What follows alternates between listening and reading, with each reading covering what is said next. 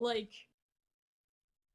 God, you can't replace a voice like that. There's been a lot of good ones that have done Vader in video games, but like they're never James Earl Jones. They're never gonna replace him either. No, because he signed the deal to let his voice be used forever. Wow. They're using AI, which they started with in Kenobi, actually. Yeah. James Earl Jones didn't do a single line for Kenobi. Vader was entirely AI. I have to go back and listen to that. And he signed the deal to do it. Interesting. Yeah. So it's basically Vader and Mufasa will always be James Earl Jones, which I kind of like that. As I should. I'm not a big fan of AI. I've been very well recorded on that. But I think if the actor agrees to it, I think it's fine. This is the only case where I'm like, absolutely. You can find other voice actors for like Batman and stuff like that. Oh, yeah. You know, even though Kevin Conroy, but like I don't think so, actually. But James Earl Jones is just legendary. And the fact that he also gave us permission for those two characters explicitly, makes it a different case. Now Disney using AI to create fucking Tarkin, and then now they're getting sued for it again. Yeah, so. That was bad. That was bad. Yeah, no. That could be huge. That could be massive ramifications depending where that goes. Which it should. Yeah. But yeah, it absolutely should. I think everybody was under the impression that they got the rights and everything to do that. Because, well, they're a big conglomerate like Disney. Why wouldn't they do that? That's so. Just ask him. Because they're Disney. ask his estate. Like, it's just so simple. But yeah, Disney cutting corners. What's new? Right. You can say that about any company, to be fair. But I want to say that about them in this movie. Yeah. What? Yeah. Okay. So the I am all the Jedi scene at the end when she beats Palpatine will always make me angry. That's actually a generally good scene in this film. That's actually one of my few positives. I think because we hear Kanan Jarrus and Ahsoka Tano. So sorry, I'm a little biased. No, that's fine. I think the scene should be almost the same, but if you're gonna do it that way, first of all, how is she hearing the voices of half those characters? They're not Force ghosts. That's not how this works. Secondly, they don't show up as Force ghosts. To be fair, but it's one of those things. Why didn't you make them show up as Force ghosts? You know what would have made that scene cool and stopped the crowd who was mad? I didn't like the books that brought Palpatine back. I don't like this bringing Palpatine back because of Anakin. Mm-hmm. But when she gets up after hearing all the Jedi and, does the thing with Palpatine, how about instead she hears all the Jedi and then sees all of them and they're all doing the fucking thing, like putting their hand out to give her the power of all the Jedi? Yeah. Why not just frame it where all of the Jedi are doing that and she's still being pushed back? Because they're lazy. And then you have Anakin appear and put his hand out, and that's when she's able to move in on Palpatine and beat him. Oh my God, we could have had Hayden Christensen. See what I mean? If JJ would think for 5 seconds, that could have been the coolest scene in any movie. But instead, we just hear it up voices. A whole star for me. That would have been that would given fucking Thor's hammer with Captain America. Right, dude. Like, especially seeing everybody else, seeing Ewan, seeing Yoda, seeing Qui-Gon, seeing Mace Windu again. And then she's still losing. And then, boom, Anakin. So good. That would have been good. I still like the scene. I don't think it's horrible. I think it's, like, genuinely No, okay. I just hate that it took me 5 seconds to figure out how to make it 10,000 times better. Those people have you seen how it should have ended, Hishy? Because they do that. Really? No, I haven't. Yeah. Well, and it's funny because they animate, everyone, and she's like, I think they're like giving her tips or something. I should watch that again. But she's like, thanks. I don't even know who half of you are. True. But it's like, I want them to do that as long as Coleman Trevor's there. Yeah. True. Glorious. Yeah. Also, like, Kanan Jarrus gets like the most maybe impactful statement through the whole thing, and it's like Star Wars Rebel Hive, stand up, let's go. Like in a Jedi lies her strength, and it's powerful, and it's Freddie Prinze Jr. delivers it so well, and it's like Rebels fans were winning. Let's go. I mean, Kanan and Obi-Wan are like the definition of Jedi. Yeah. Like, literal the best. Yeah. It's true, Geek. Kanan also shows you how Anakin could have been if he wasn't such a fucking idiot. Mary Elizabeth Winstead.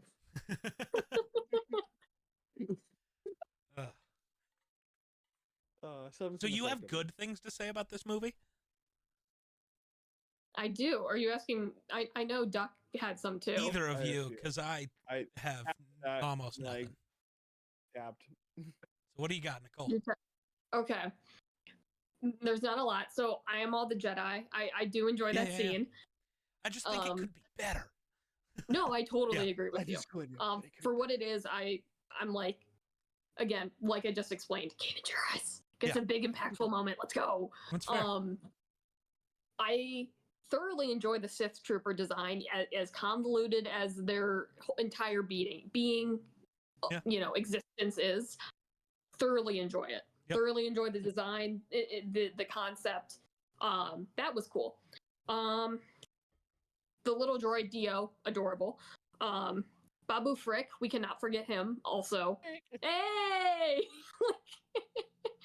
And then there was one other. Oh, okay. I do enjoy when all the ships show up. That's one of those, like, it's just a little kid, like, it's the portal scene. Yeah. Like, yeah. It's cool. It just doesn't make sense. No, I agree, but I can, like, push that aside for a second. As long as you don't zoom in, it's definitely dope. Once you zoom in and see that it's just the same 8 ships copy and pasted over and over, it ruins it.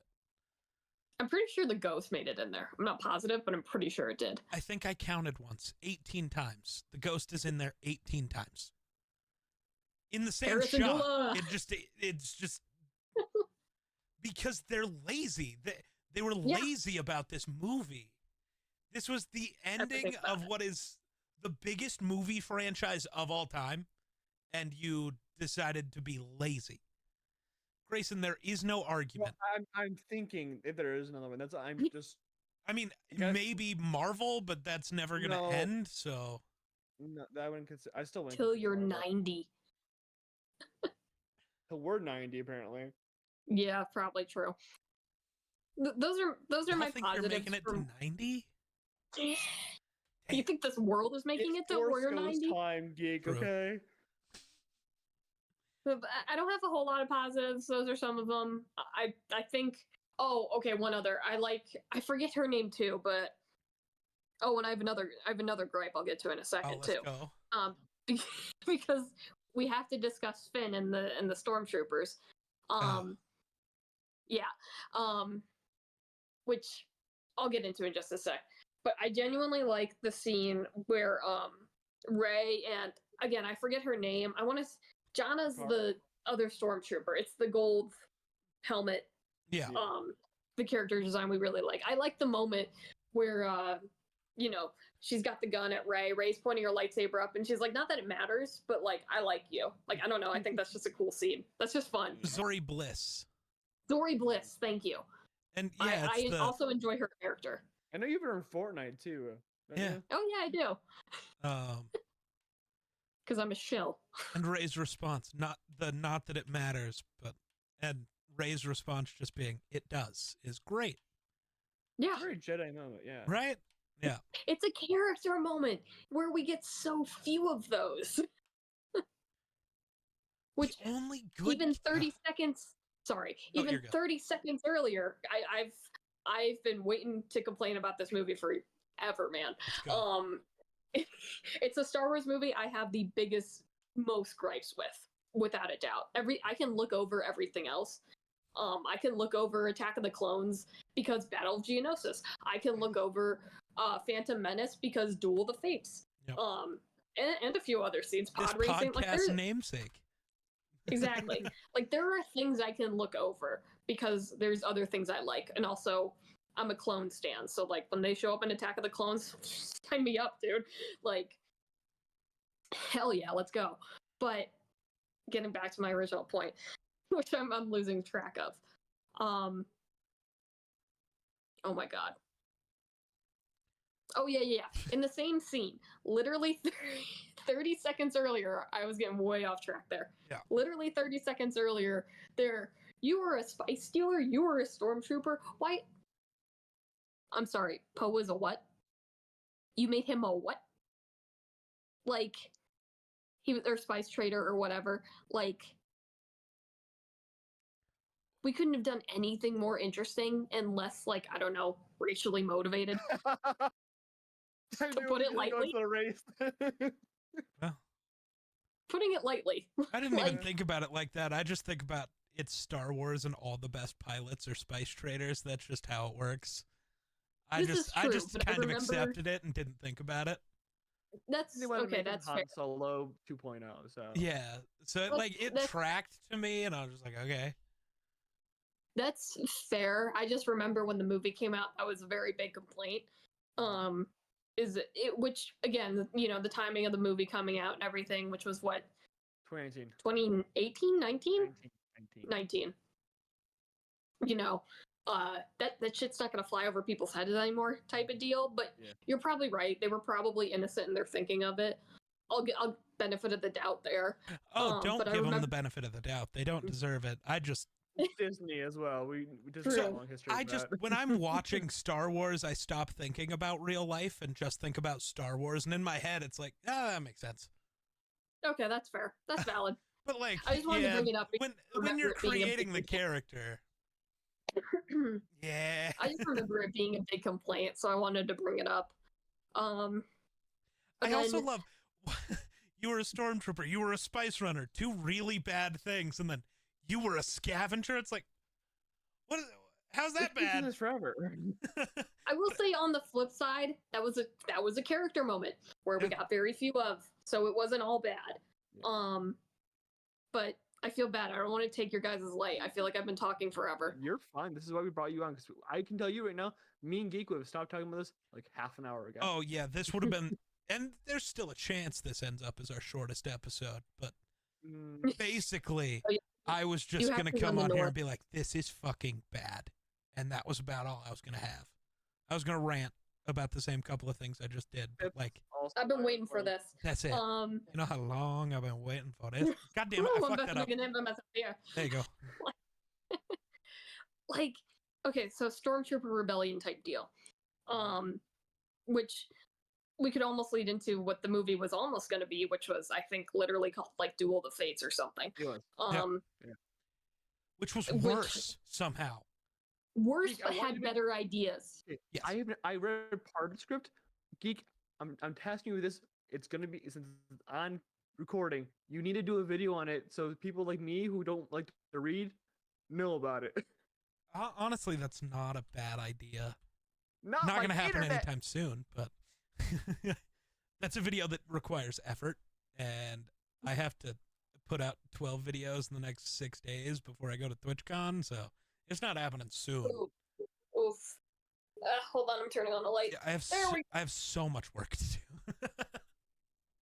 It's tough, especially when I'm an idiot who keeps like scheduling tattoo appointments. But it's all right. They look great. I need therapy. Thank you. Soon, my other arm won't be as empty, which is good. I'm back. Oh, I didn't know you were gone. I'm not going to lie. I thought you were just being silent, letting me talk, which I shouldn't have assumed that. But me silent? No. Yeah, right? Yeah, honestly. Okay, but other, which I could go from one gripe to another. I could like start to remember things. Which I'll bring up a funny story after I bring up this gripe, because I'm telling you, man, this movie made me so upset. No, it always does. Yeah, like, and not in a way where it affects me like how it affects other Star Wars fans we've seen, where it's like mentally I am just like, oh my god, this has ruined my life. And it's like, no, this is just I'm just not gonna how watch it was made. Yeah, it's just, it makes me upset that I'm not gonna watch it. I hate that. But this I movie, want to watch it. literally, we're showing the psycho Star Wars fans how to handle life. This movie sucks and I hate it. So I don't watch it. I don't make it my whole personality to scream about it. I know I'm doing that for a single episode of this podcast, but guess what? Now that this is over, I'm probably never going to watch this movie again. You'll watch it in like a decade. Yeah, I won't think about this movie like, until it shows up on like TBS or TNT or something, and I'm like, oh, it's on. I lied. I'll watch it again. I don't know if right when when the Ray movie comes out. Yeah, because I'll redo yes, the whole. Because I want the refresher before I go in. God, I hope that movie's actually made. But anyway, Stormtrooper Rebellion. Which obviously they completely dropped the ball on, like from the get-go. It just, there was something really cool there, and no one really wanted to do anything with it, which is too bad because I think it would have been really interesting. But then they tried to do it where, they crash where the Death Star wreckage is, and then they're wearing this group of people. Jana, I want to say is her name. And they have like stormtrooper armor, and it's like, oh, we were stormtroopers, we defected, and it's like, wow, this is really cool. This is some like character building for Finn, and like even world building for Rey. Like, this is a really cool opportunity you just presented us with. And then it's like, it doesn't get discussed. They do the whole I have something to tell you sort of deal, where it's like, oh my God, we should talk about this shared experience we both had, this traumatic experience where we had to kill people and realized it was wrong. And then it just cuts to, it beats me, honestly. I don't remember. It actually cut to Rey. That's what I thought, yeah. It cut to Poe. Doing what? Working on the ship, and then BB-8 saying Rey was missing. Because we needed that instead of just cutting to Rey. Right, because we can't have Finn more than 15 seconds of screen time at a time. No, he said words that weren't Rey, and I need to tell you something. So we got to get him the fuck off our screen. Yeah, okay, enough of that. This guy wants to be a Jedi. Get him out of here. Yeah, cool. I wish they would have done more with that in between the two movies. I really do. He's their biggest missed opportunity, because I think everything to do with Rey, I know we disagree on Luke, Rey, Luke, and Kylo is done pretty well. Mm-hmm. I think The Last Jedi does it incredibly well. And I think The Force Awakens does it pretty well. They work together in tandem very, very nicely. And then you cut to Rise of Skywalker. But like, it's just not giving that Finn that opportunity to talk about, like, hey, we were stormtroopers. And then also Jana might be Lando's lost daughter, which is like only hinted at the end, and it's like, for what reason? Like, okay, cool. I don't hate it as a concept, but it's just like kind of said weirdly. It's kind of done in a weird manner. Yeah. Where it's like, okay, do they want to like get together and do this adventure, or like is he like insinuating they might be related? Like, it's kind of, yeah, I'm getting signals here. Yeah, it's Star Wars, you're supposed to. This is true, this is a fair point.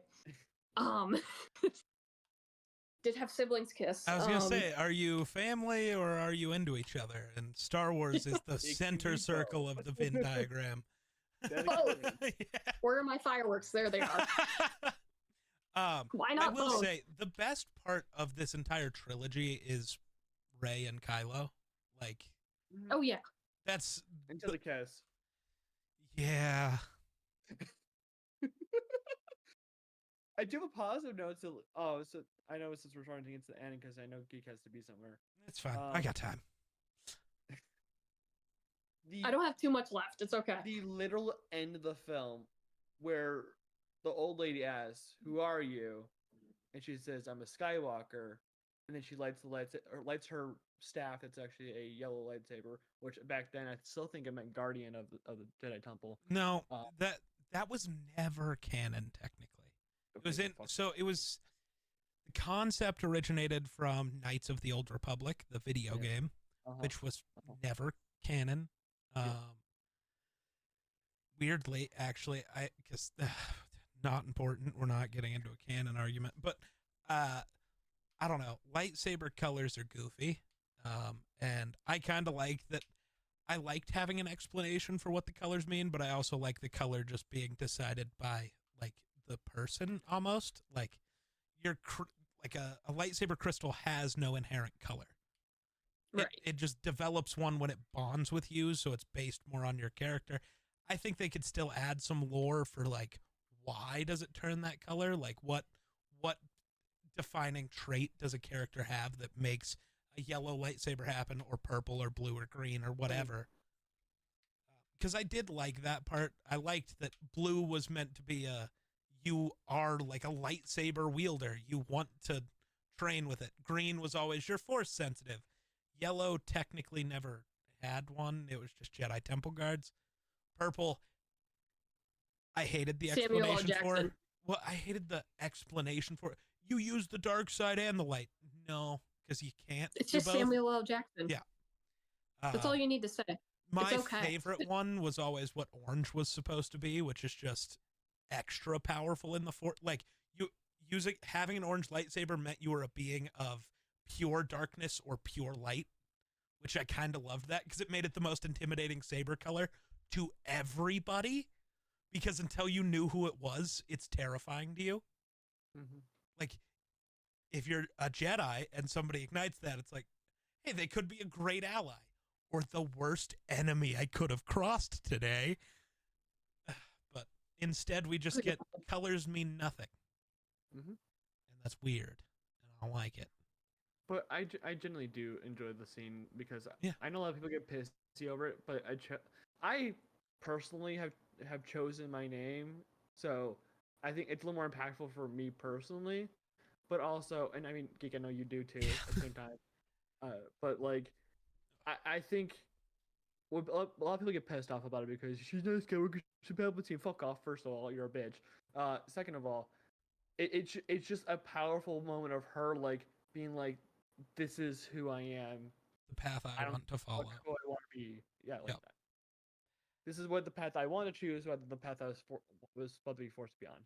I'm not going to get too into this conversation because I get really upset as somebody who is adopted. Yeah. Don't you dare try to tell me how this should work and who's allowed to be family to who. Yeah. I get it. You're a loser. That's all I need to know. Exactly. Yeah. Rey is a Skywalker. Rey Yep. Skywalker. Say your name. That's what it is. Mm-hmm. Say her name and she appears. I believe in Rey Skywalker. That's wrestling. Real. Fucking reference. Had to get one in there. Yeah. I don't like this movie. To sum it up, yeah. Any final complaints, Nicole? Sorry? Any final complaints? Let me go back through the movie in my head. Nice. Hold on. I'll need to go to bed after this, but because it's so exhausting. I have to go spend 2 hours talking story. about football. Gross. True. Right? Although even if it's complaining about Star Wars, I still kind of enjoy it because it's still talking about Star Wars. Yeah. But the funny story. So I saw it opening night, right? Yep. And then, over winter break, go back to school, back to Arizona, and I'm like, I need to see this again. I need to like solidify my thoughts in a theater. I need to like, was it what I saw? Was it what I saw that night? Is it like same sort of deal? And this is over Martin Luther King Day weekend. So middle of January, right? Movie had been out for a month. I go to, I want to say, a noon type showing. And again, it's a holiday. Full theater. And not only that, full theater of people who hadn't seen it yet. It's like, oh my God, you're all about to be so disappointed. And you know what? They were. And you know what? They were. Hearing people walk out of that movie talking like, well, this and that, and like complaining and everything was like so validating to me. Because I walked out with like a similar feeling. I wasn't as exhausted because I knew what was going to happen, but it was like, no, this is exactly what I thought it was. Yeah. Which is, again, it's disappointing. I don't take any joy in hating Star Wars as much as I enjoy, like, this episode and talking about my gripes with it. Yeah. It's still Star Wars, right? I still love Star Wars. I take no pleasure in not being able to, like, have this movie on, even as background noise, because it makes me upset. I take no joy in that. Right. I wish I did, man. Like, and to the people who do, more power to you. But like, God, there's just, yeah, nothing makes sense. If you haven't seen like the whole like documentary on the making of it, I do recommend it because it at least like brought me off the ledge a little bit. It was like, well, they look like they had fun making it, so like I can give it a little slack. But like, I'm glad they had fun. I'm glad the actors made money. J.J. Abrams, I wish unspeakable things upon. I would love to send a strongly worded letter for what you did to Kelly Marie Tran. And it's just, if this is where the trilogy ends, it's somehow almost fitting because it is a jumbled mess, which is kind of how it started. That's fair. Which Yeah. A New Hope is great, don't get me wrong, but it's messy. Yeah. Yeah. We know it's the messiest, but what is Star Wars if not being the messiest thing known to man? It's very messy, yeah. Which those thoughts aren't super well put together, but hopefully you get my gist. Where Yeah. it's just, yeah, I think that's my last complaint. I think I got it all out of my system. Geek, you any I thoughts, think. complaints? No, I've never been one of the people that like I want them to redo the trilogy. I want them to delete this movie and try again so bad. That's fair. Like genuinely. Yeah. It's so Yeah. bad it hurts. Well, I want to thank you, Nicole, for joining us on this extra special episode of us wanting to bash your brains in after watching this. I'm happy we're done with Star Wars. For now. No. Well, we're done with I Star shall Wars, return. Somehow Nicole returned. That is so That's how the we're thing. doing the intro for that Yeah. episode. We gotta do the skit and everything, like the Poe Dameron shit. Yep. Anyways, Hell next yeah. week we will be jumping into our horror month because it's October. Yeah. When it comes, this won't. Well, we're not in October now, but when this comes out, we'll be in October. Time, it works like that. Anyways, we'll be jumping into The Grudge, which is Geek's scariest film when he was a kid. Yeah, we're jumping straight into The Grudge. The Grudge fucked me up as a kid, dude. I watched The Grudge the first time when I was like 6. So that was a mistake. Why? Because he's geek. So my favorite movie when I was 3 was Signs. The M. Night Shyamalan alien movie. Yeah. That was my favorite movie for like 10 years. I don't know, man. It just was. And M. Night Shyamalan, interesting. Yeah. I still love Signs. Like, actually, He though. He also loves The Last Airbender. Anyways, No. yeah, those are he fighting does. words. We'll be jumping The Grudge. It'll be very exciting for me because horror is my thing and geek is now in my element. So fuck you. But again, thank you, Nicole. But until then, we'll see you guys next week. Remember to subscribe, like, whatever, blah blah blah. Bye bye. What's going on, everybody? Welcome back to the Dueling Fates podcast. We're back with Miller for like the 5th time, because he is more than meets the eye. He is. He's a complicated fellow. Geek, you look confused. I'm sorry, there is nothing complicated about this man. Sure there is. Don't say, that's not like a shot at you. It is. You think I have no depth. You think I'm shallow, just like they thought. No, it's not that I think you're shallow. It's that I think you are literally an open book. This is the only thing I have in common with Megan Fox. We both are shallow, apparently. At least from this movie. I was gonna say her character's actually pretty like. No, it is, but like strong. she makes the comment about how you must think I'm shallow. Like that's like. Well, I mean, she puts up that facade. I was gonna say the and then only she's thing she had actually said 4 minutes before that is she's only into hot dudes with abs. So like maybe might be shallow. The dialogue And in then this movie I sucks. It's immediately okay. love in that moment Shia just being like, "Oh yes, I'm gonna flex my zero muscles. Look at this." Yeah, there's some new stuff in this car, like this light. I put in this light bulb. This movie is a lot of things. Good is is good not one of them. Is that the question? one of them. No. I mean, I don't know. I'm biased. So am I. I grew up on this shit. I know. also Is grew the up on this CGI shit. is still fucking incredible. Oh yeah, Yeah. it's It doesn't get unreal. talked about enough. Like everybody, when they bring up like CGI used to be so good, they always bring up the Pirates movies, which is fair. They should bring up Transformers more. This shit's incredible.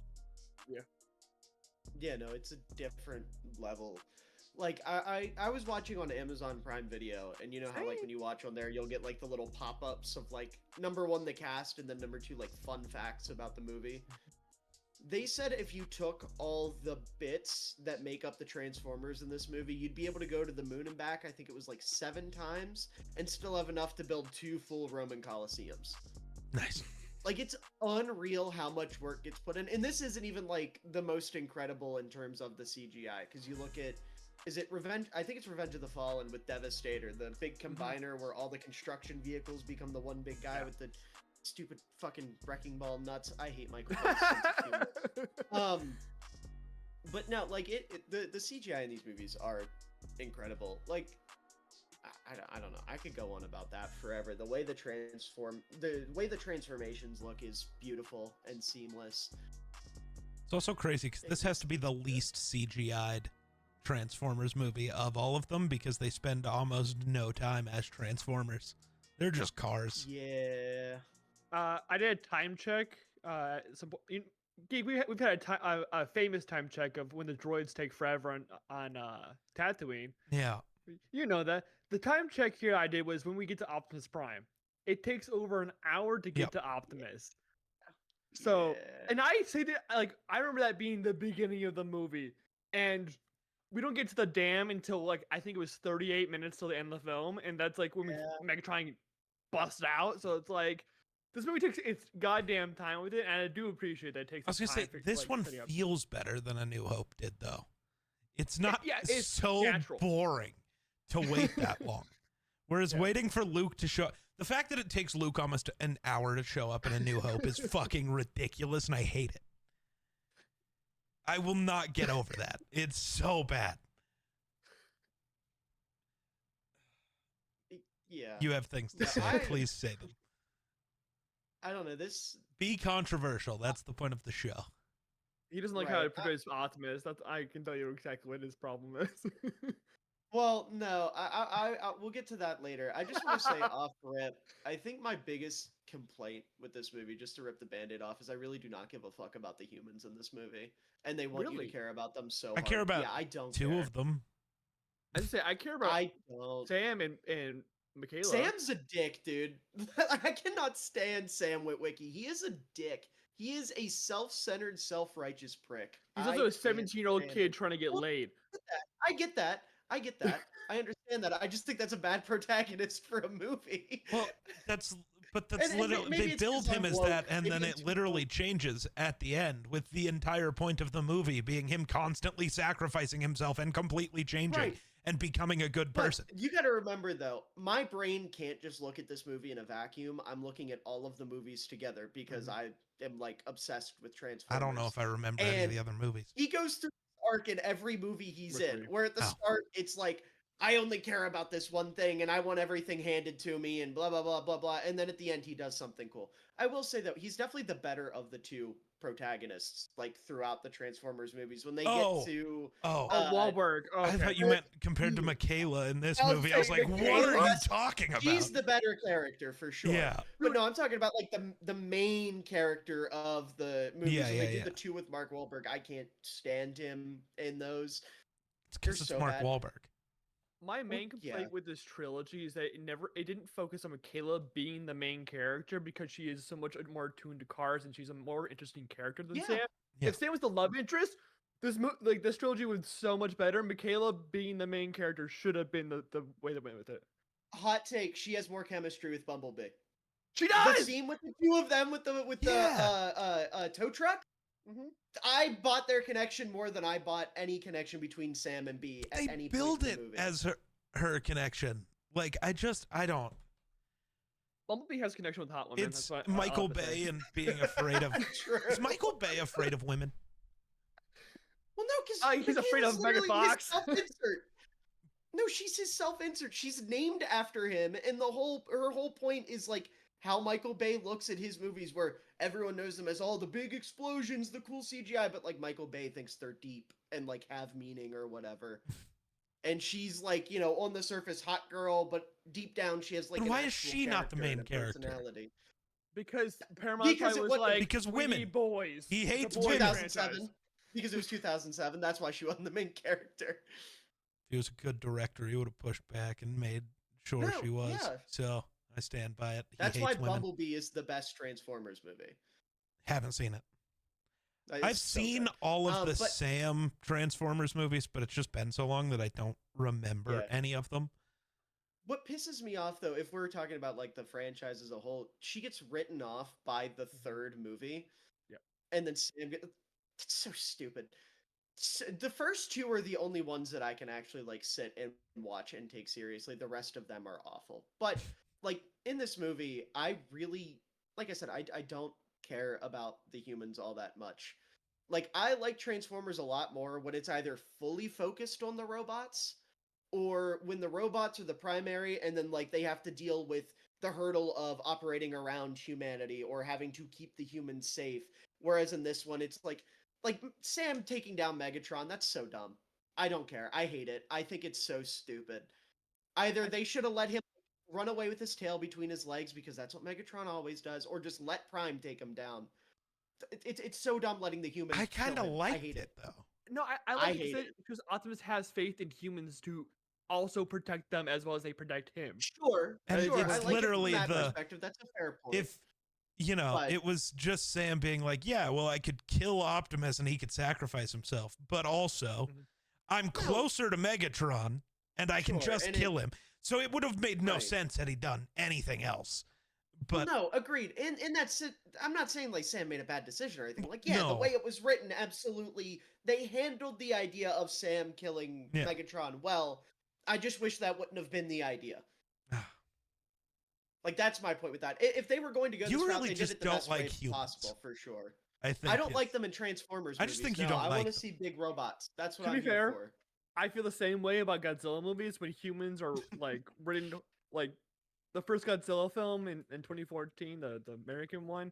I could give less of a shit about Elizabeth Olsen and Aaron Taylor Johnson, and you guys know how much I love. I was gonna say that's Elizabeth a crazy statement from you. Yeah. Holy shit! I love Elizabeth Olsen with my whole heart, and if I don't give a shit about her in a movie, and I just want to see giant lizard fight giant moth things, I'm choosing the giant lizard. Yeah, and like even then, I don't mind the idea of the Transformers being with humans. I'm not saying the humans shouldn't be in the movie at all. I just think it should be less of a focus on them and more on the robots. Like, I would have liked to see in this movie them explore more of the dynamics between the Autobots. Like, actually give Ratchet more than 2 lines and make Jazz a character other than Black Stereotype number 2. Or, and then killing like him. That. Yeah, right, Jazz exactly. Immediately. Yeah, it's like, I remember watching this movie as a kid and sobbing when Jazz died. And then I watch it now and I'm like, why did I care? What did he do? Like, he said 4 words and then died. I got genuinely confused because I forgot that he existed. So he's like, this is my first, first lieutenant or whatever. And I was like, no, that's Bumblebee. Who the fuck is this guy? What happened here?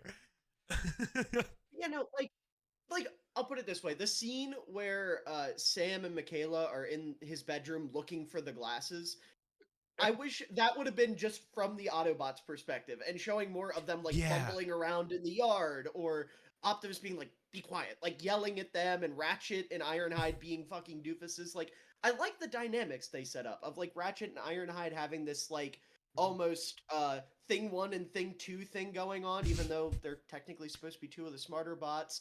And then Jazz just kind of, like, it would have been really cool if we would have seen him, like, indulging more in human culture, because he very much seemed to be the one that liked what they had going on the most. That's just my way of trying to not make, like, because we know what he was supposed to be, but like on a more optimistic look. Sure. He just seemed to be the most in tune with human culture. Or like Bumblebee, kind of like prime example, a movie that does this a lot better, and I know I'm gonna get shit for saying this, Rise of the Beasts. They handle the human transformer dynamic way better. I fucking love that movie. That I movie, think I that's will the die on that worst hill. one I in love my it. opinion. I love could not. Rise of the Beasts. It is So, horrible. is Bumblebee able to talk in any of the other movies after this? Yeah, he does before. I can't remember. They kind of bounce back and forth with it, if I remember correctly. Okay. They fixed his voice in Like- Bumblebee. I know that for sure. 'Cause Still O'Brien voices him. Yeah, for like 20 minutes, and then he gets his voice box ripped out. True. And then Rise of the Beast, they did so well by changing it from the radio station to drive-in movie quotes, because he gets to say, "Oh, Captain, my Captain," before he gets stabbed. Like, oh my god. I cried at that too. I love these movies. Miller, I do have a I hate them, lore but I love them. question for you. Okay. Those so like the Autobots show up through those asteroids, but they Mhm. seem like they've been there forever. What the fuck was that? So, if I remember correctly, the way it's supposed to work in this universe, Mhm. or at least this timeline, because technically speaking, the Bumblebee movie and then Rise of the Beast are like prequels, but not really prequels. Like they change things. But specifically, those Autobots, Optimus, Ratchet, Ironhide, and Jazz, weren't on Earth. They were out in space somewhere. And then, because at this point, Cybertron is still alive, it ends up getting destroyed in a later movie. But like right now, if I'm remembering correctly, Cybertron is still alive. They're there. Bumblebee is like, "Hey, the Allspark's here. Megatron's here. Come down here. We got to get this." And they're like, "Okay," because they're basically living in like the ruins of Cybertron. So then they come down. They meet with B. That's the whole plan. And then obviously they can't fix Cybertron because they destroy the Allspark. I'm gonna double check. I didn't know where they were, but I feel like the movie made it pretty obvious that they weren't there. That B was there the whole time, and then B, we literally watch him go send a signal into space, and then the asteroids come. I understood that part. It was just they seem like they're so familiar with humanity already. That was why I was like confused because they land 2 seconds that's ago. also said. They do the exact same thing. They learned all about humanity from the internet. They Ultroned it. I was gonna say they Ultroned it. They literally tell you, because Optimus literally said, "We learned all about humanity from the World Wide Web." Yeah. Yeah. Like, I don't know. So everything I'm seeing just from like a really quick Google search, it looks like it's what I was saying. They come from Cybertron, and the whole Rise of the Beast thing is different. But yeah, I forget what I was gonna say. But here's your answer. They come from the planet, and then like I said, eventually in one of the later movies, they fucking kill the planet. Well, technically, they killed the planet in this one. Well, they fully kill the planet. They make it not exist anymore. Right now, it's just dead. I was going to Like, say, and it there's can't come it's back not because the supporting Allspark is life. dead. Or is gone, is what they Well, no, said. they can go back. They just have what's going on. But is it just can't be restore the right. planet. But that it can never be restored, so it's just dead anyways. Okay. So that's what. Yeah. But no, I watched. I comprehended. No, I get you. I was just trying to say, in one of the later movies, Optimus goes back to like the ruins. Sure. And then the planet that is dead literally, I can't remember if it explodes or crashes or what, but it doesn't exist. Like it completely goes bye-bye. Mm-hmm. And it's not even in space anymore after one of the later movies. I think it's The Last Night. It's whichever one Optimus gets turned evil by Quintessa, which was just so stupid. I'm done talking about those movies. I hate the last two. The last two make me sick. I don't know if I want to watch more of these movies. Revenge of the Fallen is fun. I remember that being the worst one. I like Revenge of the Fallen more than I like Dark of the Moon. Dark of the Moon, they butcher Optimus's character in both of them, but Dark of the Moon, it gets worse. And then there's also just unnecessary death. Well, Miller, in Revenge of the Fallen, there's Decepticon Hot Girl. Decepticon. Oh, the girl who was posing as a. Yeah, no, I know. Like I said, it's not good. It's fun. It's not a good movie, but there's some stuff going on in it that I don't hate. That's kind of like the thing about these movies is that I don't think I've ever heard someone say these were great movies. They're just really, really fun. This is the only one I would consider like good.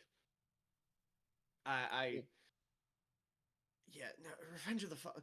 Because Revenge of the Fallen, they also introduced Mudflap and Skids, which is just more racial stereotypes. Yeah. Michael Bay. Michael Bay tempered it down in this one. He was like, okay, we can have, like, we'll kill them off relatively quickly. I don't think anything was tempered. No. I mean, in this movie, Mudflap and Skids are definitely worse. I was saying, because they're not. No, they're not. I don't think they're stereotypes. I think they just are racist. I don't remember their voices, but I remember them being outwardly racist. They're both. From what I remember. I was gonna say because I'm looking at them through rose tinted glasses just to tick because of the toys. Like I had the little ice cream truck that split in half, and it was the two, and then I liked that they were the little Fiats or whatever the fuck they were, the tiny cars. And I remember I was like, oh, these guys are silly, these guys are goofy. I know if I watched this movie now, I'd be like, oh my god, kill them, make them explode. I'm pretty sure they're both. Just because I definitely remember them being racist. Yeah.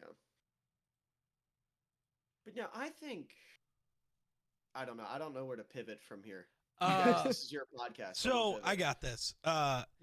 So this movie created one of, I know we all at least see clips of the Escape Pod podcast, and the clip of them talking about the most attractive a human's ever been in a movie, and famously, they all think it's Megan Fox in this movie, which fair enough. But now we have to have this same debate. Who all goes in this most attractive anyone's ever been in movie history, and why we're doing is this it right Megan after Fox? Steven? We had Steven on for Kirsten Dunst. Yes. So Steven says Kirsten Dunst in Spider-Man, the first trilogy. Of course he does. Right, you get it. Also, you get it. Megan Fox in Transformers, Scarlett Johansson in Iron Man 2. Are you giving us options? Is that what we're doing here? No, we're just saying like who we think and like in what movies. Off so I won't spoil anything. Bro doesn't want us to see what he's looking at. Because I'm trying to remember which movie it is, okay? Because I have someone who jumped into mind. And I don't think it's going to be like I have one that's not it's not like particular eye candy, like how like Megan Fox is treated in a lot of this movie and how Scarlett Johansson is treated in Iron Man 2. That would be Elizabeth Olsen in Multiverse of Madness. Of course it is. I mean, fair. I'm trying to think if there's a different like Avengers movie where I'm thinking just because that one scene where she like teleports into where like they're trying to protect the temple and she's like gets in that one guy's ear, like that scene was the first thing that popped out to me. No, seriously, that's the scene that like literally when you're like most attractive women in Hollywood. I'm like, I didn't say just women. Andrew Garfield 2001 then. Of course. When people bring up Brad Pitt, they always say Fight Club. They say a bunch of those really early movies. Brad Pitt and Troy. That's an early Brad Pitt movie, but yeah, but nobody brings up Troy, and that is by far the best one. That's true. We did watch Troy a month or two ago, and I see it. I see the vision. Also, the guy who played Hector in Troy. Also, I don't remember his name. In that specific movie, and only in that movie, yes. Bro picked Hulk. No, I didn't. I picked Hector. All right. I've got mine. I've got two. And I want to say full transparency, I have not seen one of these movies. Okay. So I can't speak for the full movie, but Bryce Dallas Howard in Argyle and in Jurassic World 2. 2? Apparently 2. That's what I was getting from the internet. Fallen Kingdom or just first one? I don't know. I've never seen them, man. I'm just going. You haven't seen Jurassic World movie? Neither has Geek. I can't be like, what the fuck? The only Jurassic Park I've seen is the first one. I haven't seen anything Jurassic Park outside of that. And then the other one, oh my god, I literally lost her name. I kind of get Bryce Dallas Howard, especially in one. I guess 2 would make sense. I just don't remember. I don't remember exactly which. I remember two because of the fucking Velociraptor. We're bringing up specific scenes. Natalie Portman, episode 2, but specifically the like little date she's on with Anakin, like black dress. Where she Padme. denies him. Yeah, yeah. I remember we brought that up in the review because you cannot deny a man looking like that. Right? You dressed like that for the date and then said fuck off and die. That doesn't make sense. Or maybe it does. You just wanted to look good. And you know what? Fair enough. Achieved, I guess. Go off, Queen. And then Don't like that. my other one is Lily James and Baby Driver. Yeah. Who the hell is Lily James? She's the main love She's interest. Cinderella. She is gorgeous, and in that movie specifically. I've also never seen Baby Driver. Oh my god! We gotta put that in the fucking list. I'm It's sorry, so Geek. I need a good. close to this man. Baby Driver is so good. I don't know if I've Margot ever Robbie. seen Lily James Yeah. in anything. Existing. All right. Margot Robbie in anything. I'm trying to think. I don't know, Brie Sure, there's Larson in the others. Marvels. I haven't seen the Marvels. I saw it once, but I don't know. That one doesn't stand out in my head. Nothing stands out in my head. I'm Fuck just off. going down my list right now. I gotta. Well, course Geek, we you just are. covered Fantastic. No, I'm my movie list, dumbass. Yeah, Jessica Alba and Fantastic Four. That's fair. That's fair.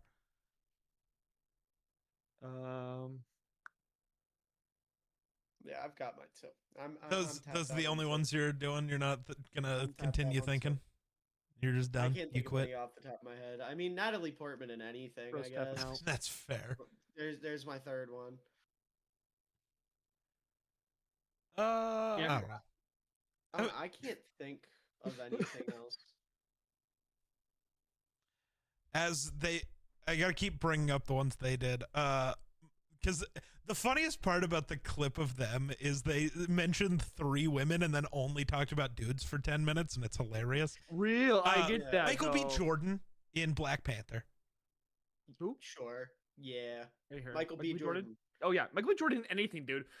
Yeah, but specifically in Black Panther. I don't think that's his best looking role. I think you gotta go to like Creed for like Michael B. Jordan looking his hottest. Or Also- Sinners. Sinners, he looks fucking. Chris Hot as Evans in hell. Infinity War with the longer hair and the beard. It's the Yeah. best Chris Evans look. Best Cap look. Yeah. It's not really Cap. It's Nomad. Really. It's Cap. I was gonna say they don't call him Nomad in the movie. I know. No, you're getting but, to like, It's the I- Nomad but- suit and the Nomad look, but it's still Cap. He's still Yeah. Cap. I was gonna say like in the comics, he explicitly is like, "I am no longer Captain America." At no point in those movies is he like, "I am no longer Captain America." And there's not even somebody else portraying Captain America to Yeah. try to be like, yeah, no, I'm not.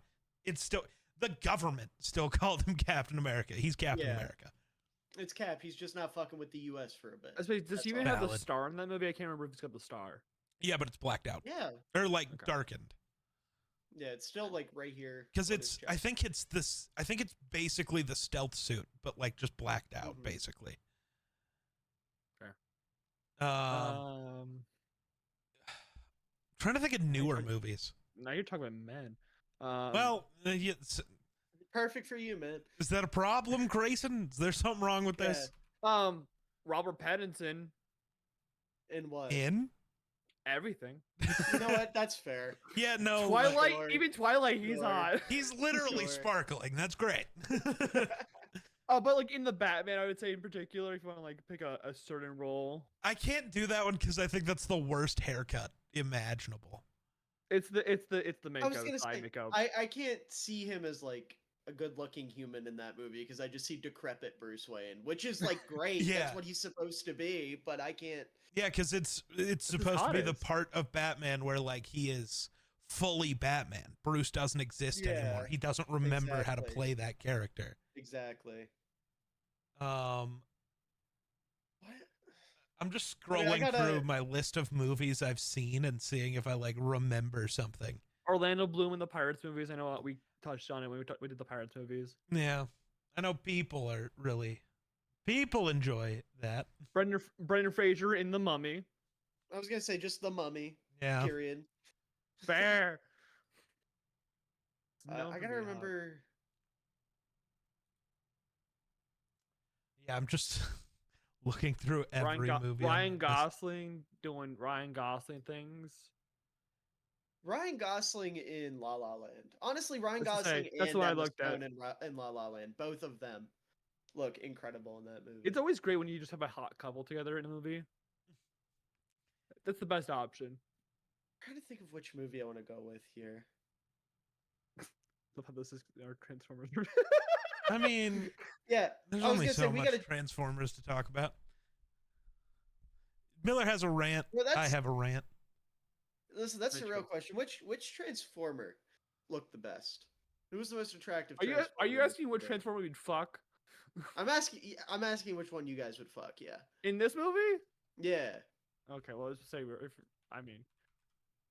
you want to talk about all Transformers, it's Are you gonna bring up the one that's not even from Transformers that you tried to trick me with? Or no, you're not trying no. to I trick was me just with that I you was just thought saying was that there's from like Transformers? this famous clip about like this guy who's like when they're like asking what Transformers you fuck, he'd be like RZ from Transformers Prime, and then the Arachnid wait, whatever her name is from Transformers Prime. Arachnia. Yeah. Arachnia, yeah. And I don't think is she in Transformers Prime? I think Yeah. Transformers Animated.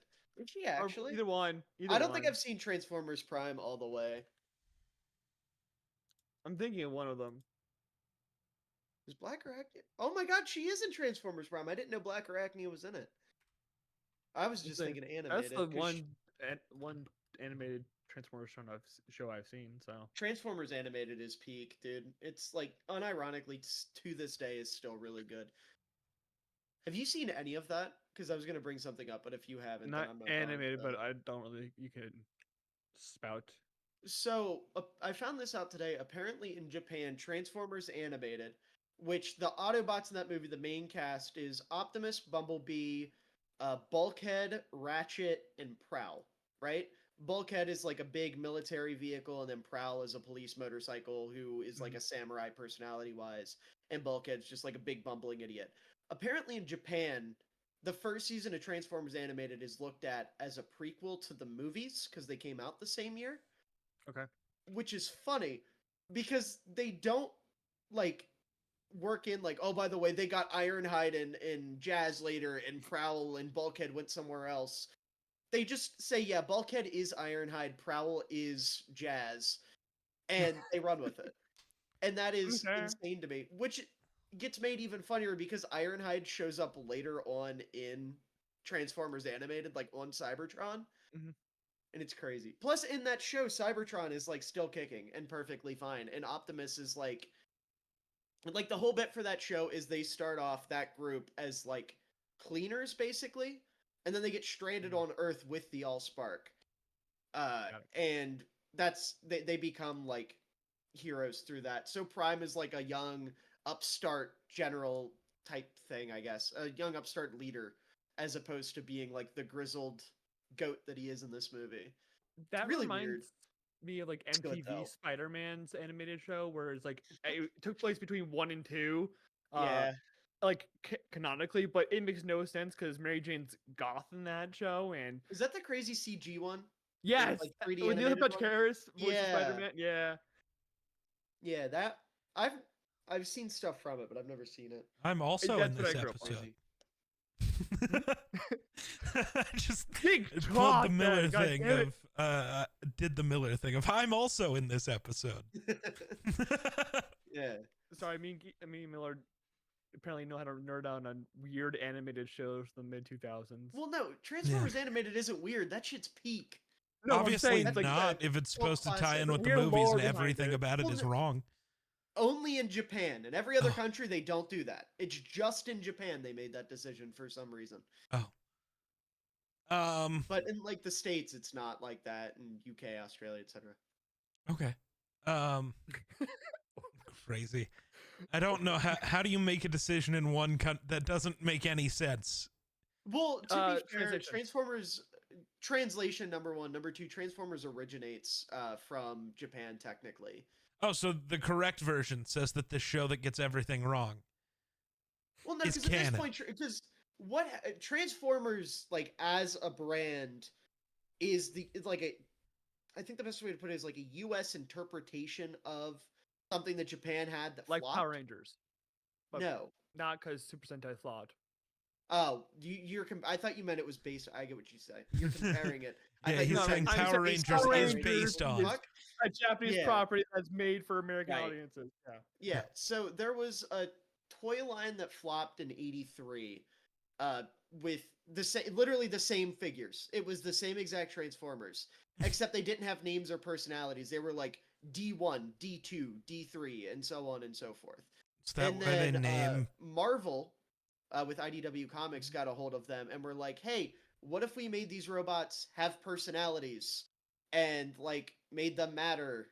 And so they took like D3 Volkswagen number X4325 and made him the like Punky Scout Bumblebee, or Red Truck D7 number whatever. Like, I'm obviously making up the names here, and made that into the stoic Optimus Prime. Like, they transformed it, for lack of a Is better that word, why to make it Megatron was relevant. NB1 in this movie?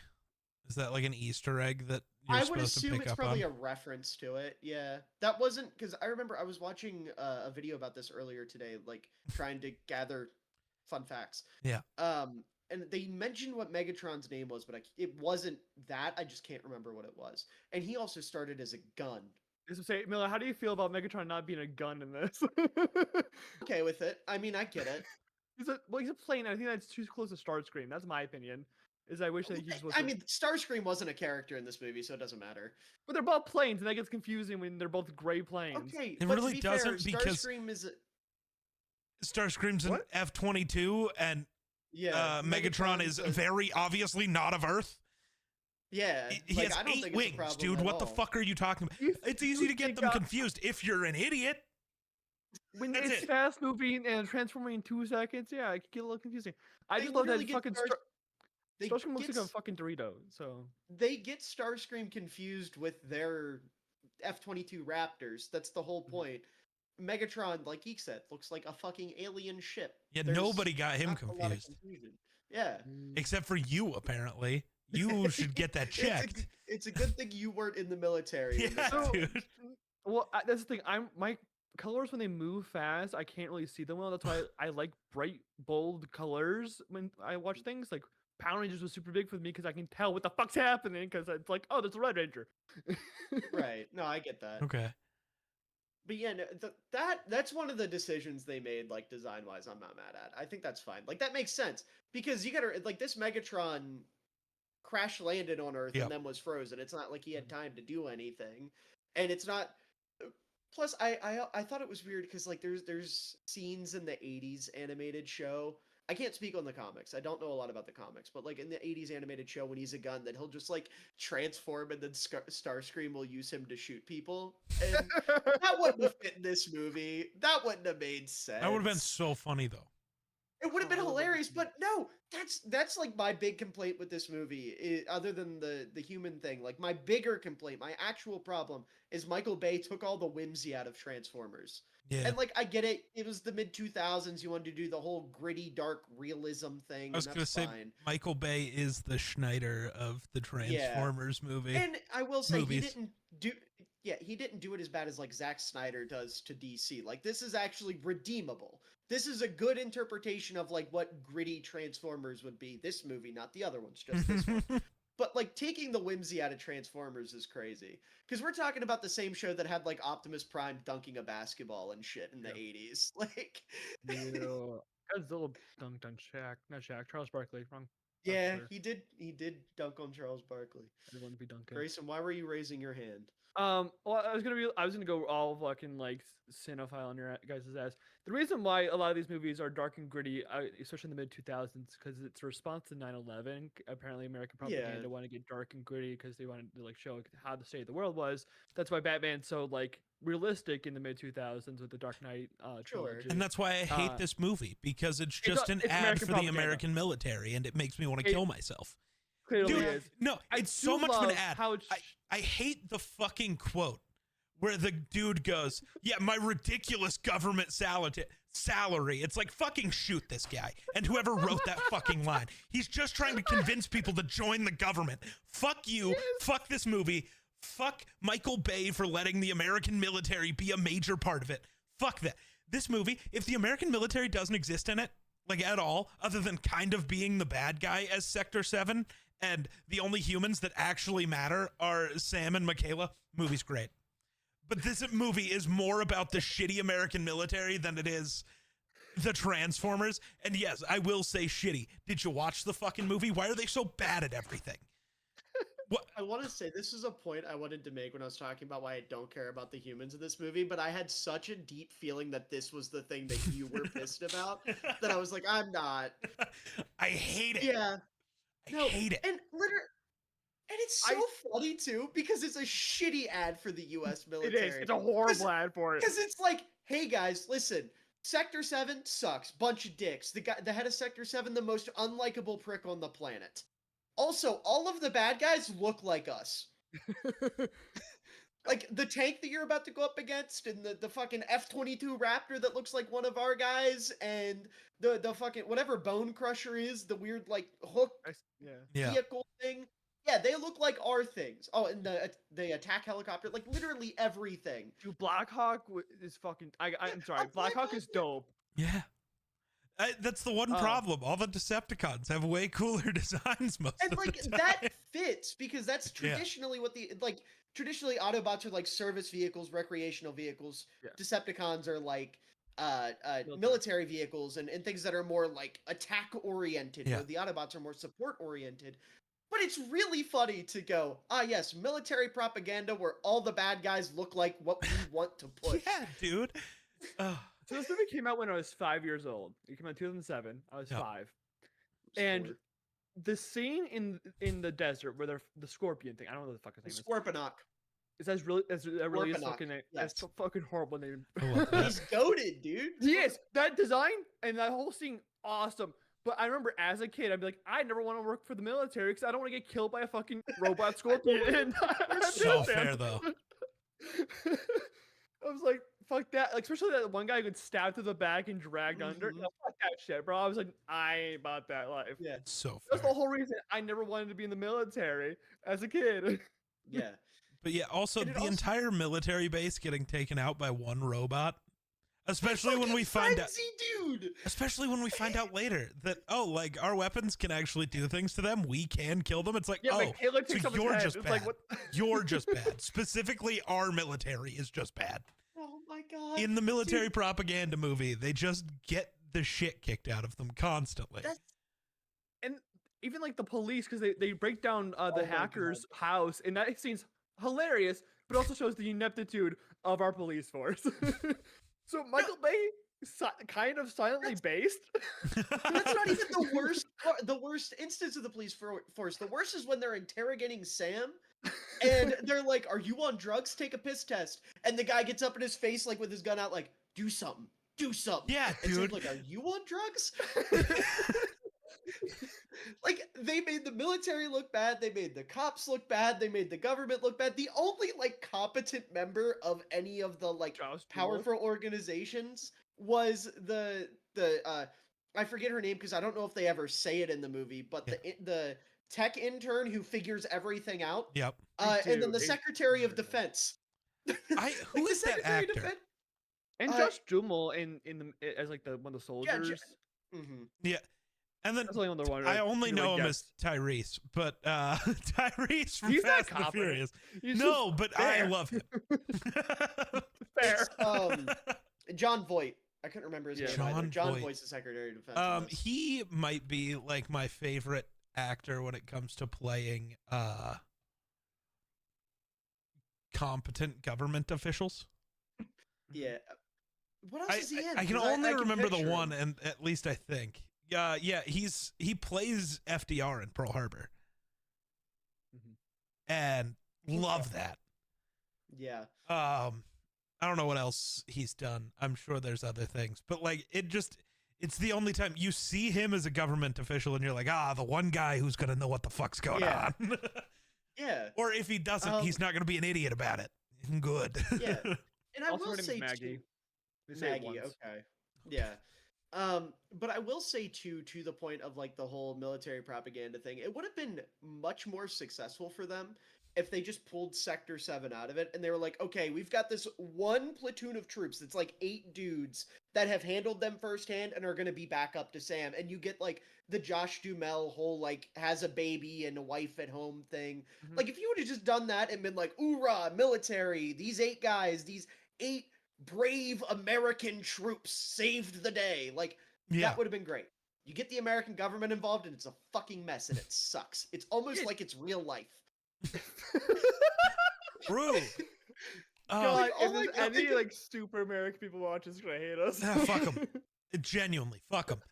Also, no, fuck you.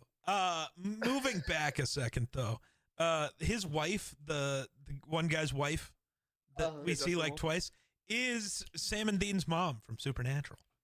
Oh, really? Yeah. When I first saw that, I got very confused. Like I saw her like when he's talking to her on FaceTime or whatever. It's not actually FaceTime, but fuck off. Like, Would it have she been has a Skype daughter. in 07? What? Yeah, Would it have been it would Skype have definitely in been Skype. 07? Oh, It would yeah. have definitely been Skype. I didn't know if Skype Shout out was, like, Skype big then. for like being the reason most of what modern communication exists, and fuck you Microsoft for constantly developing the coolest tech ever and then letting it rot and killing it eventually. Fuck you. And then they have teams that suck more. I don't want to talk about it. Microsoft sucks, dude. They're so good at everything, but also the worst at everything. Yeah. I hate them. They're the Steelers. They're the Steelers of the tech world. Damn. They'll play another competition. I was gonna say, so if we have any Steelers fans, red-blooded Americans, or Microsoft employees in the audience, they have unsubscribed. No, the Microsoft employees agree with me. The Okay. employees are doing their job really well. It's the executives that just don't understand how to exist. Is Gates still trucking? I think so, forget. but I don't think he Yeah, actually. so he's unsubscribed. I don't think he He's not has doing a jack, hand in dude. Oh, He's not- Microsoft anymore. Gotcha. He probably agrees with me. I was gonna say, I know nothing about tech. He's shit, collecting man. his check, dude. He don't give a shit Google anymore. Google also sucks for nearly the same reasons. This Well, weird thing that's of good. developing good products and then destroying them immediately. Or even if they're not good, just Google Stadia existed for 6 months. Mhm. They're like, oh, we're going to do a cloud gaming service. You just play video games in the cloud. Oh, never mind. Fuck you. This was stupid. It's like, or just fix it. Work. Do something, please. No, let's put AI as our Oh my God. our first thing we show up on our. I hate search engine. This tells the worries about AI when. Yes, Yeah, Yeah, if you guys Megatron. aren't careful, ChatGPT is gonna develop into Frenzy, the little I fucking. was supposed to say fruit. it literally is gonna be frenzy. That's why I imagine ChatGPT. Like if I had to put ChatGPT into a Problem physical is body, they'll it's kill frenzy. us, not the people who use ChatGPT. They'll kill us for talking shit on it. Right. You guys need Well, to be careful so no, we don't no. die for talking. The all U.S. this government shit. just bought ChatGPT, so it's the same group. Say what? That's Yeah, not, the U.S. government just bought a huge contract from ChatGPT. having a contract does not mean they own it. That's not how that works. It was something of the sort. It was a contract, or it was them owning it. better than what I thought, but still not good. Oh, right. Saying they like sold ChatGPT to the government is much different. Yeah, And okay. much worse. Yeah. It is. No, it's still owned by the same people. They just have a shitty government contract. But I'm going to tell you right now, every company has government contracts. Yeah. Every good thing that has happened in this world is because a company had a government contract where they were focused on killing people, but they could also work on this really cool thing. That's literally why the washing machine got invented. I was gonna say Like, that's why the washing machine's so good. Is HE right? They make the GE. Gatling gun. Yeah, GE. HE. Why do you keep saying HG? It's GE. General Oh, Electric. sorry. General Electric. Yeah, they made a gun that rotates and They they're they like, make weird. they make the gun for the A10 Warthog. Yeah. The most powerful gun ever made is made by a company who makes really shitty dryers. Bro's got a vendetta against their dryers. Yeah, I don't really want to get into that, but it took me 8 hours to dry 14 hours to dry my clothes the other night because my dryer doesn't fucking work because it's designed poorly. In the most obvious designed poorly way anything's ever been done. And it drove me nuts. It's like this. It doesn't even make sense. So it's because the vent, like to vent it, all the heat out, is on the front of the washing machine, like pressed up against the front. So when your stuff is drying, it'll block the vent and cause the dryer to turn off every 5 fucking minutes. Here's a thought. Put the vent, why is it on the front, first of all, especially when the tube to vent it out runs out the back of the dryer? Put the vent at the back of the fucking thing, or preferably at the top where nothing can ever block it, and then just vent it out the back. I don't know why you ran it an extra 10 feet to just put it in the worst position possible because you're fucking stupid. Not often do I think the engineers who work on things are idiots. In that case, yes, you're an idiot. You are the dumbest person. Is that dryer better or worse than the Decepticon Mountain Dew machine? The what? Oh, the Mountain Dew. Oh, the Mountain Dew Decepticon. No, that was sick. The battle. That was sick. Okay. I just didn't know what word you said. Yeah, no, I didn't I either. You said the Mount of Doom almost. Yeah, I was like, what the fuck? That should be his name. Yes, the Mount of Doom. No, I mean, obviously the little shit like that is just like, look, toy, buy. Pretty much. But like, it was still cool. But also it made sense. Cool. The Allspark creating Decepticons made sense. No, but it's like, there's only one worse product placement in Transformers. It's a Bud Light in the fucking fourth one, where he like literally cracks open a Bud Light in the middle of the fucking action. But like that's like the only one I can think of as being like. I'm not gonna lie, I didn't even notice it was a Mountain Dew machine. Oh, I did only because I remembered it. As soon as I saw it was green, I was like, "Yo!" I didn't even know it was a drink machine. What do you think it was? I don't know. Like, I genuinely didn't know what it was. It was a vending machine. I also thought it could have been an ATM. It could have been. There's a lot of things that are green out there. There's those weird like charity donation bins, like where you can drop off clothes and shit. Yes, it is, because it has to be able to take payment and stuff. Therefore, it's a machine, or not take payment, but a lot of these things still collect a bunch of information and a bunch of weird shit. Not that people use it. Should have been a red box. Real. Those went out of business like a year ago. Aren't vending machines out of business at this point? When's the last time you saw a vending machine? I go to work and I see a vending machine every day. Crazy. The last vending machine I saw was at the airport, and it's a Best Buy vending machine. A Best Buy vending? Yeah, that's a thing. How does that work? They have tech products. You buy tech out of the vending machine. Word up. Like hundreds of dollars of tech products? Yeah, dude, they got vending machines for everything. Over in Japan, you can buy like big ass. Oh yeah, Legos Japan. Yeah, but Japan's cool. Like so yeah. No, they got vending machines for anything. Random tangent. I see a lot of people, like a lot of like women on like TikTok, be like, "Why are men so obsessed with going to Japan?" It's because everything we like is over there. Because they did everything way better than we do. Everything. Yeah. It's not because we're all weird fucking anime like. There definitely are a lot of them. There is a lot. For me, it's more fun because it's like you want to go to Japan, but you've never seen an anime. It's like, yeah, that's not why I want to go to Japan. Because there's just weird shit there that you're like that's cool as fuck. Dude, I want to go to a tech mall so fucking bad. Dude, all I want to see is the fucking Godzilla on top of the fucking hotel. I don't give a shit. That's all I want. So what I'm hearing is we need to plan a trip to Tokyo. Oh yeah. The three of us in Tokyo. That'll be interesting for sure. Bring Jake along. I want to see what happens. I think Jake would have a great time. Yeah, dude. Actually, I think everyone would. There's so much cool shit in Japan. Jake's the one person in our group. I'm like, if someone's not going to understand anything in Japan, it's going to be Jake. Yeah, but I don't think he'd understand it, but he'd just roll with the vibe. Yeah. He's just chilling, man. Fun. That's why I want to see what happens when we just let Jake run around in Japan. I guarantee halfway through he'd be like, I don't know what any of this stuff is, but I like it. Yeah.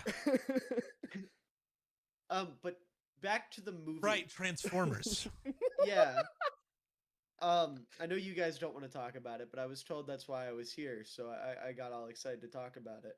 No, yeah. I will say, a compliment that I want to give this movie is out of the Bayverse Transformers movies, this is the only one that does Optimus Prime correctly. All of the other ones butcher him horribly. Because Optimus Prime, Geek, do you know, I'm asking this genuinely, outside of watching this movie, do you know anything? Okay, so Peter Cullen, the guy who has voiced Optimus Prime since the 80s for 40 years, the GOAT. Till now, because now it's Hemsworth. Well, he did one movie. I know. Peter Cullen's still the GOAT. He talks about when he went to audition for Optimus Prime, right? Because he based Optimus Prime's voice off of his older brother, who was I want to say Marine. He served in some way. And his brother made fun of him at first because he was like, "Oh, what are you going to audition for?" And he said, "Oh, I'm going to be a truck, but it's a leader truck." And his brother was like, "Oh, okay. Well, if you're going to be a leader, don't be the corny action movie hero type of leader. Be the leader who is strong enough to be gentle." And I want to say the rest of the quote is strong enough to be gentle, but knows when to be firm, or something to that degree. Basically saying to be like, a leader with a heart, a leader with personality, a leader who, is there for the people he leads more so than just commanding them. And in this movie, Optimus has a little bit of that with the humans specifically, the way he's like throwing himself all over the place for Sam, not for the Allspark. Because like when Sam gets blasted off the building, he doesn't yell the Allspark, he yells Sam, and he dives for Sam. Or like when Sam and Michaela fall when they're in the whatever it's called, what's that thing called? Bridge? It's in GTA and it's in LA for real. Oh yeah, I don't. But you know what I mean, like the big drain looking thing. Yeah. When they're there and they start to fall, his reaction is to like try to pick them up with his feet. Or he's the one when Sector 7 shows up with their reinforcements, he picks them up and runs while everyone else drives away and gets away quicker. Like they do that stuff well with Optimus. Whereas in the other movies, he becomes a lot more of like the stereotypical action hero, like literally throwing out one-liners left and right. Like when he kills the Fallen in the second movie, he yells, "Give me your face!" Or like, there's like a big battle in Chicago in one of the later movies, and Optimus shows up at the end and pumps a fucking Transformer shotgun and goes, "We'll kill them all." Like that's not Optimus Prime. He's like the gentle giant, basically. Now, granted, he does brutalize Bone Crusher in this movie, but it's like a justified brutalization. Yeah. Whereas in, you like, can other still movies, be he's, a like, good guy and a good leader, but murder. It's right, murder's justified sometimes.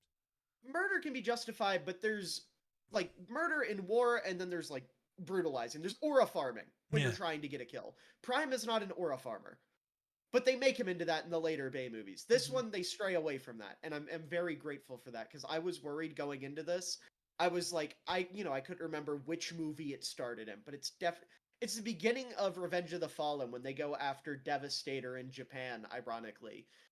He's like hiding out, they fight off this like construction vehicle, they knock him down, and Prime walks up to him and fucking executes him. Like, he's defeated, he's done, and Prime just shoots him in the head. Like, that's not my goat. Right. That's not what he does. But this movie, they did it well, and I was happy. Although I will say the most, like, we've been talking about the dialogue in this movie, when they hand him Jazz's corpse and he goes, "Oh, Jazz." They really hate Jazz in this fucking movie. Hey, no, he says, we lost a good comrade or something. He calls Prime him is a the only comrade person for in this some movie reason. who cared about him. Well, it's the movie. He says the people 7 the words. Movie, I'm sorry, I don't know if I would have cared if anyone other than B or Prime died. Like, none of them I care he died in the third one. Well, yeah. In the third one, when he gets character development, you don't care in this fucking movie where you never see him. Right. That was my whole point earlier with the humans. The robots don't get character development. That's fair. I think that can be fixed while still having, like... Sure, absolutely. I think there are some humans that need removed from this movie. Too many humans. Yeah. And that's my point was more about the volume. Like, give Sam and Michaela their character moments, and give Josh Duhamel and the little military guys their moments. Just remove all of the other governmenty bullshit and give that all to the Transformers and build some rapport. Oh, and then the hackers as well. They can stay. Like, give them their shit to be. They were there for like 7 seconds anyways. Who cares? Right. I was gonna. That's kind of my point. Like, they don't have enough to justify cutting it. But don't eat the donuts. I'm gonna eat them all. Okay, that was fucking. I will say, Speaking of Ironhide, though, real quick, Grayson, I don't know if this is intentional foreshadowing, but did you see they foreshadowed how he dies in the third one in this movie? No, I was saying I care about if like Ironhide died. No, in this but movie, no, I I'm actually care saying, did about it. you see they foreshadowed it? No. Because I have never caught that before until watching it this time. So in the third movie, Geek for reference, there's a character called Sentinel Prime who was Optimus's like mentor, and he turns on the Autobots because he believes the Decepticons have a better plan to bring back Cybertron. Because he's like, you guys care too much about these humans and Earth. You've lost your way. What a So in centrist. response, he turns on the Autobots and specifically shoots Ironhide with a rust cannon, and he rusts to death. In this movie, Mojo pisses on his foot and he goes, oh, it's gonna rust. I don't know if that was intentional or not. I don't know how far Michael Bay thinks ahead of things. No, I'm not, like I said, I'm not giving him that credit, but that is an insane coincidence. To me, that seems like the type of thing that would be a callback, but not that he's set up in this movie. It's he's planning now. He's writing the third one. All right, we're going to kill Ironhide. And then he like remembered that stupid joke. And he's like, you know, it would be really fucking funny. Right. Yeah, like it wasn't like an intentional setup in this movie. It was a callback, I think, more than a setup. Yeah. No, That's definitely what like Lucas did for that Return of the Jedi scene, Geek, that you keep mentioning about when Luke jumps up to the higher thing and Vader's staring at him. Yeah, George Lucas didn't have the high ground thing planned out then, but Luke being up there and Vader going, Obi-Wan has taught you well, is like he totally made the high ground thing in Revenge of the Sith because of that. Yeah. Like it wasn't planned then, but it was because of that, for sure. Yeah. But no, I did not get the Mojo pissing on Ironhide being which is crazy. Oh, it's gonna rust. That's fucked up. Yeah. I kind of remember Sentinel Prime and that a little bit, but not much. Now that you brought it up, I remember it a little bit. Not a good Transformers movie. I love this movie because it has so many. I know that a lot of things like we talked about, like John Turturro in Sector 7, so like an add-on that we did not need, but him being in this movie and the Sam's parents and like the whole like grouping of these weird characters that aren't like normal people. Like you could just easily just add in like stereotypical mom and dad, but they decided to make these out of fucking like over the top characters. I really love it. They add an actual level to the movie that's more enjoyable. Maybe not. They don't make the movie better. They make the movie more enjoyable though. Yeah, you know what would have been better than doing that with Sam's parents and random government agent? The It would have been really Autobots. cool if you did that with the Autobots. Yeah, just have even something little. Like obviously we get our little introduction in the alleyway where everyone gets like a line to kind of tell you like, oh, Ironhide, you feeling lucky, punk? He's the badass. Ratchet, he's talking medical terms. He must be the medic. Like shit like that. Like just give me a little bit more of that. Yeah. Like I know Ironhide, he flashes his cannons every 5 minutes, but like he's gotta have more to his character than gun. I have gun. No, he's got gun.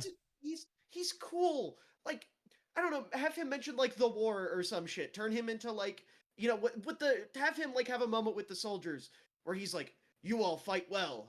I once fought in a war and something like that. Or have Jazz like given the way the movie went and how they characterized him, just have him talk to the soldiers and be like, you guys like rap music? Like, I know that would be so awkward. Like, obviously you would do it better than that, but just anything.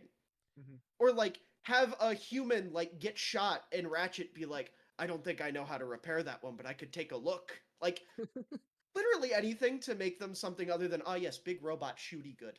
Yeah. Like, you want to judge Grayson for a second? Oh shit! Always. Okay. Grayson, what kind of vehicle is Optimus? He's a semi-truck. Oh my god, he learned after I corrected him the other day. I'm upset. What did he call him beforehand? He used to, every time he would bring up a semi-truck, he would only say Mack truck, which pissed me off because that's an individual brand. He was like every person in the South saying Coke when they mean fucking soda. Not He's cola, an 18-wheeler, just soda. Give me a What Coke and you bring call them a Mountain Dew and they say thanks as if that's what they meant. Because in Grayson's head, it was, and I wanted to make fun of him. Max semi-truck though? No, he's a Freightliner. I don't think so. Okay. Because I don't know enough about trucks so to know. We were having this argument and I looked it up and like out of the most popular brands, Mac's not even like in the top 10. Yeah. I will say I think Mack truck when I think of semi trucks as well, but it's not because of Because of anything more, Cars? it's because of Mack from Cars. Yep. Yeah. That's fair. That's probably why I was. But thought about And it. I probably, when I was little, would have called them Mack trucks because Mack was the first one that came to mind. Sure. But like, Being a full-grown adult, though, it's like calling Sure. Coke, or it's like saying, what kind of car do you drive? Like every car just being a Ford or a Tesla or Yeah. whatever dumbass brand you associate it with. Mhm. It's just gross. And I wanted to make more fun of him, but he learned. I yelled at him and he learned. This is bad strategy for you because now Very I'd know good just to keep development. yelling at you. Stuff will No, stick. it's just because it's like you're like, what kind of truck is he? Not No, like, I said, not what kind of car vehicle is he? Yeah, I not like- specifically worded it. you didn't ask for the brand or whatever it's Well, called. no, but that's because when you literally just called a random semi a Mack truck. It wasn't even a Mack. Yeah. It was very obviously not a what Mack. movie was that on about? I Was don't that remember. Fantastic Four? I Yes, can't it was Fantastic Four. Because he stopped. I Yeah, can't- because he stops it. I can't believe Grayson got more character development in this episode than Jazz did in the entire movie. True. That's insane. I am a I better think- writer than Michael Bay, is what we've learned. Let's go. I will say, one of the reasons, like, not to defend Michael Bay ever, but I think one of the reasons why Jazz doesn't matter in this movie, and maybe I'm giving him a little bit too much credit, is because originally it wasn't supposed to be Jazz. It was supposed to be another Autobot called Prowl, but he was a cop car, and they didn't want to do that because they had Barricade as the badass cop car. Speaking on the designs, and I'm going off your thing. Barricade, Blackhawk, like those are the ones I remember because they're so fucking cool and menacing. Like His Blackhawk, name isn't Blackhawk. it's Blackhawk, right? He is a Black Hawk helicopter, but his name Blackout. is It's Blackout. Yeah. That's what it is. I'm so sorry. I was gonna say, I'm gonna be really upset if they just named the character the shitty military it's- vehicle. No, No, he's it's Blackout. Yeah, that's on me.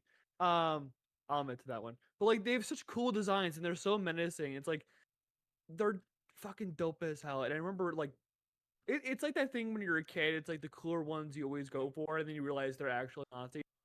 Like the Sith, they're cool. They wear black, they have red lightsabers, it's cool contrasting colors. Darth Vader has this Yeah. cool fucking outfit. You're like, this is dope, and then you realize that that's a Nazi.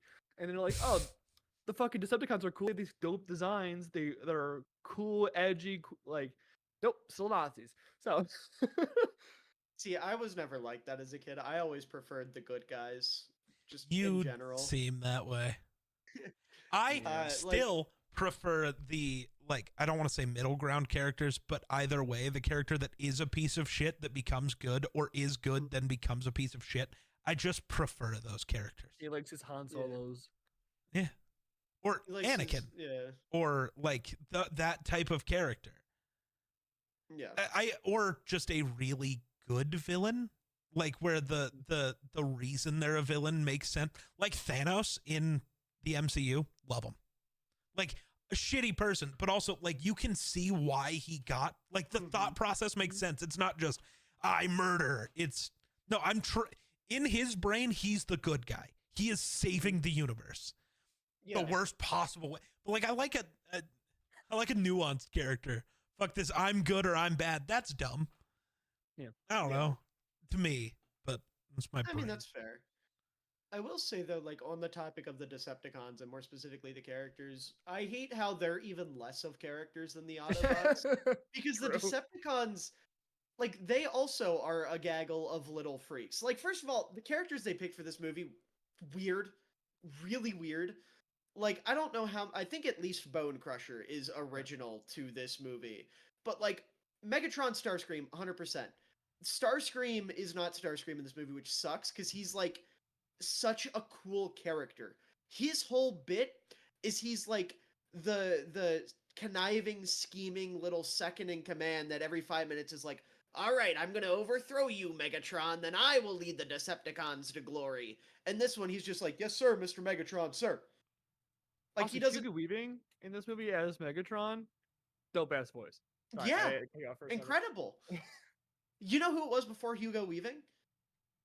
No, but it's definitely a famous guy. I'm Fucking forgetting. Frank Miller. That makes sense. Yeah, like Megatron, they always knock his voice casting out of the park. Is it Brian Tyree Henry. Is that how you, Yes. is that his name? Yes. I know it's yeah. He's incredible in Transformers 1 as well. Like Megatron has never had a bad voice actor. Right. But yeah, like the Decepticons in this movie, they're so boring, and they look They're so cool, but Aura. there's They have the aura. oh, I know aura, hype moments and aura, hype moments and aura. Where's the fucking hype moments and story beats? Where's the story? You're Where's right. the character development? Like, I don't know. I hate. I know we joke about it all the time, but I hate that we live in a hype moments and aura culture. Fair. Is that why you hate Tarnath? Even though he cares about story, he just also is the No. hype moment. No, you can have both. You can easily do story plus hype moments and aura. Sorry, They you just- brought or combat. development. Now I have to have aura. Them's the rules. Right, that's fine. That's and fine. then we use the aura later. You guys didn't right. murder rooms full of demons for no reason. It's like, oh yeah. Yeah, I did actually. That's fine. That's cool. There's build up there. Yeah. In this movie, it's just like obviously you get their plan. They're trying to get Megatron back. Sure. Who are these characters? Who are these Decepticons? Dude, what they are their- don't speak like, ever. No, they don't. They speak Barricade- Cybertronian. Okay, well- Barricade interrogates Sam in the funniest way possible. Well- That is funny. I'll give Yeah. them that. Like, again, another raving review of The Police, where the police car pins a man to the hood and starts screaming in his face. About his username on the internet. Are Are you you Ladies Ladies Man Man 217? I'm gonna go create a Twitter account called Ladies Man 217. I guarantee It someone else definitely has. exists. All right, we're looking Yeah. it up. It But might yeah, be it's- Sam. That'd be so funny. But yeah, no, it's just It is it's somebody so, whose name is so Sam. Unfortunate. Oh, It could- it's because, such a loser. Apparently, it only started to exist in December of 2024. That's Wow. crazy. The guy who owns that account, and there are no tweets, but the profile picture is just of Shia LaBeouf. Yeah. Yeah. But yeah, no, like I'm trying to remember if any of the movies give the Decepticons like notable development. I know as it goes on, you get more scenes of like Megatron pissing around with his minions, but that's what the Decepticons always just feel like is his minions. Like I know Grayson, I was telling you earlier in DMs, they butcher Shockwave, which sucks because Shockwave is such a cool villain. Geek, you'll appreciate this. Shockwave, his bit as a Transformer is he's like a Decepticon scientist, I guess you would call him. I don't know if they have a proper name for it. But he altered his brain, or whatever they would call them, so he can't feel emotion. That way he can remove himself from his testing. And he can like full on do testing on living, breathing Cybertronians and like alter them. Like in the comics, he takes RC and changes her gender. RC starts out as a dude and he forcibly turns her into a woman, or vice versa. I'm pretty sure it starts as dude becomes a woman, but like the point is, Transformers. Let's go.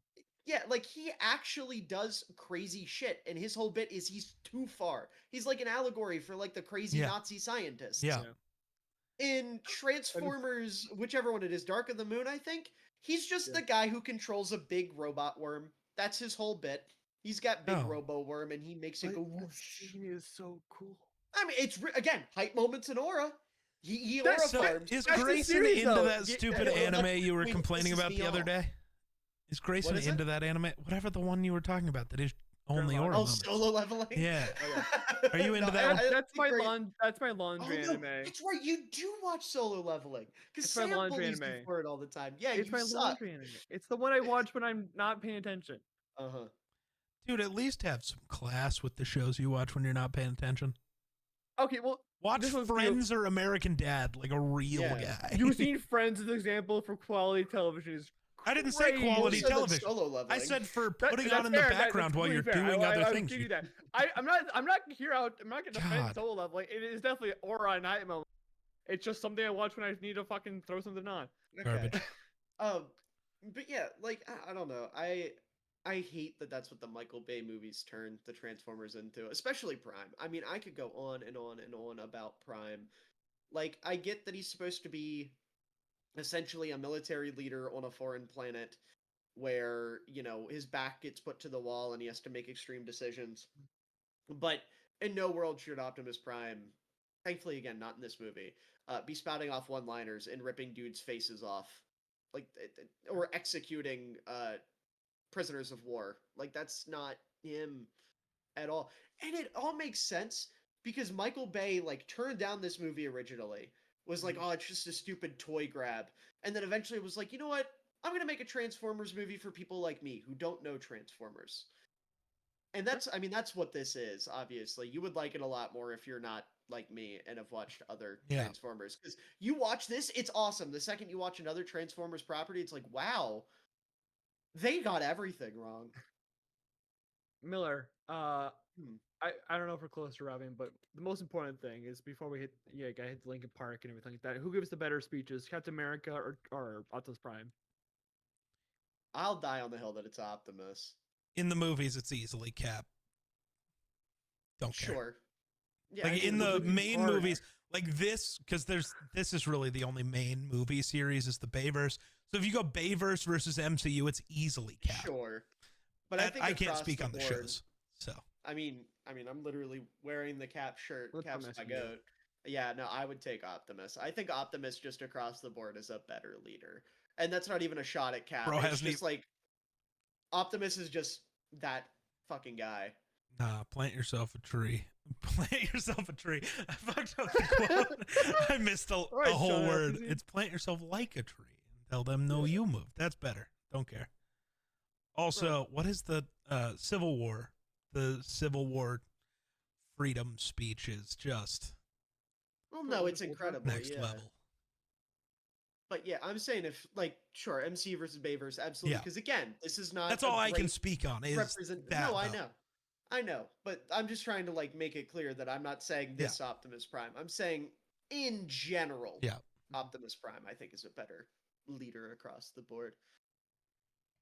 So if you want to see good Optimus Prime, the War for Cybertron trilogy on Netflix is really accessible and really good, and it shows his growth. Transformers Animated's great. I hate Transformers 1 got rocks. a good Netflix adaptation, and Godzilla didn't. Godzilla's 3 movies fucking suck. Peak though is Transformers 1986, the movie. But it's from the 80s. I know, but listen, people talk about this movie with Linkin Park, like the end moment. It has nothing on the end of that movie when I forget the name of the song, but it's the "You Got the Touch," and then it's him mowing down Decepticons after he gets brought back to life. Holy, that's hype moments in Aura, and he doesn't even have to do anything crazy. He's just fucking blasting them. That's the other thing too. Optimus didn't use his blaster enough in this movie. I hate the fucking Cybertronian sword shit. I was saying it is Aura, and the third one he has just the sword and the jetpack, whatever it was. That's the second one where he gets Jetfire to sacrifice his existence to make him like the armor and shit, right? I remember the third one. That guy's supposed to be a good leader. He just demanded his friend kill himself and become his armor. I don't know, piece of shit. Optimus. No. Jetfire was an old ass Decepticon. Yes. Who was like they brought him back to life because he was in stasis in the Smithsonian, and he was basically like, "Oh, you guys are still fucking fighting over this shit. This stupid Decepticons are fucking stupid. I want to die anyways. Make me into Prime." And he literally walks up to Prime and he's like, "I got you," and rips out his spark, and then turns himself into a jetpack and armor and shit for Optimus. Just to say, I think the opening in 3 is the Chernobyl scene where he's got the trailer, and then he basically suits up to the trailer. Yeah, so that's what I'm like thinking. Now. Or shit with the sword. Yeah. And then I just want to say real quick one more thing about the shitty last 2 movies. Have you seen how sleek they make Optimus's design? Where you can't see any Optimus in the last 2 movies. No, the last 2 they get rid of all the truck parts. My point is it looks bad. He looks too fluid. There's no truck parts. I think you get his smokestacks, and then the rest is just like almost human looking, and I hate it. If Optimus doesn't have his big fucking truck windows here as his man tits, then he's not designed right. Geek, you want truck man tits? What? He's gotta have his windows like this. He's gotta have his fucking windows. If he doesn't have his windows, it's not a good design. Well, you can't do a modern design like that, though. No, they did though. Did it in 07. Not literally to a T, but you have the window like they're over his chest. Were they? Mm-hmm. Yeah. And they also do it in the last two actual Transformers movies, the Rise of the Beast and Bumblebee. They have the Gen 1 design. Yeah, which is peak Optimus. I think the designs in this movie rock. Like, this is my favorite Ironhide, my favorite Bumblebee, but Optimus forever and always Gen 1. You don't like original. Volkswagen Bumblebee? I love Volkswagen Bumblebee. This is just I have a sentimental attachment to it because I grew up on it. And B was my favorite when I was little. Him and Ironhide, because my dad drove a big truck. Not the same type of truck, but I was just like, oh, truck, dad, truck. Fair. Fair I used to think the American flag was the NFL. True. I pledge allegiance to the flag. Genuinely, of the at this National point, Football the League. NFL should change the colors of the shield. To what? Anything that's not blue, what it is. orange, and white. No. True. No, go goofy with it. Do like black, neon pink, and neon green. The 90s called? Yeah. Just fuck it, Miami Vice NFL. Yes, let's go. Anyways, anything else you guys want to chat about Transformers? Geek? I know you were a little sidelined by... No, that's fine. That's why that was the point. Well, yeah, I know. I was talking about Transformers, been like, I like this movie. You like this movie. Well, no, like I would have had the rant about the military thing, but like, there's a lot more that we got. Basically, the thing here is, a me and Grayson episode would have been 45 minutes. Instead, we're at an hour 20. That's the difference here. I like it, the robot. Yeah, there you go. As you should. We're good. I don't know. I don't know enough about Transformers. I don't know if this movie really makes me want to care that much. I promise you it goes uphill. Not in this trilogy, but elsewhere it goes uphill. Have you seen Transformers 1? He definitely hasn't. Geek. No.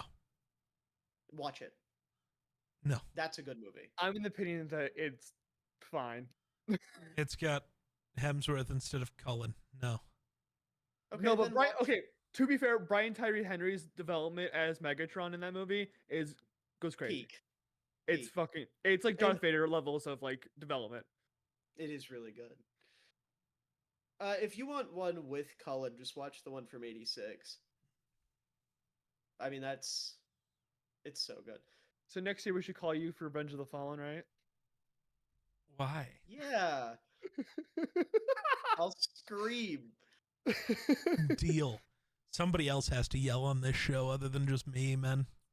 I would You love yell to at go me. on here. We'll just yell about the fucking movie. I just mean we need more people to yell. Bay. Get in contact with Michael Bay. I'll scream at him. I'll call him a fucking idiot Damn. for what he did. I was gonna say, to be fair, that's not true, but that movie was impacted by a writer's strike. True. Still it shit, was. but I don't think a writer's strike made much of a difference. But No, it does have to be acknowledged. Guys. Anyways, Michaela Bain should have been the main character of these trilogy. True. Next week, what the fuck are we talking about next week? I have no idea. We're talking about Waiting. That's what we're Yeah. doing. A comedy, which we'll see how that goes. We struggle reviewing comedy movies. We'll see if this one's... At least this one's set in a restaurant, so I might have things to say that'll be funny. Yeah, I've experienced those. We're going to talk about a Waiting with Ryan Reynolds. Until then, remember, like, subscribe, do whatever. Follow Miller on all this. Will be down in the description below. Until then, bye-bye. What's going on, everybody? And welcome back to the Dueling Fates podcast. I'm Grayson. That's Geek. And today, we are officially in the holiday spirits. I know it doesn't look like it, Boo. but we definitely are. What? You ever feel the holiday spirit? The spirit? No, I don't really. I'm not like the only spirits I really believe in are like ghosts and like. Well, by definition, the holiday spirit would be be a ghost. What's the That's not what I ghost meant, though. I meant like, I don't know. Are you into the holidays, you fucking moron? I like the feeling, like when you walk around, like the lights and everything like that, and the coldness stuff like that. But like, I'm not really into like the whole Christmas thing. I don't know. I haven't felt that feeling since like 2009. No, I'm saying like I go to the mall, like the lights are like shimmering, and then you go outside, and then it's like fucking freezing. I love that shit. Yeah, I feel like none of that has made me feel some type of way since like 2009. I'm not saying it like makes me feel like Christmas. It just makes me feel like. Part of me thinks I'll like Christmas more once I move to a city. Yeah. Yeah. But I don't really like Christmas, and I like to yell about Christmas because it's not a real, like, it's a real holiday, but can we call it what it actually is? It's just Yule. Oh. No. Every single Christmas tradition was just stolen from Yule. And then Romans having orgies, yeah. No, that's not what I was referring to. I don't know what you're talking about. Romans have orgies, you know? I'm talking about, how the entire tradition of Christmas was just Norse traditions of Yule that they stole. And we're like, this is our holiday now. All of them. The bringing the tree inside, the giving gifts, all of it. Fuck, Santa is Odin. Like, actually, Santa is based off of Odin. What is happening? Bro is just gone. Dog. You're a dog. Actually, you're a duck. Who the fuck is that? A random picture behind you that I have apparently never noticed because normally your big head's in the way. Which one? The one that you just covered, dumbass. That one. No. The one on the shelf that's just a random picture of a dude's face. Oh, fucking idiot.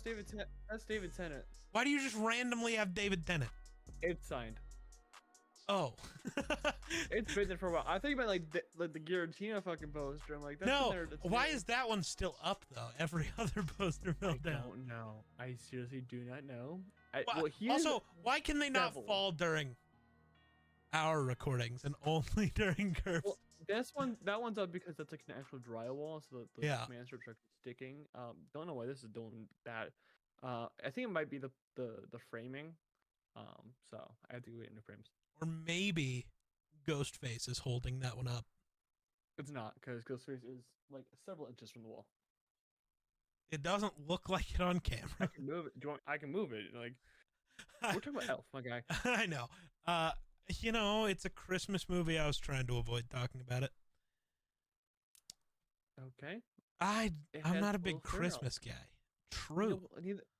Neither of us are, but we have to because it's the fucking time of the year, and it's the worst time of the year. All right, go ahead. What are we talking about? Start saying words about Elf. 2003 classic film. Is there one of the greatest holiday movies of all time? I was just say this is one of the holiday movies I actually like. So fair. I mean, this month we kind of like skate around holiday movies for the most part. I mean, next week is interesting. What is way to get around it? It's the big one, the one that's taking us literally 6 hours to do. Oh, true. That was the skirt the lines of holiday movie as hard as possible by not watching a movie. Yeah.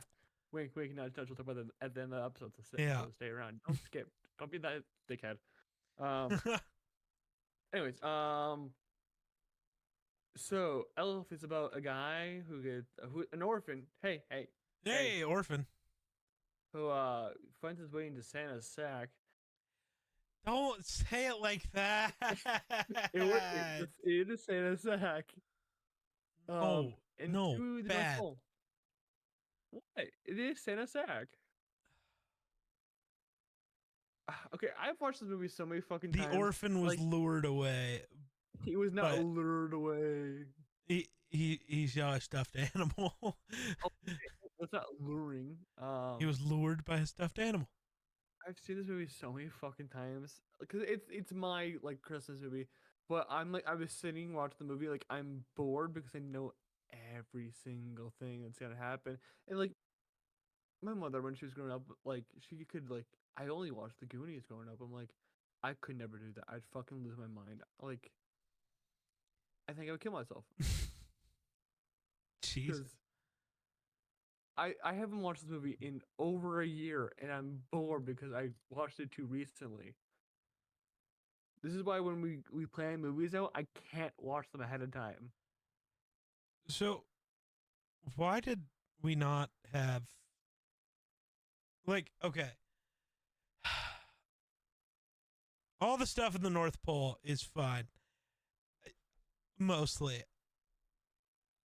I love the camera shots of how like he looks massive. He doesn't look like genuinely like a little bit taller or like even 2 times. He looks like 5 times larger than himself. Love that. He does not fit anywhere, and it's funny. Well, yeah, it's Will Ferrell. Will Ferrell is that one comedian who's like you will never put him like your top 5, but like he's consistent. He probably should like, be, but yeah, he says what me and Caleb what they call the other mountain. When it comes to things like you'll never consider it in the Mount Rushmore, but he deserves to be on a mountain somewhere. On a mountain somewhere is like crazy. Asuka, wrestler. But like, I don't know. The way, all right, yeah, we're finally gonna tell you you're human now that you're 40. That's insane.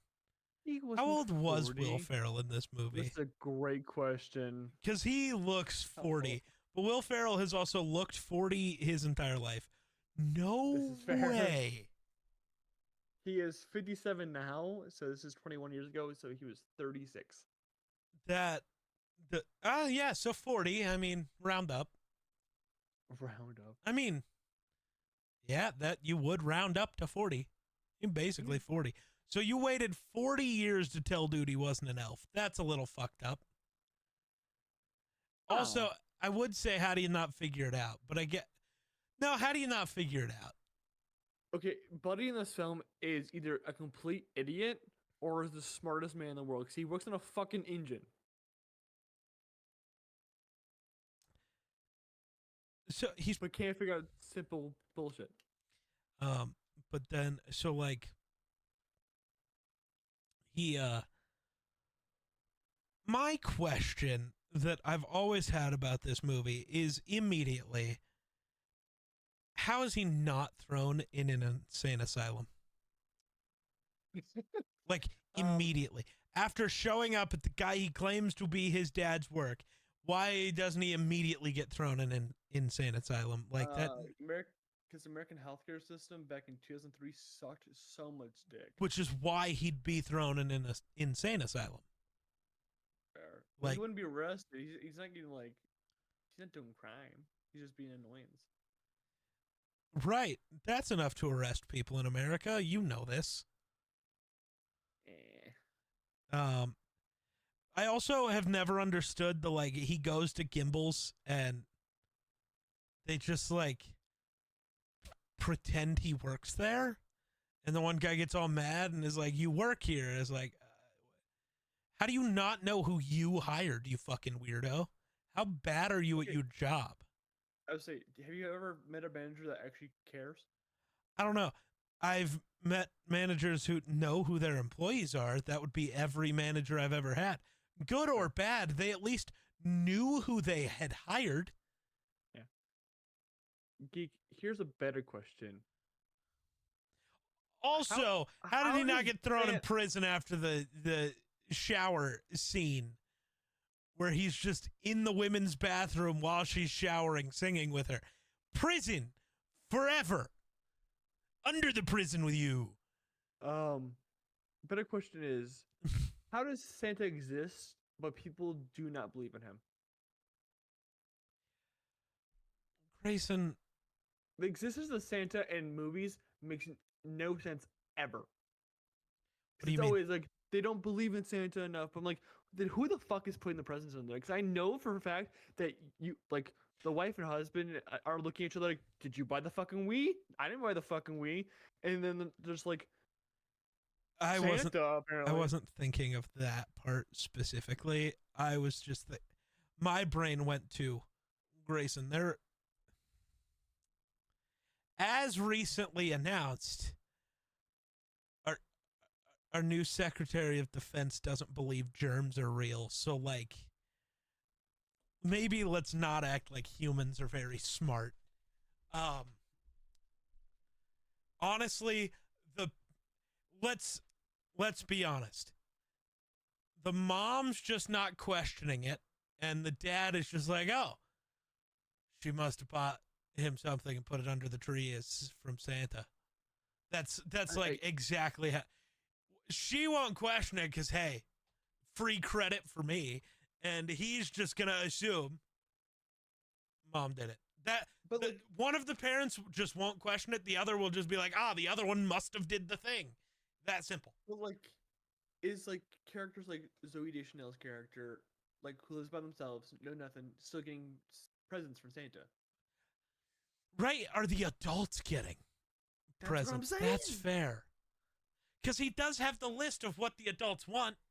Exactly. And so is he giving everybody? I didn't think about that. Santa in movies never makes fucking sense. And it annoys me every time I watch a fucking movie with Santa in it. Because I'm like, you don't make sense. Because people don't believe in you. It's always, I don't believe in Santa, the Christmas spirit. If it's like, I don't believe, like, I don't, like, want to be enthused with the Christmas spirit, perfectly fine. Like, that makes sense. People, like, when you get older, Christmas kind of sucks when you get older because it's all stress. Like, get it. But, like, the Santa part of things doesn't make fucking sense. Yeah, you live alone and you keep getting this random gift that pops up. Like, how could you not? Like, what? I'd be on the police. I'd be like, someone's stalking me. Someone is literally putting. I'm not gonna lie. I wouldn't question it. I'd just be like, "I hate dog." You wouldn't be creeped out if you like. You wake up one morning, go to your desk, and they're a fucking present because you don't have a fucking giant tree. You just have a tree on your desk, whatever. I was gonna say the tree goes on the shelf right there. You'll see it later. Yeah, I do that every year. I have a black Christmas tree with a single like wrap of lights and then a single ornament that is shaped like a GPU from a computer. I feel like your shelf is perfect for like lights to go like. Well, I don't remember if I had these shelves last Christmas or not. I might have. You definitely did. But you did. I can't remember. Life's weird. Fair. Dude, But anyways. Yeah. But like a present drops on your desk and you're like you're not questioning it. Well, here no, because too many people live in my house. If I lived alone, well, okay. In that regard, though, my entire life I would have been getting gifts from Santa, so it'd just be like, all right. Actually, let's go. My brain, I would be doing the fuck you thing of like, it wasn't Santa, it was Odin. Because that's where the story started. So it'd just be like, yeah, Odin gave me a gift. It's pretty sick. I don't know. I still Santa see, but it's also, Grayson, I live a very different life experience than you. So like, sure. I don't know if somebody's actually stalking me. Because like I know we'll only talk about one other movie that has Santa most definitely in a film, so I'm putting that out there that every time Santa. God, I don't know what we're watching. Oh my God, it's pinned to the fucking conversation. You can't check it right now. No, I can't. I'm like, you dumb bitch, just check it. I'm like, oh wait, no, you can't. So like, I'm just throwing it out there for the other film we're gonna watch later in the month with Santa in it, because I fucking hate it. It's annoying, and I don't want to reiterate it in that episode. Oh. Bro is now checking on his phone. Yeah, I forgot I had a phone. Forgot he had a cellular device. I do this all of the time, dude. It's ridiculous. Yeah, I don't know which of these movies is supposed to have Santa. The one after the one we're doing next week. I've never seen that one, so that makes sense as why I wouldn't know. You literally have. What the fuck are you talking about? Oh, I was looking at the wrong one. I was looking at the one after that. Anyway, the one with the special guest. Yeah. It took me way too fucking long to realize that the chick is Zoe Deschanel from like New Girl. I hate that that's why you know her. She was also in like a 500 like Days of Summer and bullshit like that. But like, dude, my brain goes to the movie we're gonna watch in 4 weeks. That is why I know her. 4 weeks? Yes. My guy, she's not in that. Yes, she is.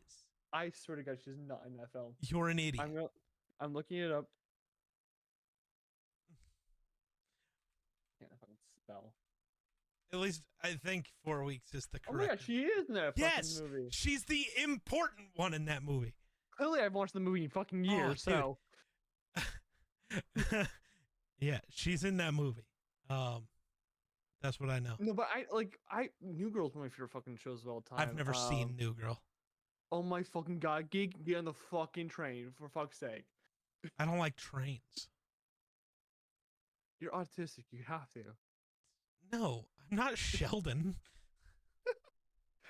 I like cars. God, dude, the Deschanel family is so fucking weird. Okay, let's not. I'm tangent because she's in this movie. So Zoe Deschanel was a New Girl bullshit like that. Her sister plays fucking Bones in Bones. Oh, they're related? They do not look related. They're sisters. They don't look related, let alone sisters. Bones is also in Spider-Man 2 as the receptionist who gets the fucking pizzas. It's a fucking weird fucking web. And I fucking love it. It's a weird web between two people, apparently. I know, but you never have to, I'm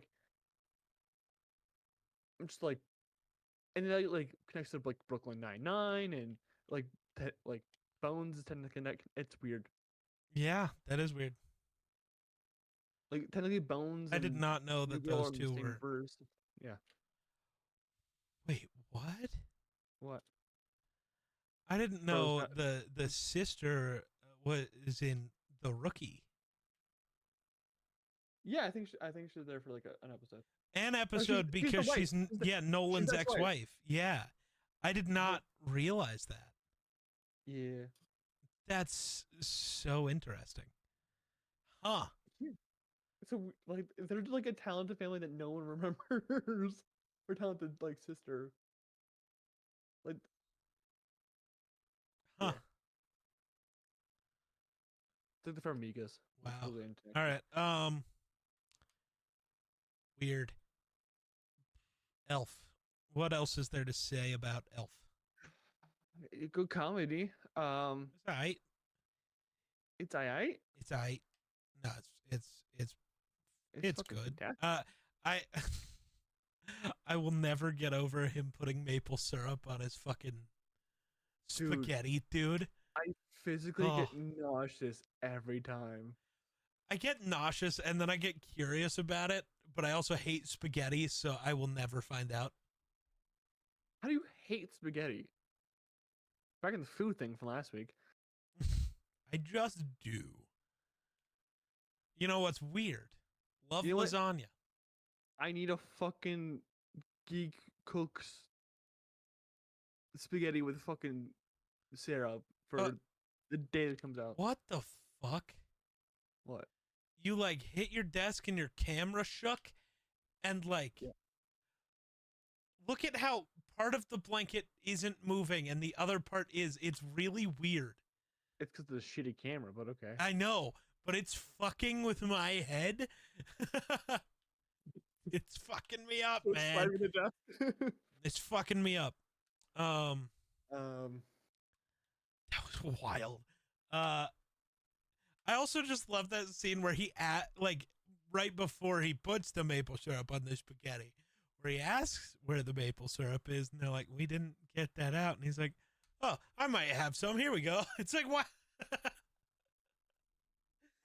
You're an elf, but what the fuck?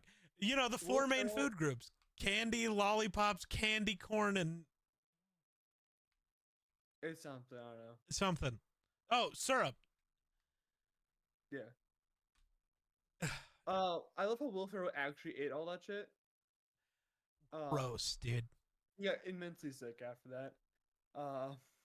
Unfortunately, I am going to.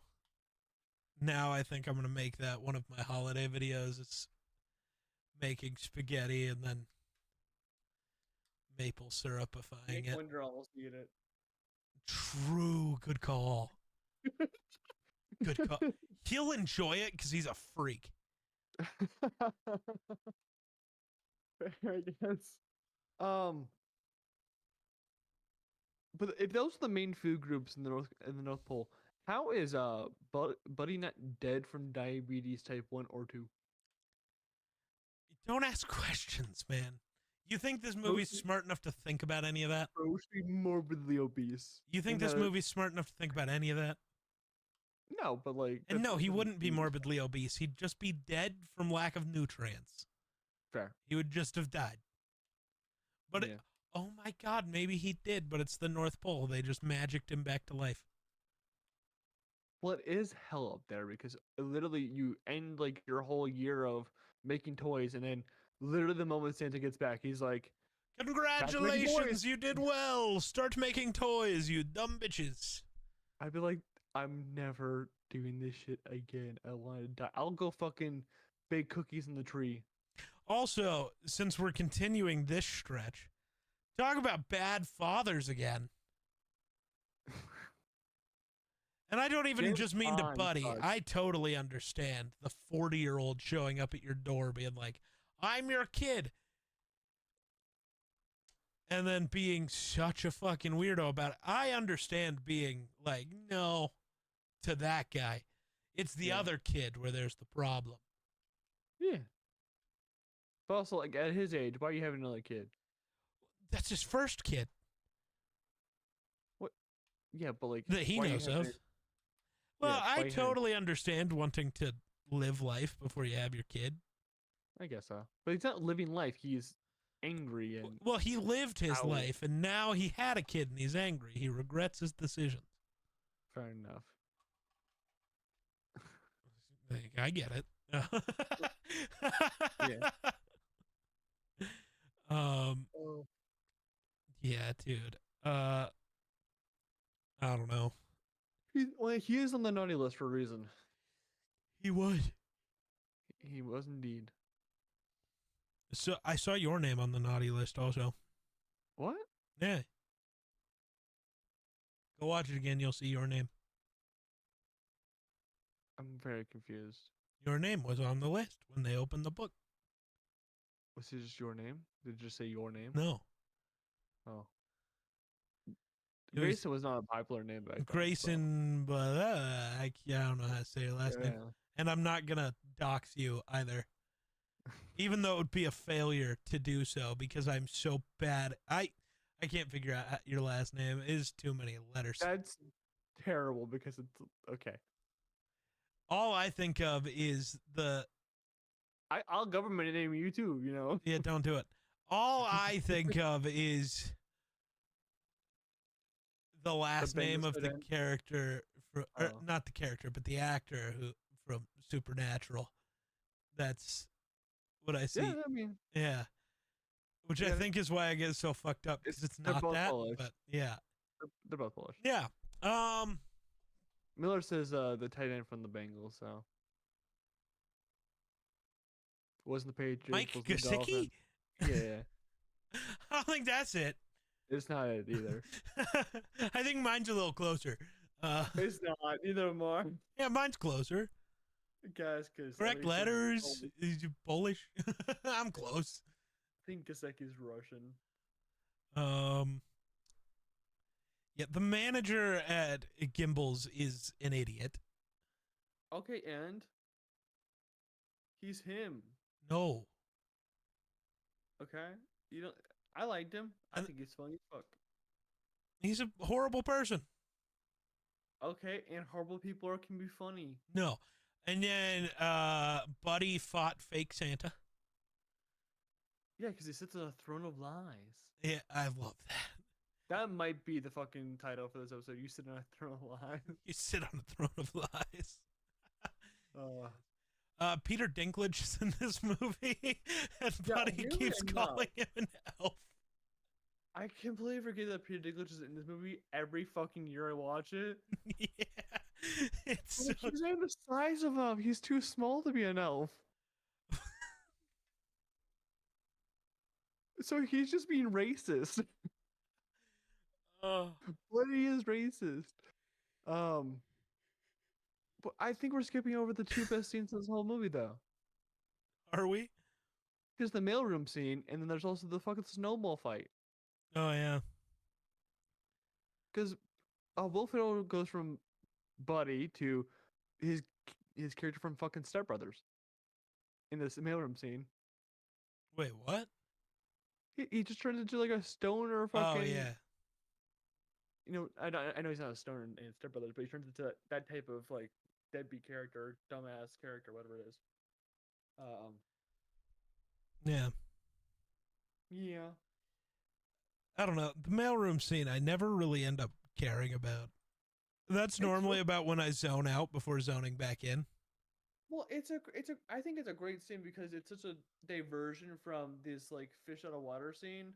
Yeah. To like wild fucking Russian dance on a fucking table, like wild ass shit to this boring ass mailroom. Yeah. He could just make anything a party. I still. So you got confused by Jon Favreau's character, you know, getting in Chef, getting with ScarJo and with Sofia Vergara. Yeah, thank you. Yet somehow Zoe Deschanel falls in love with the most ginormous idiot ever of all time in any movie. He can't cook. He doesn't do anything worth falling in love with. But he's funny. Yeah. And optimistic. And confident in himself. And randomly fights people. Toxic. Not toxic. You know why? Because random fights keep the soul pure. No.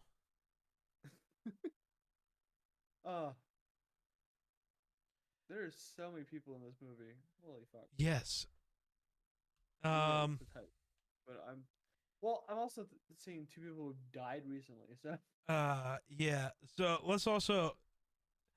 The end of the movie is interesting because don't tell people Santa exists, and then they immediately do it anyways. Is it ever don't tell Santa exists? Yes, that is like Santa's exact thing: is people can't know that I exist, and then the kid immediately runs off with the book, and tells them he exists. It's just evidence. Doesn't mean he exists. That evidence is too strong. No, it's like Bigfoot. No, the immediate. I could have made a book of everyone's name in the world. But, okay, it wasn't just the name.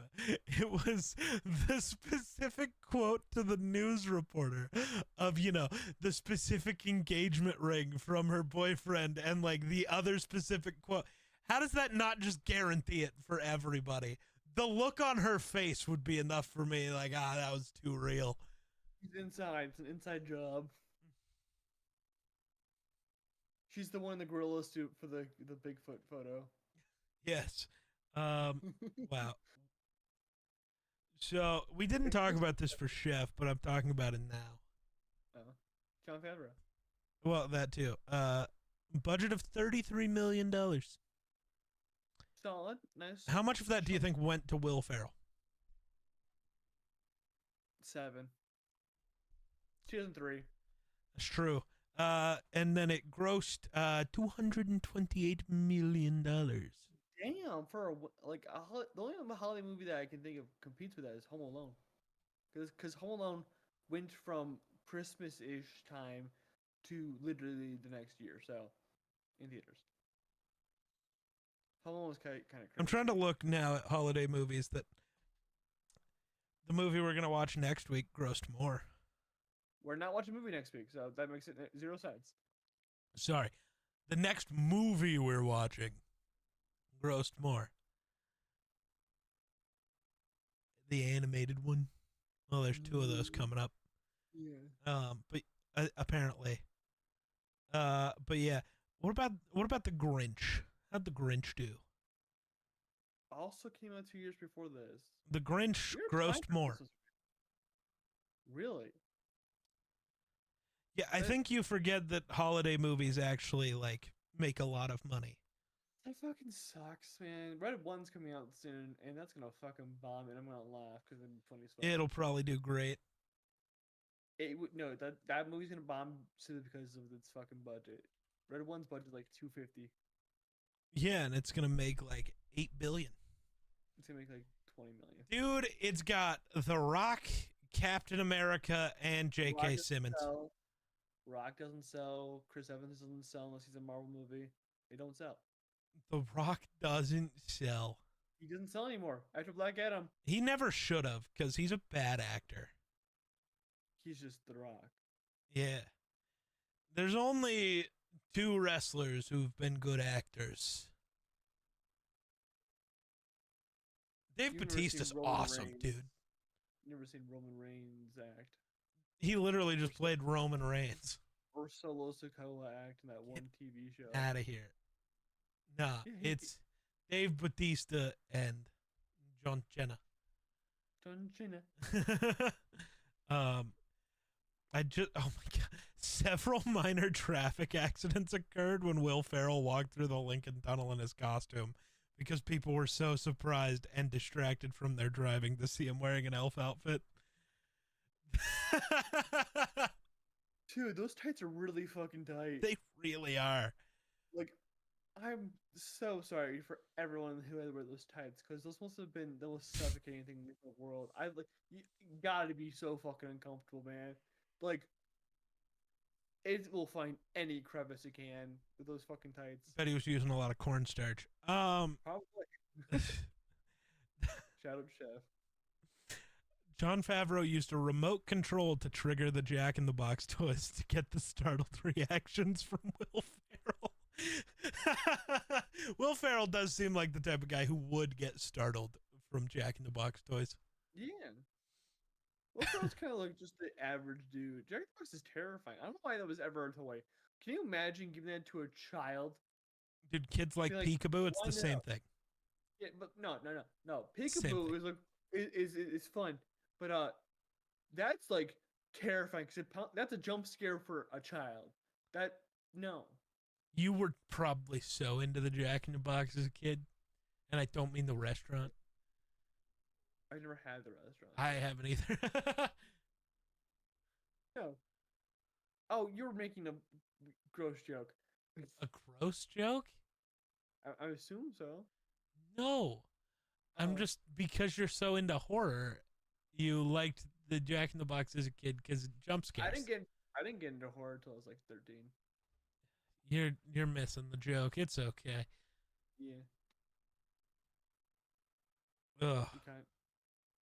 The scene when Buddy eats different candies and pastries with the spaghetti noodles had to be shot twice because Will Ferrell vomited the first time. Oh my. Will Ferrell, man. Too much commitment, man. Sometimes there's just such a thing, guys. Too much. The cotton balls Buddy eats in the doctor's office were just cotton candy that had not been dyed. That tracks, because... It's so much. Yeah. He just eats a lot of shit in this movie. Like... Whoa. Will Ferrell turns down $29 million to be in a sequel in 2014. Yeah, based. Like... I ain't turning down $29 million for much of anything, dog. Well, it's Will Ferrell. He can turn down. You know what? That's fair. I have $12. He has a little more. He probably made that money in his new Netflix show, traveling with his best friend. So probably. But like, and the end of this film kind of wraps it up all nicely and everything like that. Also, they let another human into the fucking North Pole, by the way. Did they?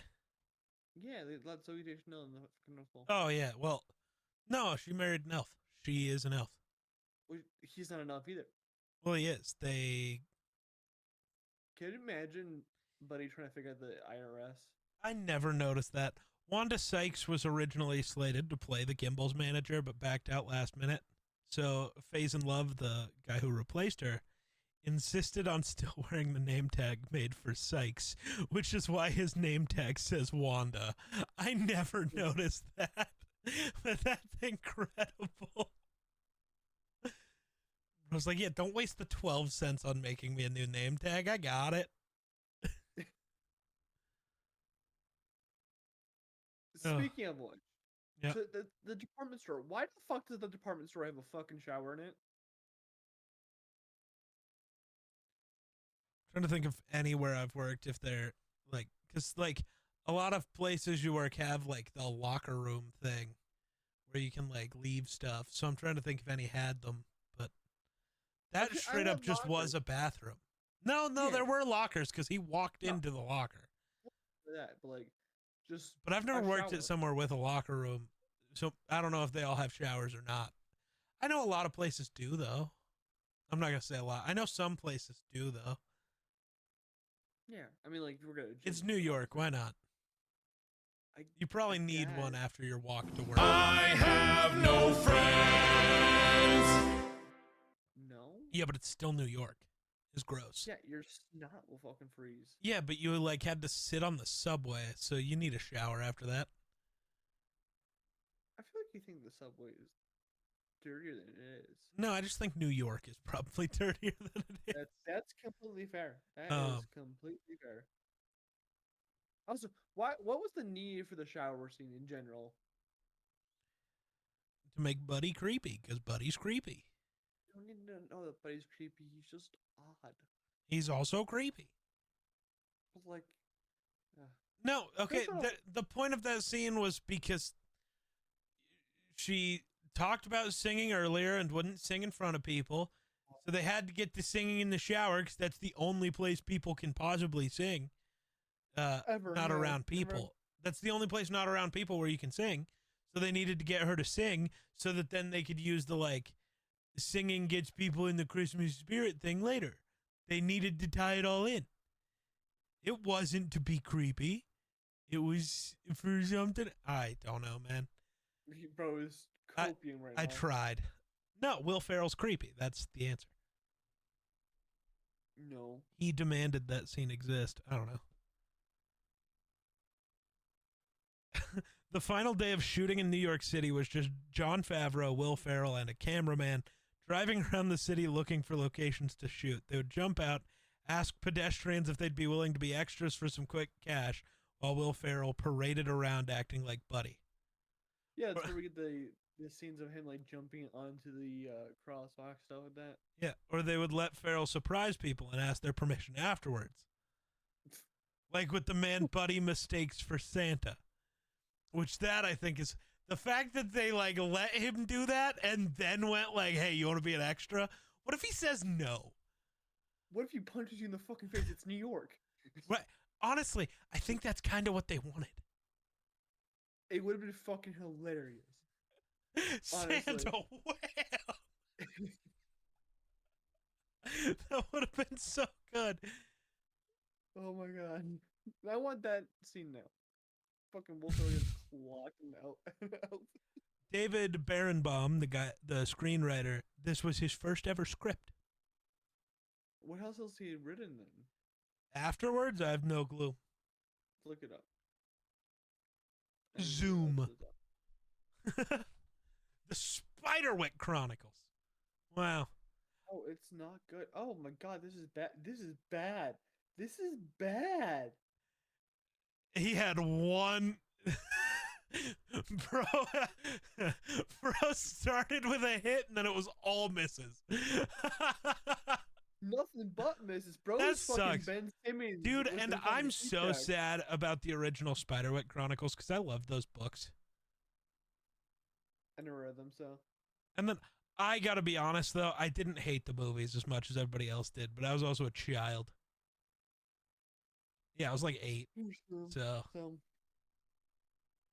But bro literally fucking had a heat check moment right away and fucking bro had his heat check everything hit else. and then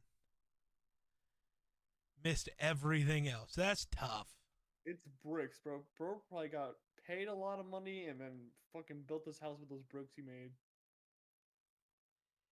Hey man, I bet he made some money on all those other ones. Yeah, he probably paid for all the bricks.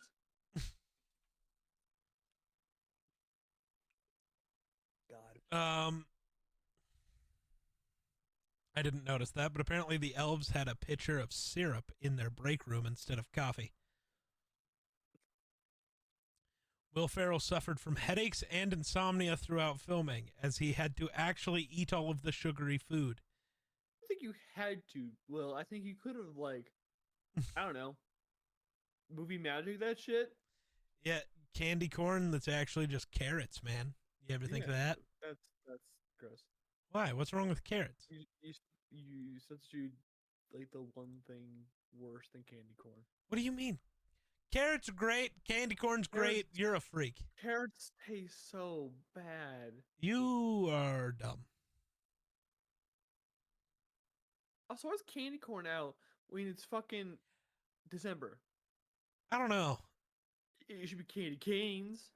That makes no, sense. it was candy canes, not lollipops. But yeah, why candy corn in Elf?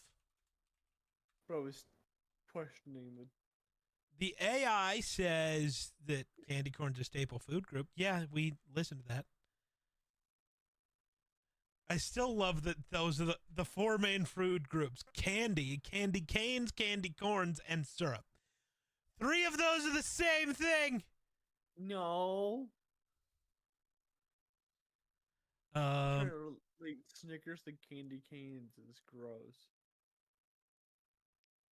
Yeah, I don't know. There's no Dude, answer for me. You know what? I enjoyed when I'm backtracking the movie a little bit. When Please do. he is right outside the North Pole, or like outside, it's just claymation. Oh like, yeah. From like because they wanted to pay homage to Rudolph, the red-nosed reindeer from 1964. So it was all 64. Yeah. I swear it's earlier than that. It's not according to IMDb. Really? So all of that is supposed to be references to that. I guess it is 64. Holy fuck. I thought it was way earlier than that. Yeah. But dropping a fucking narwhal there, weirdest thing ever. This is for the narwhal trend of like, you know that song? Yeah. Narwhal song. Yes. Bro's trying not to kick it after it. Like a 15-year-old song that debuted on YouTube. Good song. Not, I don't know if good is the word, but It's a song. wow. Jon Favreau drew Buddy's crayon drawing of himself in the card that he made for his dad. Oh.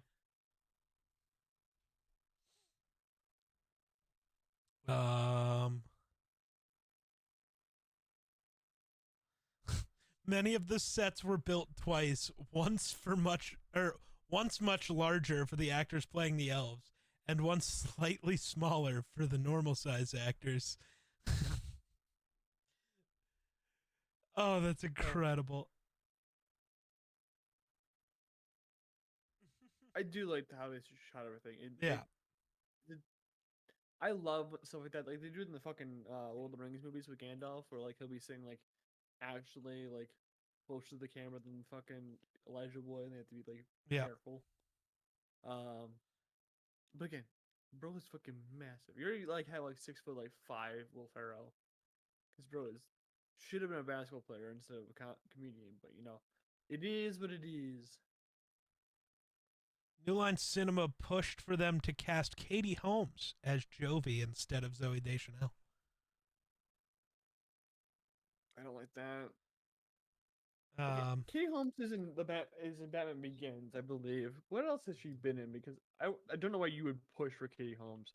No offense to Katie Holmes, watching this, I don't get it. Like was she in Dawson's Creek? That's why. That was massive. People were surprised. Contrary to popular belief, I didn't know this was popular belief. Contrary to popular belief, Zooey Deschanel's hair is not naturally blonde. Who thought it was? I've never seen her be blonde in anything else. Yeah, she's brunette with bangs all the time. Right. I feel like the only like person who can consistently pull off bangs.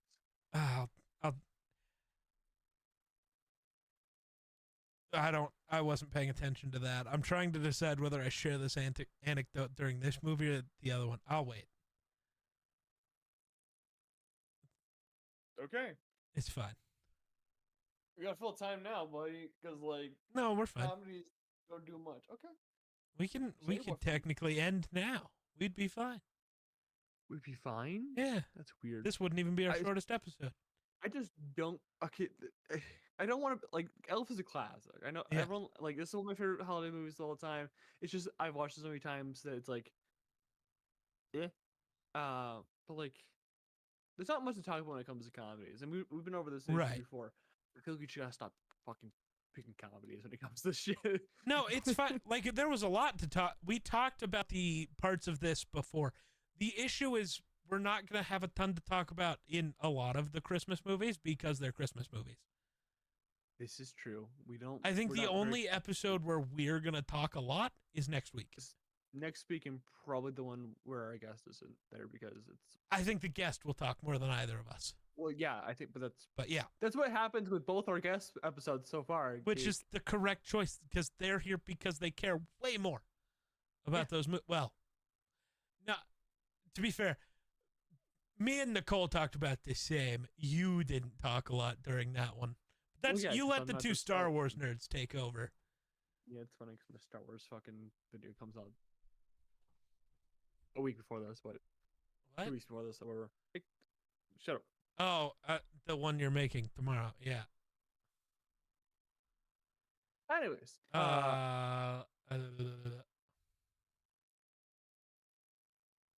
I don't know. I feel like Jon Favreau does a better job at beating his own movies than M. Night Shyamalan. Yes. I Yes, you know. forgot that he was in this movie though. He is the doctor. Yeah. I just like forgot. Yeah. I think it helps that Jon Favreau's actually an actor. That's actually fair. Like he acts in Yep. other things other than his own movies. He's pretty all right at it. He's pretty fucking good. I mean, we remember- were talking about Chef yesterday. Yeah. Last week. The first thing I remember seeing Jon Favreau in was Friends. Yeah, he is in Friends. Yeah. It wasn't until way later in life I figured out that was Jon Favreau. But There's so many people in fucking Friends. dude, like, I love it's Friends crazy. so much. Yeah, you're white. That's why.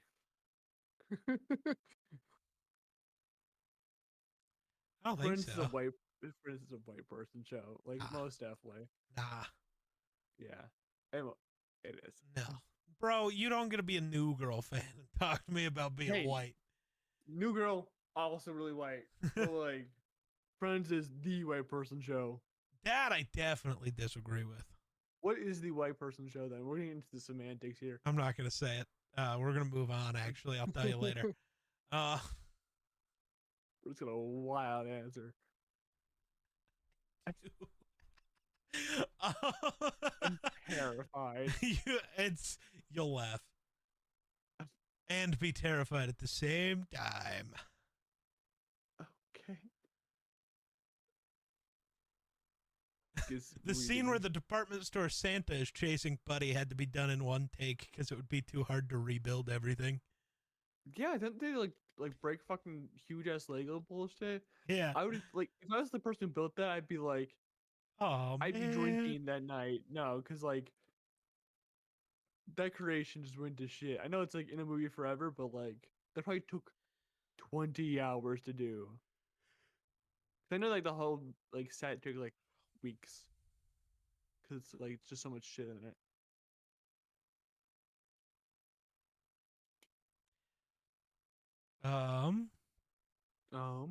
Before Walter's fierce outburst at Buddy, director Yeah. Jon Favreau walked over to James Caan and whispered something into his ear.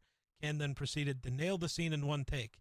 The stunned crew later asked Favreau what it was he had whispered in Caan's ear. Favreau responded, "Don't forget your Sonny fucking Corleone." Nice. Hey, like if I was like, you'd be like, go up to fucking Bryan Cranston, tell me he's fucking Walter White. He'll turn it on. It's just one of those things. Yeah. Buddy sees a sign in Gimbals reading "the perfect gift for that special someone" and buys lingerie for his dad. What do you think he did with that lingerie? I don't want to know. Fair. I don't ever want to find out.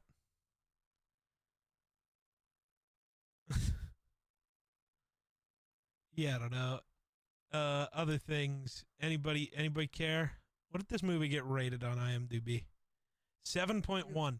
So I think Jon Favreau's highest rated movie is Chef.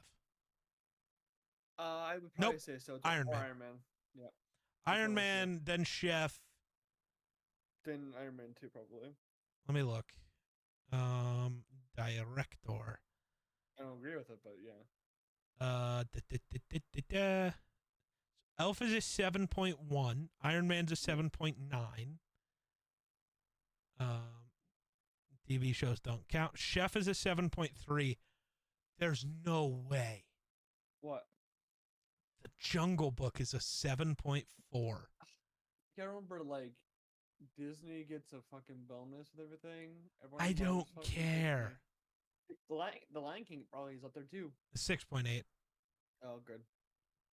Um, Is he doing the Mufasa movie? You know what? Good question. Because, like, I might lose all respect for Jon Favreau. He's also doing the Mufasa movie. I mean, if he's just being told to do things, maybe. That's fair. Nope, it's Barry Jenkins. Seth Rogen is in this movie. Yeah, fucking the Warhog, Pumbaa. Craven the Hunter. I hope that movie's good. It looks actually decent. Like, not like good, like Yeah. it's amazing, but more like Venom good. Also, this is the guy who did fucking Moonlight. What the fuck is he doing Mufasa for? I mean, if Why you're not? getting paid, but like, you want a fucking Oscar? Okay. Well, they're making a new Lord of the Rings movie? What? They are. There's an animated Lord of the Rings movie. Oh, it is animated. Dope. And they're making a Gollum movie, I think. Yeah. I don't care about that. We need to stop touching stuff with Gollum because that game sucked. And he's not that popular in the first place. There's a Gollum game. Didn't know that. No, Gollum needs to continue to be a side character all the time because I love Andy Serkis. Well, that's fair. Absolutely. But but I don't want him to be a main character because he's not great. I just want Andy Serkis to exist in more things.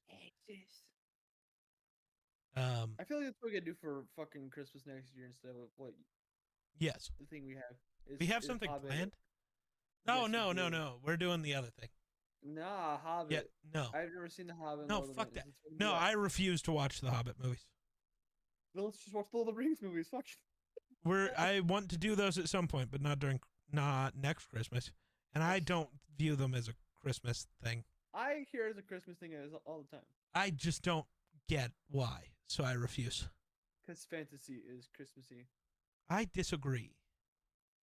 Fantasy is fantasy. I mean, they don't call it ever Christmas. They call it like gift giving day or. Yeah, and Lord of the Rings doesn't have that, so. They definitely do. They have an equivalent to it. Yeah, not in the movies. They definitely do. No. And the movies we have planned for those times only having like 3 films. No, literally every film. I can tell you, not the last one, not the one before that. Actually, there might be. Not the one before that.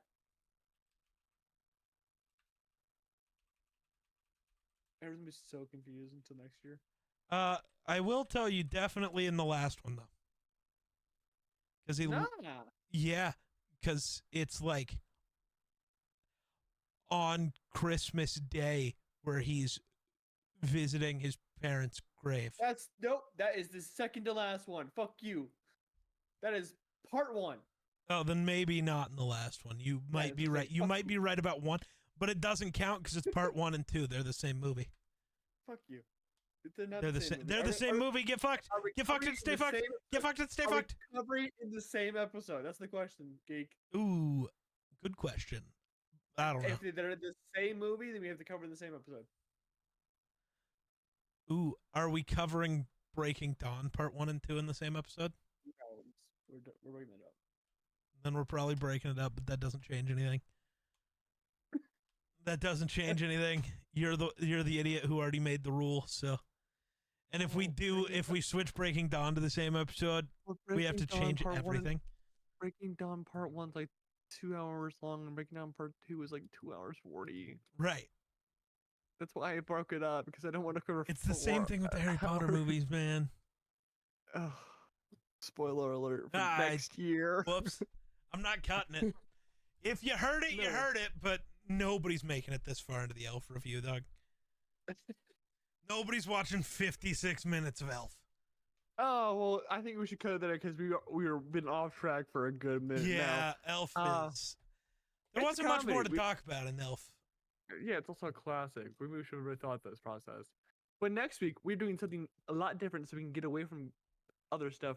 We're covering a TV show. Yeah! One of my favorite TV shows of the last few years.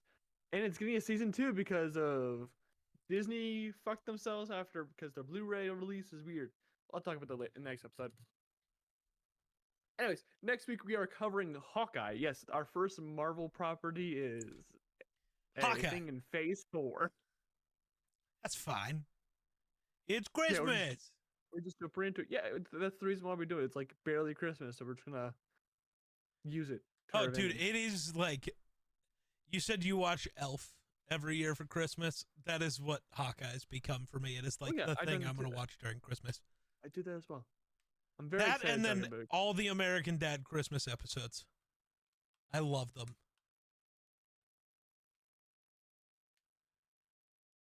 I don't like this very long silence. Please help. Just that's a weird thing to do. Okay. You don't like the American Dad Christmas episodes? I don't watch American Dad, period. You should. I don't think I should. You should. There's a show that has Christmas episodes also that I watch a lot. I can't remember what show it is though. Oh my god, it's gonna hurt my brain. Anyways, next week we'll talk about Hawkeye. We'll get into that. We'll start talking about Marvel for once in our lives, and we'll yap for a long time about that. 6 episodes to talk about. 6 hours of Marvel content. But until then, bye-bye. What's going on, everybody? Welcome back to the Duly Fades podcast. This week, we are covering a friendly neighborhood film. Maybe Geek to respond. See, no. Well, we have a special guest because we decided to bring on the biggest Spider-Man fan we can, even though we've covered 2 of the Spider-Man films beforehand. But we figured Toby requires a guest, so we're bringing on Steven for Spider-Man 2002. Hi, Steven. Me. Hey guys, I'm Steven, aka Kirby Gang Taco, aka Kirby Geek Taco, aka I hate that that's your new Smurf account. aka Geek's boyfriend, aka Hell no.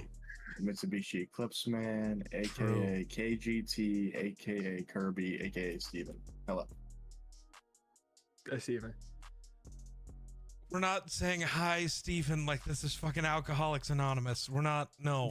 You said hi, Steven. That's all I said. Oh, I thought you said hi, Stephen. No, And all I could think about was that we're sitting in a circle at Alcoholics Anonymous. Gonna go over why everything's a problem. No, Steven's one of the biggest Spider-Man fans we know. Yeah. You told me to come prepared with my shirt today. I did. I'm wearing a Miles Morales shirt. So I went with the Batman. That's not even kind of close, actually. I went with a superhero shirt, okay? I didn't get more. You don't have a single Marvel superhero shirt? I have a WandaVision shirt, but that's in the wash right now. Would be genuinely 800,000 It's in the wash times right closer. now. You could have just not checked your shirt, bro. It's okay though. I don't know how you guys format these. It's a little different to guess. Usually we There's just no talk. format. Yeah, no. We honestly half the episodes are usually just yap sessions. Okay. This movie's intro is the exact same as Daredevil's. Just really shitty CGI. That's just awful.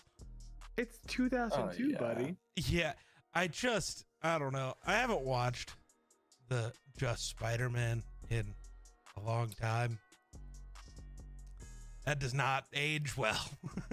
I think he aged perfectly, except for one joke. Except for all of the CGI.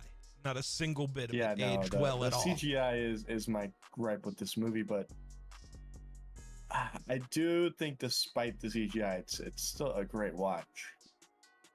I've got to say it. And they do pull off 10 out of 10 actor to character roles that are J. Jonah Jameson and J.K. Simmons and Willem Dafoe, the Green Goblin. Yeah.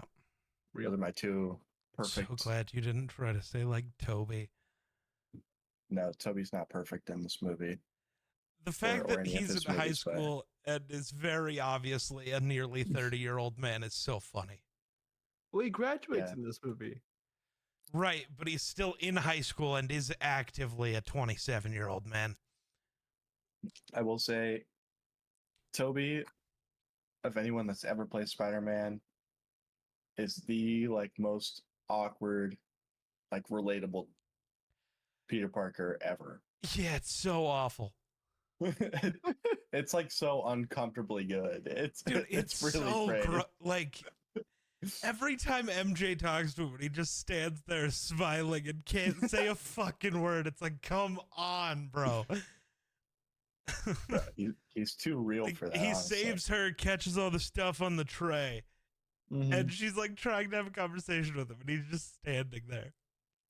Unpractically, Not too. menacingly, but No, he's not No, in that Obi-Wan shit. And she's really good in this movie too. I mean, her character. I mean, the casting. She in this movie, she is just so pretty, dude. There's just nobody else they could have picked. I think for this era. I'm just saying her character kind of still sucks. Yeah, no, she's like a whore. She is in love with every guy that she talks to. But She I think does cheat. I think it's kind of great. when? Oh, when she kisses Spider-Man. Yeah.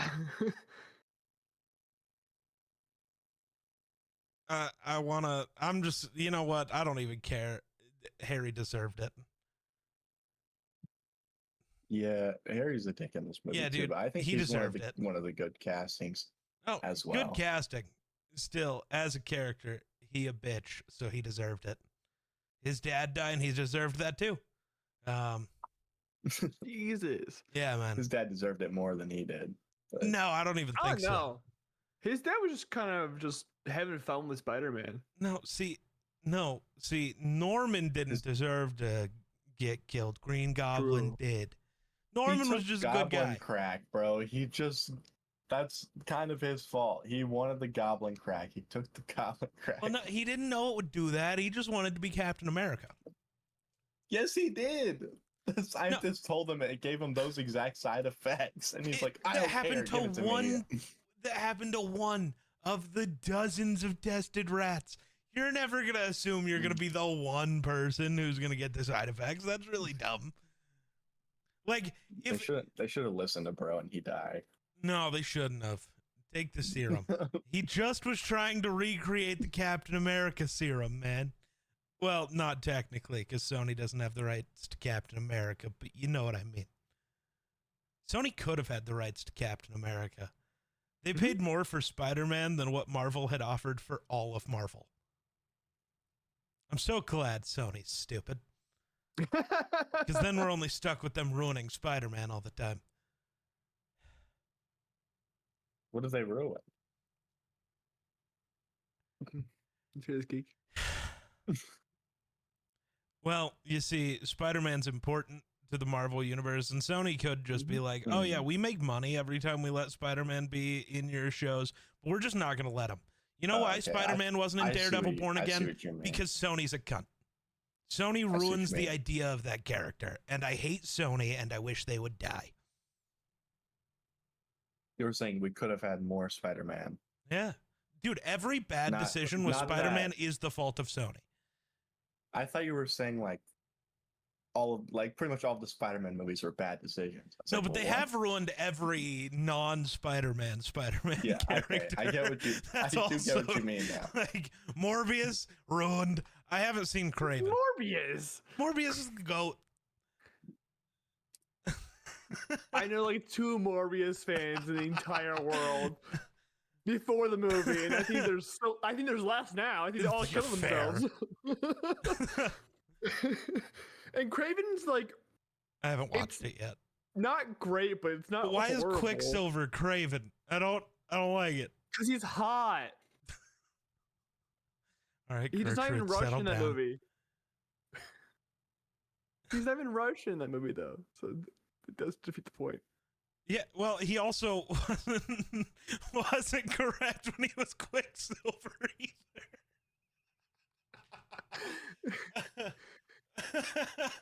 Anyways, Steven, what do you think about this film? I think It's unironically one of my favorite movies ever. The homophobic joke was a pretty good laugh. I did I rewatch totally missed most of it earlier. apparently. In the wrestling scene when he goes to fight Bonesaw. Oh yeah, I wasn't paying enough attention to Bonesaw. that.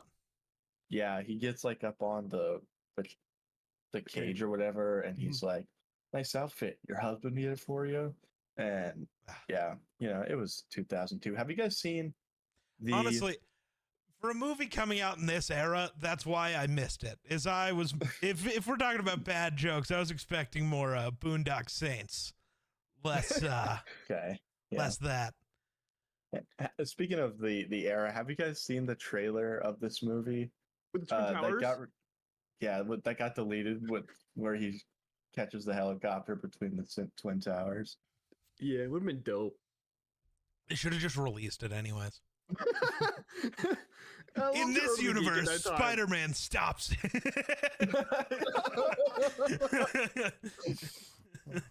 Spider Sense, but no. Yeah. Throughout this whole movie, I realized how meme this movie has become. It's nearly impossible to go more than 5 minutes without a meme popping up. Yeah, Where you're just like, It's "Oh," Revenge like, of the literally- Sith, dude. so many parts of this movie is a TikTok audio. Like, Yeah. it's honestly great. Yeah. I unironically, one of my takes is got 3 minutes with playtime. Yeah, it's during that wrestling scene. No, I know what that one's from. Yeah. I just don't know why you care about that one. It's just the one that stuck with me. The most iconic one's got to be "I'm Something of a Scientist." Yeah. myself. Oh, yeah. That's It is. Yeah. that, and then Norman's crash out when he's told he needs to resign. Yeah. I started this company. Do you know how much I sacrifice? Yeah, like that's everywhere all the time. Apparently, I'm just like Norman Osborn with the crash outs, so that's good. You are. Yeah. What kind of crack did you take? Well, he Well, didn't. actually, I did OD on cocaine when I was a child, so the regular kind. Why are you Not hiding, goblin Grayson? crack. I'm hiding. Why are you hiding? I don't know what to say. So we've all seen all the other Spider-Man suits. I really like this one, even though like the raised webbing does kind of bother me. I'm cool with the raised webbing. It pisses me off because they do the color wrong. They What literally draw they have him draw the perfect Spider-Man suit with the red and the blue, and then Yep. they give him a really dark red and a navy blue that are very different than the colors he had picked in the drawing, and it pisses me off because it would have looked will so say- much better with a lighter blue. Because navy blue is shit. In the next two, the suit looks better. Like, there's some slight adjustments to the eyes. I think the eyes are the most off-putting in this movie. They look just like clearly very fake, but it is solved in the next two movies. But if we're just taking this movie at face value, then that's really my big issue with the suit is the eyes just look really, really fake. I don't like navy blue, so it's bad. It's bad suit. Is this better or worse than Daredevil 2003? As a suit, Yes. so much better. Because Is this Daredevil's better or worse isn't a than the suit. original X-Men movies suits? Again, they don't have a suit. They do. It's leather. But it's dark leather, and I'm asking you, Geek. right, but I don't know. When they're not wearing a comic accurate suit, even kind of not related to their character at all, it just doesn't count to me. But I think all of Toby's I was gonna say all of his suits are the worst Spider-Man suits, but Tom has some really shitty suits. Tom's Iron Spider. I'm slightly biased. I actually think Toby suit is the best one. I really, really love the raised webbing, and the logo is just so cool. Like, I don't know. And it is a little bit nostalgic for me, obviously, so I'm a little bit biased, but I really think he's got the best suits. I do think Tom has the worst suits. Over the Tasm by 2 far. suit? I Yes. think if Although, Tom gets it's the close. suit It's from the close, end but- of No Way Home, then he will have the best suit, but still overall the worst suits. Fair. There's I can some see that really argument. crappy suits.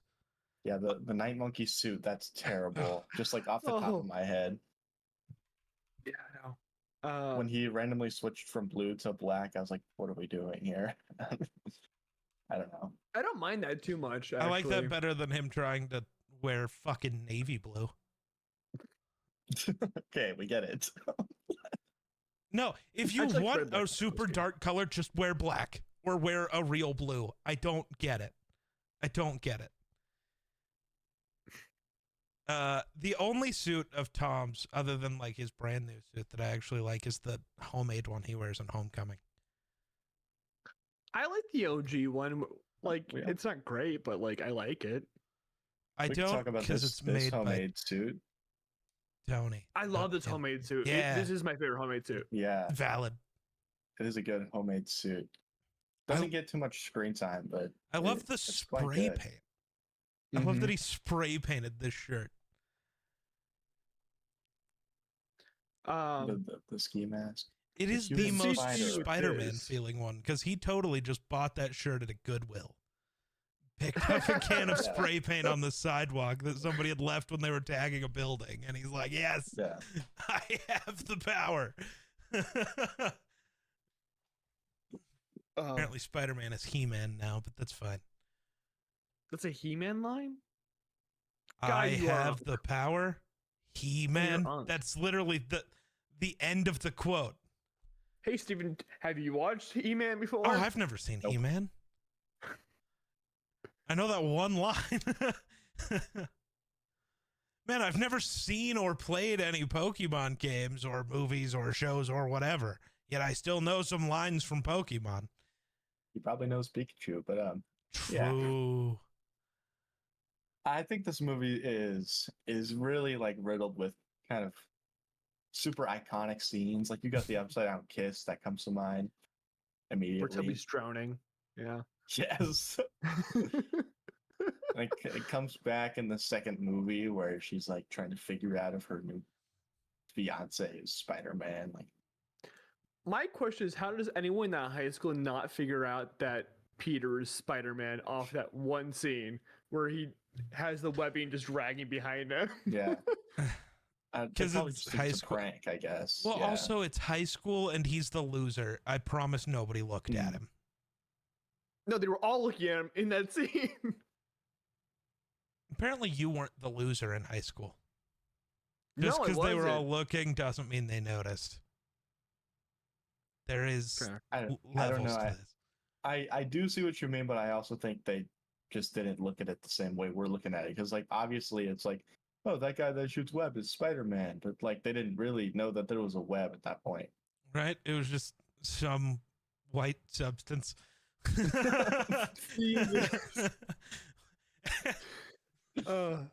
The funniest part of this movie though is right after that, where Toby randomly does a double backflip to dodge a guy. Yeah.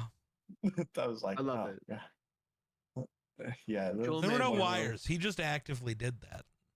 yeah, he can just do that. By the way, What- Have you heard the behind the scenes story with that scene where Joe Manganiello, who plays Flash, was paid by like a grip to punch Toby for real?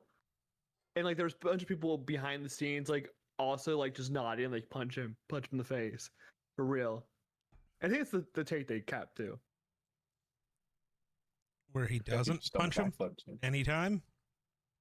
He actively misses every single swing. Yep.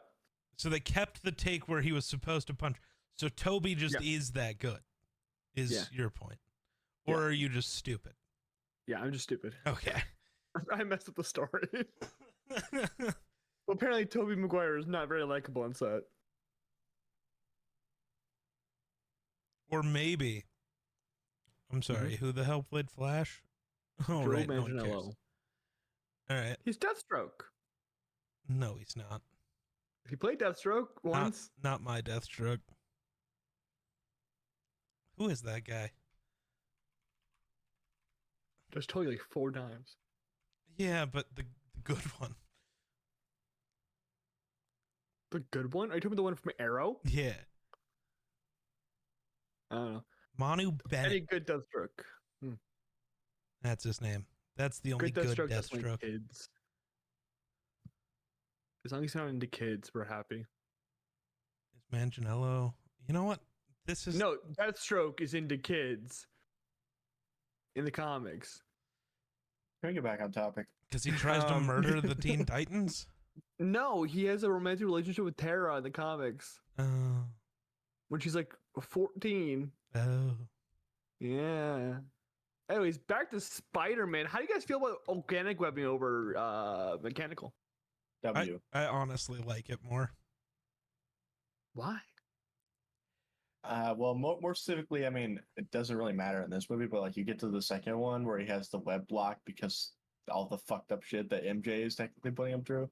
Mm-hmm. So I don't know, like I kind of like the idea that it's all up here. Like he can make the webs whenever he wants.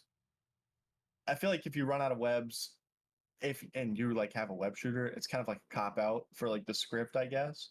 Like there's no it's your fault if you're out of webs. Right. You have to make it make sense here. Whereas like if you just have a web shooter, it's like, well, you're an idiot. Why do you not wear a Batman utility belt with like 800 canisters, you fucking idiot? You deserve to get your ass beat and die. Like you deserve this. You're an idiot. Which is bad because Spider-Man's supposed to be like the smartest guy in every room. Unless Reed Richards is there. See, anytime like in a cartoon where he runs out of webs, I just assume it's because he's had a hard, long battle and he's just out. Yeah, but that's dumb. But also, it makes him like, creative. I don't know. The only thing you get from being bit by the spider, just being spider sense, is always like, and like, yeah, the upgraded strength and stuff. But I don't know. I feel like the entire point of the spider is like you get all of the benefits, and I feel like the webbing is like a very major benefit. Mm-hmm. I don't know why it needs to be created, and like I get you just want to prove that Peter Parker's smart. Just keep saying it. That's what they did for Tony Stark for decades. It's what they do for Reed Richards now. He's never done anything. We just call him the smartest man alive, and people agree. All he's done is what? Send his team to space once, fuck it up, and get everybody turned into a monster that everybody hates. Good job, Reed Richards, you dumb motherfucker. Yep. I love the Fantastic Four. Don't. Recreates the. We can talk a little bit about the spider bite like kind of segment. Like, I think Geek and I argued about this a little bit whenever you guys had a live dueling fates. Yeah. I really like being able to see Peter Parker get bit by a spider. I think it's a really important part of the movie. This was talking about like Tom Holland's Spider-Man. Yes. Specifically. And my thought with that is we don't need the same movie, but third time. Like we really don't. Just, this is fine. Have him already be Spider-Man for a little bit. Let's just move on because we've already seen this movie and we don't need to again. Yes, you can change it slightly, but you can't change it that much. And like the best I'll give you is maybe you can get a flashback scene someday of how he got bit, but like that's at best. We don't need an entire movie dedicated to the origins of Spider-Man. We get it. Your uncle died. Yeah. Don't get me started. I love Tom Holland's casting, but I hate the way Marvel decided to go about adding Spider-Man to the MCU. I agree. Like, it really just makes me wish that they would have just been like, "Yeah, fuck it, Andrew, let's go," because like it would have just been. That was better. the plan. They That was the should have plan just for a went long, with long it. time. Just Sony just was being a bitch. I like Tom Holland though. It's just I don't like the way they've written his story. But I don't hey, mind after it entirely. 7 movies, well, 7 appearances, we finally get to see a real Spider-Man from Tom, except maybe not. They'll probably still just write him as mostly Miles Morales for no fucking reason. Because Miles Morales is cool and Peter Parker is. So introduce Miles Morales then. They're going to. What's the point? He's already there. He's Peter Parker. You see what the fucking problem is? When you use all of Miles' characteristics for Peter, there's no reason for Miles to exist. Because they've added on to Miles using Spider-Verse. That's not part of the MCU. It doesn't fucking matter. No, but Miles' character has gotten more fleshed out through the Spider-Verse movies, so they can use that. Sure, as a and still jumping point. most of the parts of Miles that exist are just Peter and Disney's bullshit. I've been on record saying that Tom is a lot of Miles. Yeah, it's bad. If you just wanted Miles, just have Miles be the only Spider-Man in your universe. Who fucking cares? Yes, the internet would have been upset. The internet's always upset. Fuck them. True. I'm a little interested, getting like slightly off topic, but not really, like how Please. they're going to handle Tom symbiote. Like that's the play, right? Mm-hmm. Because Tom is like the nicest of the 3 Spider-Men. Like Toby is definitely like the meanest of them, and he looks the meanest. But Tom, I don't feel like I've ever even seen him get like upset in a movie. Like when he we're nearly like, murders Green upset, Goblin. okay. I was saying Like, he literally Green just Goblin. did. Like he literally That's just fair, almost snapped. He was I on the don't know, last that's like the string. only time, and it like wasn't even his villain. True. Well, it became fair. his villain. Yeah. It became way more his villain than it. Goblin became so much more Tom's villain than Toby's so fast. What did Goblin do to Toby? Threaten him a couple times? Well, like, Goblin actually murdered Tom's Aunt May. Like, when you're in the MCU and they put the fate of the universe on the line, like every other movie, it's like, welcome to comics. I want Andre Iguodala, dude. I don't know. I feel like they should go more like the drug addict route with Tom when it comes to like, but I mean, Venom is like not the Venom, the symbiote is a metaphor for drug abuse. They go more drug abuse route rather than like anger. I know that anger can be caused by drug abuse, but still, they should go more with addiction rather than what they did with Toby. What, make him a goofy moron, but wearing black now? Like that's what changed. Hey, I love Venom in this universe. Dude, I love the symbiote suit in Toby's universe. I really do. Dude, it's gas. It's just like a black version of his suit, but Yeah. that's probably the best version of the suit as well. I was gonna say it does. You don't always have to try so hard. Sometimes just color shifting it works. But anyways, back to Spider-Man 1. Oh yeah. I did want to talk more about his spider bite. Like I don't know, I really like that scene. Like he kind of goes into like a cold sweat and is like really pale, wakes up and he's jacked and like not pale. I want that workout routine. Honestly, dude, if I could just get bro. bit by a spider and be sick for like a week and be jacked afterwards, I'd do it. Real. Even if it wasn't a week, even if it was like a month, fuck it. As long as it's less than like a year, I'm doing it. Don't care. I'm so here for it. Bite me. Shout out a young Tobey Maguire for looking like that. I Shout, guess. shout out Probably. filming the beginning of the scene like 6 months before they filmed the second half of the scene. Yeah. At least 6 months. Yeah, that might have been the first thing they shot. Right? Probably. Really Like, think your about it. cast, we're going to shoot this real quick. Now go work out. See you in 6 months. It's in his contract. Get in the fucking gym. I love how he's Bro. shredded everywhere except his biceps, where there is zero muscle. Yeah, but then Which he makes puts the no suit on and sense. he has like the biggest arms ever. Yeah. It's less definition, more size there. He's a big bruiser rather than the sleek, like athletic, like Yeah. Andrew. It's so much. There's one of the reasons why I don't love Toby as Spider-Man.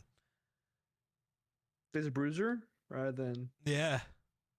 slim and. I still think Andrew's the best, but I don't know.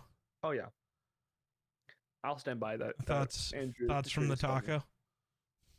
Oh no, I think Toby has the best movies. Well, we're not talking about the best movies. I said best Spider-Man. Best Spider-Man. Yeah. Yeah, I mean, I guess you could give that to Andrew, but I don't think it's Toby's fault that his movies come out in 2000s. Yeah, that's fair. 'Cause the Like- CGI doesn't help. The writing doesn't help. 'Cause this is a very early 2000s movie. 2002, 2004, and 2007 weren't really like the most well-known, like, I don't know, like, you know what I'm going. Why are you It's talking just like shit a- on my era, yeah. dude? No. Well, I your also era's think before that. Andrew knows how to Settle down. act with a mask on. Right, Yeah. like Toby, like he's very like. There's no. It's the way they did his Emotion. mask. Is it a shell? guys- Yeah. You guys know about the mannequin, right? What? And when he saves MJ for after the Green Goblin attacks the parade, Yeah. when he's swinging by and MJ's like hanging on, you can literally see it's a mannequin. She's hanging on to a mannequin. And it's going the wrong way, isn't it? Like the wind. Nice. Pretty sure, yeah. I wasn't It's paying that literally close of a attention. mannequin. I'm also exhausted, so you know. Oh, I've seen this movie like hundreds of times. I So think I know every detail. I haven't seen this movie since I was in high school, probably. I broke my Probably DVD still when it came out. All right, man. I don't even think I was in high school when the Amazing Spider-Man movies came out. Amazing Spider-Man came out in 2012 and 2014. You were Yes, before the second Oh, one. I was a freshman when the second one came out. Yeah, fuck you. Tough. Tough. Um, God, I'm old. In college, a freshman in college. yeah. No.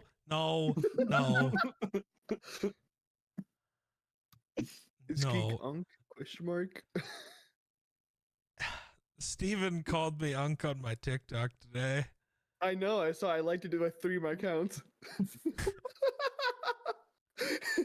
Damn. No, What's fucked up when is I was playing all those games in like 2007. It's the even worse part. They were like Spider-Man a decade 3 was old. out. Instead of watching Spider-Man 3, you were playing those fucking games. It's crazy. Well, because I could only watch Spider-Man 3 every once in a while. We only rented movies on the weekends. And I didn't rent Spider-Man out. 3 every time. Shout out to Ooh. Redbox. What the You know, you fuck know. was our movie store called? I had You've to, looked this up many times, and Yeah, you're like, no, I texted my sister the one time, got an answer, but I've switched phones since then. So, Ours was Mr. Movies. it Never wasn't forget that. Mr. Movies. I had a Blockbuster when I was a kid. Which you fucking special. I don't know. Do you guys have any other moments from this movie? Like, I'm trying to think off the top of my head. I love that Sam Raimi decided to put jump scares in this movie. He's a horror director, but him putting jump Mhm. scares randomly in this movie works so well because I was so caught off guard because I wasn't fully paying attention. I was doing something else on my other screen, and I was head over here, and then the jump scare happened, and I had to like flash my head to the other side just to make sure what the fuck was happening because I did not know that a jump scare was coming at all. Yeah, he's keeping you locked in, man. Yeah, okay, like be on your toes. Am I insane? Dude. Sorry, this is not Yes. truly Yes, Spider-Man yes, you are. related. All right. Maybe it's the goblin serum. No. So am I insane for thinking that Sam Raimi's best superhero movie isn't one of these three? You think it's Multiverse of Madness? Yeah. I love Multiverse of Madness, but it's not. What, you gonna say Spider-Man 2? No, it's Spider-Man. I think this is the best one of the trilogy. That's insane. Oh no, it's certainly the second one. Yeah, it's certainly. Every single element of that movie is better. And I thought you were big on love stories. The second one is the love story. I hate Mary Jane, this trilogy. She cheats on everyone. And you know what, Geek? I've said this plenty of times. I think cheating is worse than murder. Well, that's fair. Honestly. And she does it constantly in all three films. Okay, but have you considered that she's hot? See, Steven, this is why bad things happen to us.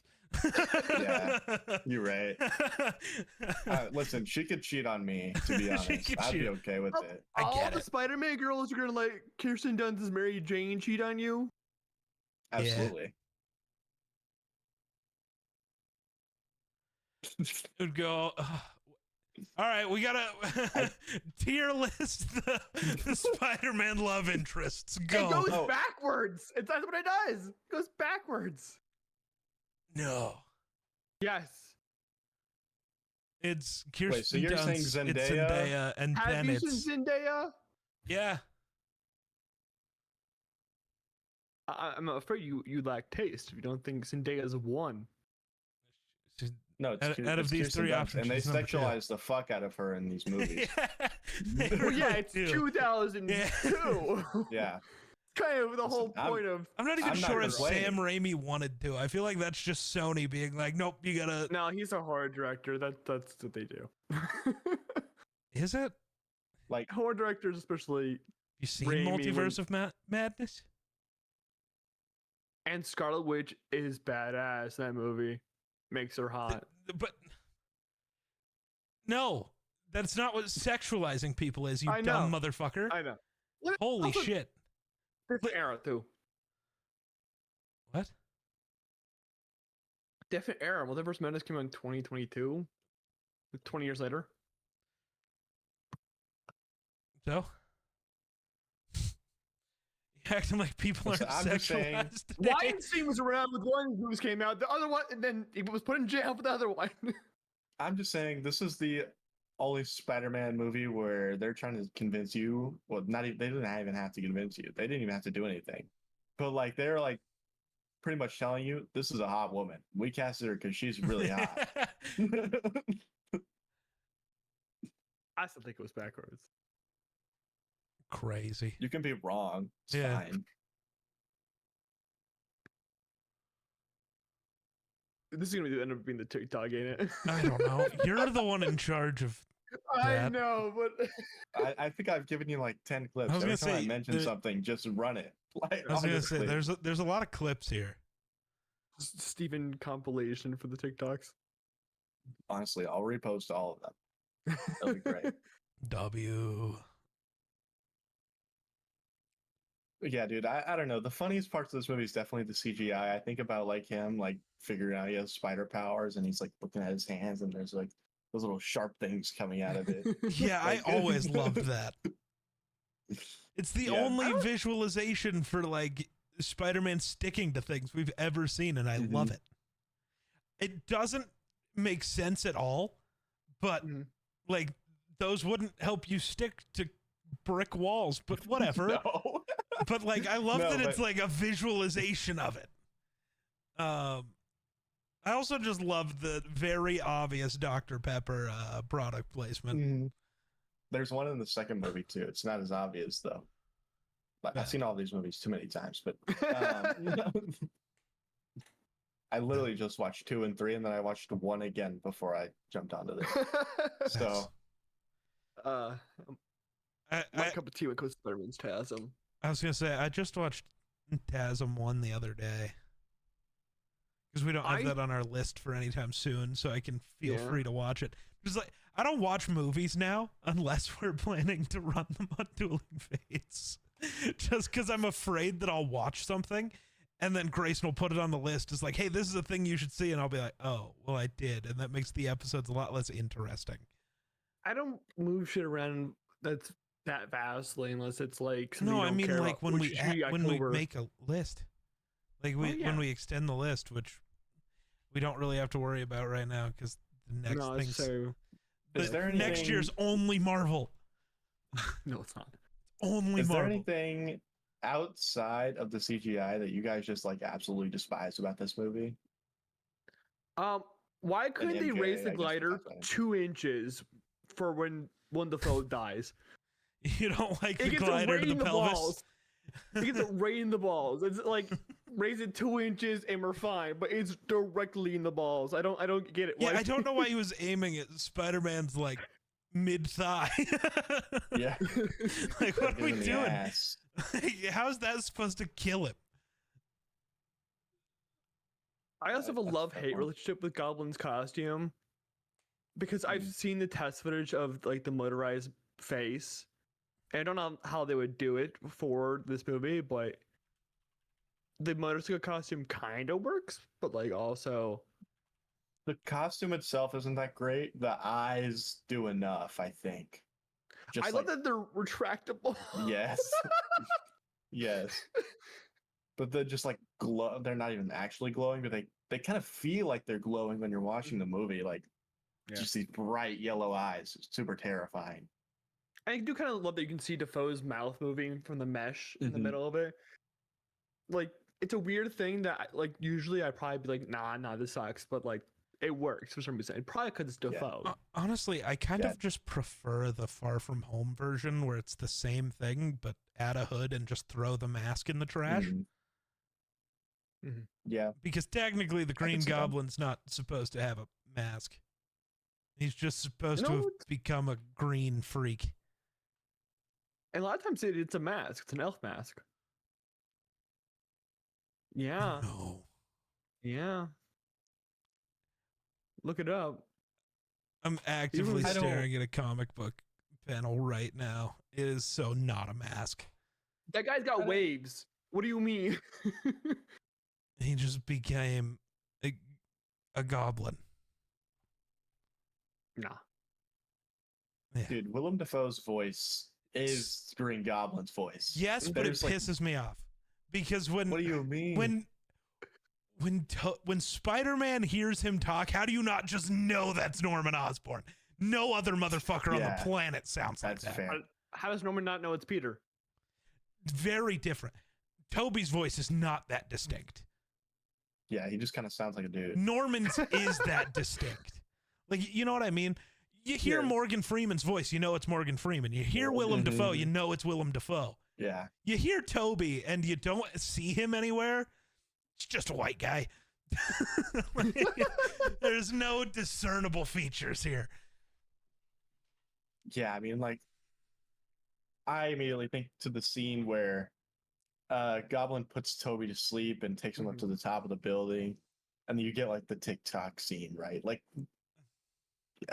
you chose the path of the hero. Like, Yeah. nobody else sounds like that besides Willem Dafoe. No. And they So found you good, though. amusing for a while. The Like, people of this city. But you know what? They love to see more than a hero. To see It's such hero a similar fail, fall, line die. to The Dark Knight, but it's so much better. Just say this one happened first. Fuck the Dark Knight. As I'm saying, but the foe's delivery and cadence in this is so much more haunting and more impactful than Harvey's. I know Harvey's is like iconic, but I love Defoe's portrayal. Oh, better. you either die a The- hero or live long enough to see yourself become the villain. I always just think about Michael Caine. Michael Caine. Is that? Why do you fall, Master Bruce? Yeah. Okay. You That do is. 100 push-ups a day and you can't lift the log. Yeah. No. When he's the. I don't know. I prefer the some men just want to watch the world burn scene over the Harvey scene so much. That might just be a Michael Caine thing, though. The goat. True. The best Alfred out of the ones we've gotten. Lego Batman's pretty Oh, good though. I haven't watched Lego Batman. SMH. You guys want to be disappointed in me? I've Please. never seen a Batman movie. Real? What? How? Any of them. Any of them? All right, Any of them. Steven. While you're here, we are spending 3 hours watching Robert Pattinson's The Batman. That's good Any later of in the them. year. Listen, just get me on the episode. I'll watch them. Fair. Well, we are doing that one in like November. damn. Right? Oh yeah, we're doing it the week after Halloween. Mm-hmm. True. Yeah. And then we start the MCU Yeah. in order. Steven Beckham. All right. I'll flip my last question Mhm. Of things that we haven't talked about yet. Obviously, like, what do you think is the best part about the Spider-Man 2002 movie? I mean, it's Defoe. Yeah. Defoe steals every fucking scene he's in. He does. And he literally is more popular than Tobey Maguire's Spider-Man, in my opinion, because he's the main villain of Tom's. Like, you having that much star power to come back in another Spider-Man's fucking universe and be the main villain of his finale of the trilogy is insanity. Like, I think the best villain of the trilogy. I know a lot of people love Doc Ock, but goddamn. Doc Ock is an easier to like relate to villain almost. Like, I know it's the same thing where they're both driven crazy by fucking science experiments. Mm-hmm. But like Doc Ock, even once he's crazy, his motivation is almost more understandable. Whereas Goblin's just fucking psycho, which like I'm cool with. It took the but, Goblin like, crack. That's why people like Doc Ock more, is like because everybody loves a relatable villain. That's why people love Thanos, is because like, yeah, he's wrong, but also like he's right. You know, Yeah, like you get where they're coming from, and that makes a good villain. Yes, a good psychopath is good every once in a while, but like the best major villains are always kind of people who think they're saving the world, but aren't. Well, like Alfred Molina's Doc Ock is redeemable. Like his qualities are good in heart, and he's just driven mad by the things. Defoe's Goblin is just insane, and he just wants chaos. And I honestly like that more. I think I like the chaos more I like it more, especially in, we're changing movies here, but I like it more in Far From Home. No Way Home. Yep. Whatever. Dude. I think the best part about Defoe's Goblin is the way he's able to just flip a switch. Yeah. That, I think, really makes the character just so much better. So fucking good, and then it's so easy to tell when he flips the switch. Like I immediately think about like after they had like fought and in like the burning building, and Toby gets like cut by like the Goblin Star or whatever the fuck, and they go have dinner with Aunt May and MJ and fucking Harry, and there's the cut on Toby's arm, and he's like, that I feel like you could see the flip switch in real time. Yeah. You can see him realizing what the fuck's happening. Yeah. Yeah. He's so good, man. That is a really great moment too. One thing I do hate about his Goblin is why the fuck does he have that woman screech when he's in the burning building? Like he's crying out for Spider-Man to go there and save him. It's not Defoe. It's just like, where's that coming from? It probably is Defoe. Let's be real. I wouldn't know. Okay, Defoe has to be our most praised actor on this show. Everything we've watched seen so him many in. of his movies. Yeah. We watched. Did Defoe to the screen? But no, like the No Way Home thing with him, where it is he doesn't feel like he's redeemable, but the whole plot of the movie is him is Peter trying to redeem him, is so good. Because Peter's trying to say. Also, I think the switch flip in that movie is by far the best. Oh my god! Yeah, that chills every really time. So good. I need to rewatch that movie. Now I kind of do too. Yeah, but I wanted to talk about. I think we should talk more about the other perfect character in this movie, J. Jonah Jameson. Yeah, dude. Oh my god. Who he's so good they can't even cast anyone else to play it. They On shouldn't. any other Spider-Man movie. They shouldn't. Ever. Yeah, it's that type of role where it's like there's no topping it. It's one of the most perfect castings in all of comic book history. Yeah. Movie Like, history. Yeah. Yeah. And I love Jameson just in general because he's such an asshole, but he's also such a real one. He's standing next to the guy who gave him all the pictures. He could have ratted Peter out so fast. Absolutely. But he's like, no, I don't know. He sends them in by mail. I don't fucking know. It's like, yeah, I love this guy. He's a real one. Yeah. And you get the first time Toby shows up with the pictures and he's like, I've got it. Spider-Man, hero or menace? Like, it's literally like off the bat, like the voice is perfect. The mannerisms are perfect. Yep. The fucking haircut is perfect. Like everything about this character just makes so much sense. And it's one of the best ever. It's great, but it's awful because anytime I see him in anything else, I'm just like, what is he doing here? What is J. Jonah Jameson doing as the main villain in Baldur's Gate 3? I don't understand. Jameson, what happened to you? Yeah, I think I've only watched one J.K. Simmons movie where he's escaped that's J. Jonah Jameson, and that's Whiplash because he abuses the fuck out of Neiman in that movie. And, like, completely different character. I know you didn't watch Whiplash, but like, it's insane difference where I can't see him as that person. But it's the only movie I just don't see J. Jonah Jameson at J.K. Simmons on screen. He's just iconic. He's got the minutia down. He unashamedly Jameson. And I'm so glad he keeps coming back for it. Absolutely. We can talk a little bit about Aunt May in this movie and Uncle Ben too while we're on that topic. Aunt May, old woman. She's still kicking. I did she look is? it up. Yeah, she's 97. Damn. So shout out Rosemary Harris. The GOAT. I hope you're watching. True. I've been trying to think of who I think the best Aunt May is. It's not Sally Fields. Fair. I think it's Rosemary. I think I like who's the guy in TASM though? Who's Uncle Ben? What is the actor's Martin name? Sheen. Yeah. I love him as Uncle dad. Ben. I like him less now that you said those words. He's also President Bartlett in The West Wing. Yeah. That is what I like. I've never seen The West Wing, but I've seen clips of it. I was like, you've seen clips. Yeah, I think everyone's seen that clip. I've seen a lot of clips of it. I like Aunt May in this movie. I really like her in the second movie. Yeah. She has a lot of really good moments in the second movie.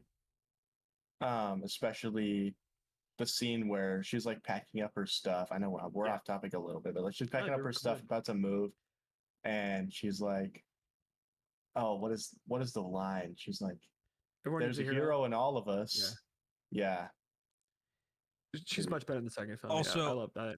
Steven, I gotta say this real quick. The episode's nearing end probably, but don't be worried about derailing us. We derail ourselves all the time. I'm pretty sure. You actually keep us on the rail. Yeah, I'm trying. Yeah. We might have to. Yeah, you got time to watch 2 movies a week and make 2 podcasts? Might need you here to keep us on the rails. Because what did we record last week? Midsommar. Oh yeah. Oh no, that one wasn't actually that bad. No, we were on topic. It's the one before that, The Mummy. We got off topic. Yeah, The Mummy. I think we talked about The Mummy for 12 minutes in an hour-long episode. I did find a clip though. I have it saved and everything. We're good. Wow. I low-key do have time, but like low-key. We can talk about Uncle Ben too. His like 30 minutes of movie time in this movie. He obviously has the iconic "with great power comes great responsibility." I don't really love the way that's executed. I like it more than Sheen's. I like the rest of Sheen as Uncle Ben, but I like the great power comes great responsibility more in this movie. I still think Aunt May and the other 2 Peters do it best, though. Well, because Sheen doesn't say it. He skirts around it. He kind of says it, but kind of doesn't. It's this weird delivery. No, Yeah. responsibility. It's like, all right, man, you're. I think it works for this movie. Mhm. I kind of wish Uncle Ben got a little bit more screen time before he gets shot, but like, it is what it is. I'm not upset about I it. wish they would have made it feel like him and Peter were a little closer. Because this movie is by far the worst at making like Uncle Ben connect to Peter. Because the entire like in TASM, like there is the like he is changing and won't talk to us, but yet he still did. And like they felt like they actually cared about each other. And in this movie, it's kind of just like it feels like they don't. You forgot to paint the kitchen with me, Michelangelo. As I say, in TASM, it's more like they have a trust there, and you can feel it be broken after he doesn't pick up Aunt May from her job. And like here, it's like you didn't paint the house. Whoop-de-doo. It's like he's a teenage kid. He's not gonna he's gonna do weird shit. Yeah. Not do his chores. Yeah. The scene of him dying it still gets to me sometimes. Like every time I watch it, it's like, damn. It does. Toby's ugly cry is really good. Yeah. I think. He's Steven, really good at ugly crying. What do you feel I about think the that's just retcon him crying in Spider-Man 3 for it though? I actually was about to talk about that. I think it kind of does wrap it up a bit better. Like it kind of makes it a little bit more complete. Okay. I just know a lot of people don't like that retcon of it just being Sandman that kills Uncle Ben. It's to each their own, I guess. I think that I don't know. I don't really have a problem with it, I guess. Yeah.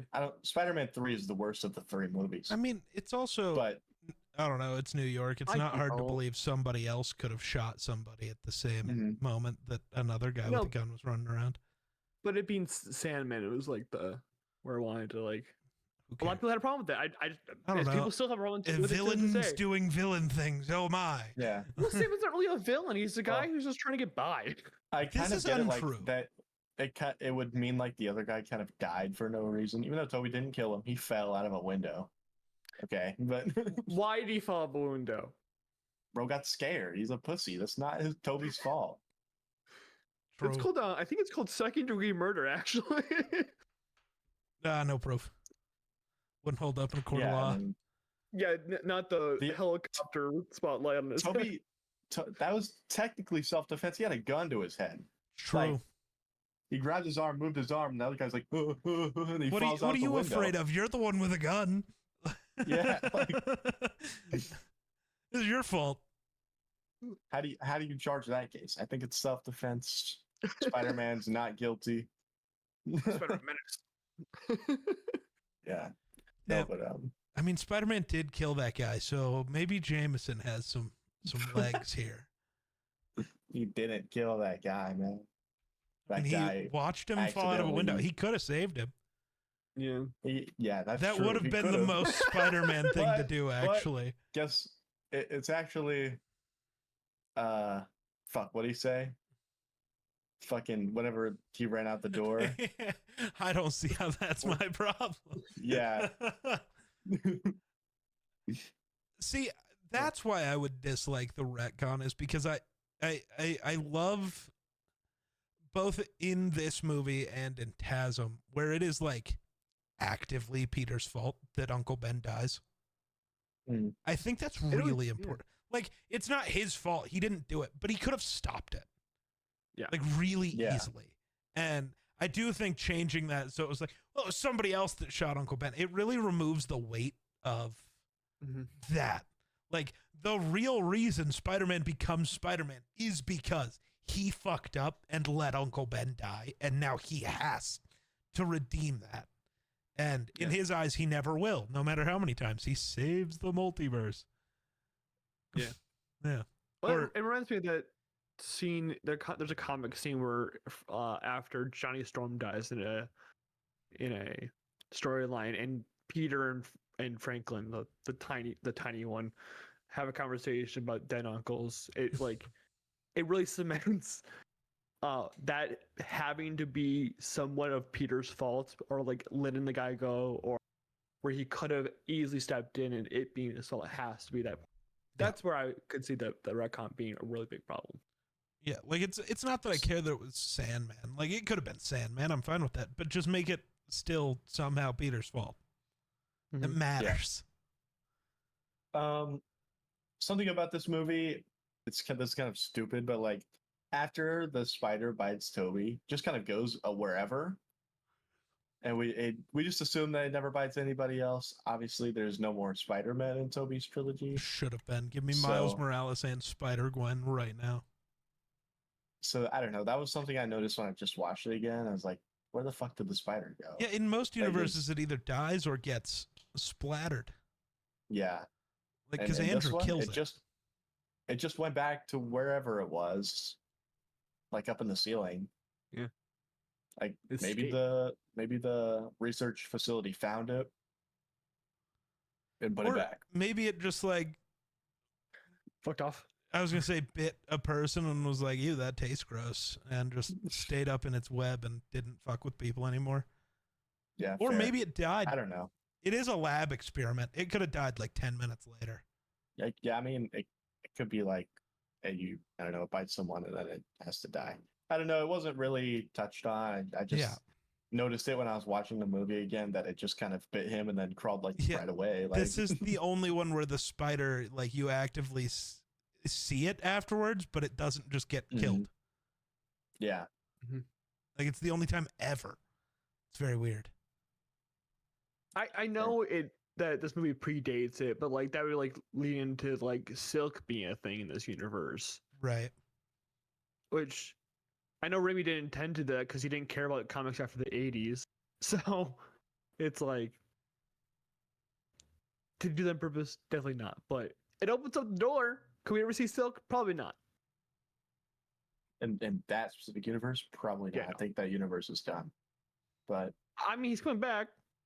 Yeah, but it's gonna be through a portal. Like he might die right away. Are they bringing Andrew back too? I believe so. They should. Honestly, they should. And then Disney and Sony should just like shake hands and just go have Andrew be Spider-Man for Sony and just have a whole different thing going and just let Tom exist in the MCU however the fuck he wants. If they want him to appear in every show set in New York, he should be there. Here's the thing, Geek. They can already use Andrew in their movies. There's nothing stopping them. Well, no, I just mean the handshake needs to be that Tom isn't ever going to be part of the Sony universe, you dipshit. But they don't want to use Tom. They've been on record. They don't want to use Tom for their universe. Then why do they keep telling Disney they can't use Tom? That's stupid. Money! That's actively costing them money. What are you talking about? I know. Sony's dumb. I know. Like, genuinely, just be like, Tom can be in these movies. If you want to discuss villains, figure it out. And cool. Was the thing not that like they had to sell Spider-Man to Sony to make Spider-Man 2 or Spider-Man 1 though? They had to sell Spider-Man to Sony. They were trying to sell the movie rights to the entire company because Marvel was about to go bankrupt and cease to exist. Yeah. So they were trying to sell the movie rights, and they ended up selling Spider-Man because Sony was offered the entire universe for like $1 billion and said no, and then paid like $3 billion just for Spider-Man because worth it. I don't know. It is worth it. And then the money at least. Universal got to buy Hulk. And then Fox had a bunch of characters for a long time. Mostly. And Blade and Daredevil and Ghost Rider. True. They had a whole bunch of characters. And they lost some of those. Eventually, I think it was like 2015. They lost all the rights to those. 2014, 13. It was around that time. Early 2010s. I just got to bring this up because I think this is funny. I have not talked to my sister in a month, maybe more. Whatever episode. It's fine. Oh, that's not true. I was just, whenever I was down there, I guess I talked to my sister, right? Hey, she hasn't texted me either. Phones work both ways. Fuck off. But she did just text me. And it's not a, hey, how you doing? It's nothing like that. It is just straight up, hear me out. We should get Powerpuff Girls tattoos. Real. It's like I No, agree, that's so but fucking goddamn, real. what a wild thing to say for the first time we've spoken in 2 weeks. Yeah. Now, Geek, are you Bubbles, Buttercup, or Blossom? Which do you I think he's Buttercup. It's Buttercup, yeah. My Buttercup's the green one. that I thought so. My Powerpuff Girls memory is off. Bubbles is the blue. Yeah, I think Bubble blue, and then Blossom is red or orange, pink, whatever, and that's just like springtime. You blossom in springtime. I'm That's how I glad you remember. didn't call me Bubbles because of who voices Bubbles. Tara Strong. Yeah, Yeah. very Miss unfortunate. Minutes. Harley Quinn. Timmy Turner. Nah, she's not my Harley Quinn. If you guys had to, I'm gonna keep you on track again. Let's go. If you guys had to grade Toby's performance in this movie alone, what do you give it? In this movie, Yeah, 1 to 10. I was gonna go fucking 5 stars because Oh, I was going letter grades. Okay. 1 to 10. out of 10, 6.5. I was thinking 7 or 8, so I'm that thinking works out. 6'2". Like he's a good Peter. He's not. He can't. I don't know. He doesn't have the comedic timing to be a good Spider-Man. Hey, Spider-Man's much better in the second one because I know that he like the zings are a lot more Mhm. intensive in the second one. Yeah. I know that for sure. Nobody's Yeah, topping that's why I'm saying Andrew with that. only this movie. Yeah. Only this movie. Yeah. Yeah. Yeah. In this movie, he's like a 6.5. Yeah, nobody's Listen, topping Andrew with the mask Grayson, on. listen. These are free clips I'm giving you. Okay? Mhm. Yeah. Just take notes. So okay? is that. I know. All right. Nobody acknowledged the thing I said, and that's okay. Missed the joke. Somebody will catch it later. It'll be me who has to watch this. It's stuff. true. Okay. We'll also do MJ. What would you grade MJ scale of 1 to 10? As a 0. performance, not how it was written, fuckface. God, I hate this guy. 4. I don't think Kirsten Dunst is a good actress. I was gonna say like 5.5, to be honest. I think she does play MJ. She plays AMJ, yeah. All right, She man. should, like, half of her character is really hot. Like, that is like part of the bit. See, we don't Like- get any we don't get the go get him face the jackpot. You have hit fuck it, face the tiger, hit the jackpot like type attitude. I've seen that panel so many She times, calls and him I don't Tiger get once. that. Yeah, she calls him it. I don't get the sense I of liked that it. panel from this MJ. Bro's basing his entire hope for MJ off of a singular panel in If a I don't singular get the comic. vibe from fucking MJ that I get from that panel, throw out the fucking garbage. Throw in the garbage. She calls him Tiger in this movie. Once. It's not that he's Yes. got to call. She's got to call him Tiger. It's the vibe. I don't know. It's the vibe from that one panel. If somebody called me Geek- Tiger like Geek that, what? I'd fold. Yeah, real. I'd fold. What's your grade? What's your grade? It's the I'll confidence. land This on a MJ's not 6. confident. I'll land on a 6. Grayson's at a 4. What's your grade? If I'm being objective, like a 6. I don't want to be objective, but I'll be objective. Well, what if Be you're being subjective? 10. Don't care.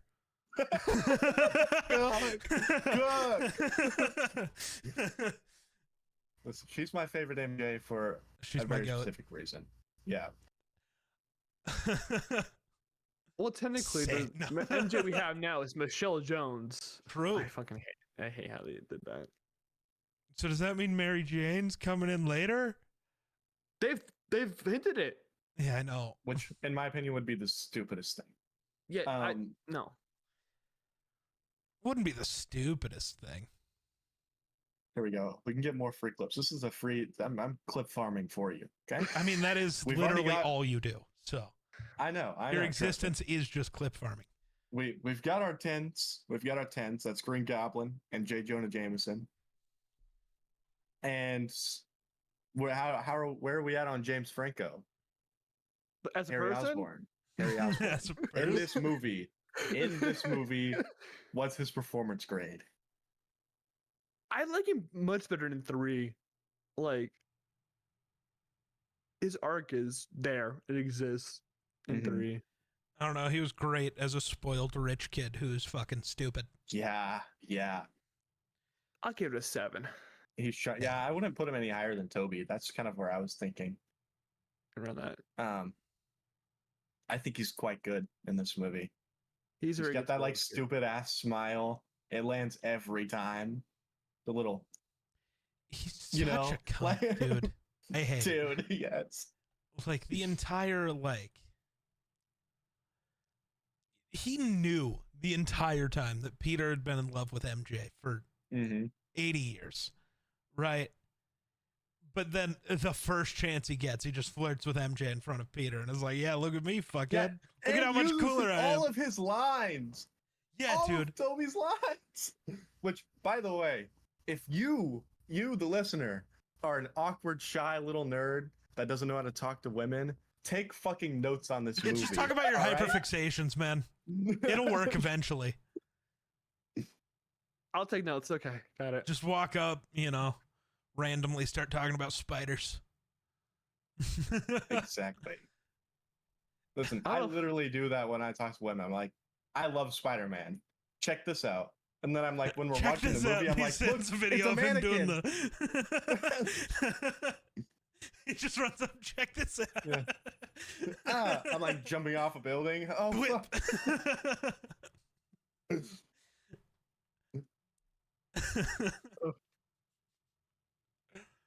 Oh, goodness. Yeah. Overall, it is a good Spider-Man movie, but I don't know.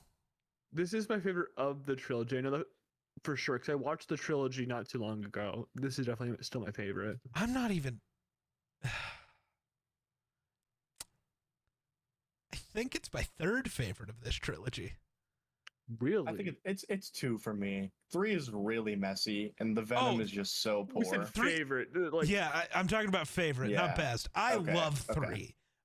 2 is me too. Yeah, the best and my favorite, but I would rank 3 higher just because I enjoy it more.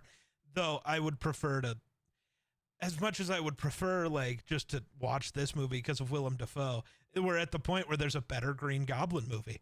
So, Chasm 2. No, die. Die. Actively die. Yeah, no. They should have just got Willem Dafoe for that movie. Honestly, just decide that Willem Dafoe is the only Green Goblin in the multiverse, and when Willem Dafoe no longer exists, neither does Green Goblin. You can read him in a comic book panel. That's it. Fair.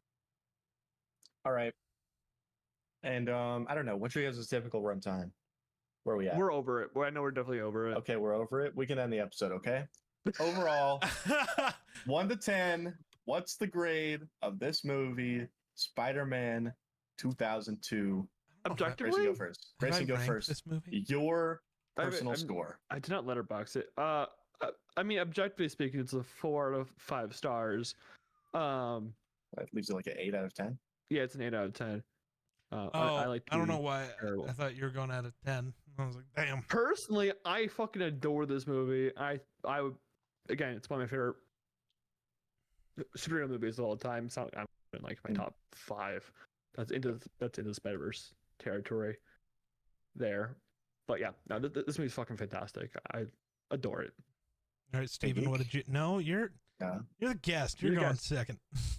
I've been the fucking leader of this episode. Damn it. Typically, our guests are the leader of their episodes. Yeah, because it's normally a movie they're in love with. Yeah, fair. So listen, I'll do the other Toby movies. I will geek them out just as much. Anyway, I think I also give it 8 out of 10. To be honest, it's really, really good. I would lean 9 if it was made like 10 years later and we got really good CGI. Give me Andrew level CGI. Honestly, then I might call it perfect. But yeah, I don't know. I really love this movie. It has really, really highs. Really, really good highs. Apparently, I'm going with a 7. Ooh. So I give it a 3.5 on Letterboxd. Because again, it's my least favorite of this trilogy. That's fair. Like, I guess we're gonna have to cover 2 and 3, aren't we? Someday. At some point. Well, I mean, I don't know.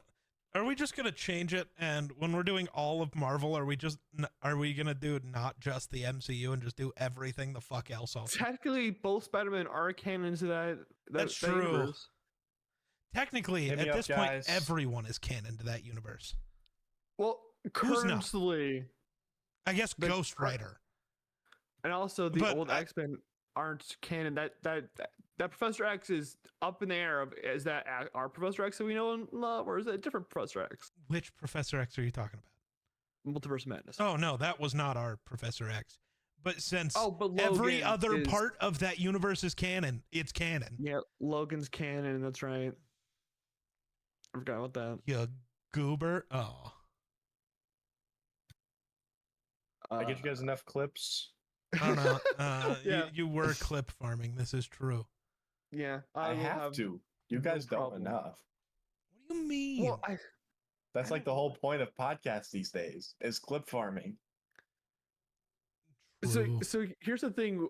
We'll let people behind the curtain. When things are doing well on YouTube and TikTok, I don't want to fuck with how it's working right now until what we currently have working stops working.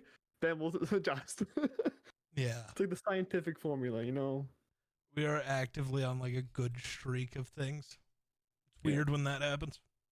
But next week we're going back to the mid 2000s when it comes to superhero movies. We're covering Fantastic Four from Oh, right. 2005 because it's the 20th year anniversary for that film. Oh, we forgot to do the thing again. What thing? What is the budget of this movie?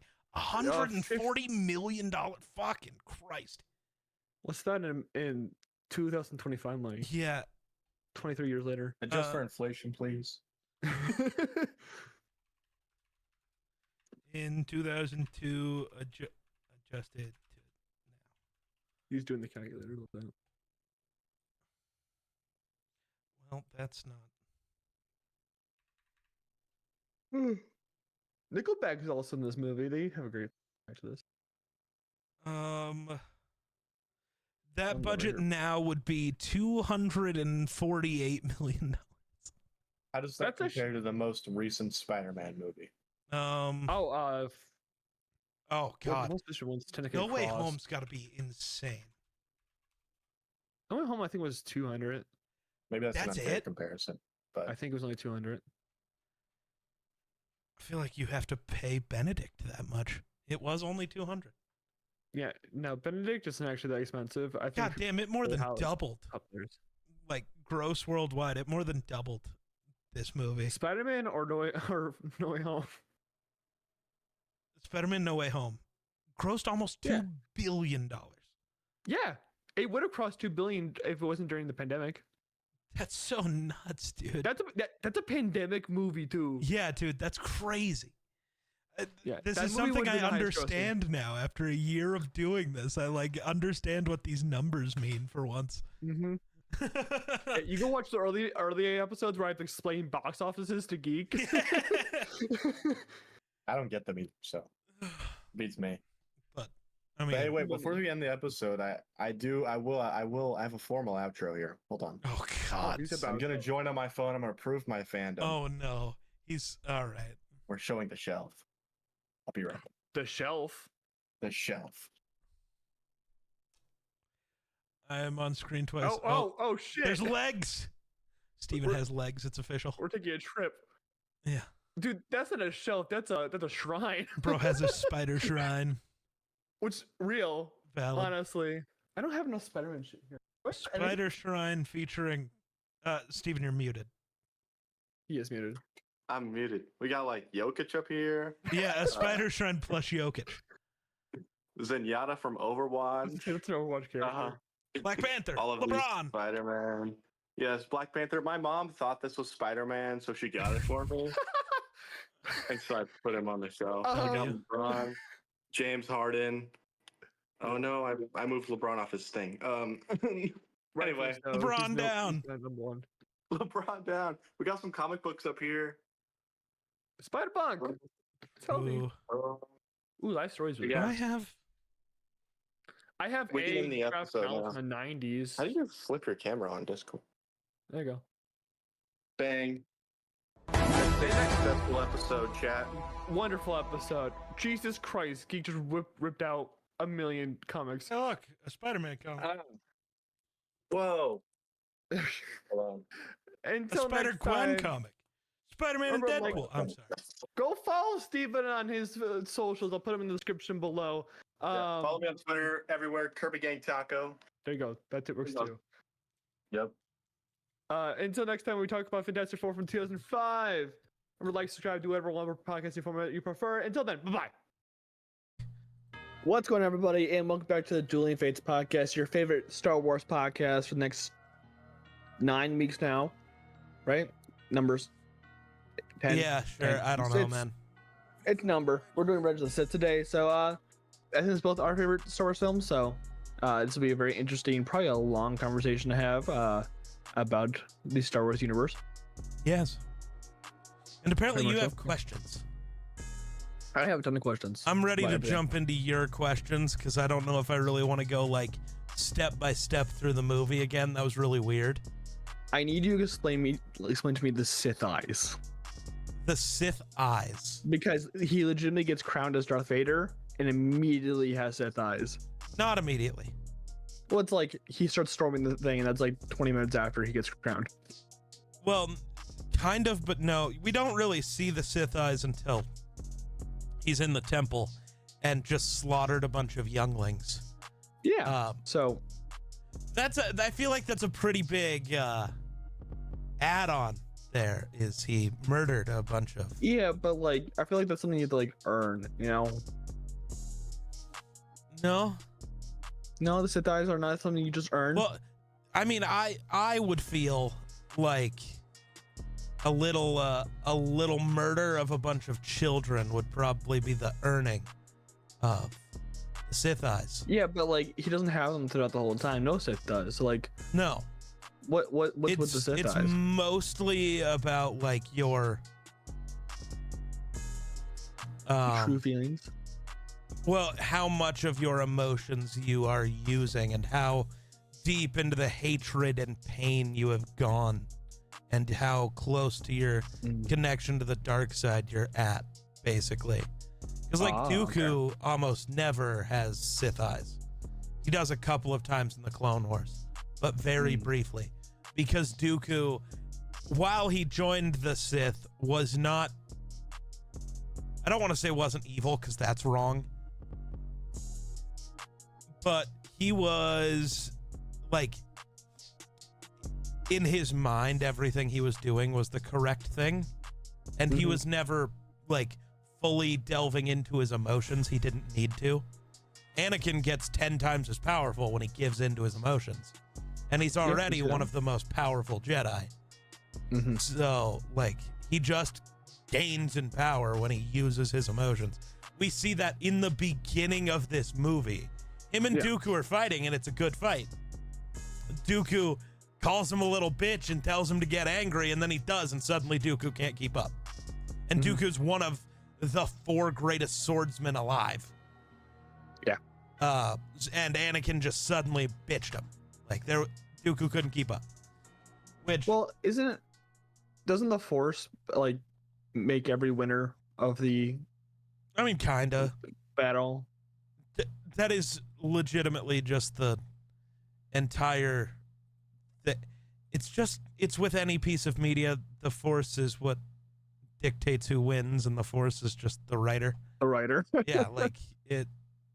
I know they try to explain it that way, but I don't really love it. Okay. But yeah, the yellow eyes are just basically a biological effect of prolonged or intense exposure to the dark side. And I think to get Anakin to kill a bunch of kids, he really had to go full dark. He had to go zero dark 30, I think. That's a different movie. Yeah. That's a completely different movie. Yeah, but they only take effect when someone's fully devoted to the dark side. So, like... Is Anakin ever really fully devoted to the dark side, though? I think that comes in spurts, and that's why when you look at Sidious, his eyes are like always yellow, except for those times where he was like hiding from the the Jedi Right. in plain sight. But like after he gets all disfigured, his eyes stay yellow, just forever. Anakin's switch a lot, just like Anakin did. Anakin's a switch. Hey yo. Yeah.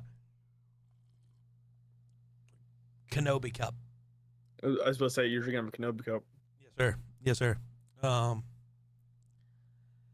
yeah, the Sith eyes are an interesting thing. Darth Maul also basically always had Sith eyes. Mm-hmm.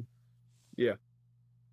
But he also eventually, I feel like his eyes just got stained that color because he had to literally use the dark side to keep himself alive for years. What the hell? Did he fall off the couch? Yeah. Incredible. Poor Dean the dog. I don't know where my Dean the dog is. I don't know. I don't know. Lay down, bud. No, I'm sniffing. And then I'm scratching. Anyways. All right. So yeah, that's the explanation of yellow eyes. What? Okay. So we talked a little bit about the CGI in the last movie, and now I kind of want to for this movie. The CGI is a lot better than this movie. What are you talking about? Right. But that also is what makes it worse, because there are moments where it shifts back to as bad, and it looks so much worse now because everything else looks so good. As in what? So when they're landing back on Coruscant in the little like shuttle, not on the big ship that they crash land, but in the little shuttle, and they're walking up, the droids on the left side of the screen are CGI, but it's really poorly done. And everything else is CGI, but really good. And it looks so bad. It's insane. I did not notice that at all. So. Well, hey, look at me. No, I was trying to look. I was really focused on the CGI all movie. Just like the clones are really weird because all of the clones are CGI. There is no people in armor. When you see Cody take off and put on his helmet, it looks so wonky. Yeah. Yeah. It's CGI with a human person. Yeah. It really is very strange. Because when the clones are just being clones, it looks great. See, I still wasn't more put like when we talked about Attack of the Clones last episode. Yeah. The clones looked really wonky because they would look good and then they just jump right into like a PS2 graphic, and it was like, yeah. Now, but like in this movie, it's like, oh, I can actually like, they're pretty much the same throughout the whole time. You know? Uh-oh. We got a little lag again. Bro's internet is having a day. It's gonna be like, tough. Not run off by it. And yeah, weird to have no week. Morrison, like his head is like pasted onto the CG body. Yeah. Like, so it's a little odd, but like once he puts the helmet on, I'm like, okay, I forgot about it. Yep. Trying to think. So I didn't. You want to know something that's always bugged me about this movie? Lightsabers. That's not really Revenge of the Sith. No. Well, no, it definitely is Revenge of the Sith. Nah. You might be the dumbest. They're not taking any. There's no revenge being taken place. Literally killing all of the Jedi. That's not a revenge plot. That's a coup. No, that's a revenge. A coup would be a government. The Jedi are not a governing body. They overtake the government as well, dumbass. No, they tried to get rid of a ruler, but they didn't try to take over the government. We did though. No, getting rid of the guy who should not be in government anymore because he's, stayed well past his term limits and is supposed to give up his emergency powers, but won't because he's Sith. That feels weird. No. Yeah, here's what happened today. Yeah. No, like they committed a coup. Not really, because that would be taking power away from the Senate, which was never their plan. No, they did take power from the Senate, though. No, Palpatine did. The only one committing a coup is Palpatine. Yeah. But you keep saying the Jedi. The Jedi didn't do shit. Jedi. It's not, but it's Revenge of the Sith. It's the coup of the Sith, really, not the Revenge of the Sith. No revenge that can take place. The revenge that takes place is them destroying the Jedi Order. Who destroyed them? Who like themselves? We never saw that beforehand, so like it's not really a revenge. No, it is. Just because you don't know the Sith story doesn't mean it's not revenge. Nah. It's still vengeance. Vengeance. Nah, I think revenge. For I think Gotham. Dooku. I mean, they lose Grievous, they lose Dooku. This is not really a revenge. This is just them getting ass kicked for 2/3 of the movie, and then all of a sudden taking charge when they have, It's their revenge figurehead. for Dooku and Grievous, then, bitch. And Maul Those my good things. got a little revenge for Darth Well, Maul. we'll talk about And you Maul know, at some all the point. thousands of years worth of Sith before this, when the Jedi nearly drove them to extinction, and then the Sith almost drove themselves to extinction when Darth Bane slaughtered what survived, created the rule of two, which still doesn't make sense. I brought this up in the first episode, but Yoda should not have known the rule of two existed. Yoda's the secret Sith. Maybe. We do see Darkseid Yoda in the Clone Wars, and that's pretty funny. What? Yeah. So I saw this list of things today, what Oh, happened in the Clone Wars. yeah. And now I gotta watch the Clone Wars because what the fuck is this? It's so good, dude. There are story arcs that aren't that good because, it's like 3 episode story arcs, basically. It's like little mini movies. They do a thing, and then they do a thing, and then they do a thing. But, yeah, it's so good. Most of them are so good. There's some that are just like, this is dumb. I don't care. Yeah, but sometimes you gotta have your dumb beach plot. Yeah, pretty much. Yeah. They Well, this do is a so zombie much to episode, apparently? expand everybody's character, Anakin's, Obi-Wan's. Realistically, the whole love for the prequels thing, other than just the people who grew up with the prequels growing up, I think a big thing that caused the shift in the way people view the prequels is the Clone Wars. Because it expanded everybody's characters so much. Makes sense. Yeah. All right, you had other questions, though, I'm sure. I did. Completely forgot though. Wait, well, are the that's clone fine. troopers? Are the clone troopers like the stormtroopers where they had designated terrain that they fought on? There's camo troopers in here. No, I do think that though they camoed specifically for Kashyyyk for many reasons, but normally no. So Normally clone they're troopers- just white armor and then the paint of whatever unit they're with, and So the paint does matter. kinda. Like, It's just like not Cody's camo. orange and Yeah, well, Cody's technically orange. yellow, I think. then someone's colorblind in our department. Well, they changed it later, I think. It was orange in the Revenge of the Sith. It is. Is it? I think it might just be orange, and I might just be misremembering. It's the weird. You can't pick the middle ground between orange and yellow like that, though. That's pretty fucked up. I don't like it. It's like the dress question from 2016. Right? Yeah, 2016 was such a wild year. Began the end of the world, man. That's when we entered the darkest timeline. It is true. Community reference. Yeah. So, yeah, Commander Cody, execute Order 66. There's other orders, right? Yeah, there were a bunch. What's Order 69? There is one. There is? Yes. I gotta know what Order 69 was. I gotta see if I can find the canon sources of it. So I believe Battlefront 2 story, isn't it about Palpatine executing one last order? I know I don't ever play Battlefront 2, so So the EA Battlefront 2, not Oh. the original Battlefront 2. no, that's its own whole different thing. That's Canon. Well, no, but it's has nothing to do with the clones since it's at the end of the rebellion. I know he's got a ton of orders and stuff like that. But none of that was that. No, there were 150 orders for the Grand Army of the Republic, basically because the Chancellor and the Galactic Senate's Security Council was capable of activating any of them at any time.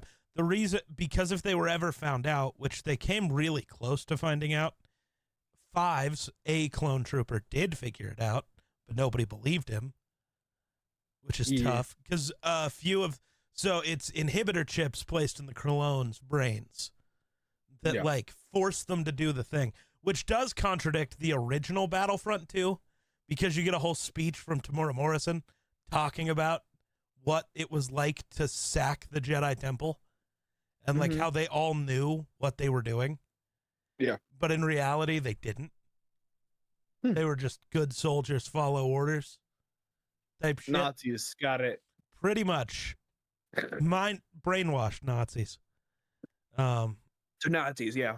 A little more different. They had no choice in the matter. But there were 150 of them. Okay. Do we know all of them? In canon, no. In canon, we know almost none of them. And even in Legends, we knew almost none of them. But we did know Order 65, which was the event of either a majority in the Senate declaring the Supreme Chancellor to be unfit to issue orders, or the Security Council declaring him unfit to issue orders. Basically, it was the Palpatine covers his ass and has a thing in there for him to get arrested and killed by the clones. So it didn't just look like a plot to kill the Jedi. Order 37, capture of a single wanted individual through the mass arrest and threatened execution of a civilian population. Jesus Christ. Order 5, in the event of the Supreme Chancellor being declared unfit to issue orders as defined in Section 6, the Chief of Defense Staff shall assume Grand Army of the Republic command. That weird. I think so. I don't know if it is Tarkin. Wouldn't Tarkin like join Palpatine? Probably pretty early. He was like a high-ranking military official for a long time. Sure. Who's the guy following around Palpatine through like half the film? It's just like this giant blue dude with horns. God dang it! What is his name? I'm like, what do you even do, bro? Because bro doesn't do anything. He just walks in and out of rooms. I'm like, bro. Masamida. He's just the vice chancellor. He's the one who gets all the power if Palpatine does the die. So he's staying in the same area as Palpatine. Love that. Yeah. Well, nobody wants to kill the blue guy. That's racist.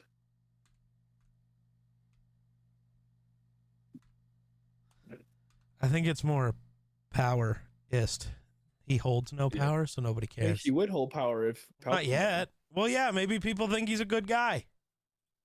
Like, we want that dude instead. He's the commanding voice of the Republic. He yells for order multiple times.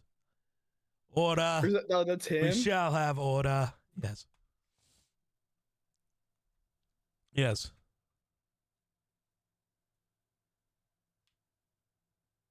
We're looking at order still. That's about it. None of them are really. But yeah, they haven't talked about all of them. I wish they would. Just release a booklet, bro. Right? Do something cool. Yeah. Release it on one of the DVDs so it's like hidden, and then the only people would actually like realize it are the fucking weirdos on the internet, and then like 10 years later change it so immensely that it creates a whole like wildfire of fandom bitchiness. I'd rather not. You want Fandom's already fucking useless. I don't want to hear anymore.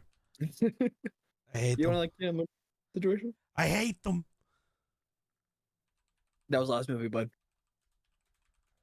I think it was this one too. I think he hated them in this movie too. Well, yeah. Wouldn't you still hate them if they killed your mother? If you killed them all? Kill them all. Not just the men, but the women and the children too. That's what he did to the Jedi Order. Jesus, bro. They're animals, and he slaughtered them like animals. Hey, they put up a fight. Not really. They did. Obi-Wan and Yoda. That's about it. No, that one kid. Yeah, he put up a fight against the clones, not Anakin. No. Okay, but half of them got shot anyways. So when it shows the scene of Obi-Wan watching Anakin killing all the Jedi, the guy it cuts to is the weapons master of the Jedi Order. He's considered one of their best duelists. And Anakin fights him with one arm while looking and choking out somebody else. That's Prime Vader, though. Oh, dude, that version of Vader should have never died. I can't wait. We'll get into this towards the end, but talking about the Obi-Wan Anakin fight, oh my God. I know so many things about that fight. That's what I'm saying. This episode's going to be, it's going to at least hit 2, I think. But and yeah, the Anakin Dooku fight, I always find interesting, but that one always is really weird to me. Because it's like super CGI and it bugs me. Okay, well, it's a 2.5 hour movie. Lucas said I cut your cover somewhere. No, but like, why make that fight CGI? The way they tried to paste in Dooku's face onto somebody else's body just doesn't work. Well, Christopher Lee's like 70 at this point. Because he died in his 90s. I know. He's probably older than that, actually. Because he died in, 2017? Let's look how old he is now. But yeah, it's... he was when he died. If I can open up the internet. Oh, by the way, I think the answer... I think we have to put Anakin with his Sith eyes as the thumbnail for this one. Yeah, I was planning on it. I just didn't know what to call it yet. Because part of me was like, ooh, maybe we should do the, Obi-Wan right after or before he does the hello there. But I just don't think... I don't know. We haven't used Anakin for the prequels at all. And we could technically put the original hello there image for episode 4. We could. Because if you guys remember, hello there started with Alec Guinness. Yes. Ewan McGregor's is more famous for some reason, but... Christopher Lee was 93 when he died in 2015. So he was 73 when this movie released. So. No, he was 83. Oh, yeah, you're right. Math. He wouldn't be. Yeah. He ages twice every year. Just that would be rough. I mean, if you're that cool, you gotta have some drawback, right? I guess.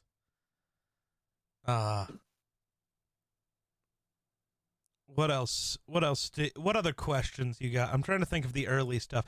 I love the Jedi starfighters in this movie, by the way.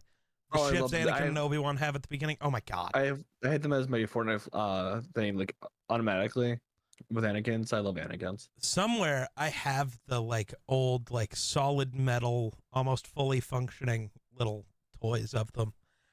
Somewhere. I had the amount of Star Wars toys I owned back in the day was insane. I want to rebuy a lot of them. Based. During Order 66, there's this woman who's got the Ahsoka tail things. I don't know what they're called. Red face. Like the forest area. No, there's not. Is there not? No, there's a blue Twi'lek. No, no, I swear. Oh my God, I think I swear to God. I don't think there's a red-faced one at all. Do. I'm now just I have the scene open. There's Kiadi Mundi. Yeah, there's this chick. She's not in the Order 66 scenes, dude. Is she not? Why don't I remember her being in the Order 66 scene? You don't. You remember a deleted scene, but she was never in the forest. Oh. There's a deleted scene of Grievous killing her. There's a deleted scene of Anakin killing her. There's a deleted scene of her dying one other way. There's the... I know she dies in Force Unleashed as well. Yep, because she survives in that one. She just dies at all. She's a canon event. It's one of those things, though. Right now, we don't know whether she lived or died. She was never shown during Order 66. And Force Unleashed was never canon, and anyone who thinks it was is stupid. Because Starkiller's the most powerful being to ever live, I guess. It's not even kind of close. Bro bitches Obi-Wan, Vader, and the Emperor, like, at the same time. The one ending to the first game, I think. No, the second game. He bitches them all. I never played the second one. I only played the first one. So he bitches them all. I bitched them all. He also the takes Luke as his apprentice, and people still thought it was canon. Base though. Yeah. But there's two endings to a game. It's never canon to and it's like to extend the universe. No, it's never canon. Yeah. But yeah, no, there was no Shak T. That's who you were thinking. That's her name. Yeah. I've heard that name before, Shak T. So. Yep. She is seen in the Clone Wars. She trained most of the clones, funny enough. Once they figured out who they were, she was sent to Kamino to like train them, oversee their training. She also was this is why this was a deleted scene. She was supposedly the original guy sent to save Palpatine and got captured by Grievous, which would be the second time she got fucked up by General Grievous. I love the way Yoda says that with the changing the R to the W just the one time. General Grievous. Like, it makes me so happy every time I hear it. But yeah. You just want those poppers ready every time I wanted to run to the Sith. Yes. General Grievous. I love it. But God damn it. My brain just fried. Words. Oh, Grievous. The thing that bugs me about him, I tried to bring this up earlier. Lightsabers are supposed to be significant to the user. No two are the same. Correct. Why does Grievous have Anakin and Obi-Wan's hilts later? Because he said, I want those, and I'm going to have someone But he only gets his lightsabers from killing Jedi, which means supposedly two other Jedi had the exact, and I mean exact, same lightsabers as Anakin and Obi-Wan. And I know I might be the only motherfucker who's noticed that, but it bugs me every time. He's just a fan. They shouldn't have them, though. No. And it drives me batshit insane. Do we know who Grievous killed to get those lightsabers? Not exactly. In the Clone Wars, you see him fucking people up, though, so they're somebody's. But those two specifically, you never see. I genuinely think it was just an editing mistake from early in the movie when he takes them. Probably. From Anakin and Obi, and they just assume he still has them, even though we see them take them back. Mm-hmm. I think it's just a weird, editing mistake. That's the only thing that makes sense to me, at least. Because lightsabers are supposed to be very sentimental. Yeah. No, I get you. Yeah. I remember watching 2003 Clone Wars with Grievous, like that Grievous. And Shaggy! Yeah! Yeah. That Jedi's name is, Shaggy. It better be. What was his name? Yeah. So it's spelled SHA''A' space GI. Jedi Master Shaggy. Well, in the Clone Wars, don't they have a guy named I'm gonna die or something like that? Jedi Master, I'm gonna die. Yeah. And he does in that episode. They're very funny with their names. I love it, man. I really do. I love that original 2003 Clone Wars still. It was so good. The Samurai Jack looking thing. It was so good. And the first appearance of Dirge. Who the hell is Dirge? The weird guy Obi-Wan fights that keeps regenerating. Was he a Gulp Shadow? I don't think so. He was like the main villain in the 2003 Clone Wars. Yeah.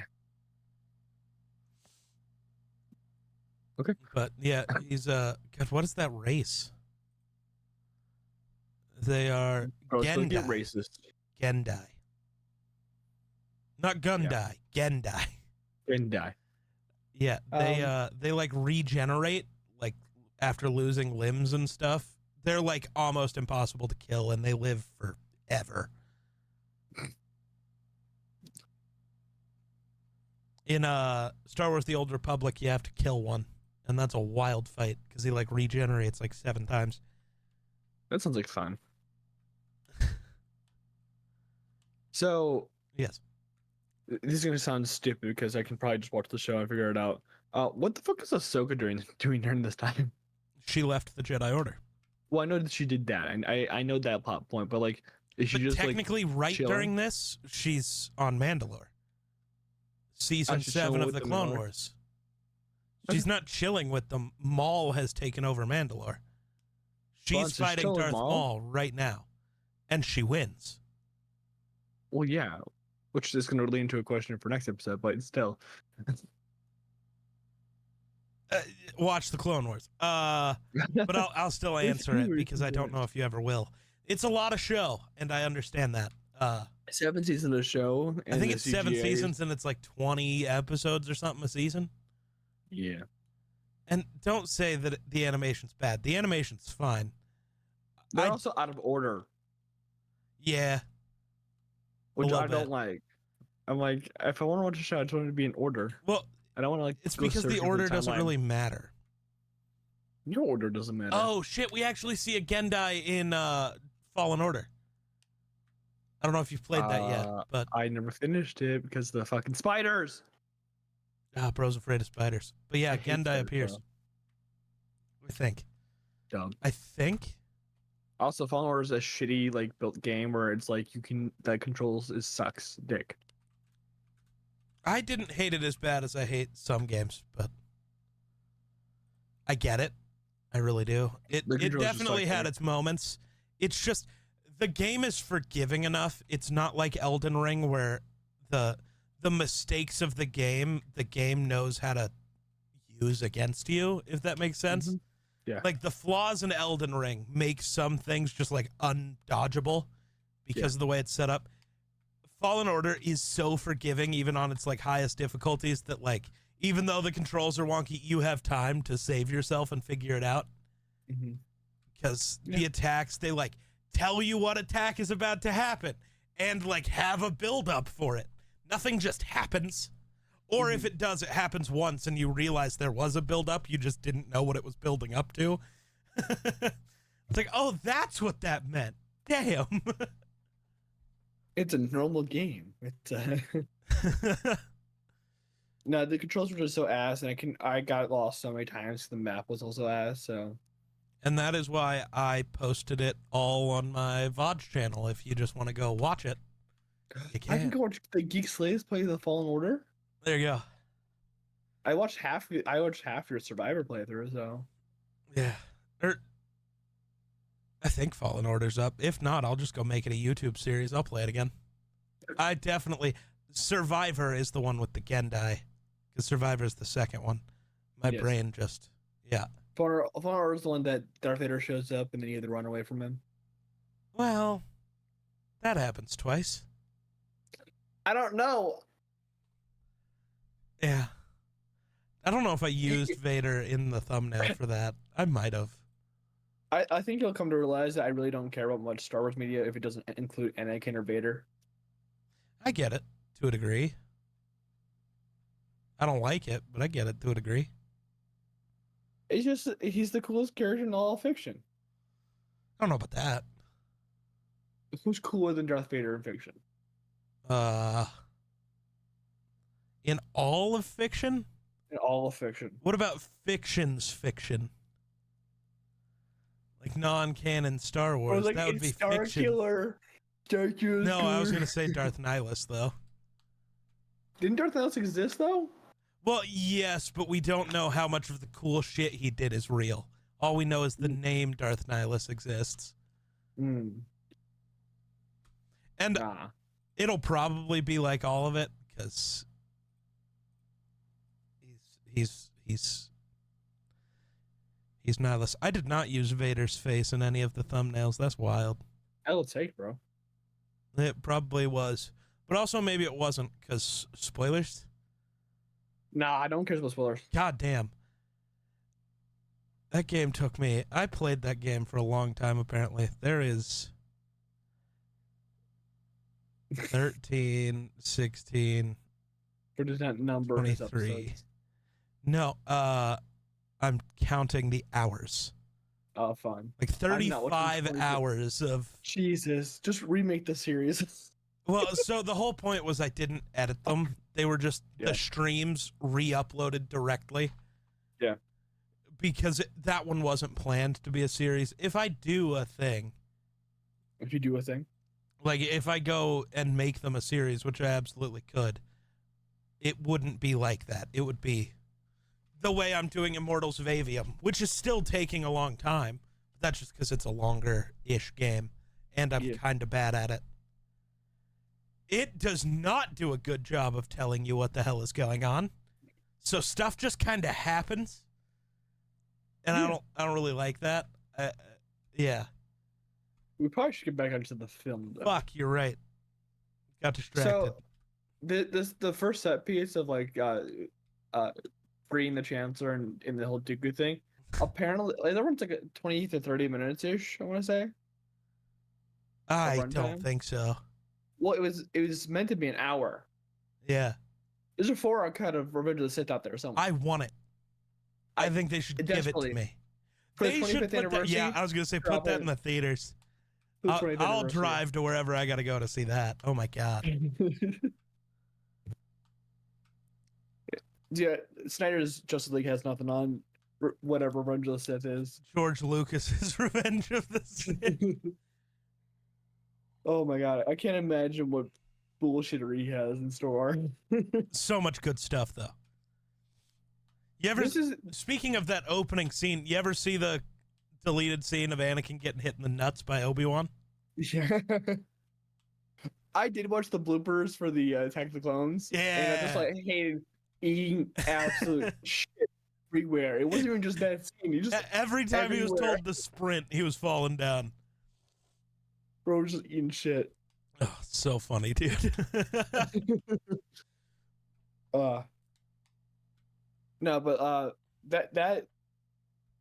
it's a good setup.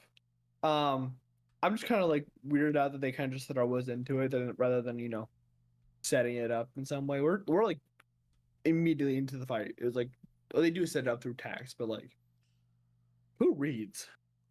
They also set it up through really, really fast because you just got two ships flying in nothingness. And then they go over the bow of this other ship and boom, big battle. Yeah. So we see when Anakin and Obi-Wan arrive. Good shot. Uh-oh. Bro froze again. Only 1 minute. No, I'm right here. Well, I've been here. It froze for a second, and then it did that thing where it unfreezes and you talk really, really fast. Yeah. Yeah. I do that from time to time in real life. Nice. But, dude, I love the CGI for the opening is so good. Mm-hmm. It holds up so well, and it's my favorite opening scene of any movie ever. The battle looks so cool, dude. It looks so cool. It does. I think my favorite opening in all of media is the first episode of Game of Thrones, though. That opening of it, like them like in the forest? Yeah, the three people who don't matter, just in the forest. Yeah. Setting up the big bad for the end of the show. Too bad they ruined that later. But dude, that I have to bring it up real quick because I thought about House of the Dragon makes me sad because they're like talking about the big bad that's coming in the next show and they keep talking about how important it is, and then you just remember how that actually ended up and you're like, oh yeah, it doesn't really matter. This is all a waste of time. None of this matters. And that makes me really sad. They ruined that show, and it hurts. A big franchise. Why would you make a prequel to a big franchise if you know how it ends? Well, that's not even what I mean. Knowing how it ends isn't the problem. It's the fact that it ends poorly. I still also love that those guys ruined Game of Thrones because they wanted to get to Star Wars, got fired from Star Wars because Disney was like, when you get another job offer, are you going to ruin your movies too? Fuck you. And then they tried to claim that they decided to switch to Netflix to do some other movie because it was more important to them than Star Wars. No, it wasn't. Nothing was more important than Star Wars. What were they supposed to be developing? They were going to do a trilogy. I think they were going to do like an Old Republic trilogy. for Star Wars, which would have been sick. But after seeing how they finished Game of Thrones, I don't actually want to see them write anything ever again. That's fair. I don't even think they could write a YouTube video at this point. Who writes those? Some of them. Yeah, love the opening. Love the Anakin and Dooku duel. I love R2 lighting everyone on fire. Yeah, people were so mad about that when this movie came out. Really? Yeah, because R2 could do stuff that he couldn't do later. Okay, it's also the sword fighting dropped heavily after this film, so I don't. To me, that almost makes sense though. Because like they lost information, stuff like that. Yeah, because the people Obi-Wan was just old and been on Tatooine forever. So that Vader doesn't fight, have full ability. right? And we see that Vader could move better, but that was just a sign of real times. They didn't know what the hell they were doing. But that's also okay, because to me, I just think of that as Vader was just constantly toying with Luke. Like, it was never even kind of a challenge for him. Until he gets bitched in episode 6. I think that was just, he was still toying with him. I don't think Luke could even try against Vader. It takes him a hand. Yeah. Again, when Vader just kind of stopped caring. Literally all Luke was doing was this. Like, I genuinely... Vader never wanted to kill Luke. Because if he did, Luke wouldn't be alive. That's fair. I genuinely think the only guy who could beat Vader was Obi-Wan. And it's because Obi-Wan knew the key to beating Vader. No. But he has limited power. That we'll get into in a minute. Fucking God, yeah, I love the fight with Dooku and Anakin and Obi-Wan and the way it sets up this movie. Mm-hmm. I also find it funny that Obi-Wan is just so useless in that fight. It really does show. This one, it's not even the sword fighting capabilities, because Obi-Wan is an incredible duelist. Yeah. But it's the force power difference. Dooku is so much more powerful than Obi-Wan. He just gets bitched all the time. Because you see all of the force moves Dooku was doing. He never tried against Anakin. There's a thing when it comes to force powers. I don't know what it's actually called. I got a question. Hold on. That you have like a bubble of the force, basically, that you have to be more powerful than the other person to use force moves against them in a fight. Go ahead. In the Battle of Mustafar, they try to force push each other and they both have equal force. Yeah, they don't. What it is showing is the guy who trained in that ability for his whole... Anakin was very reliant on the fact that he's just more powerful than you, and he didn't train in the Force that way. He trained with a lightsaber. Obi-Wan was never that powerful in the Force, so he trained really hard to get as good as he could be. That is untrained Anakin versus focused his whole life to do this thing Obi-Wan, and they were about equal. But it's not like the more powerful, it's just the untrained. Got it. Yeah. Got it. Yeah. All right. Yeah. Like the Speed Force, because you'll kinda, yeah. Kinda. But so you get like a force shield, basically, and you have to be more powerful than the other force user to be able to throw them around in a duel. I know a lot of people's theory is that Dooku wasn't that much more powerful than Obi-Wan and that Palpatine was helping him. I think that's lame. We know Obi-Wan's not that powerful. I think Dooku just bitched him. Genuinely. Yeah. Because, though, I do understand the other point of view, because if Palpatine could get Obi-Wan to die there, he's already won. Tried. Right. Yeah. That's what does give that some credence, is that, it does make sense, because if he just dies, who's left to stop Anakin from turning?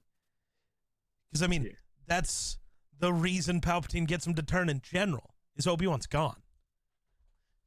If they sent Plo Koon to go kill Grievous, which he absolutely could have, or Kit Fisto. We see Kit Fisto bitch Grievous in the Clone Wars. If they send either of them and Obi-Wan's still around, I don't know if Anakin ever turns. Not actually. Because he would have somebody he could talk to and not just the person who didn't trust him. Well, he starts not trusting. I mean, it's probably which never makes sense because Mace was very trusting of Anakin in the last movie. There's some level of degradation in their relationship that we don't see, and it confuses me. Literally, the last time we hear Mace talking about Anakin is he's the chosen one. And now it's like, nah, I don't actually think he is. Fuck that guy. It's like, wait a minute. Did Anakin fuck your wife? Yes. Not that I remember. Other than, I do love the duel is it doesn't fall into like the usual like bullshit of like how movies are shot where like one person fights like at a time, then you fight him at another time, and like it looks like semi like not janky. This fight starts immediately with both of them like going balls to the wall against Dooku, and there's no like stopping and waiting for like Christopher Lee to be ready. Nope, no stopping and waiting. Christopher Lee just makes it his point. Well, Dooku just makes it his point. Get one of them the fuck away from me. Mm-hmm. I just want one at a time. And it's easiest to make. I was gonna say it's easiest to make Obi-Wan go the fuck away. He chokes Obi-Wan and then force kicks Anakin. Yeah, well, he doesn't force kick him. He just kicks him. That's a straight up kick. I thought it was a force kick. Just a kick. Just a kick. Straight up. And then he chucks Obi-Wan and drops a hallway on him. A balcony. Thank you. I couldn't think of the word. It's a balcony. Second time he's tried to drop something on Obi-Wan too. Yeah. Yeah. I was going to say third. A tower. I think it's only second. Yeah. But yeah, this time he succeeded. Yeah. Looks weird, but it's fine. Yeah. I loved the scene after this. So Anakin murders Dooku, as he definitely shouldn't have. I love the sound that comes off those lightsabers.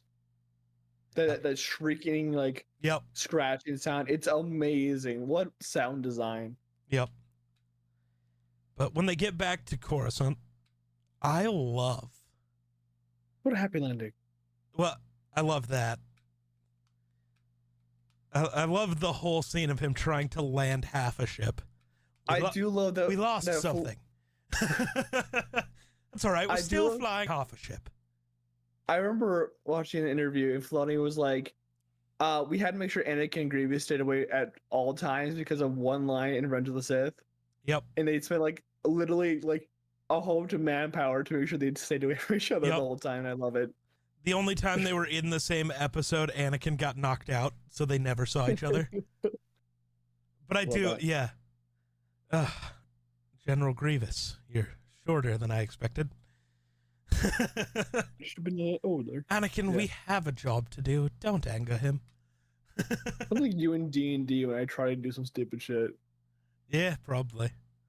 But I love when they get back and they're talking about Anakin's glorious day with the politicians.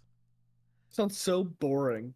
Yeah, but I just love the way Obi-Wan's like hyping him up. He's like, you rescued the Chancellor and killed Count Dooku and carried me out of there on your goddamn back, you bozo. You're the hero today. I didn't do shit. I think he was just trying to be like, yo, I don't want to do this shit. No, I think Obi-Wan knew Anakin saved his ass twice that day. Mm-hmm. Saving your skin for the 10th time. 9th time. That business on Cato Nemoidia doesn't count. Do you ever see that business on Cato Nemoidia? I think so. I definitely remember them being on Cato Nemoidia. I'm gonna just do a quick. This sounds like the Budapest situation from a Black Widow and Hawkeye. That business on Cato Nemoidia. I'm looking it up exactly like that. Also, it seems like they're on this mission for months. They were. Well, not that mission, but like they were gone for months. In that rim, yeah. Yeah, they were at the Outer Rim sieges, came back to here. Because all of Revenge of the Sith takes place over like a couple of days. Well, yeah, because Padme goes from basically not showing to showing. No, she was very pregnant when Anakin got there. Bro's so dumb. He walks into her like, "What's the good news? I don't know. Maybe there's a child in me." No, but you have to think the way she was dressed. The whole point was to hide it. Yeah, well, yeah. It's like because she doesn't want the Senate to know. I just think it's dumb.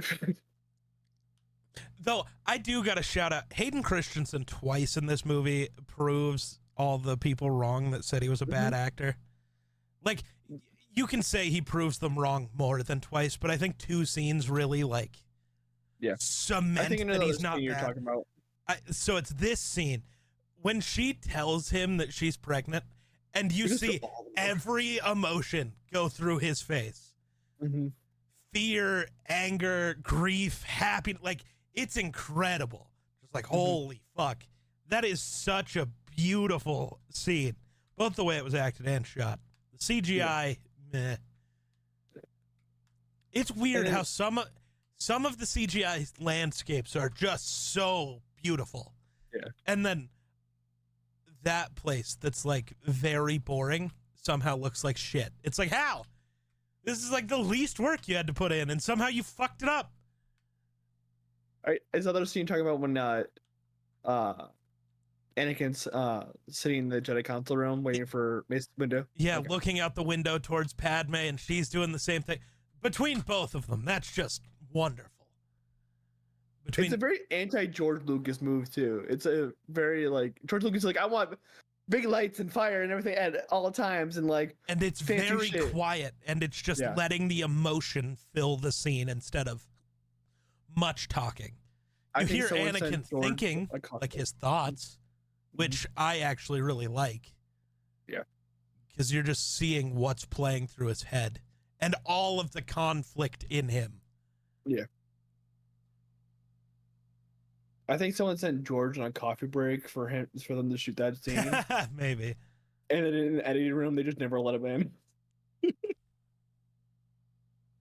like, we'll take care of it.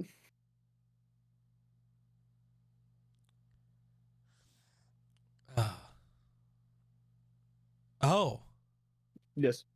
So, I don't know if that book is canon or not. You should know everything's canon. You're an encyclopedia at this point.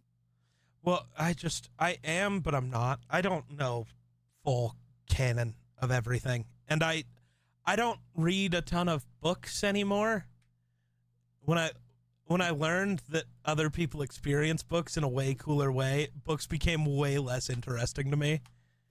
They just depress me while I'm reading them because, like, you know, I'm just seeing words on a page. This is why you read comic books. Yes. Yeah. And that's why comic books became so much more of a thing for me as I got older. Mm-hmm. Yeah. But in James Luceno's Labyrinth of Evil, the opening act takes place on Cato Nemoidia.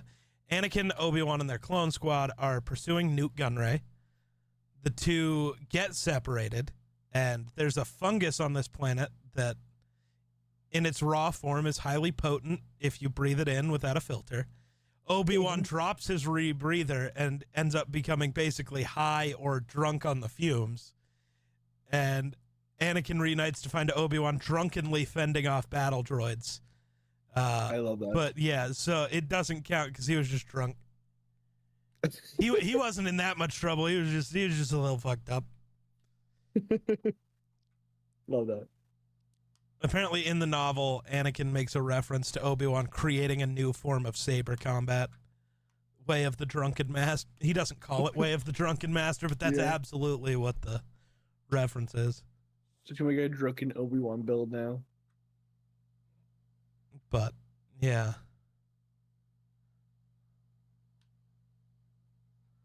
Brothers reading about this Legends. That's the best I can figure out. But I yeah. thought that we're only 20 minutes into the film, and we probably would already talking about a half an hour already. We're 54 minutes in, actually. What the fuck? We're 20 minutes into the film? Well, no, we've jumped around a lot. Yeah. But let's jump around some more. Jump Palpatine's manipulation of Anakin in this movie is sucks. the most George Lucas version of manipulation ever. There's no subtlety to it. And it annoys me. Because it really does portray Anakin as just fucking stupid. It does, because he drops literally that he is the Sith Lord, and then like just expects at some point. He drops that he's the Sith Lord, and Anakin still goes, "Wait, you're the Sith Lord." It's like, bruh, come on. But also, he starts telling you a Sith story. Why the hell would he know that? It's the stupidest shit in the world. I love it. Bro, Palpatine is and the whole thing with Padme, I definitely understand the dreams, and I love it's not canon, but I love the idea that those visions weren't actually visions. Mm-hmm. They were just like implanted by Palpatine. Is this from the same book where it said that Palpatine is Anakin's father? No book ever said that. A comic book did. No, it didn't. People just misinterpreted that panel. I'm not even kidding. They never said that. No, they never corrected it. People just had to come out and talk about it. Oh, I love that. Because people have the media literacy of a fucking cow. I mean, cows are pretty media literate. No, it literally shows that whole thing that's taking place in a dream, in a forced dream world on fucking Mustafar, that none of it's real. It makes that point. It's just showing all of Anakin's worst fears. That's all that's happening. So Anakin was created. Anakin was created kind of by Darth Plagueis, but not really. Not by him, but as a reaction from the Force. Plagueis was trying to manipulate life, and the Force doesn't like to be out of balance. The dark side was winning, so the Force did it. It said "fuck you" and created the Chosen One, just like that. So then, in a way, Plagueis created him. So is Plagueis still alive? Like, why the Phantom Menace happened? In the Phantom Menace, nobody's for sure, but a lot of people think so. Okay. And that it's somewhere during the course of that movie where Plagueis dies. Fun. Why don't we ever see that? I mean, I get why we don't see it in the movie. I don't know. I want Plagueis and young Palpatine stuff. I really do. See, I thought the Acolyte was gonna be like an anthology about like Sith stories when it initially maybe it is. We're just on the first one. Are you talking about Focus? Jesus, I'm talking about like every episode was going to be a different Sith story. Oh no, I never thought that. I do think though. I hope that they come out with more seasons of it. But I personally, off topic again, I don't think the guy who's revealed as the Sith in that show is actually Sith. The dude from Jacksonville? Is he from Jacksonville? He's in the Good Place. He's from Jacksonville. Oh, I've never seen that. The really hot dude that people are thirsting over. Oh, well, I get it. I don't think he's Sith. The way he says the Jedi might call me Sith, I think he's the original Knight of Ren. What you talking about the order? Yeah. I stand by it. It feels so correct. I might be way overthinking it, but has the season ended for the Acolyte? One more episode. Okay. So we'll either find out or we won't. Fun. Yeah. So what the hell were we on topic about? Oh, the manipulation thing. Yeah, I think the dreams were implanted by Palpatine. But also, I think Palpatine weirdly knows more than we see Anakin say, which to me has always been, I feel like that's a purposeful decision. Mm-hmm. Like the, saving your wife thing. Anakin never tells him about the dreams. Yeah. And I feel like if George wanted him to know, we would have seen that. George really likes to lay stuff out as plainly as possible. He likes to spoon feed you, which is probably why Star Wars fans don't like, old Star Wars fans don't like new Star Wars, is it's not spoon fed to you anymore. And even when it is, they miss it because they're dumb. So wait, Rey and Kylo are not actually blood related? Oh my god, I'm gonna stab you. No, I'm asking a question because she's a Palpatine. He's a Skywalker technically. Yeah, so. no, they were never blood related. And even if Palpatine had created Anakin, they wouldn't be related. They would though. No, because there was no DNA transfer. It's manipulating the Force. Well, I'm not wrong. Don't do whatever this is. But yeah, the manipulation stuff was really weird. And I wish they would have done that better. Palpatine was dropping hints like a girl is dropping hints to Geek, trying to like. Yeah, Anakin's lay it just as out there. oblivious as me. It's a wonderful time. You have no idea. I actually have another story I could tell you about that later. Love that. Yeah. So, yeah, the manipulation stuff is all weird. Anakin turning into such a cunt. It's Anakin's, the way he acts is so weird. Anakin's a red pill motherfucker, dude. He turned into a red pill dude. I don't know. He switches the way he's like acting and thinking constantly, and it's weird. Like a red But I pill kinda love motherfucker. Yeah. Because the conversation he has with Padme and Mustafar, I'm like, dude, you are just red pilled. That's what's happening. You're just like saying some absolute bullshit. No, that's just he's turned to the dark side. Yep, with Like, him, the way he's talking. That's just everything he did for what was a justifiable reason almost. Yeah. But then, when he went fully dark, the dark side just corrupts, man. That's just what it does. No matter how good you still wanted to be, suddenly you're not anymore. And I love the way that that's framed and everything at the end. I mean, before he goes to the dark, screaming at the council because it's unfair because he got put on the council but not granted the rank of master, and then apologizing for it in a weird way 10 seconds later, but then getting really angry about it 10 seconds after the apology. It's like, dude, just pick a thing. If you want to be mad about it, be mad about it. Don't I don't know, that it was so weird. And I know that's how people are, but it's just weird. It's not how I am. If I'm mad about it, I just stay mad about it. I hold a grudge. So does Anakin. So you grudgy little bitch like Anakin? Yeah. Just as dramatic, too. Do you see the way I describe? It's really hard to be dramatic. Do you see the way I describe everything my characters do in D&D? Yeah. Just as dramatic. I draw the sword out of the sheath of one of my teammates, cut off the dude's head, and put the sword back in all in one fluid motion. Doing spins and shit. That was incredible. I love the Anakin school of spinning lightsaber. Oh, dude, we'll get into that duel. That's what's gonna make this episode so long, is that duel. We're over an hour in, and you're like, oh, that's what's gonna make it so long. Yeah. We could wrap up here. We're not gonna, though. We might end up doing another episode tomorrow instead of tonight, like we're supposed to. No, we're gonna do it. We're gonna do it. Come on. So, because I can't do it tomorrow. So, you can. What else we got? What happens after that? You got all the manipulation. Anything else happen in the middle that matters? A lot. I said that matters. Oh, Grievous dies? That's not really the middle. I guess it kind of is. That is the middle. Yeah, this movie is 10 so minutes later, weird. Anakin turns into Vader. Right, that's what I mean. That doesn't feel like the middle. That feels like the end. I know. But it's legitimately the middle. It's like we get the famous hello there. That's the most important part of this movie. This is the most mean movie, by the way. In the whole trilogy. As deserved. Everybody's a sassy bitch, and I love it. Obi-Wan in his goddamn power stance when he arrives on Mustafar.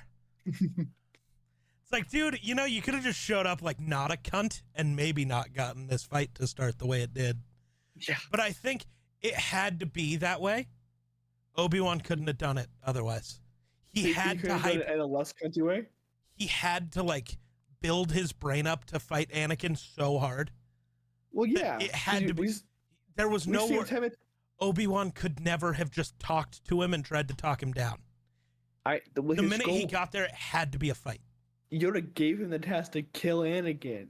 Well, yeah, but Obi-Wan, Anakin, none of the Jedi listen to fucking Yoda that way. No one gives a fuck about Yoda. Well, no one listens to the Council that way because they disagree with the Council all the time. I think it's just Obi-Wan knowing Anakin was really far gone. Mm-hmm. And in that scenario, I'm sure Obi-Wan was just inside the ship most of the time listening to Anakin talk. And if Padme couldn't talk him down from the ledge, nobody could. Yeah. And Obi-Wan had to spend the entire flight like hyping himself up to start this fight. So there was no world where he was going to talk to Anakin like a normal person. It had to be a fight. Can you imagine Obi-Wan just putting in some like Star Wars version of like hype music on in the back? He probably was. He probably was. Hey R2, play me some of that good shit. The thing that has always bugged me about this was the weird decision from Mace Windu when Anakin reveals that Palpatine's the Sith Lord. Mm-hmm. You're gonna go fight Palpatine by yourself. No, he had 4 other people. Don't care. They're not. He explained they're not to me important. last episode about I'll talk to it again, but I don't care. Anakin is the chosen one. That's the whole reason you let him become a Jedi. Sure. He is the one supposed to bring balance to the Force. Sure. You think you're gonna go bring balance to the Force yourself without him? Sure. You arrogant motherfucker. That's the Jedi, baby. But like, it just, I get that that's the Jedi, but it's also just one of those things. It's like, I feel like you had to see how that ended. You're literally leaving out the most important character in this moment. What are you talking about? They had that one dude. Sazy Tin, Egan Kohler, Kit Fisto. Kit Fisto is the one I was thinking of. Kit Fisto, the one who lives the longest. He gets like 4 hits in. I want to find the full thing. The full what? The novelization and how it talks about this fight. Bro's got the novelization up. Yeah. Yeah. They describe Anakin's arrival and just seeing the flashes of red and purple being so fast and bright that it actually hurt his eyes to try to watch. Like they were just moving so fast. So Mace Windu has 2 really cool powers. One of them is called Shatterpoint, which almost no other Jedi has, and it's just the ability to see every weakness in every moment, basically, and how that goes. So he knows how to make the correct move at almost all times in a fight, which is really cool.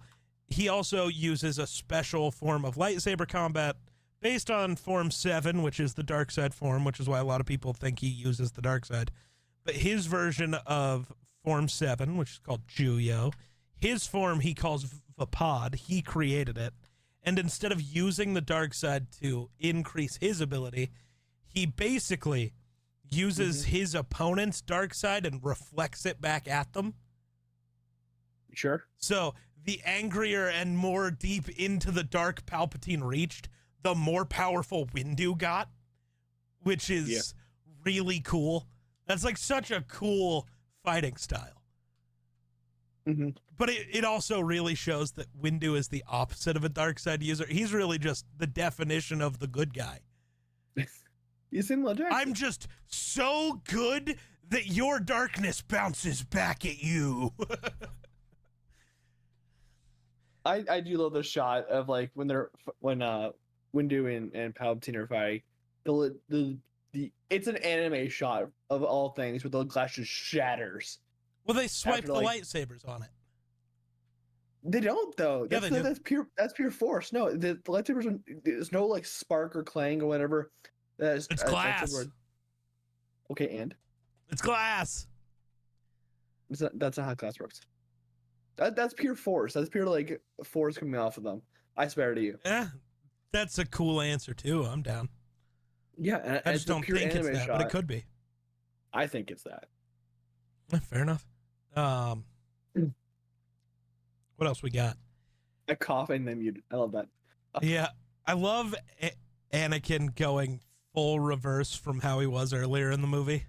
Mm-hmm. It's not the Jedi way. He must live. It's like, bro, then why is Dooku dead, you dumb bitch? Manipulation. I know. You dumb bitch. That's what all this was. Had Mace Windu just taken Anakin with him, not only would Palpatine got bitched, because Anakin could have actually fought in that fight, unlike the other Jedi. Yeah. No, I love the idea that when Anakin reveals that Palpatine's the Sith Lord, Mace doesn't just rush off. They wait and take, like, the entire council. Just like, nah, bitch, you're done. And Palpatine... Yeah, go ahead. This is the only time we ever see Palpatine use a lightsaber, right? Yes. Okay, just want to make sure, because like I'm like he didn't ever use one in the OG, right? Nope. Okay. But yeah, if they had taken everybody, I think if he had just taken Anakin, like the 5 of them, Anakin, Sazy Taneg, and Kolar, Kit Fisto, Mace Windu, Palpatine can't get out of it and have Anakin save him. Yeah. He'd just have to accept getting arrested, and if he started the fight, Anakin lets Mace kill him. Mm-hmm. Like he walks into a bad situation. Yeah, but he walks in after Palpatine's been defeated. Yeah, and at that point, that is an unarmed prisoner. Oh, even though it is weird because they're Force users. Are you ever unarmed? Yes. That's like when I play my sorcerer. It's like when I play my sorcerer in our D&D game. I'm never unarmed. I am the weapon. You see these? These are my weapons. It's more fucked up because I'm also part monk. So yes, those are my weapons. Registered weapon. I'm gonna level him up in monk more so he can just beat people's asses. I do hate that, like, Palpatine, he's like, I'm an old man. I'm like, dude, like, Anakin knows you're not that bitch, okay? No, you will die. And then I feel Anakin's so dumb right there. You're watching Palpatine kill himself, and you're falling for it. Yeah. It's like, bro, what do you mean? He's a dumb bitch. I'm too weak. I can't hold on any longer.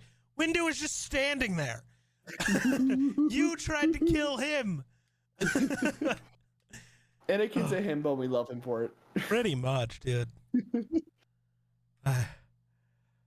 Okay, you wanted to bitch about the unlimited power. Yeah, I just find that whole line so stupid. It's such a waste.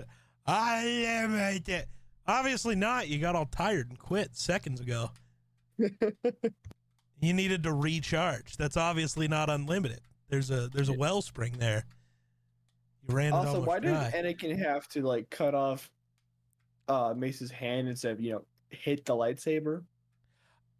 Because in lightsaber duels, it's the criticism most duels get, where they're like swinging at each other's lightsabers instead of at each other. Yeah. And the whole excuse for that is they're Force users. Yeah. The whole thing that's going on in this fight is they're both sensing what the other person's going to do and reacting accordingly. So they are. The attacker, and the way you know who's the attacker, is like in regular sword fighting. Whoever's backpedaling is the one getting attacked and losing. They're only on defense. Watch the entire Anakin Obi-Wan fight. Obi-Wan is losing the entire time. It's never close. He is on the run the entire fight. Literally. Yeah. In this fight, Mace Windu did beat Palpatine. This wasn't... I hate the people who... Palpatine knew Anakin was coming, so he went easy. No. Mace Windu beat the shit out of Palpatine. Yeah. Mace Windu's entire being is created to duel Sith. Like, there's a reason Dooku never tried to fight him in episode 2. Dooku would have got bitched. He's that motherfucker. Like, Mace Windu is the greatest swordsman alive and one of the greatest to ever live. Yeah. And he proved that by just beating Palpatine's ass. Because who was on the run the entire fight? Yeah. Palpatine. Palpatine thought he was him, did that little spin move, killed 3 Jedi, and then realized suddenly, oh, Mace Windu is him, though. Shit.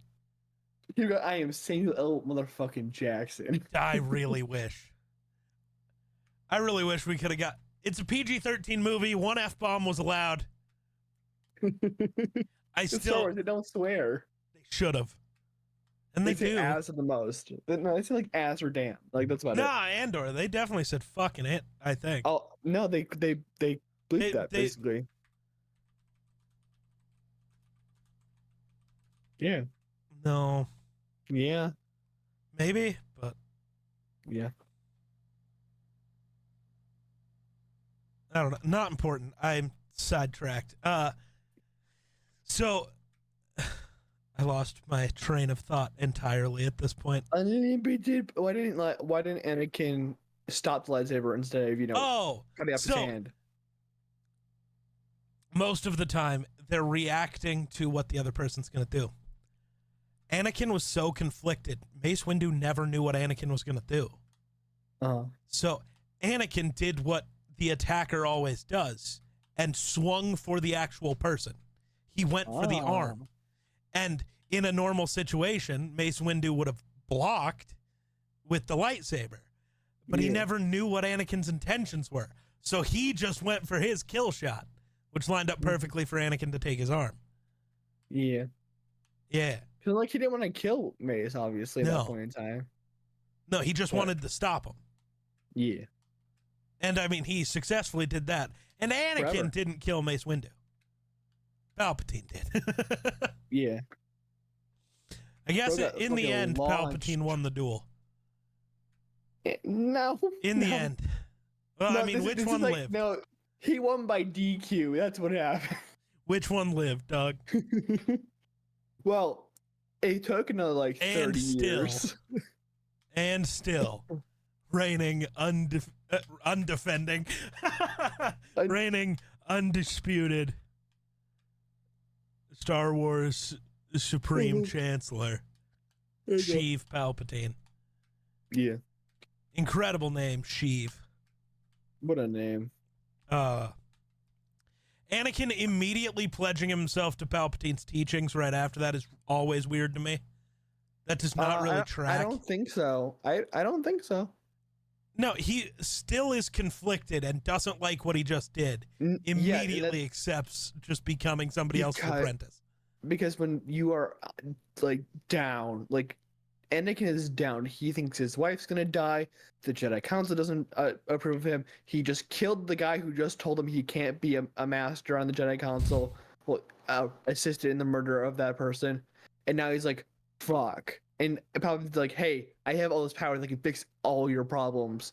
Let me teach you." See, but when Palpatine admits that he doesn't know how to save Padme, why doesn't Anakin just kill him? Because he's still he's in the his mind's all flustered still. So he's like, "Okay, fuck it." I really wish they wouldn't have included Palpatine saying he doesn't know. Yeah. Because that's what makes it so bad for me. Mm-hmm. Is because in that moment, if I'm Anakin, I probably would have done the same thing as him. Save Palpatine because he knew how to save Padme. Mm-hmm. But then the minute he admitted he didn't, I'm cutting him to bits. And then I'm lying to the world about what happened to Mace Windu. It was Mace Windu who did it, and I just killed Mace. No, you just tell him that Palpatine killed Mace. Yeah. And you use that as the distraction to kill Palpatine. Yeah. And there you go. Everything's over. Padme doesn't die because Palpatine's the one who fucking... Well, Anakin's the one who killed her, technically. But I know people like to do Palpatine was draining her life force and giving it to Vader. No. Definitely not. No, she straight up just died of a broken heart, which is a thing that happened to people in real life. Yeah. Anakin going full dark killed her. Mm-hmm. Not the force choke. As they said, she was perfectly healthy. That didn't even fuck her up a little. Yeah. It made her sweepy. She's a little eepy. Little EP. I still want to know how 3PO got her in the ship. I don't think it was true. I think they took it. Took like he was like it was me. It was R2 was there, right? Yeah, but R2 can't lift her. R2 is just pushing her. Ugh. Yeah, I don't know how they got her on the ship. That's not important though. Sure. Yeah, the Anakin Obi-Wan fight. I definitely wasn't quoting that entire scene as it was happening. You definitely were, you bitch. I definitely was. Yeah. Too bad we can't fit all those characters for the title. I don't even mean like the entire words. You ever see the breakdown where it's just the beginning letter of all the words? And people are like, only real ones know what this means. And it's just like the acronym for that whole scene. Yeah. I wanted to make that the title of this episode, but there's too many words. Yeah, I know. And most people aren't nerdy enough to get it. No, I think everyone understands the freedom, justice, freedom, whatever. Yeah, that's too far in the middle for people to... Nah. I brought peace, freedom, justice, and security to my new empire. Your new empire. Don't make me kill you. Ugh, I love all of that. So why does the spinny twirly things happen? Oh, you really want to know about that? No, I know why it happened. Okay. So I'm being the dumb Star Wars saying that. This whole fight, Anakin easily is winning. That's the whole point of the fight, is you see Obi-Wan on the ropes the whole time. Yeah. Obi-Wan's just smart. He's an incredible defensive duelist, so he knows how to not die. Yeah. Wonderful for him. Yeah. So the entire time Obi-Wan's on the ropes, he's looking for the opening to get himself out of the situation and give himself an advantage. Because if this were to just be a straight fight the whole time, Obi-Wan dies very quickly. Yes. But he's just patient, letting the fight play out, getting to his moment. He's picking his spot, and he's going to hit the swanton off the top rope. But this entire fight, I love. It's master and apprentice. They have trained and sparred against each other for 10 years. They know every move each other's going to make. So that spinny twirly bit is them both doing almost the same thing, looking for an opening to attack. But they're doing the same thing because they trained together. They have the same move set. And they're both just looking for that opening, and it's just never there. Because they're both so in tune with what the other person's going to do. Yeah. The only time somebody's not in tune is normally Obi-Wan, because Anakin's not acting like Anakin. Yeah. Because there's a certain moment, Anakin grabs him by the throat. That's not a normal thing. Never saw that coming. Kinky. And then the way Anakin's like bending him over, kinky. You went a little too far. You let him kick you in the head. You shouldn't do that. Should have stopped about halfway. You could have. Also, you have a metal hand. You're doing that. Just crush his throat. Just done. You know how? I know. This is why this movie should have came out first, because we should have seen that at some point. Just the pure murderer that Vader was. Just fucking to somebody mid-duel. Yeah. Would have been sick. I do love the shot of them in the hallway, like where like it's two close corners and there's just sparks going everywhere. Because they're like, because it's not like it's not like a normal fight. Like Anakin's out there to murder, so it's just a vicious like lightsaber of like clusterfuck in the hallway. And Anakin doesn't fight. So like Darth Maul was out for blood and murder. Yeah. But the way Darth Maul fights, his lightsaber form, is very elegant and acrobatic, and it's not so aggressive. Yeah. Anakin uses Form 5, known as Gemso. The way of the Crate Dragon is, it's all based on martial arts stuff. But it is like outside of Juyo, which is like the Sith form, it is the most aggressive. Yeah. And it's also kind of a ripoff of Obi-Wan's fighting style. So Obi-Wan's Form 3, Sorasu, and he's the master of it. Jem So was created by a bunch of Form 3 masters who felt it was too passive during the Jedi and Sith War. Mm-hmm. They wanted something with more attack on it. And that's why Anakin's also so skilled as a defender. He trained in Form 3 with Obi-Wan most of his life, but then was like, that's too bitch made for me. I want to kill people, and switched. Yeah. But like, It's one of my favorite shots though. Like that hallway shot is like, it almost is as iconic though, of them, like in my brain, of them clashing with the lava spurting up behind them. even though it's not lightsabers clashing, it's them grabbing each other's arms, Yeah. doing a little dance. But yeah, this whole fight is iconic. I love it. I also just love how much they cared about it. Obi and Annie, well, Ewan and Hayden. Yeah. Sorry. To me, when I see them in anything else, it's still Obi and Annie. That's just who they are. I know. If I ever meet them in person, that's what I'm calling them. I don't care. That's who they are to me. Look, Ewan's married to the green. Well, he's married to Mary Elizabeth Winstead, who's the green chick in Ahsoka. Yeah, Hera. Which is weird because she's married to a different Jedi. She's cheating on him. Obi-Wan, you better look out. Kanan Jarrus gonna steal your girl. We need a team around. Hey, yo.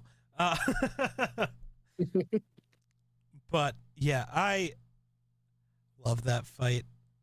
The ending I also love. Anakin's arrogance is funny.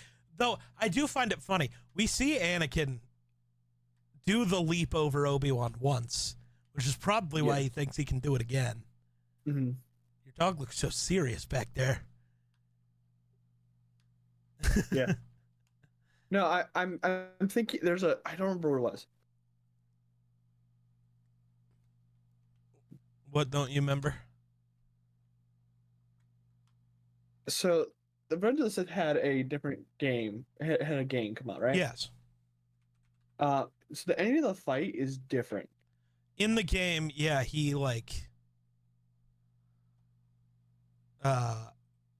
actually wins and then goes on and kills Palpatine. Mm-hmm. Yeah. Which I really love. Yeah. I think it's cool as fuck that they did that for this game. Because the game came out before the movie did. Did it? I didn't know that. It came out like a week or two before the movie came out. Wild. Which is wild. That is wild. Sorry, I just want to throw that tidbit in about the ending. No, you're good. You are good.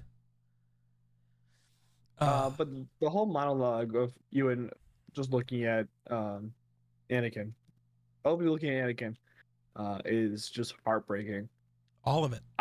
I've seen this movie like 20 times, and I want Anakin to switch I hope it changes every time I watch it, and it never does, and it hurts. Midway through the movie, I posted the me watching Revenge of the Sith versus me recommending Revenge of the Sith. The only thing in all of Star Wars that hits me with as much emotion as like the ending of this movie is the ending of Kenobi. Because it's almost the same thing, but worse.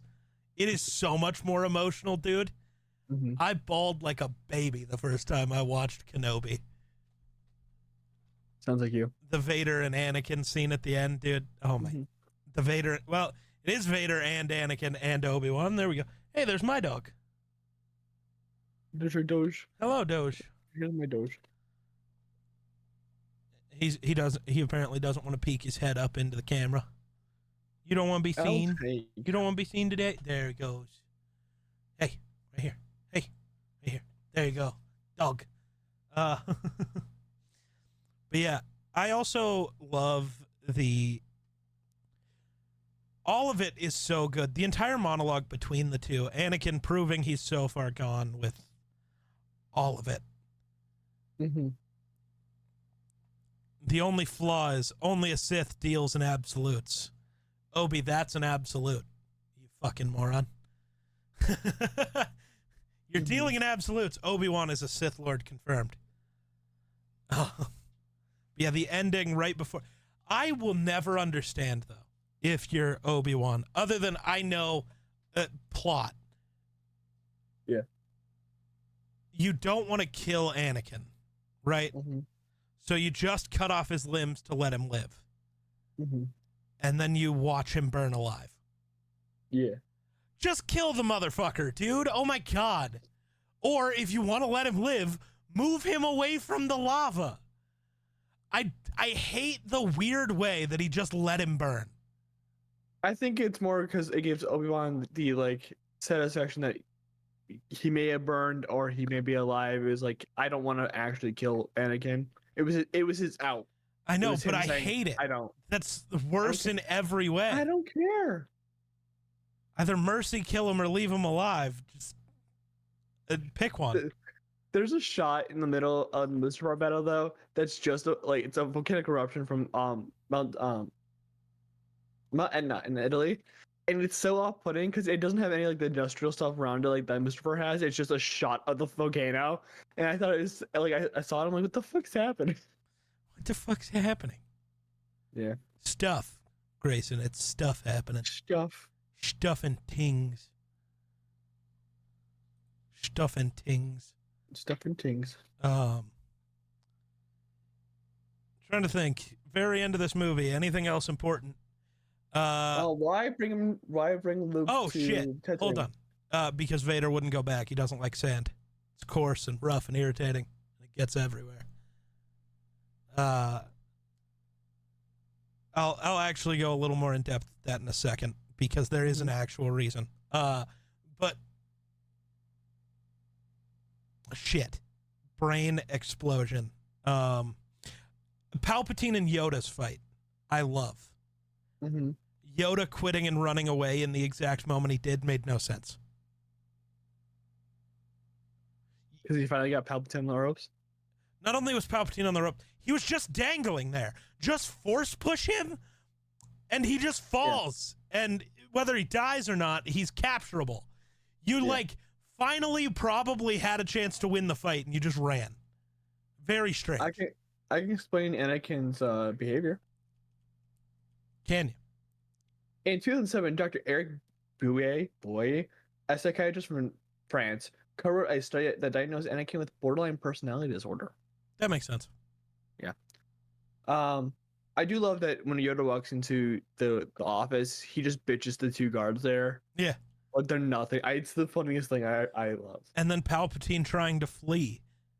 Yoda was considered more powerful than Mace Windu, so Palpatine, knowing he got bitched earlier, was a little afraid. Mm-hmm. He really hoped the clones had taken out his little green friend. I love that duel, though, as goofy as it is. And then, the kids being born is pretty weird. Mostly because Padme dies too early. For the Leia kind of pops out then. Right. Well, because Leia just shows up, but no, Padme dies too early because Leia mentions seeing her mom's face. No, the fuck you didn't. That maybe there's a photo around, you know? No, she talks about actually seeing her, though. So it doesn't really make sense. And this was just both George Lucas's writing, so got to bring that up. You want to know something that's about this movie that connects to Dueling Fates? Sure. This is the second highest grossing film in 2005, falling behind Harry Potter and the Goblet of Fire. That's wild. It is not a Harry Potter and not a Star Wars podcast. Remember? Well, it's currently a Star Wars podcast. For the next 9 weeks, yes. George Lucas deliberately made the Darth Vader suit top heavy, so added a bunch of weight to the helmet so Hayden Christensen would not appear accustomed to the suit. I love the sound of the first breath. That little squeak right before the first breath? Or but like all of it, like that little that like seal annoys me because they used that sound earlier. When Obi-Wan gets in Grievous's ship and it seals, it makes the same noise. well, it's a sealing sound. Yeah, I know. But yeah, the first breath is sick. I also love Vader crushing everything in that room because it was revealed later he was trying to reach out with the Force and crush Palpatine. Yeah. And that's why he was crushing the entire room, which I love. I love that thought. Yeah. I also like I love that there's, so apparently in like the trailers or something they were showing Vader but his arms like up here, but for some reason George wanted them down, so he just CGI'd it. So in like there's a when he gets off the chains, his arms don't normally shoot up, they literally just jump up there. I think it's the funniest thing in the world. Nice. Yeah. Let's see. What else we got? I'm looking at more trivia. There are a lot of weird scenes in this movie where they changed the audio but didn't change this. Like, they didn't re-record the whole scene. They just dubbed in new audio. Yeah. And that's really weird to me because their mouths do not say what the words they say are, which includes during Anakin and Padme's last talk. Yeah. Because he says, you know, I'm doing it for you to protect you, but his mouth just says, I'm doing it because I love you to protect you. It's like, why didn't you just re-film that little part? Weird. Because ADRing is cheaper. I guess. Yeah, 4 hours for the original cut. I want to see it. I was realizing while watching this, this time around, like this is just a Shakespeare tragedy. Yeah. That's generally what this is. It's just a space Shakespeare film, and I love it. Shakespeare is great. Yep. Especially when you don't have a bitch in your ear telling you it sucks. I still hate the goodbye old friend line because that is genuinely the last time Obi-Wan sees Anakin. That's false. No, it's not. I mean, he sees him at the end of Return of the Jedi. Oh, well. I love that they shoehorn the Force Ghost thing. Like, it's a random conversation between Yoda and Obi-Wan. No, okay. So, it's not. Well, they talk about it more in the Clone Wars. Well, yeah. Like, a lot about it. And then they cut a scene at the end of this movie. When it shows Bail Organa walk in and talk to Yoda when he's meditating in that room, or on the ship, that scene has Qui-Gon Jinn in it. There's a full conversation that happens that they just cut out. Yeah. Which makes no sense. I'm not even imagining like Liam Neeson with the little umbrella hat instead of him as a Force Ghost instead. Oh my god. With the conversation. It's like one of those things. It's like how I always remember Jingle Fit with having an umbrella and dancing in the rain. And then eating shit because it's raining later on. $113 million at the box office, made $868 million worldwide. That's 2005 money, so that's probably over $1 billion nowadays. Overall, best Star Wars film we've watched so far. I was very scared that Attack of the Clones might pass it up. Thankfully, I was not disappointed in my rewatch. You know, this is still the best Star Wars movie. Yeah. Rogue One is really close, though. Is it that close though? I love Rogue One. It's so there's good. There's only one lightsaber though in that movie. I love Star Wars. It doesn't need lightsabers. The universe is so good. But let me tell you, that Vader scene really does spice it up a bit more. And the dramatic flair of making it so you can't breathe, so you can scare them is great. And to think that they almost cut it from the film. That's wild. Yeah. Couldn't be me. What did we... It made a little bit of money. $868 million. This had a smaller budget than Attack of the Clones. Probably because like, hey, George, stop. But it had a smaller budget. Yeah. But was longer and had more shit going on and looked better. 2005. 3 years does a lot. I guess. The man. PS5 had dropped at this point. That's not true. Not PS5, PS3. Wrong console. Not even kind of close. I'm Bro, it's looking at my PS5. 15 years off. No. Yeah. Yeah, it is 15 years. I've already got that. Shush. Yeah, because the PS5's already been out for 4 years and still nobody has one. Yeah, I have one. I do too. College Sitting right football there. comes out soon. Yeah. Yeah. Couple days. We're dating this episode. Yep. We are dating this episode. Yeah, pretty much, man. Yeah. But yeah, this is my favorite Star Wars movie. I could watch it every day. I don't care. I think I couldn't do that because I cried too much. I was going to say I'd cry every day too, but that's okay. You do that anyways. I cry while reciting those lines. It's so fun. I've like got tears and I'm just like screaming the lines every time. No. What do you mean no? No. You were my brother, Anakin. Because you can't remember the movie. I loved you. You can't visualize the movie. No, but I know those lines. Yes, you're a fucking nerd. Yeah. You fucking nerd. Yeah. Anything else you want me to yap about? Not to my knowledge. Any other questions? Not to my knowledge. All right. Well, we're going from our longest episode yet to our shortest here soon, probably. Shortest will be next. Because we're talking about Solo, the movie I have not seen in the Star Wars franchise. Spoiler, what'd you think? Just one word, good, bad, or other words. Woof. Okay. There's your spoiler. If you want to see what woof means, come watch the next episode next week on Monday. Yeah, it's always on Monday. You dork. Just do the outro. I set you up for the Monday. outro. You're just stupid.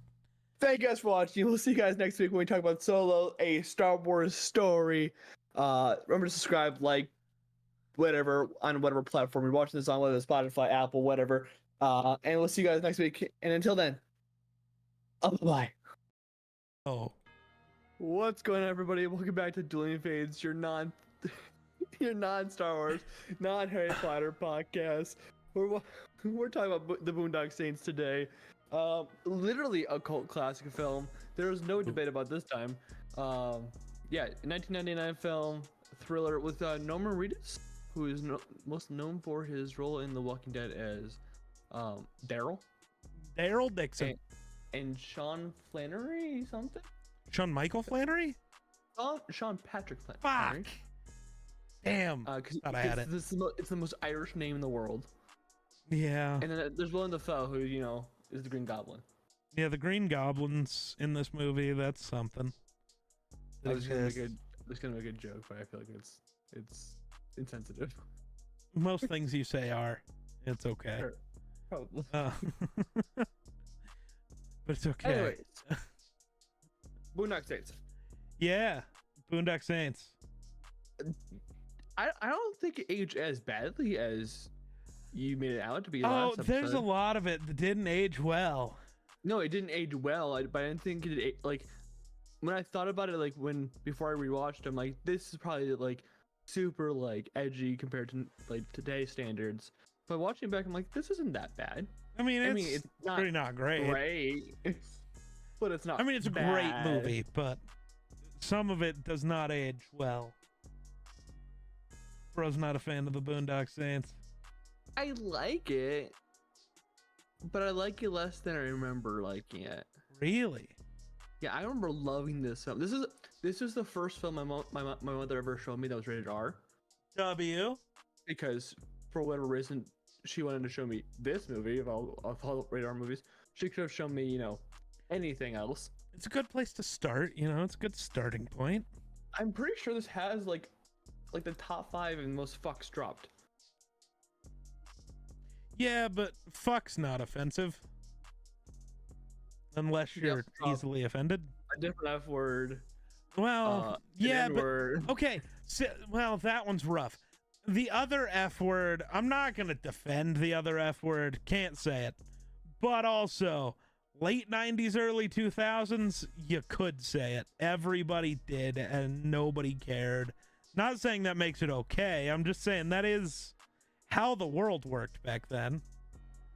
So Boondock Saints is at number 34 of all time, with 239 uses of the word fuck. Oh, that's not even bad. They haven't even matched one of my Twitch streams yet. They need to get on my level. Yeah. But all right. A lot more, but okay. Yeah. All right. Bro thought he cooked, but he didn't cook I nothing. thought it was like top 5. Apparently, like Wolf of Wall Street's up there. You got Straight Up Really? Compton. You got Uncut Gems. Oh yeah. Whoa. What? So I opened Rotten Tomatoes because I want to go through and look at reviews later, like we did last time. The critics gave this a 26%. That makes sense. The audience score is a 91. That's insane. I would say right around the 70s. People love this movie. Oh yeah, people absolutely Critics love this movie. hate this movie. I can see why. It's very violent film. It's a very violent film. So You're telling me violent films can't be good? I think it can be really good. There's a lot of good violent films, but critics aren't usually like That's fair. like not a fan of violent films in the industry. Nice. Just so the world knows, I believe I'm trying to figure out where this place is from. I'm assuming it's from Minnesota just because the name, but I'm not actually sure. Minnesota. I have no idea. Not How's your important. Irish accent? Depends on the day. And normally, you know me, you've talked to me. I You don't. just do the Jacksepticeye? No, I don't. I'm not good at doing accents when asked to. I just kind of fade into them and they just happen. That's perfectly fair. So I can't. If you ask me, hey, do an Irish accent, I'll panic and I don't know what I'll do. I didn't ask you how. I didn't ask you to do one. No, I just said when I just slip into it, it's actually pretty good. It's actually Alright. pretty good. It's probably because I'm Irish, so that helps. That's fair. So I mentioned this is actually being a cult classic. What I meant by that is that it has $6 million estimated budget. Its gross worldwide was $30,471. What? This bombed. The worldwide, according to IMDb, was $30,000. Just around 30.5K. That can't be right. I don't think that's possible. It's possible if you don't drop it in enough theaters and you're not marketing it. Which Did they not put it in any theaters? No, I just don't think they marketed it properly. They probably only put it like in like 200 or 300 theaters, probably in the U.S. What the? Just the U.S. There's no way. I just want to see what you're saying because this. It says that on IMDb. I'm not lying. I know. I'm hoping it's one of those times where you're just dumb and can't read. I love how the tags for the for the store for like the synopsis says gay slur. Oh my god. That's a tag. It just says gay slur. It doesn't say that for it. It just says gay slur. Nice. Damn, dude. It did 2/3 of that 30,000 gross on opening weekend. It did not do well at all. That's insane. How did they get the green light for a second one? Because of DVD sales. It took over 10 years to get it. I guess that is true. It did take like 10 years. You're right. And the third one is still not coming out yet. That's the thing I was talking about earlier that I just learned about. The third one's coming out? Yeah. I don't think they should make a third one. I didn't think they should make a second one. I don't remember the second one. I don't think I've ever seen it was definitely set up to have a second one. Very much so. Because like, spoiler alert, if you haven't seen a almost 25-year-old movie. Yeah, it is a 25-year-old movie. 25 years. Came out in 99, so yeah, it's 25. Well, its release date in Canada was January 21st, 2000. So, anyways, if you haven't seen that 25-year-old movie, they out themselves to like the public, and that's like supposed to be like the going to the second movie, but like I don't remember the second movie. I think I remember them being in Ireland for a point in time. But I think I Sick. watched like 30 of the first 30 minutes and then turned it off because I was bored. But also probably So at some 70. point we have to watch that. Yeah, but we have so many other movies to watch. Oh Literally, fuck! That's an incredible movie we gotta watch too. Oh my god! It just popped up on the like top picks, like related kinda. Green Street Hooligans is incredible. I've never heard of that. Charlie Hunnam. I see that now, and I see Elijah Wood. Yeah. I've never heard of Frodo and Jax. Let's get it.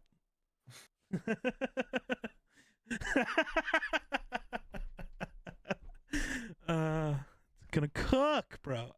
Anyways, we'll get back to the third and second one later, but back to the first one. So it bombed.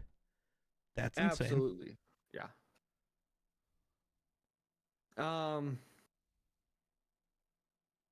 Probably should talk about the film. Yeah, which part? Honestly, I don't remember this film being so like non-directional. It didn't have any direction for like a good 2/3 Bro, of it was just murder. Yeah, that's the thing. There was no direction. Yeah, it was just murder. Hey, we're gonna go murder some bad people, and then the cops will roll up into the scene and get it all wrong. But then Defoe will roll up and be like, "Oh yeah, I'm all right." All right until like the very end where he gets one thing wrong, and it's like the most important piece, because that's how you make sure you don't catch them. You got to get the most important piece wrong. Mm-hmm. It's very useful. Well, he knew it was them. Oh yeah. Well, he figured it out. He didn't know the whole time, but he figured it out. No, like after like the second scene, he was like, "Oh yeah, it's these two fuckers." No, it took him a while longer than that. It was the adult. It was once studio. fucking Rocco joined the crew that. Dude, I fucking hate Rocco. He's so dumb. And he's so like aggressive. Like the brothers are aggressive, but in a way where it's like, no, they're Irish aggressive. They're vigilantes. They're exactly what you want. They are the Punisher. The Punisher. Yeah. They are the Punisher, and fucking the Joker shows up and tries to join the Punisher, and I don't like it. No, it's not. It's not. It's not even Joker. It's. And they add like Rocco is like, like the moral center ground, and like the whole emotional like center, like the emotional like point in the film is when he gets shot, and it's like this is when the film actually gets direction in it. Yeah. But like, I'm like, I don't care about him because he's just an asshole. Right. So why should I care if he dies? He's the one who was ruining it for the boys, anyways. But he was friends with the boys, so it's emotional for them. I don't think it was supposed to be meaningful to the audience at all. You're supposed to be happy he's dead because now the boys get to be the boys. That's fair. I guess. Like I think that's supposed to be a good thing in the eyes of the audience. You're supposed to be happy. I mean, I was happy when he died. Yeah. Because I was like, man, no more useless distraction. Very unfortunate. It's a fucking cat. So like, yeah, he killed the cat. And like one of the most like slapstick ways I've ever seen them kill an animal in the world. Yeah. And then he's screaming at his girlfriend because he killed her cat.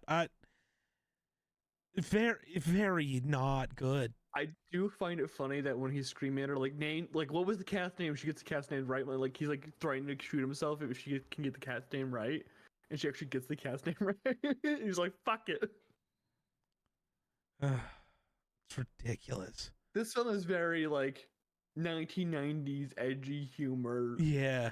It does like we said at the beginning of the podcast. It does not age well, but it's not as horrible as I thought it would. Fair. Yeah, it's very odd.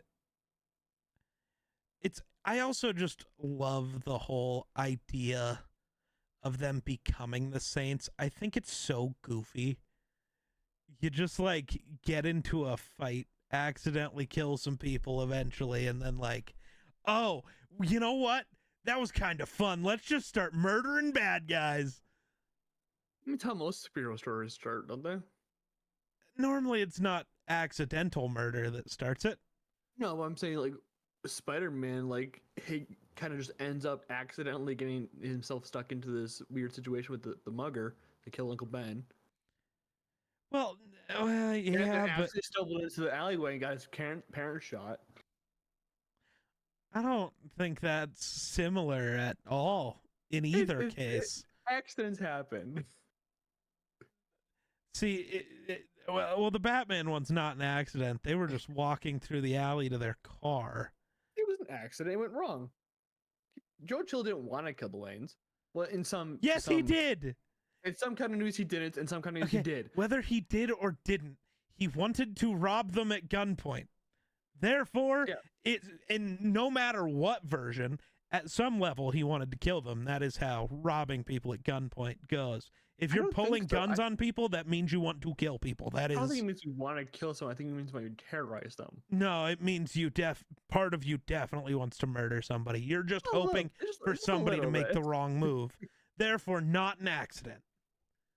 Yeah, I guess it's more of an excuse to shoot the gun rather than not. I don't think it's maybe like the direction of murder, but like they want to have an excuse to shoot them. You can shoot someone and not kill them. It is a possibility. Don't tell the Boondock Saints that. Well, they get shot, right? I know Rocco always gets shot. Yeah, he dies. Well, he gets his finger shot off before that, which is incredible. Rocco actually got shot in the shot. But yeah, when you said that, it's like, yeah, he got shot in the chest and died. Like, yeah, he lived for a whole 5 seconds.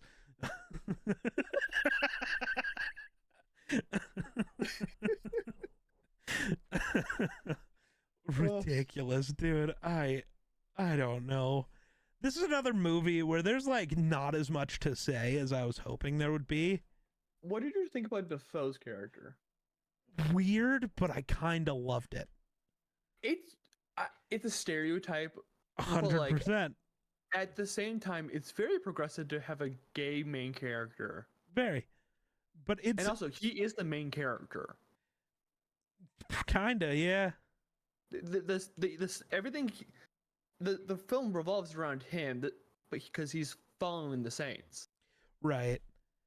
And, like, literally, we spend the most time with Defoe. I don't think we spend as much time with the Saints as much as we think we do. Okay, real quick, I want you to scroll down to the cast. Yes, sir. Bob Marley, are you talking about?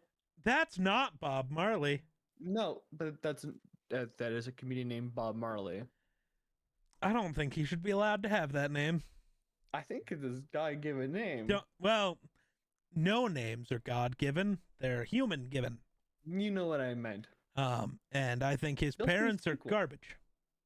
He's also in the sequel. What? Who isn't in the sequel? Well, David Della Rocco. Yeah, his name's actually... His last name is Rocco. Rocco. Just like randomly. So, what do we think about Daddy Saint? That whole weird thing that they was didn't know weird. Their dad was also like a huge ass like hitman. They said they didn't know their dad, and the movie said he'd been in prison like 25 years. Those boys could not have been. They didn't know he was in prison. No, like they didn't ever think to ask their mother where their dad was. Because parents always tell the truth about everything. No, but like this is Boston Irish families. They just don't they can't lie. They're legally required to tell the truth. That's just not true. They will slap a post-it note to a window and say, "How about them apples?" And it's just the truth. Referencing another Boston Place movie, man. That's all I'm doing. I don't like it anymore. I don't like you. That's fair. Yeah, it is weird that, because I guess Willem Dafoe is the main character. Well, Paul Smecker is the main character. Schmecker. Also dresses up in drag. True. That was pretty great. Not gonna lie. It was a great scene. I'm just more kind of surprised that Willem Dafoe actually played this role. He's uncredited in the second movie. Really? Yeah, which means he's not in the second movie that much. He's probably there for like 2 seconds. That's wild. If even at all. Because it is set 10 years later, you could totally make the argument that an FBI man's dead, fired, Or dead they and just use fired. flashback stuff, like from the first movie, where they just use like black and white bullshit. Yeah. Yeah. And also, maybe Dafoe didn't want to be in another movie that will make less money than he got paid. Like, that's tough. That's fair. I don't know why, but my brain throughout this whole movie, when I was watching Willem Dafoe do the caricature of a gay man, my first thought was that interview he did for another film. I can't remember what it was. He's like, he's gay, but like, not. But like, well, he is. He was entirely the like super stereotype, and I mean, it is what it is. A lot of characters in a lot of movies are super stereotypes of something, but man, it's super progressive for 1999 though. Oh yeah. Like this is when like homophobia was like super like at its peak. Everywhere. I mean, think about the second most used F word in this movie. Yeah. They pointed out that like Dafoe gets offended over it. Like, yeah, guy says it, and then he's like, "Oh, it's the fat man," not. And then he's like, maybe fucking psychiatrist. Freud was right. Maybe Freud was right. It's aware of itself. Oh, it's offensive. Oh, most 90s movies were aware of themselves being offensive. Even Rocco was very uncomfortable saying that one word that we're not even going to try to mention. True. Which I guess it's a good thing, I guess, that he was uncomfortable. I don't know, man. Ooh, we got trivia. You want some trivia? I was literally going into that about the tattoos. Oh, the tattoos. Yeah, so Connor, Sean Patrick Flannery, his Latin saying veritas is truth. Yeah. And Norman Reedus truth and justice. Is truth, justice / equality, whatever. It's truth and justice. Apparently Rocco was named for the actor. I know that word can mean both, but it's meant to be justice. That's the whole point of the characters. Context clues, people, context clues. Well, I don't speak Latin. It's not about speaking Latin. It's what do the characters do? None of that was about equality. It was about justice. Justice for Gotham. For Gotham. They're legitimately just the Punisher. Literally, like, this could have just been a Punisher film if like you think about it. Like, I think Punisher 2004 has a similar plot. I haven't watched the movie in like 10, 15 years, but like... Wow. Pretty sure Punisher 2004. Obi-Wan Kenobi was offered one of the lead roles. I'm guessing Sean Patrick Flannery's position. I would assume so. I feel like Norman was always meant to be here. Norman is just too... Like, and I don't think Ewan could have played Norman's role. No, I think Connor was much more suited towards... Yeah. But apparently they got into an argument over the death penalty. And so he just passed on it. Wild. Strange. Awesome. Interesting. Can you imagine Obi-Wan Kenobi between literally the Phantom Menace and Attack of the Clones? That would have been so sick. This shot in 32 days. That's unheard of, bro. That's incredible. Sir Billy Connolly was so stoked at playing the way it's written is horrible, but playing his character Tudus, that he was having so much fun as the psycho with guns strapped all over him that the cigar that he has throughout the whole movie is because he couldn't stop smiling, so they had to give him a cigar to keep his mouth busy. And I think that's incredible. I still love this movie, as like not ideal as it is. I still love it. I think the reason why I don't love it is because it has no direction for Yeah. a good 2/3 of it. We're just kind of going scene from scene, Mhm. and we're following Willem Dafoe. As much as entertaining as Willem Dafoe is in this movie, I can't justify being like this is a great movie because we're going nowhere. I think I just kind of enjoy movies that are kind of just like that. It's just people. Now, their lives are very strange, obviously, in this movie, but it's just people kind of going about their lives as a lot of the movie, and I kind of just enjoy that. I think. There's a ton of those movies where like you kind of just follow a normal person, and those movies are well and good. Like Past Lives was amazing. I think it's interesting because they're not normal people. They're very fair. wild. Do you want to know something more wild than a third movie getting greenlit? What's that? They were trying to make a prequel series, a TV show. How? Don't know how you make a prequel series when they're not the Saints until this movie happens. Yeah, would it just be like them growing up? Is it just high school? The Boondock Saints origins and like that's I'm reading about like that they're just like literally it was announced and then nothing else happened from it. Okay. It just happened.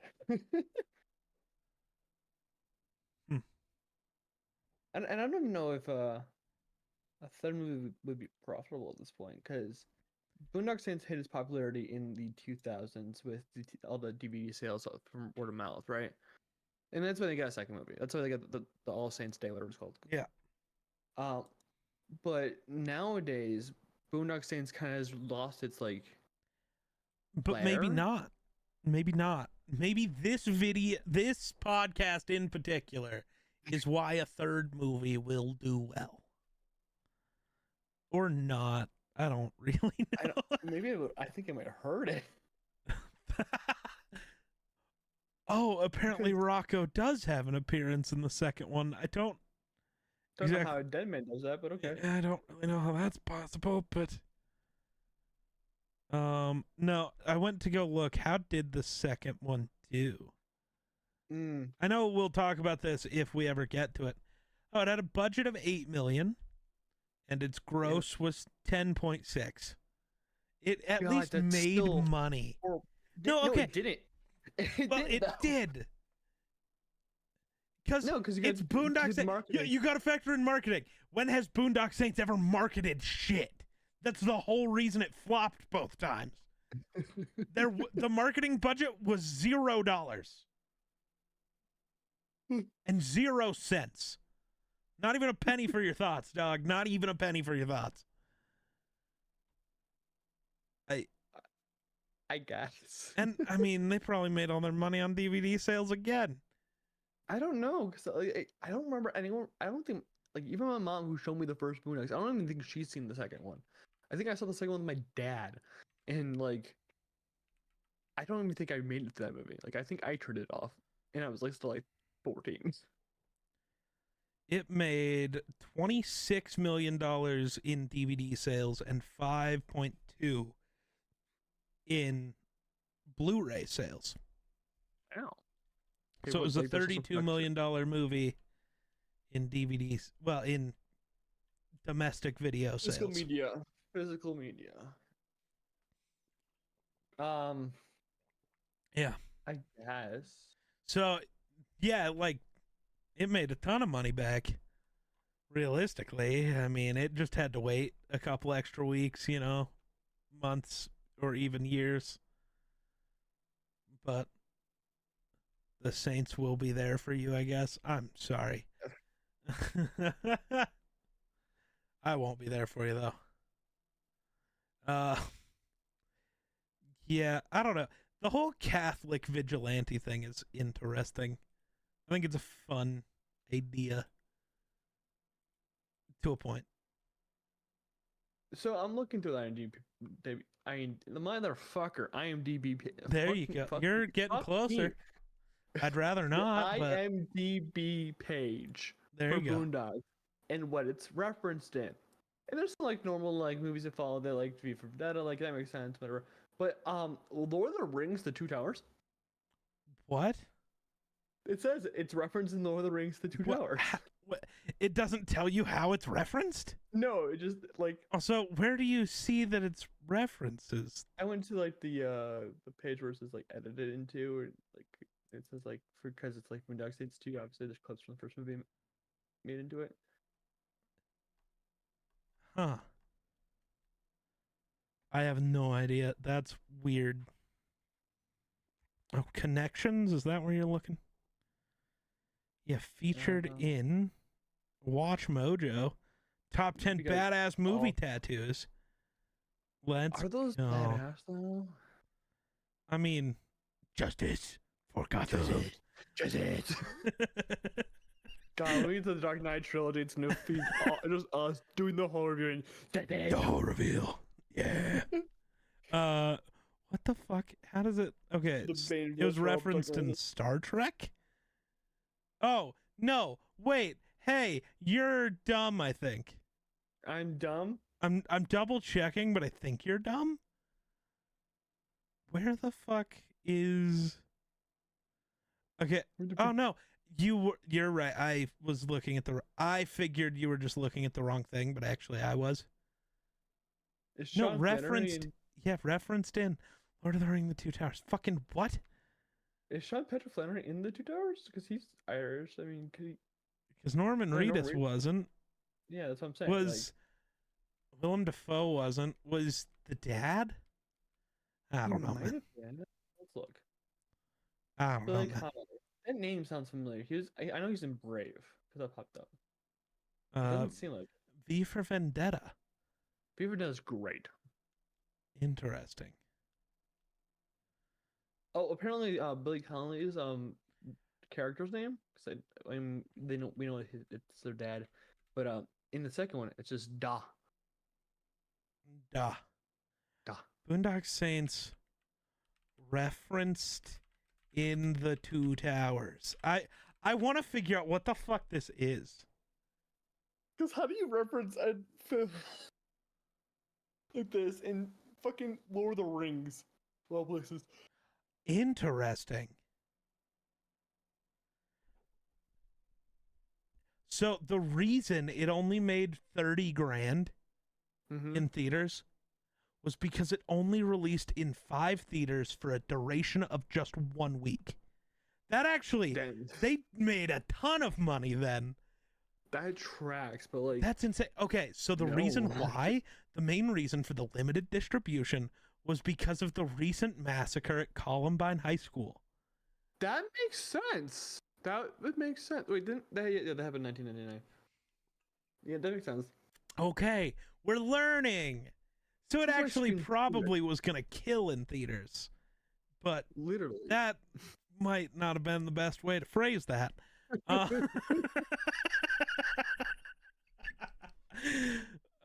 okay. Is that a Cam Newton jersey? It is a Cam Newton jersey. I also have a Cam Patriots jersey. Not the red one, though. Well, this is when they did the redesign, and I didn't want to get the new ones because the new ones looked stupid. I ended up with a new one because it was like $25. That's fair. This was like $20, yeah. Yeah. Wow. That's insane. Did you find anything about the two? No, I got a little distracted with that. That makes sense why it didn't release so like massively, and the reason why. I mean, a lot of films like that got dulled down. I mean, Scream 2 I know got dulled down because of that. So, where's the Scream 3? It was one of those Scream movies. I'm just trying to find where the fuck. Dude, I don't know. It doesn't make sense. I don't know what the hell it is. I have no idea. Apparently the entire... What? Why did you just... Oh. I just had double me on the screen for a minute there. Yeah, we gotta put W. W-E. Hold on. Trivia for the Boondock Saints. Are you looking through the trivia? I don't know. I'm just looking. I'm on entirely different pages. I'm just trying to figure out what the fuck is going on, dude. I got nothing. Mark Wahlberg also turned down one of the lead roles. Oh my god, we almost had Ewan McGregor and Mark Wahlberg. Ugh, gross. Mark Wahlberg doesn't deserve a job. No, because he just commits hate crimes. True. Well, actually, he might have been perfect for this role. He should have played Rocco. Grayson's not paying enough attention to laugh at my joke, and that's very sad. I the joke. I'm just trying. I'm reading this thing. Apparently, in the opening of the scene when that priest is just talking, he's talking about Kitty Genovese, which was in the 1960s. She was murdered outside her apartment, and no one came out to help her, even though they heard the screams. They didn't call for anyone because they just assumed someone else would call them. It's a big psychological thing. Yeah. They ever take psychology that they talk about this, Yeah. this syndrome. Why was that randomly just put there? I mean, because I think that's kind of the point of the movie, and why they're doing what they're doing. Listening to that,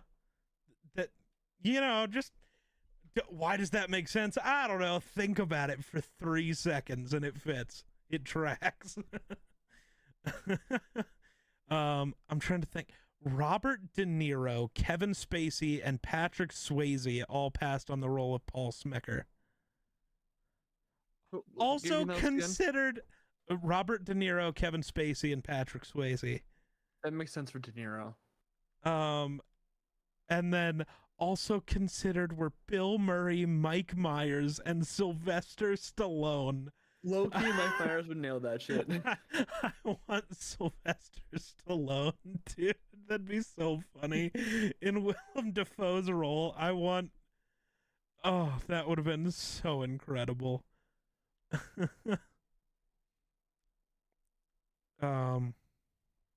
Wow. Troy Duffy dismissed several casting choices for the film. He refused to meet with Brad Pitt because he'd already played an Irishman in The Devil's Own, and he rejected Keanu Reeves and Ethan Hawke. Ethan Hawke would be decent. Keanu wouldn't. Calling Keanu a fucking punk and Ethan Hawke a talentless fool. Troy Duffy. Absolutely incredible. A fucking punk. Kind-hearted people in the world. Bro, it was the 90s. He's also immortal. He's always been a punk. Pretty sure his fiance died near this time.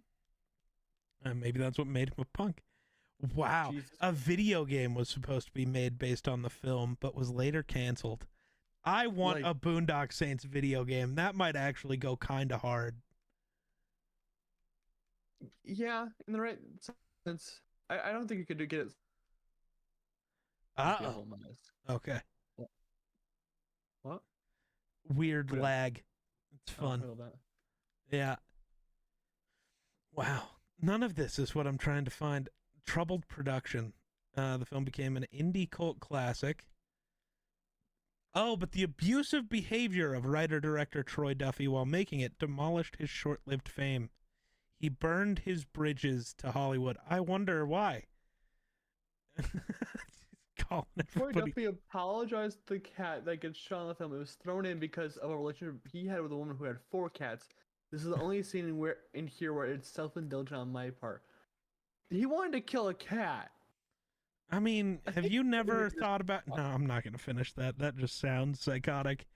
I'm not even going to finish the sentence. Jesus. I thought it was going to be a funny joke, but it just sounds kind of psychotic. It's all right. Huh. Yikes.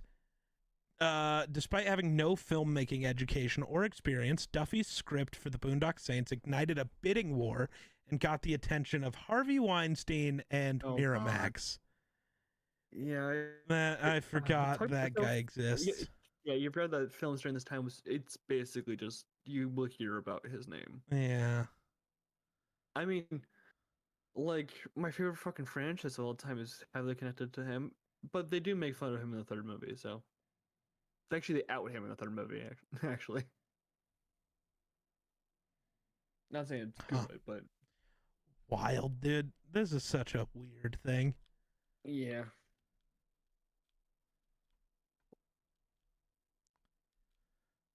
It's a weird movie. That's the thing. incredible. Fake American, because the film was shot in Toronto and most of the supporting parts are played by Canadians.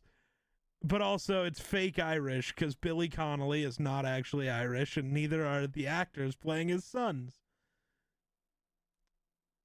John Patrick Flannery is not Irish? No. He has That's the Irish most Irish ancestry, but he's not Irish, apparently. The most fucking Irish name in the world, though. Oh, I don't know about that. Wouldn't that make him Irish if he's got Irish? Bro's forgetting about Fergal Devitt. That is one of the worst names of all time. Best names. Prince Devitt the Goat. Rebecca Quinn better. No. Not even a little. I can't wait for the one person who watches this episode who knows what we're talking about to make a comment. Because nobody else is going to know. There's going to be one, but and we know which one that'll be. Weird, dude. But yeah, Billy Connolly was his name. Like the actor's name. Because Two Deuce was his name, and then it just became Da. I then with an aesthetically clunky Tarantino clone. I like it. Someone just Whoa. said, train wreck.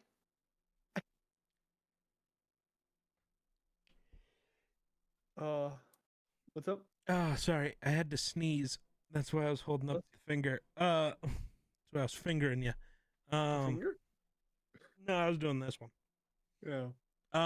So in other countries, it had a completely different title, and like in a lot of other countries. So in Spanish countries, it was the Saints of Hell. In Germany, it was the Bloody Path of God. That goes hard. The Bloody Path of God does go hard, yeah. In Japan, it was called Boondocks because Boondocks is an out-of-the-way area considered backward and unsophisticated by city folk. They work in a city.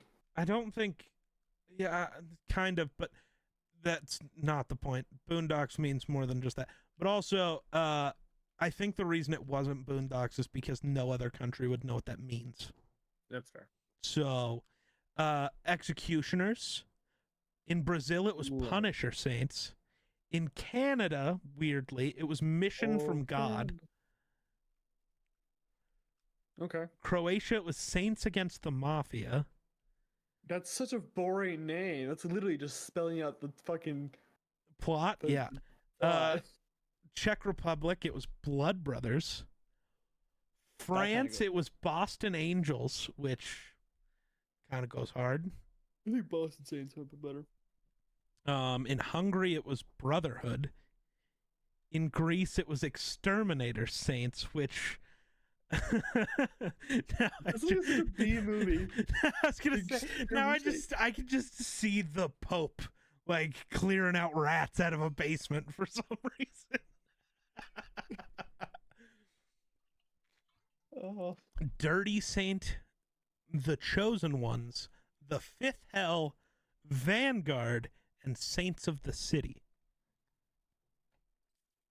Those were all of the different names this film released under.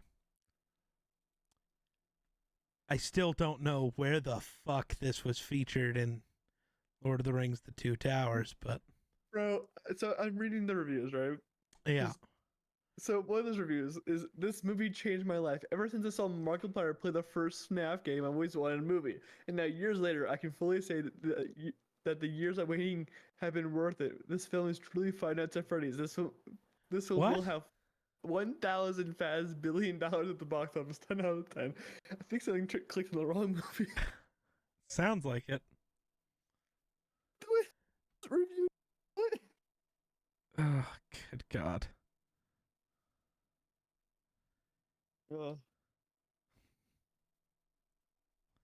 I'm surprised there's no complaining about the use of religious iconography.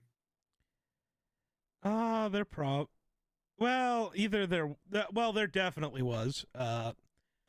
There literally always is. Oh yeah. As I said that, I read a review that says weird ending but enjoyable. 4 out of 5 stars. Not for pussies, so no libs should watch it. Okay, Jesus Christ. That's a thing. I love angry Irish guys kill other angry Irish guys. Well, they kill. They're Italian. No, most of who they kill isn't Irish, though. Yeah, so they're Italian. Like, what? That feels racist. I don't know, man. It feels racist. All right, let's look at the critics' consensus on Rotten Tomatoes.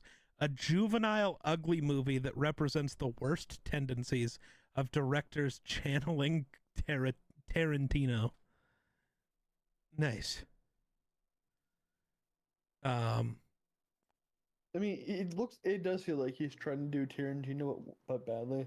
Kinda, yeah. Yeah, it's a movie. I feel like you got to be a specific type of person to truly enjoy it.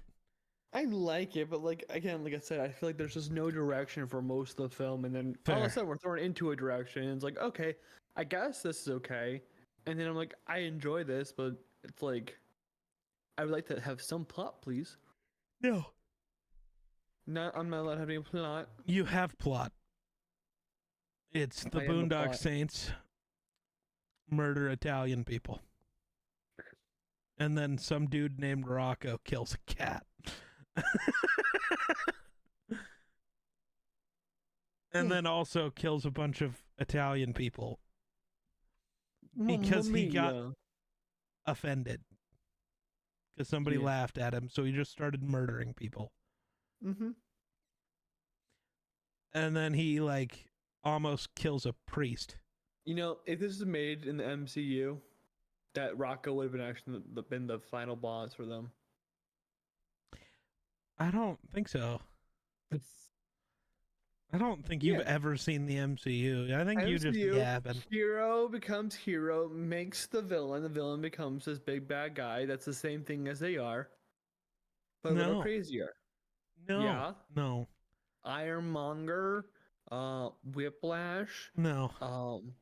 Yeah. Age of Ultron, Homecoming. So is the title for this episode just gonna be fuck? I don't think we can do that. How about fucking what the fucking fuck? Who the fuck this fucking? How do you do fucking fuck? How about that one? That's a quote. Fucks. That's a direct quote. Are we trying to equivalent ourselves to the amount of fucks that were said in this movie? I'm working on it. I think we're way behind here, but I think we're at like maybe 20. Yeah, well, you know, if you say fuck too many times early in the video, YouTube gets mad, so I had to wait. Yeah, but like that's not a fucking excuse. Yes, it is. Yes, No, fuck it is. Fuck you. No, it's not, it's fucking not. It is your corrupt, we claim. It is your evil that will be sought by us. Dude, that final speech goes so fucking hard though. Oh, dude, it is great. And I love seeing DeFell like kind of like peer into the courtroom, like he like feels like he fucked up, but at the same time he knows like he actually did some good. It's like this tortured soul type look he has, and it's great. Yes, it's fantastic. But I think this film's all right, good. I'm gonna start doing this thing now. Where would you rank this in between the films we've covered so far? Ooh, definitely in a way that will offend some people. Definitely in a way that will offend some people. What have we watched so far? We watched Tombstone, Interstellar, Inception, and Mr. and Mrs. Smith. So, I think I honestly would rate this like, if we're doing a tier list, S tier is where Interstellar. Yeah, that's the one. A tier, I would go definitely Tombstone and Mr. and Mrs. Smith. I'd go probably B tier for Boondock Saints.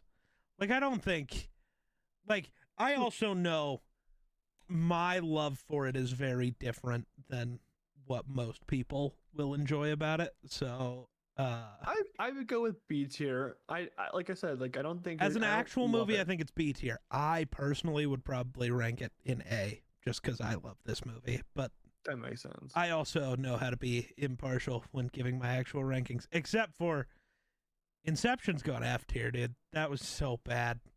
I don't think It's it's a bad I don't movie. think it's as bad as you think it is. I It just think is. it's not rewatchable. That's what's wrong Then with it's an F Inception. tier movie. If you don't want to watch it again ever, it's a bad movie. No. Yes. I don't really want to watch Tombstone again. That's just because you're dumb. I'd No, but watch it. He's so sweaty. I'd watch it. That's why I'd watch it. Let me watch Val Kilmer sweat Sweaty all Val over the Kilmer? screen. Yeah, No, let me watch Sweaty Norman Reedus. that's also fair. I mean, No, there it is is. literally like 10 years of one TV show that is Of just sweaty Sweaty. Norman Reedus. That is the whole How do you plot. think Daryl smells after 10 years from the zombie apocalypse? How do you think anyone smells? No, but I feel like Daryl smells the worst. No, I feel like he probably smells the best because he keeps ending Really? up in the river. Does he? Yeah, because he had to take his shirt off.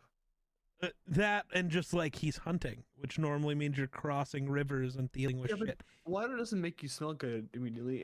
Half the time when you I mean, in an apocalypse where there is no soap, that is gonna be your best strategy is just a rinse off, and he's doing it more than Mhm. everybody else. do you think zombies eat soap before they eat brains so no one can smell clean? They all smell bad after that? No, I don't. I don't think the zombies ever touched the soap. No, I feel like they definitely did. Someone had to drop the soap and a zombie had to get it. It had to be some way someone out. Well, that definitely probably happened. This is why we need a Zombieland 3. No, Yes. one day I'm sure we'll watch that movie for this podcast, and you will hate me. You hate Zombieland? It's Zombieland's fun. so mid. It's just so mid. Hey, making me fun. Sure, but it's There's a mid. ton of- We're gonna watch a ton of mid movies coming up. I can tell you that right now. But I they're gonna mean- be fun. Trust me, I know. Wait, what? Name one mid movie coming up. Name one. The day after tomorrow. The Day After Tomorrow's fucking awesome. What are you talking about? It's so mid. No, you're so mid. Disaster movies are mid, and I love Godzilla. And that's saying something. All Godzilla movies are mid. No, you're mid. No, I'm below average, dog, and I know that. Damn. I was gonna quit out to a movie that, but I haven't seen half of these movies. Which is kind of a Alright. dub.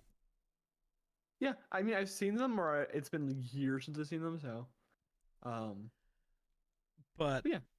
other Next week- Boondock Saints stuff, I don't know. Yeah, the whole ending shtick was cool. yeah, but like again, Them yapping. it lacks the depth. I also It's a decent film, but it lacks I depth. love the credit scene of just interviewing random people about the Boondock Saints. I wonder how you gave direction to just random people. They probably just played them a fake news story, and Or did they go to be like, hey, these people, like, they just made it up. It can inspect the 90s. No one can fact check it, but be like, hey, these two people are just killing mobsters out of nowhere. How do you feel? right, they that's just handed them- probably it, dude. You can also see like all the iconography of like the 90s. Like someone's wearing an MLB hat. I'm like, you didn't get the licensing for that hat to be in this film. You could definitely get sued for just having that in the movie. Nah, Yeah. nah, not in the 90s. In the 90s, you can get sued for a lot more. Yeah, and we'll send You you, might get sued for using the word saint. to whatever god you wish. Love that line. Mm-hmm. I do love the little.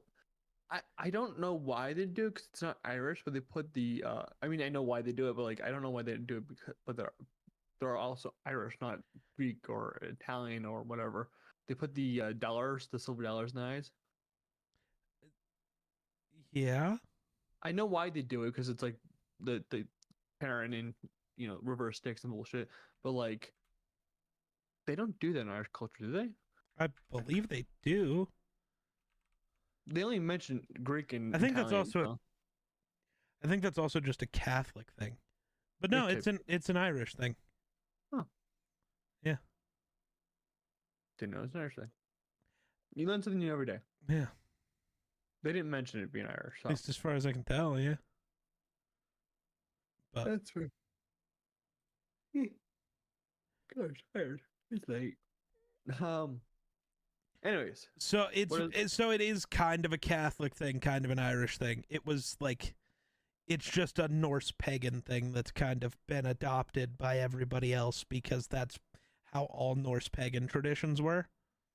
I mean, Literally, Christmas is pagan. right? Yeah, that's basically any Christian tradition, all pagan. Because they were just trying to get rid of pagans, and you know how to convert them? Just make all their traditions into our traditions now. Hey, you can still drink in this day. Yeah, there you go. But yeah.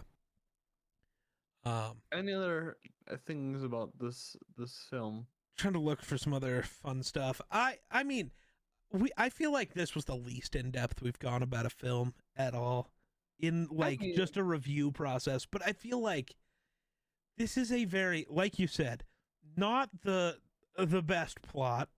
Half the movie doesn't have one, and like, there's just not a ton to be said about vigilante movie, other than I just wanted to watch Boondock Saints again because it's a fun time. And we're gonna watch Vigilante movie next week, anyways. What's next week? He's a Vigilante. Oh fuck!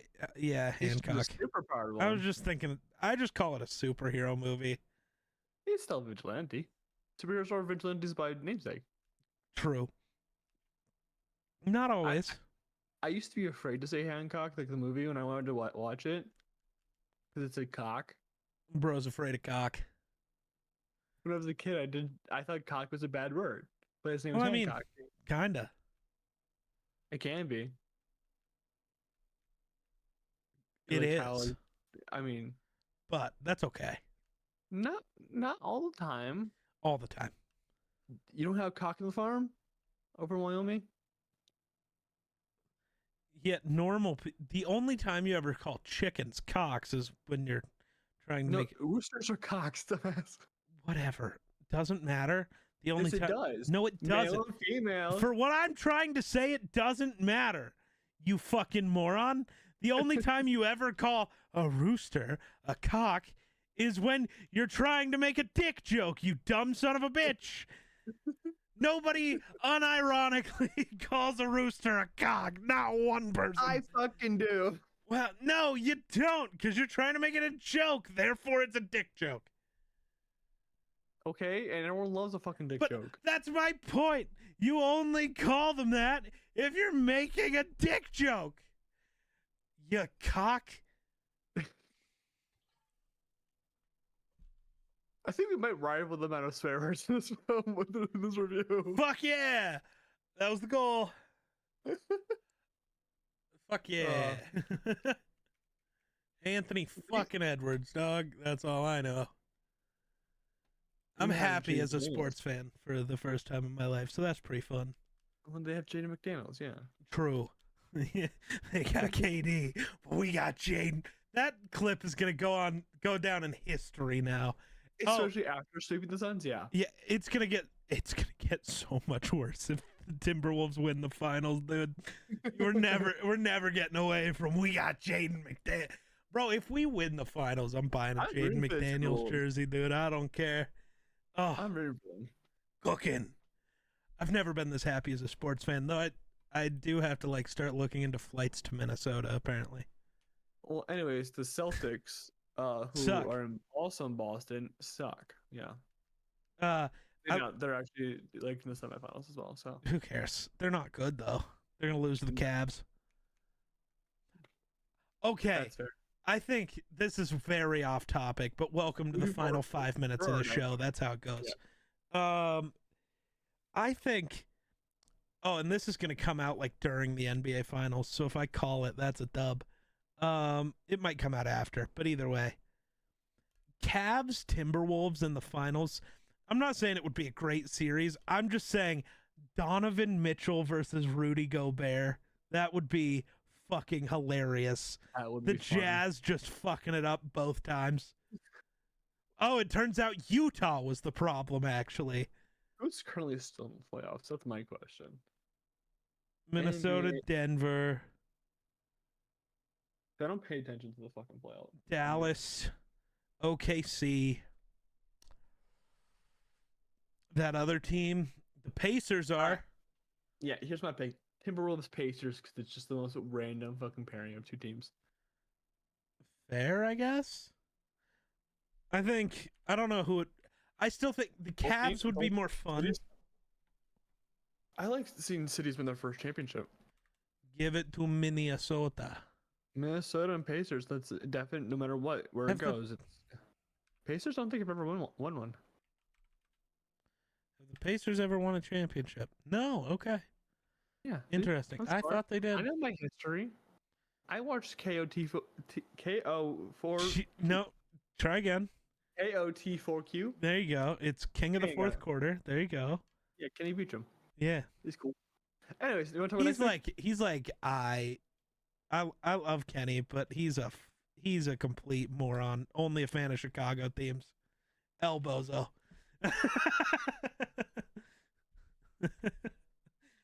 Not really. Next I week, love Kenny. we're going to be talking about Hancock. We got to talk about Will Smith, and I know Geek is super excited to talk about Will Smith. Do you think I don't like Will Smith or something? You said literally when we were talking about Mr. and Mrs. Smith that you don't like Will Smith. No, I just don't. I thought he would be bad for that role. That's fair, but still. I mean, Anyways, Will Smith is much about Hancock besides he throws a kid into the atmosphere. Yeah. So I'm very excited to rewatch Hancock and for us to get into it. Yeah, I don't remember like any of it, like Literally, at the only all. thing I remember is him throwing a kid into the atmosphere. I've watched it like 10 times and I still remember none of it. Maybe he does a drunk flight. I don't know, man. He's definitely a drunk. I know that, but I think that was because he's passed on Superman too. So that'll be an interesting thing to talk about the trivia as well. Yeah. But until then, remember to subscribe because we're here every week, every Monday morning at 7 a.m. Central Time, 8 a.m. Eastern Time. No one cares about any other fucking time zone. So, yeah, fuck you. So, remember to subscribe, and we will see you guys in next week's episode. What do you want to call it? Bye-bye. What's going on, everybody, and welcome back to the Dueling Fates podcast. I'm Grayson. That's Geek. Probably the wrong way. Yep, because you flip everything, because fuck you. No, you had it right the first time. Fuck. Before we jump into the episode about the movie we're gonna talk about, I have to ask you a special question, Geek. What are your thoughts on eggnog? Oh, it's awful.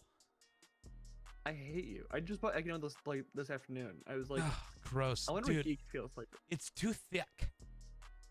It's too thick? That's the point. It's gross, dude. Oh my god. It's too thick. Okay, I guess like eggnog is just the Christmas version of the candy corn debate, I think. Yes, which is weird because I'm on opposite sides. Hate eggnog, love candy annoying. corn. I love eggnog, fucking hate candy corn. So I guess leave it down in the comments below if you are flipped on the if you like the other one. How many people are gonna leave a comment and just be like, "Well, I used to like eggnog and hate candy corn, but I don't want to agree with Grayson." So probably most of them. They're like, I don't want to agree with Grayson, but Grayson's like, I agree with that. But today we're talking about War of the Worlds, the 2005 Steven Spielberg film. This is our first Spielberg film. Oh, I kind of already forgot that it was a Spielberg film. Yeah. Has he ever made anything good? No, he did Jaws. I don't know if I've seen Jaws. Ooh, don't get me started on my opinions on E.T. He developed Indiana Jones with Lucas. Yeah, but Indiana Jones is weird, man. I like Indiana Jones, but it's... Why is Spielberg revered as this, like, incredible director is what I want to know. Okay, Spielberg is renowned as this because he is he makes good films, but all his films typically have technological advancements within them, and including this film. Because I can tell you right now, this film was greenlit on the premises of showing off CGI. Fair. I don't think it was like they're like, hey, we have an IP here that we could use, the War of the Worlds, like, and then I mean, War of the Worlds was like, a big story for a long time. It was because it was a cultural panic thing in like the 30s, and then they made it into a movie in like the 50s, and then they remade it. 1938, I want to say. It's somewhere around there. It was before, you know, people had like common sense. Because okay, the reason I wanted to put this movie on the list isn't because I actually truly wanted to watch this movie. I just remember I was like, I want to say I was 8 or 9 in my great-grandmother's house, long after she had passed, but we still had the house, and we were all there because my grandma would go over there sometimes and, you know, do different stuff and whatever. So we were all over there, and I used to like go through her records and stuff and play stuff. And I found the War of the Worlds record that she had that was just like basically that original radio broadcast that freaked everybody out. And I thought it was so cool. I was gonna say, this was not a me pick. Let me tell you, this movie did not live up to that hype. It was something, that's for sure. I keep saying everything with Tom Cruise and its ass, and I keep being proved right every time.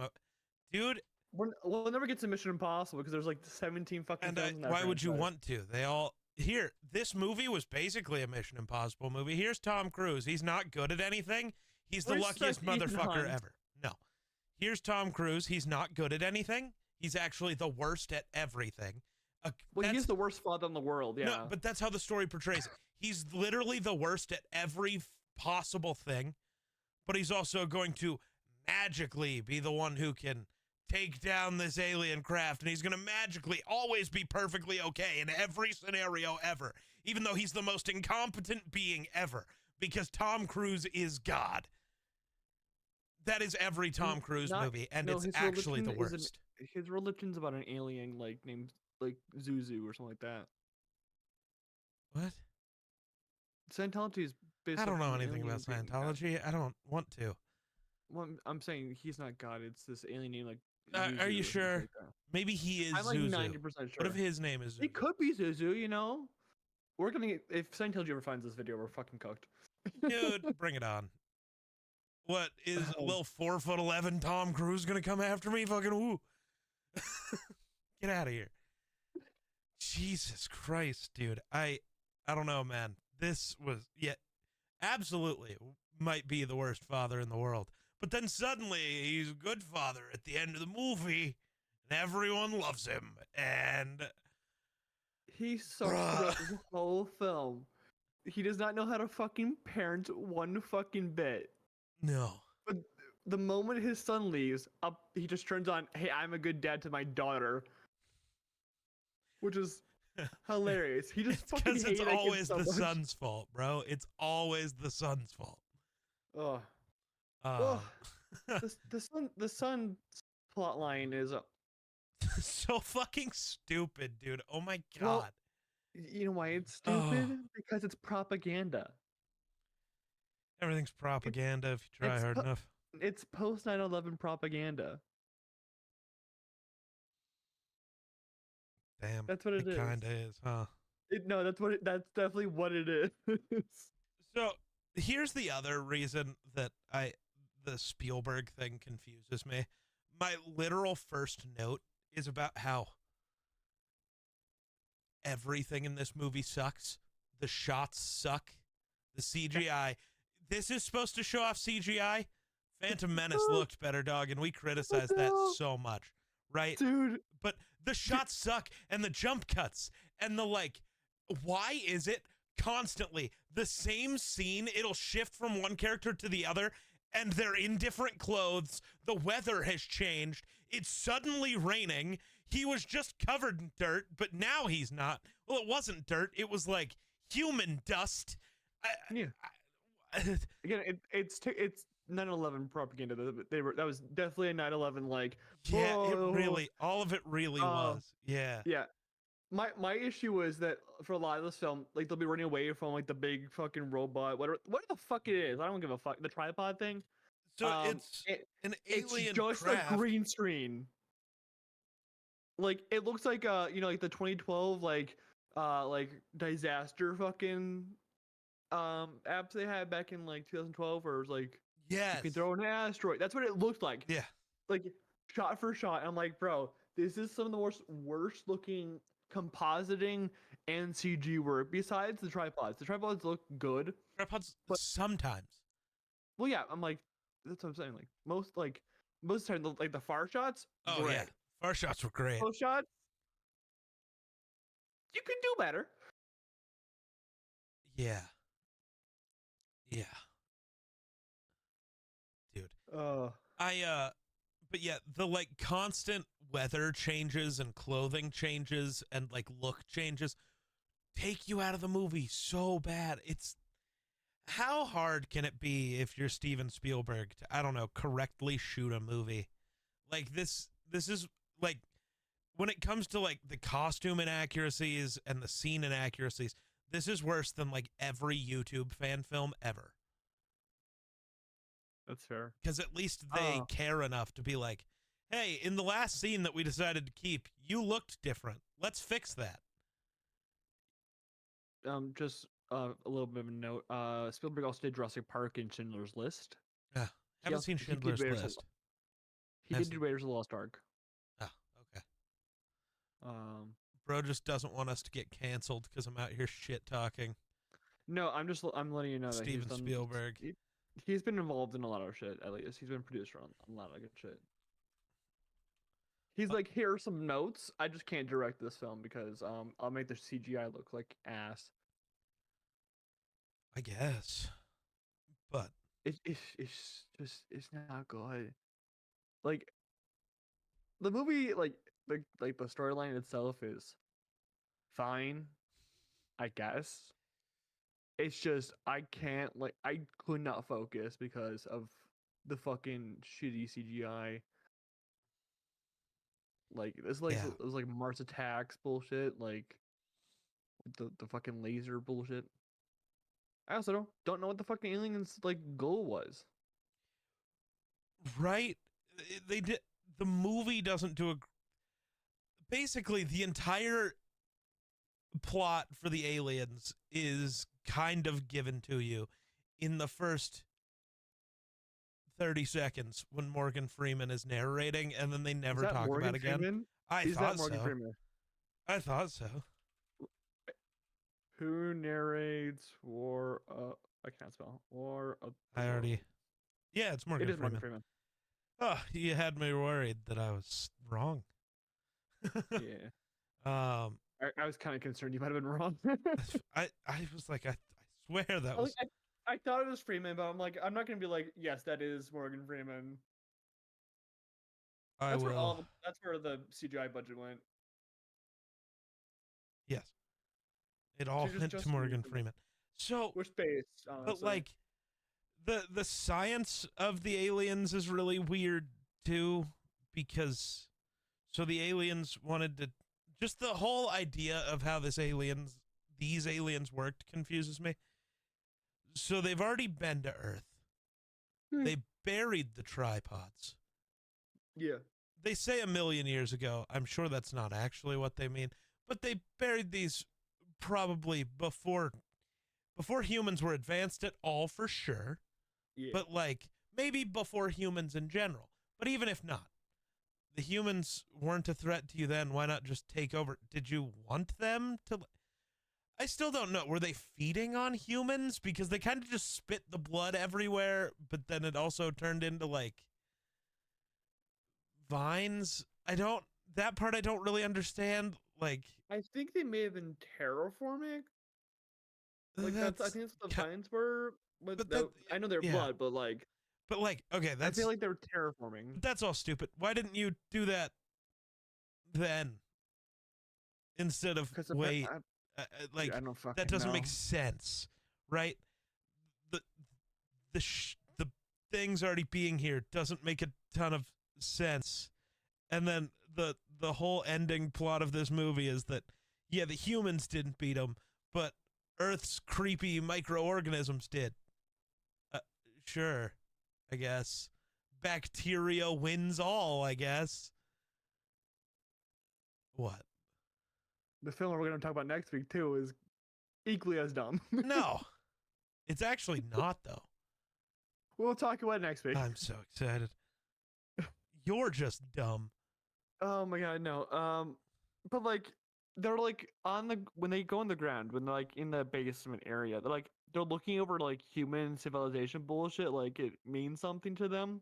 Right. And I'm like, I'm trying, like, I understand. I'm grateful that they didn't go with the whole we follow everyone in the military so we know everything that's happening. Like, I like that aspect that we don't have to be super involved with what's going on.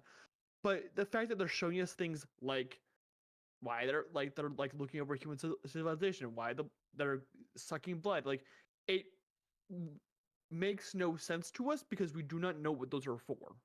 Right. And they never make it make sense. They just it's so bad. Like, this would be the perfect time to give us a military aspect of like why the fuck are they looking over stuff like that. Like, you could have made a bit about a soldier whose like family is out there that he's like hasn't seen in like a year, and he's abandoning his post after everything's been explained to him. Them. That would have been cool, and then we actually understand why the fuck they're sucking up human blood and looking over fucking human records and shit like that. So yeah, it's been so much better to actually understand what the fuck they're doing. Even it creepier. it's Like, I really. kind of understand why. Oh man. Like, I kind of understand why like the burying them thing was a thing, because like it's like a kind of a creepy aspect of like they've always been here, but like also again, why didn't you just take over? Okay. When the dinosaurs were gone. Bigger issue when this whole like they've been buried forever. Dog, that one was buried in the middle of a city. You're gonna say that we didn't know that this giant thing was there? Humans are dumb. Okay, we're not that dumb because the top of it was 12 feet under the surface, maybe. Now, humans as a whole, sure, not every human. Somebody somewhere. This was in the middle of a city. The one that's in the middle of the river, sure, I get how we didn't know that was there. We didn't dig under the river. Cool. There's a church built on top of this one. What, did we dig down, find it, and go, God wants us to build here, and then just go for it? Like, what the fuck happened? It's a Scientology building, that's what it is. Like, I don't understand. Oh, It's just my like, God. there was definitely some leaps in logic in this film, and they were hoping that no one would be like have a single brain cell coming out of it, but like, why? Like, and like, there's a lot of films where I don't ask why, like, because sometimes shit just happens. Like, and I'm perfectly fine with that. But when you are setting up these stakes, we have to ask why these things are happening. When you focus on them stealing someone's blood and kidnapping people and combing fucking human basements, we want to know why these things are happening, instead of just being like, oh yeah, they're just aliens. Like, that's not good enough. Yeah. Ugh. That's how I feel about this movie. Just ugh. Yeah. Ugh. And the human characters do not make up for it. They all kind of just suck. Yeah. Tom Cruise's character. Shittiest dad in the world, yeah. Yeah, so it starts off by, shockingly, a boss trying to... Get worked overtime? No, not get him to just work overtime, but to literally break laws. That is, by definition, they're union laws. They're not actual laws. In the U.S., that's actually probably more important. I mean, yeah, the Union will come after us. Yeah, so like that's tough. Then he, I get like probably does make pretty decent money, but it is funny the car that he drives compared to everyone else in the film, and that car gets to exist for one scene, and then they make it a point, even when he goes searching for it, to never show it again. They got to borrow it for 2 minutes in somebody's driveway. Like, that is my headcanon on how this car worked, is they just filmed randomly some dude's car and then ran away. I feel like it was like Spielberg's personal vehicle, and then I realized the insurance doesn't cover it getting hit. Yeah, but I feel like he already did the sketchy part by letting Tom Cruise drift the fucking thing. So maybe just show it again. I don't know. It was really weird. And then I want to know how they created an EMP storm. Like, I want to know how the aliens did that. And I want to know how they got a ship into our atmosphere to do it without us noticing. I get it was 2005. We had radar then too, though, dog. We also had the Patriot Act at that point. Right? Like, how did we not know it was there at all? I don't. I love the fucking. So it goes from like this, like it's a framing device of like this dad loves loves his kids, and he's just really absent because he's always working, and the mom's like remarried and everything like that. And then 5 minutes later, it shifts to they hate hate his guts for whatever reason. Because okay, that one I feel like is fairly obvious, and it's just they hate him because he's absent. Well, yeah, I understand that, but like, it's like, come on, like they dropped like the I'm gonna like because as soon as they like the kids are like I fucking hate you, he drops the I love my kids no matter what. Like, don't worry, he gets like, that back. He picked it up. Yeah, after his kid goes off to fucking die, but apparently survives. Yeah. Yeah. Fun fact. The little girl who screamed all the fucking time. Dude, the most annoying shit. Yeah, it was Dakota Fanning. Yeah. It's Dakota Fanning, yeah. Which is awesome. I love Dakota Fanning. I think she's amazing, but I was not expecting... I don't need more. Jesus Christ. Scream one more fucking time. Oh my God. I'm feeding her to the aliens. My God. I'm over it. I was not expecting a part of the Vittori to be the 10-year-old girl? Yeah. I just thought it was fucking hilarious. I was not expecting the Vittori to show up here. Twilight reference for all Twilight lovers. And then Tim Robbins exists. Tim Robbins? Yeah. The other kid? No, that's the basement guy that I was expecting to be a creep. They framed him as a really creepy dude.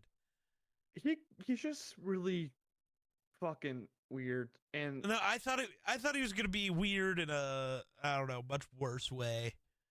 You were thinking like P. Diddy. You were thinking instead of they really framed it that way, you know? Oh yeah, I was expecting it as well, but like, and then turns out he's just a weirdo who wants to fight this movie and the propaganda. We gotta fight him. We gotta fight him. And then it's suddenly we need to dig tunnels like the rat people. Yeah, it went from like P. Diddy to 9/11 conspiracist. Yeah, dude. But like no, like it's not subtle on it. It's not post 9/11 like xenophobia and fear of the unknown.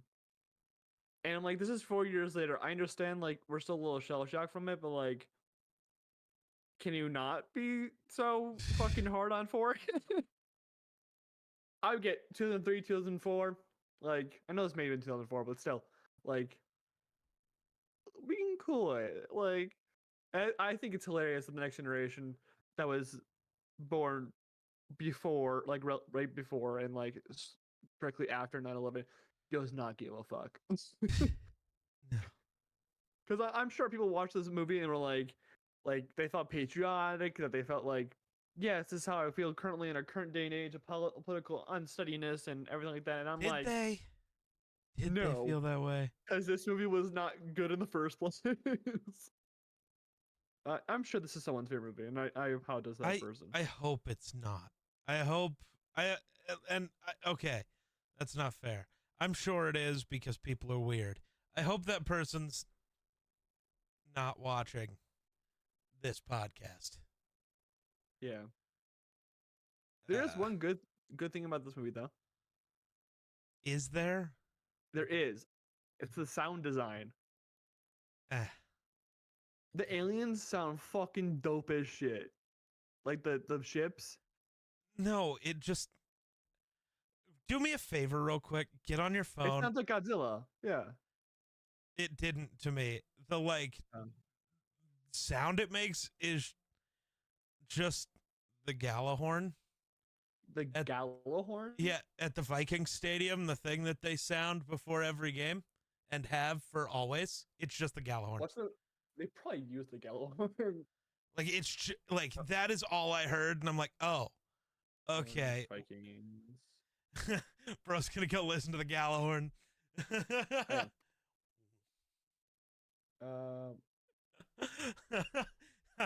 I don't want to say anything. I just want to watch your reaction to this. Well, this is a fucking podcast. They need to hear something because they Oh, don't good. hear this shit. Oh, good. Why are you listening to a podcast? What is? We're on a podcast. Oh, I see. Yes. I was like, why? How's a podcast helping you listen to the Gallahorn?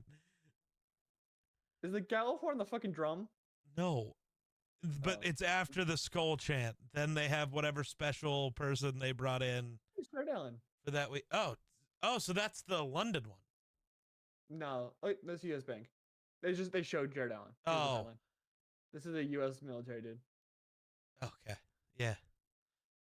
It's always weird who they get to do that, because like Kirk did it after his injury once last year, which was really weird. Because they do this last year there. But nobody knew that was going to be his last year for sure. We knew we wanted to bring him back.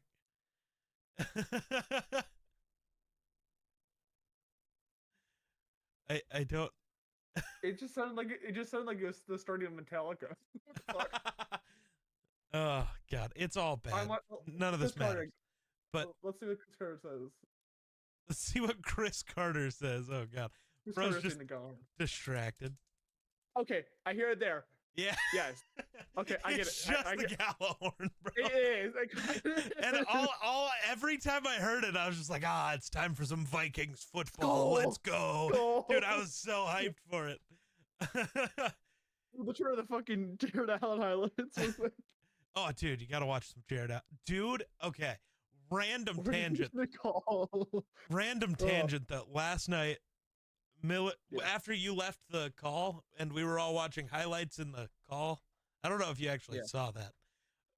Me and Miller sat there watching highlight videos for like 3 hours.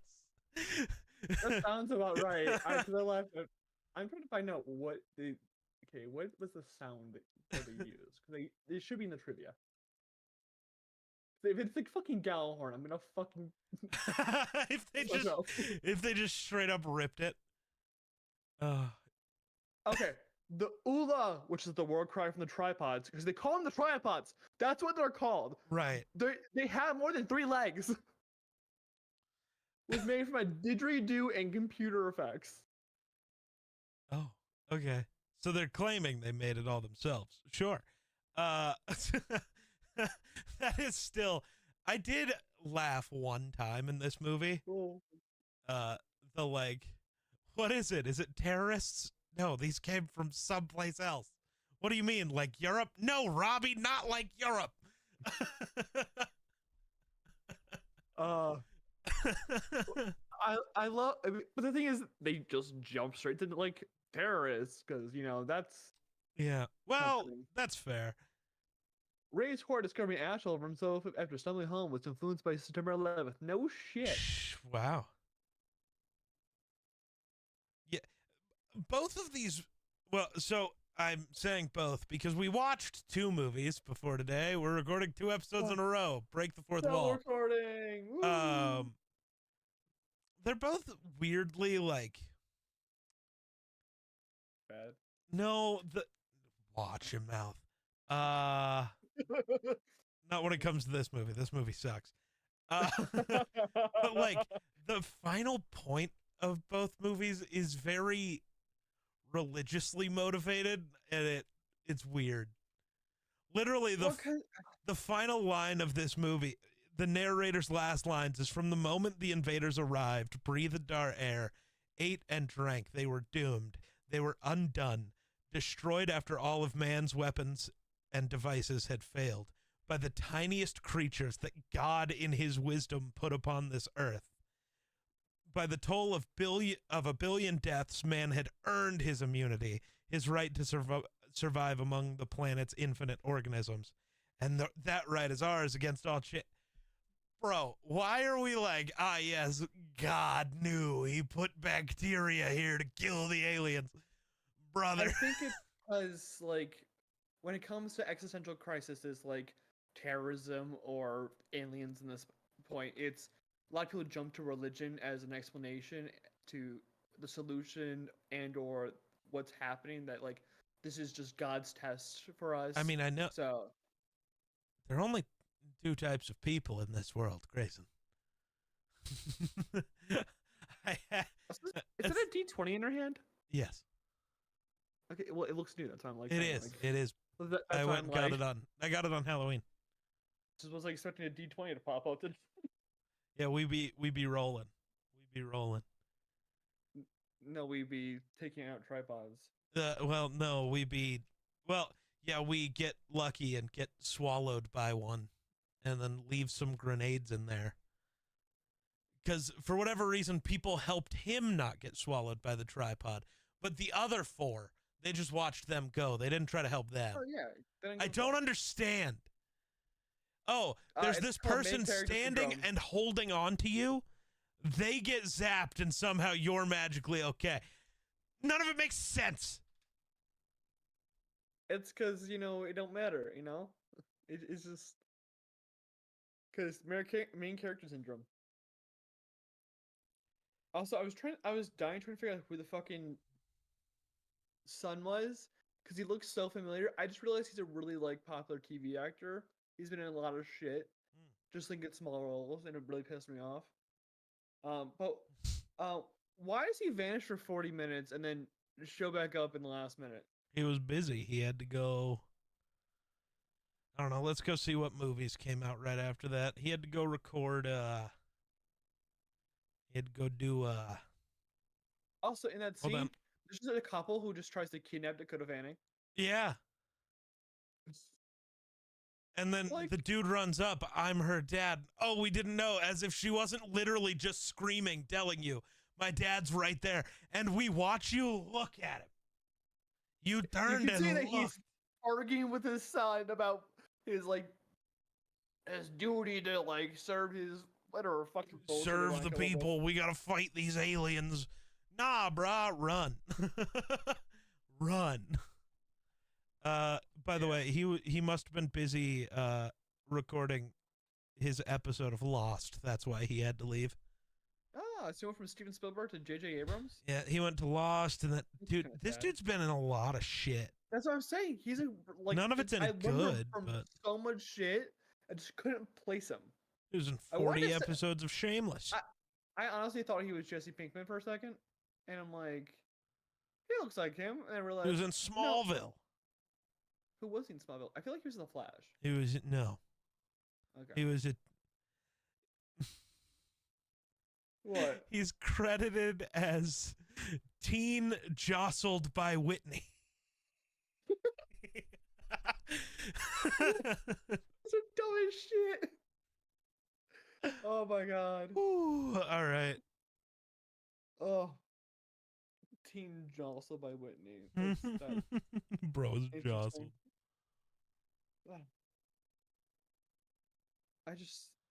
They turned Dennis Quaid into Ronald Reagan. All right.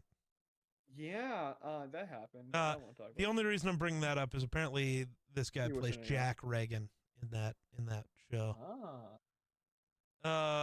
Yeah. So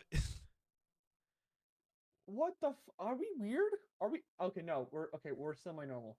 what do you mean? I popped up the Rotten Tomatoes because I was curious what people thought. 76% of critics liked the film. They're How? positive about it. Oh, right. Critics. It had Spielberg. Ew. It had Spielberg's name on it, so that makes sense. And 42% of audience liked it. So less than half of regular people liked it. More than 3/4 liked it. It's been rated 483,000 times on IMDb. It's a 6.5 out of 10. Ooh. It got a passing grade from people. Over 138,000 people gave this movie a 7 out of 10. 27,000 idiots out there gave this movie a 10 out of 10. What the fuck?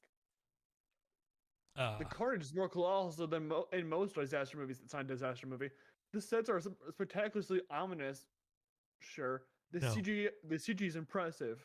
No. Bro, you're saying this in 2020. You were saying this in the year of our Lord, 2020. And this version is more psychologically trying. What do you mean, my guy? Yeah, literally. So I don't know if you noticed this, but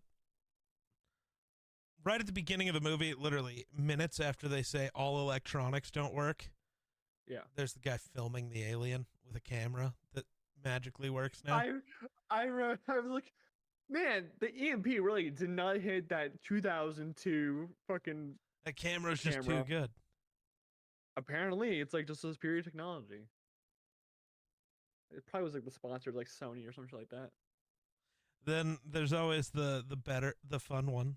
I'm looking at all the goofs because they're all dumb and bad. Yeah, when they're running into that like mechanical utility room thing to like escape the fireball after the plane crashed. And Tom Cruise is like fighting to push the door closed. Uh-huh. And then in the morning they wake up and he pushes the door open. I don't think that's how doors work. I didn't realize that. Oh my god. I did not realize that. Again, I was like half paying attention because the CGI was just taking me straight out. I'm like, bro. Also, if a plane crashed into your house like that, I don't think a mechanical room's gonna save you.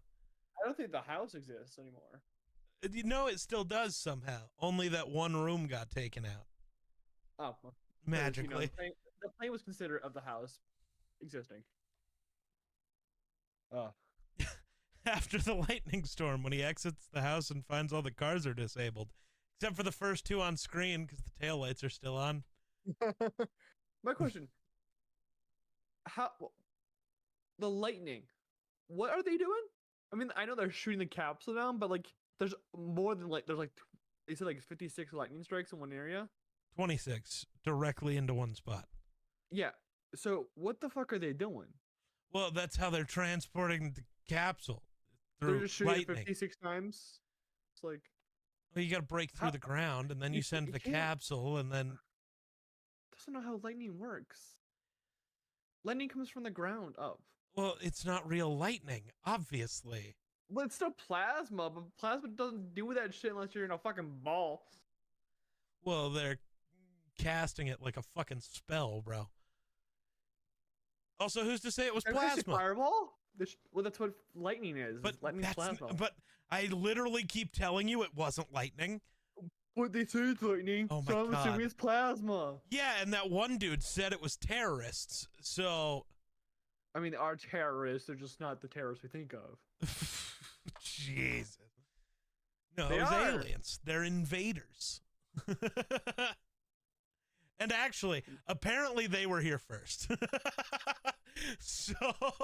Man, we went from 9/11 propaganda to Native American. Well, by definition, no, we went to native aliens, I guess? Native They're extraterrestrials? I don't know. They were here first, though. So they're here before us, but they're not native. they were here They before came- all humans. So Yeah, but okay, they're native maybe to that's the land. connection. Maybe they were native to Earth. Maybe that's the whole plot here. They're like just trying to get back over. Yeah, they're just trying to come home. They could have fucking said that. The dinosaurs made them leave. Why would you want to leave with the dinosaurs, man? They're fucking cool. Dinosaurs were too hungry. Apparently, they really love tripods. Oh man. You're giving the dumbest face right now, and I love it. My one dog is just staring at me with his tongue straight out, like not like to the left or to the right, where it's like really cute. It's just, ugh. It's cute as fuck, but it's dumb as hell. Why are you sitting so far away, too? Are you tired? Are you tired? Go take a nap. Maybe you don't sleep, but still. Yeah. So the scene in Boston where they're looking at the dead red shit on that statue. The first shot shows the spot behind them where the dead tripod was, and it's not there. All you see is sky. It cuts to the statue, cuts back, and now there's a dead tripod. It died while they were standing there. I guess. Yeah. And a building was built and then collapsed in that same amount of time. It was pretty impressive. They're very quiet tripods. Yeah, I guess. Also, bro doesn't know his daughter has a peanut allergy. It's a pretty big thing. I know you know something about that. I don't know. See, I want to judge him for that, but literally everyone I know forgets that I have that allergy, though. I remember you that peanut allergy. Yeah, you might be the only one. So maybe you're the only person in the world who cares about me, which is a really unfortunate thing for me to find out. No, I remember random details about people. Like I can tell you Miller's middle name and his birthday. The question is, do you remember mine and Jake's birthdays? It's the same day, so. You're January like fucking 18th or something like that. No, but that's fine. 22nd. There you go. Wow. Sorry, I looked over at Twitter and apparently on the ticker today there was the names McCown and Kitna popping up as winning quarterbacks, and somebody thought they went back in time. Let's go. Yeah, Josh McCown and John Kitna. 2007 again. Woo! Oh no, John Kitna wasn't winning any games in 2007. Oh Yeah, no, he that would have was. been 2008. Never mind. Yeah, I'd say like that's a year. So they won what, That like 3? No, I think that would have been Bengals. No. Oh, it might have been. Not important. No, Palmer. Oh, I'm looking for John Kitten stuff. Give me a John Kitten fucking highlight tape. Oh, so John goofy. Kitten in 2007. I don't want Kitten. Give me. Here we go. Yeah, this movie sucked. It was Detroit. He went 7-9. Just so you know. He did his career high. Not career high. Nope. I don't care. So this movie sucked. It was I don't not know. good. I don't know what else I'm supposed to say to you here. What you supposed to say to me? Mm-hmm. That's I how don't this know what- podcast works. We're having a conversation. Oh, it's more discussion, not conversation. Conversation is just like two people talk, but we're talking about a specific topic, so it's not discussion. That's the difference. When we're watching highlights of fucking John Kitna in the fucking chat, that's a conversation. No, A that would discussion also is be a certain discussion. topic. Because that would be No. a certain topic, dumbass. The topic would no, be but, John like- Kitna's highlights. You fucking idiot. No, but like I'm saying, like we're doing bullshit. Bro is Sure. really trying to Semantics. pretend he's the smartest guy in the room. I always pretend like I'm the smartest person in the room. That's how you know you're the smartest person in the room, because you pretend and you know that you're pretending. No, Yeah, are you looking the definition of discussion? And I am. I want to know what the fuck. Am I right? Well, kind of, but still no. Because have you seen our podcast? This is still just a conversation. We were supposed to be talking about War of the Worlds, and we literally just started talking about John Kitna, bro. Stop. Hey, respect John Kitna. No. No, but I'm saying, well, we go from discussion to conversation eventually towards the end when we start figuring out that this movie just fucking sucks. Oh yeah, to talk about. God, tell me this didn't make a ton of money. It definitely did, but It most definitely did. Had a $132 million budget and grossed $603 million. Damn! For 2005? It's Spielberg. Yeah, but it's 2005. But it's Spielberg. Hey, it wasn't fucking 5. Spielberg. First of all, $130 million budget in 2005. Fucking insane. The only thing I can think of that was close to that was Pirates 3. During that time. That wouldn't have been during that time. Wasn't Pirates 3 like 2012? Pirates of the Caribbean. I gotta fucking remember how to spell Caribbean. I'm so glad I'm not the only one who calls it 2007, bitch. Fuck you. The Caribbean, even though immediately when you start talking about the islands, it's back to the Caribbean, because that is technically what that word is, but everybody changes it because Pirates of the Caribbean sounds better than Pirates of the Caribbean. Even though Caribbean is correct. Yeah, but it sounds like a shitty fucking cruise. Right. Like a pirate themed cruise. Damn, now I want to go on. I want a pirate themed cruise. It was nominated for Oscars in Best Achievement in Sound Mixing, Best Achievement in Sound Editing, and Best Achievement in Visual Effects. God, 2005 must have had sucky fucking CGI. Which is funny because Demon's Chest probably came out a year earlier. I don't know. It had Davy Jones. And Davy Jones is still some of the greatest ever. Oh, Critics' Choice Awards, Best Young Actress, Dakota Fanning. Why? All she did was scream. Literally anyone can do that. And they try to be it's whole anxiety thing, do this thing, whatever it is. I'm like, shut the fuck up. Yeah. It's no, just we don't need this plot point because it goes nowhere.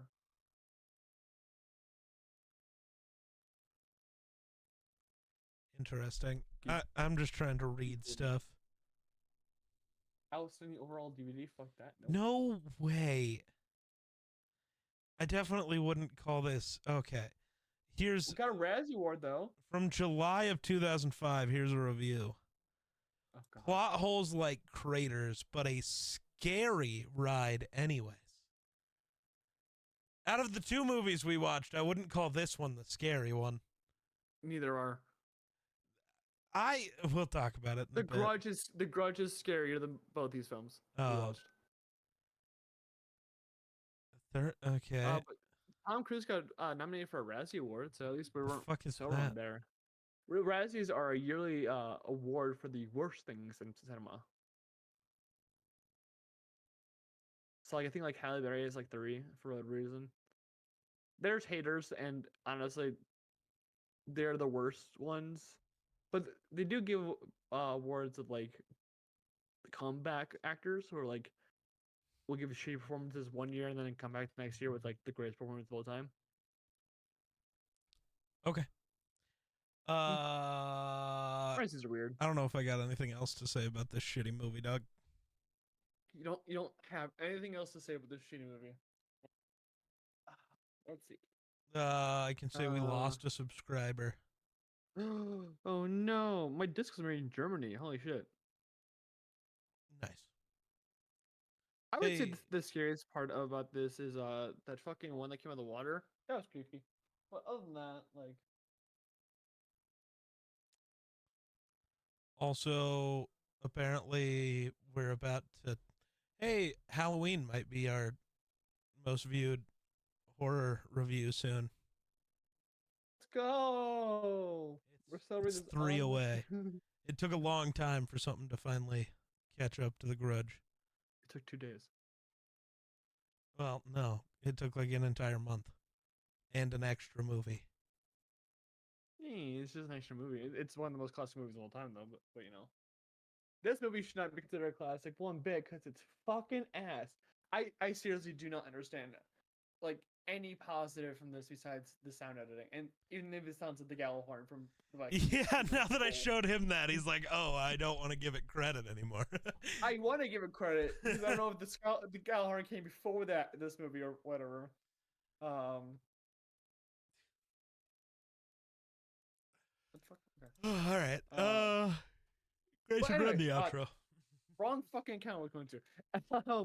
I want to thank everyone for watching this review. Let us know what you guys thought about War of the Worlds. Did we be too critical on it? Probably, because we're assholes. But thank you guys for watching. Remember to rate, subscribe, do whatever you need to do on the fucking page. And we'll see you next week when we cover Signs from 2002. One of Geek's favorite films of all time, or childhood favorite films of all time. We'll talk about that and his taste in film. But until then, bye-bye. Yourself. What's going on, everybody, and welcome back to the Dueling Fates podcast. Today, we are finishing up Twilight, half of it, at least. There you go. Yeah. In Breaking Dawn Part 1. I'm like, Geek, doesn't it feel so good to be done with the series, like, 2 weeks in real time? We could have done Star Wars in 2 weeks. We just would have had to record I would have shot myself. You want to deal with me for that long? Yeah. It's the same amount of time having to deal with you. No, it's not. Yeah, I had to record all 11 movies or whatever with you. Whether we do that all in a day or a week, it doesn't make a difference. But it's like you want to do all at one time. You might want to kill yourself. Well, I mean, yeah, but then I get like 2 months of not having to talk to you. So like, no, because I would have been like, okay, let's get ahead of schedule. We are ahead of schedule by 12 weeks. We'll talk in a month.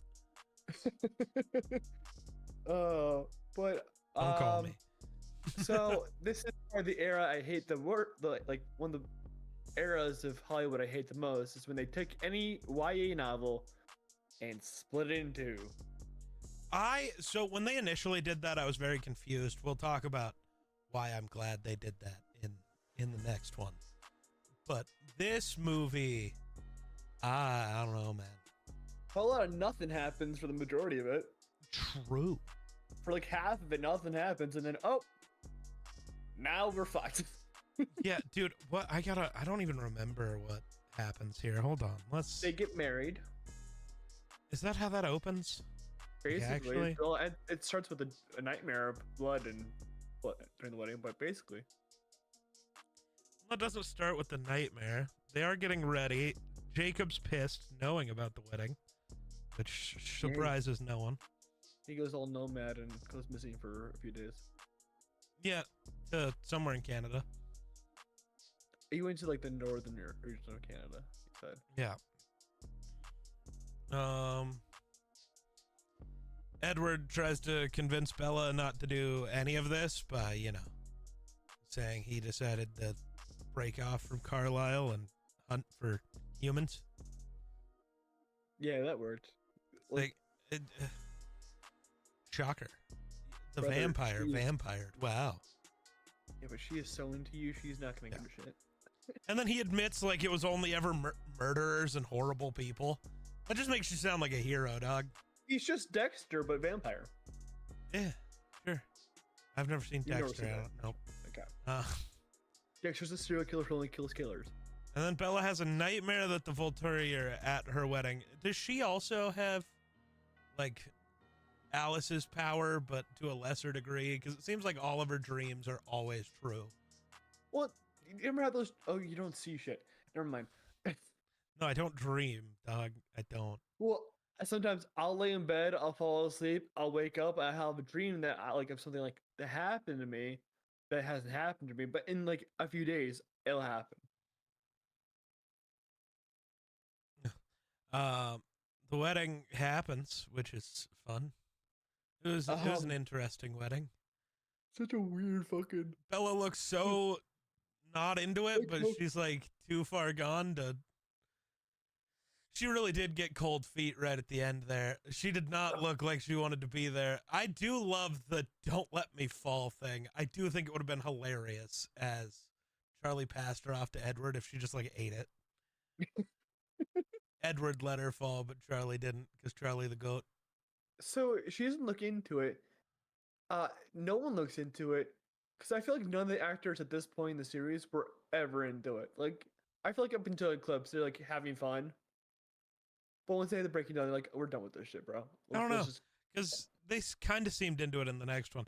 The visual of Edward up at the altar in the dream, the stupid little face he makes is hilarious. I don't even know how to describe it. I can't copy it, but it's awful and it's hilarious. But yeah. And then I don't know, Bella and Edward get married, and then Jacob shows up. No, well, the fucking Well, they meet a bunch of family, the Denali's. Yeah, the people in Where's Denali? You'll figure that out. Alaska. There you right? go. Yeah. No, but the not the eulogies. That's for people who are dead. Speeches are all fucking awkward as shit. Don't the speeches happen after they talk to Jacob though? No. Oh, all right. They happen before Jacob. Yeah, all of the speeches suck. I do love Emmett's because like he makes a joke that 90% of the guests won't get. I'm sure a lot of people thought it was a sex joke, which is really funny. Yeah. But like, you know, hope you got a lot of sleep because that's the last you're gonna get for a while. Like, yeah, her dad definitely thinks Emmett just made a sex joke, but in reality, it's a vampire joke. It's both. Well, hello. What else are you supposed to do in the middle of the night when you can't sleep, since you don't sleep? I don't know. I feel like if you literally never got tired, the insane amount of things you could do. There's a reason why Edward knows like 8 languages.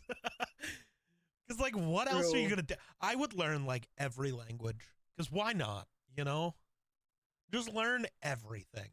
I also backing it up a little. What's up? I know what you would do. You'd write 17,000 scripts. Probably. Of 17,000 words. They're 20 pages long. Right. Bro's making and then fun of me. 2 of them. Bro's making fun of me for the script I'm writing for my YouTube channel. He's a bully. Well, that episode's probably up by now. that video's up. I don't know. That video, I don't know when that video will go up because it's not the first one I have planned when I... Let's go in February, so. We start things. Oh, is it? Oh. Or late January, so. Yeah. But I love Charlie remarking about the graduation caps.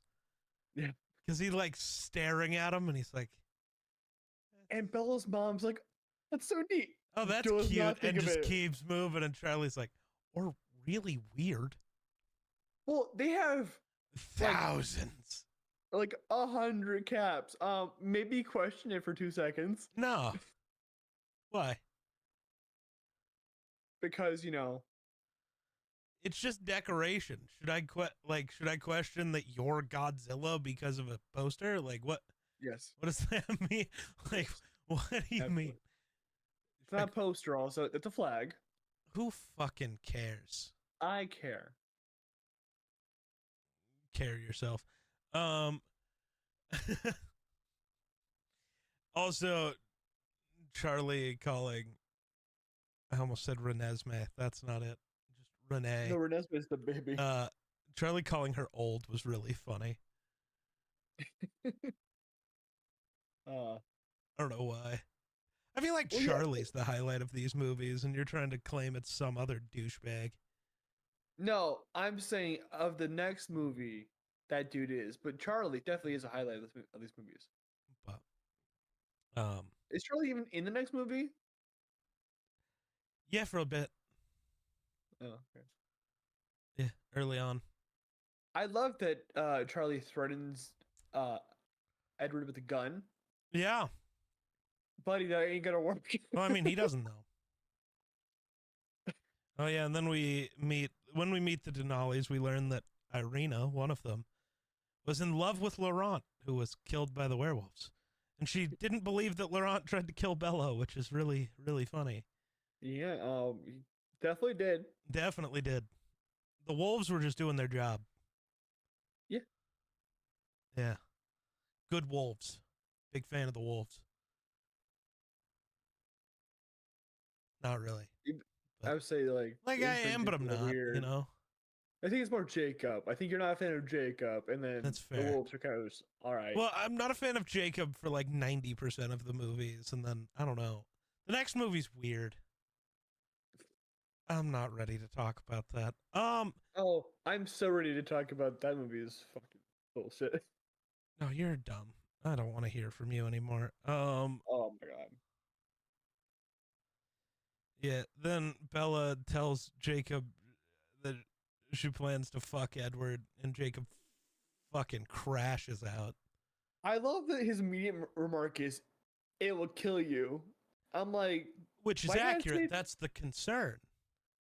Well, no, that's because there's a demon baby in her. No, that's not his thought. Oh, No, but I know, none of but, them like, think that's even possible still. Well, I know that. I'm just Dumb saying. bitch.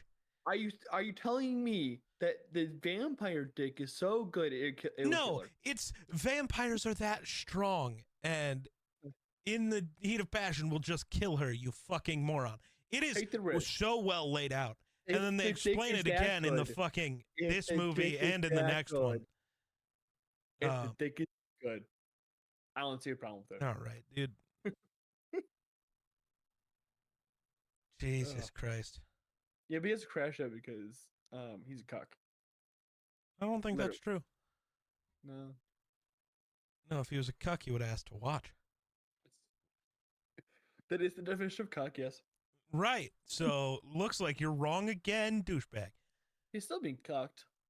And then, okay, I don't like how they just gloss over this point, but then they travel through Rio to get to the spot where they're going to their honeymoon. Yeah. They were gifted an island from Carlisle. Yeah. How fucking rich are these vampires, bro? Do you see the house? Do you see their cars? Okay, there's a difference between a $2 million house and a $300 million island. You don't think that vampires are pros at tax evasion? Oh, I don't know, man. They have to change their names and change their identities like every 4 years. I don't think they've ever changed their name or identity. They just move. Which that's not how that works. Oh, it is. You still don't have birth certificates or probably social security cards. They don't need they're it. older than that. Well, they're older than those existence. That's true. They just go places and do things. That's fair. Nobody's going to question a doctor that looks like Carlisle. What is that supposed to mean? Exactly what you think. Yeah. They then finally Edward and Bella do the deed, and then Edward promises never to do the deed again because He breaks the fucking bed.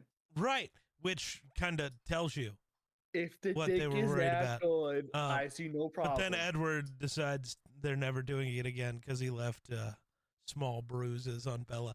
And I can't lie, all I was thinking about is, man, there are people who demand way more than light bruising. I'm like, my guy, people are into cutting. That's farther than I was taking it, but I mean, you're not wrong. Well, that's blood and everything. Yeah. I love how Bella, throughout the next little montage, is like desperately trying to get him to take her down. Yeah. I'm like, dude, just cave. Like, clearly she doesn't mind it. Also, they play chess like on a beach thing or a cliff thing, right? Yeah. So he wins, right? Yeah. He puts the piece in the wrong spot. Oh, nice. I But like don't five know spots. anything about chess. Like so. when you take a piece, you're supposed to place it in the same spot. He places it like 5 spots away. Nice. It bugs the living shit out of me. There's no attention to detail in these movies, you know? Yeah. Oh, I like the way this describes it. Edward gets very protective of Bella and treats her like a porcelain doll who will get damaged by his mere touch. I mean, he's a porcelain doll eventually. I mean, no, it's more. He's porcelain. No. Because if he was porcelain, like, that time he, like, stopped the van from crushing Bella, he would have just turned to dust. I didn't mean actually porcelain, but when they vampires died, it looked like porcelain. See, I never thought porcelain. I was just thinking of stone. But I'm thinking of like porcelain because I've seen porcelain break. So, and they don't make like a stone sound. They make like a glassy type sound, but like they're stone enough. And then Bella finds out she's pregnant. Which, how is that? I think she was cheating, if we're honest. Geek, I'm gonna tell you this right now. How? That's a demon baby. Well, we don't find that out until later. Yeah, but like, it's still a demon baby. If I was Edward, my initial thought would be like, yo, what the fuck? I don't understand why he's like didn't even kind of let that idea cross his mind. She's somehow pregnant. There's no report of a vampire ever getting anyone pregnant. How do you not be like, hey, when that guy was over here cleaning the apartment, what the fuck? You know? But he knows that she is so obsessed with him. Yeah, but like, this isn't possible, dude. They don't know that. Yes, they do. They just thought it wasn't. Even the word impossible says I'm possible. I'm going to shoot you. Vampires are also impossible. No. Yeah, someone's heart cannot stop that long and still continue to live. Okay. I know Galaxy has her theories, but... Bro doesn't believe the theory. No, you live in Wyoming. What is... You also think that's impossible. That's true. Maybe so see, I'm defying the impossible already. I'm not defying it. I think you just are part of the impossible. It's why they fence you in. There's an electric fence around Wyoming. That's why it's so square shaped. That's why it's the perfect square. The U.S. government doesn't want to pay for all the ridges and shit. Yeah, after we find out she's pregnant with a vampire demon baby. Demon baby. We cut back to Jacob trying to convince the entire tribe that they need to kill Edward because converting Bella is violating the treaty. It is. And then Sam overrules Jacob because Alpha. And then Jacob's like, well, his friends are like, hey man, if you wanted to make the rules, you should have like just stayed the Alpha. And Jacob does the, well, I thought giving it up was the best option at the time. Fucking idiot. So they can't challenge for it at any time, can they? I don't know, because I feel like he challenge it. No, but he does just like somehow have the strength to break off where nobody else does. So I don't know. I think they do have the strength. It's more like do they the will to? Which would be the strength, which means no. No, strength and will are two different things. Not in this context. Literally in every context. Nope. That's how words work. Nope. Words don't work. They just kind of sit there. Because trying to evade the English language. No, I'm treating the English language like what it is. A ginormous turd. Yeah, it is bad. Buffalo, buffalo, buffalo, buffalo. You know.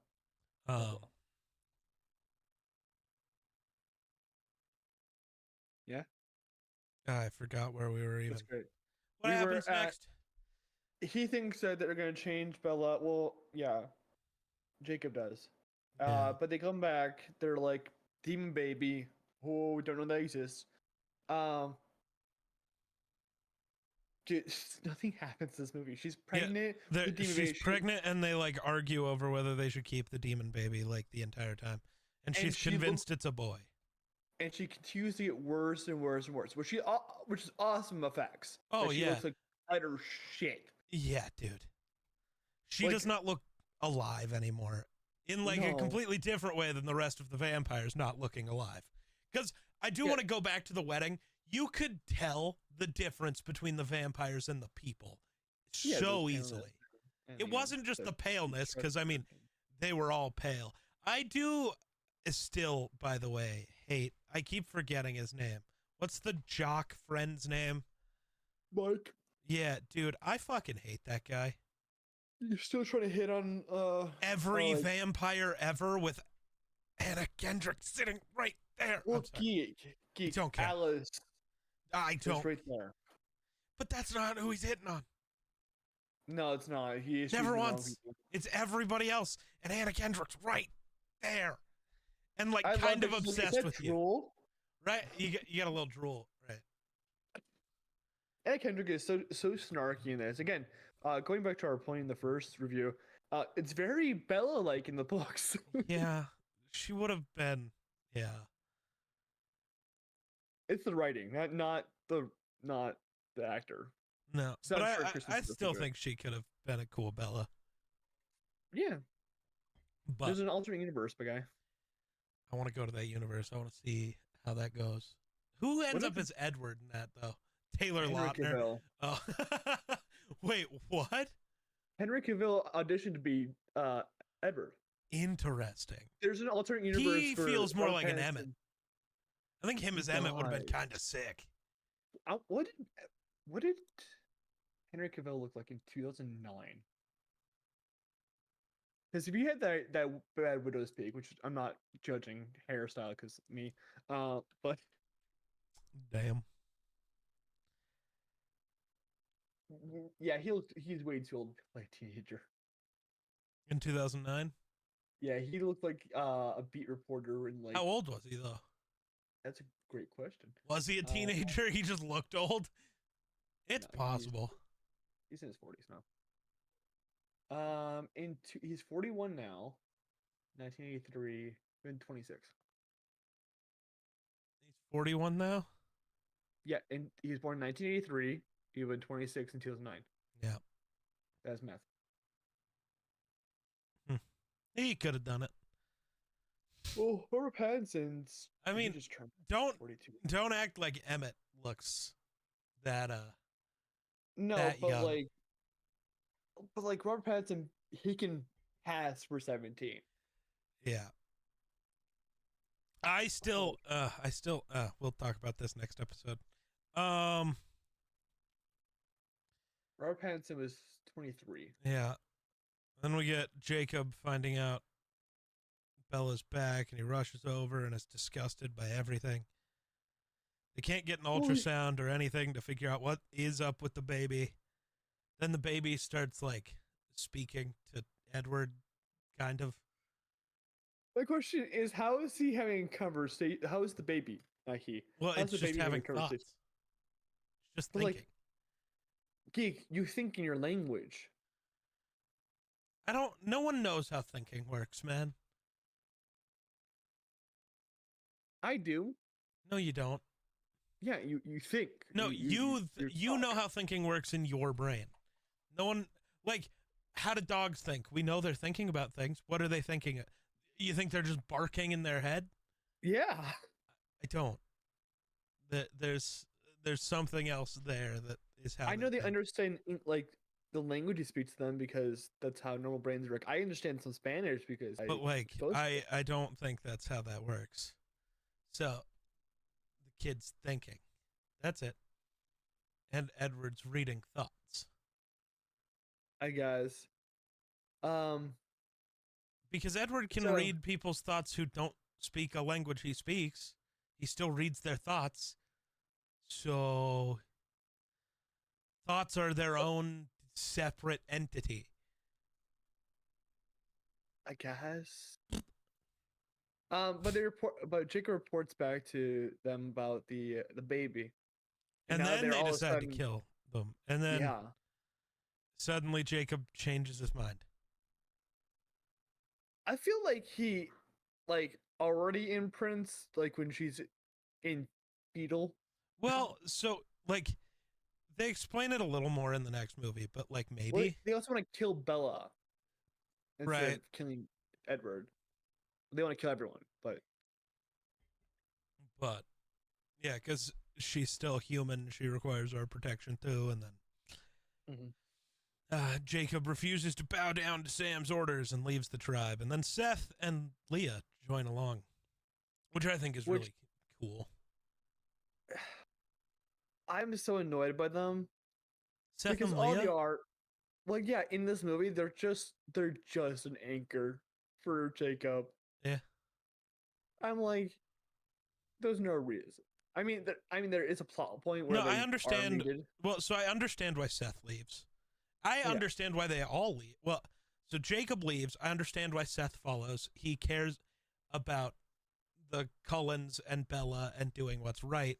And Leah only cares about Seth. So if he's gone, she's gone. I understand that.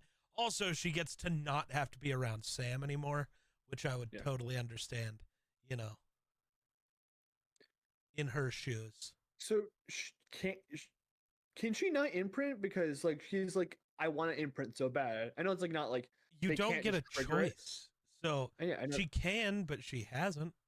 But it's like she's acting like she can't imprint ever. I mean, it probably feels that way. Unless she already imprinted on Sam. I don't think so. I don't think that's what happened there.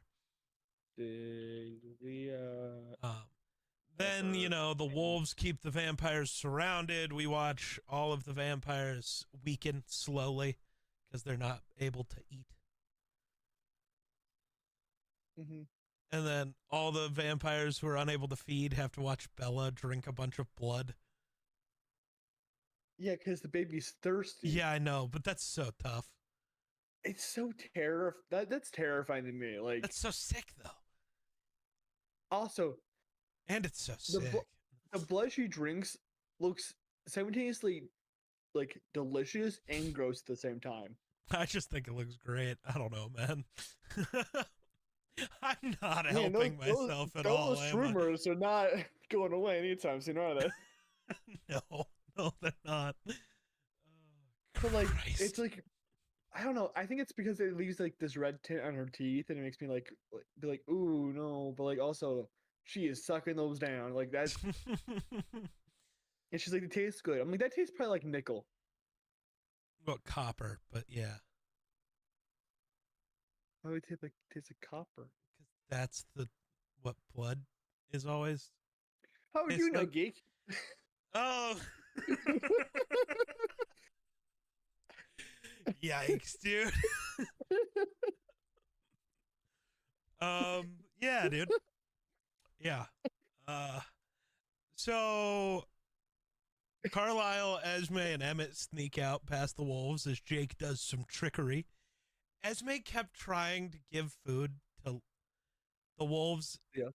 And Leah always being such a bitch about it was so lame. Well, it's like, she made you a sandwich, you cunt. The least you could do is take it and not snarl. Were those sandwiches? I thought those were like chicken. No, they were sandwiches. Also, why do they have human food in the house? They don't need it. Bella, dude. Yes, they stocked the house full of food just for Bella. She's stuck there, dude. Yes, they did. Yeah, but they haven't been able to leave. Right, they haven't been able to leave, but they stocked it full of food because they had to keep Bella there. But when did they stock it, Geek? Okay, not everything needs to be shown on screen. We did not need to see the grocery trip. But, like, it doesn't make sense to me that they just keep groceries. Yeah. But if they're leaving the house to go get groceries for Bella... What if they're not? What if they're just sending Seth? My question is, why did Jacob never just go, like, catch them a deer? Because it's going to be the fresh blood. The thing's dead. It doesn't do anything for them. I said catch, not kill. Yes, Geek. The giant ass wolf is going to be like, catch something. Yes. Not kill it. Yes. I would love to see a fucking scene where they just bring in a live deer, like scrambling his legs, and just have like all these vampires just like jumping. Yeah. But I don't know. What if they just like sent Seth to Walmart? They were doing fucking. Why couldn't they send Seth? The wolves can't hear Seth, and they're not gonna just attack Seth. They might not like him, but they're not gonna just randomly attack him off in the middle of the woods. That's fair. But it would have been, like, I don't know.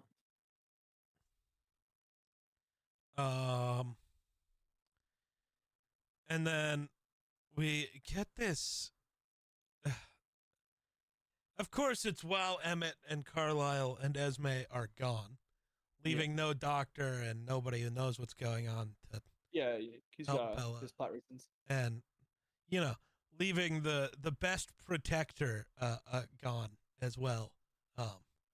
Because part of me does think Emmett might be able to take, like, the entire pack of wolves on his own. Well, that's why they bring him. Right. But, like, I feel like he's the one I'd want next to Bella. I think the only reason Emmett wouldn't be able to is just because the numbers. But, like, yeah, physically, he could definitely do it. But the scene where she's, like, gets handed the cup to try to take a drink and drops it, and then immediately tries to quickly bend over and grab it, drives me nuts.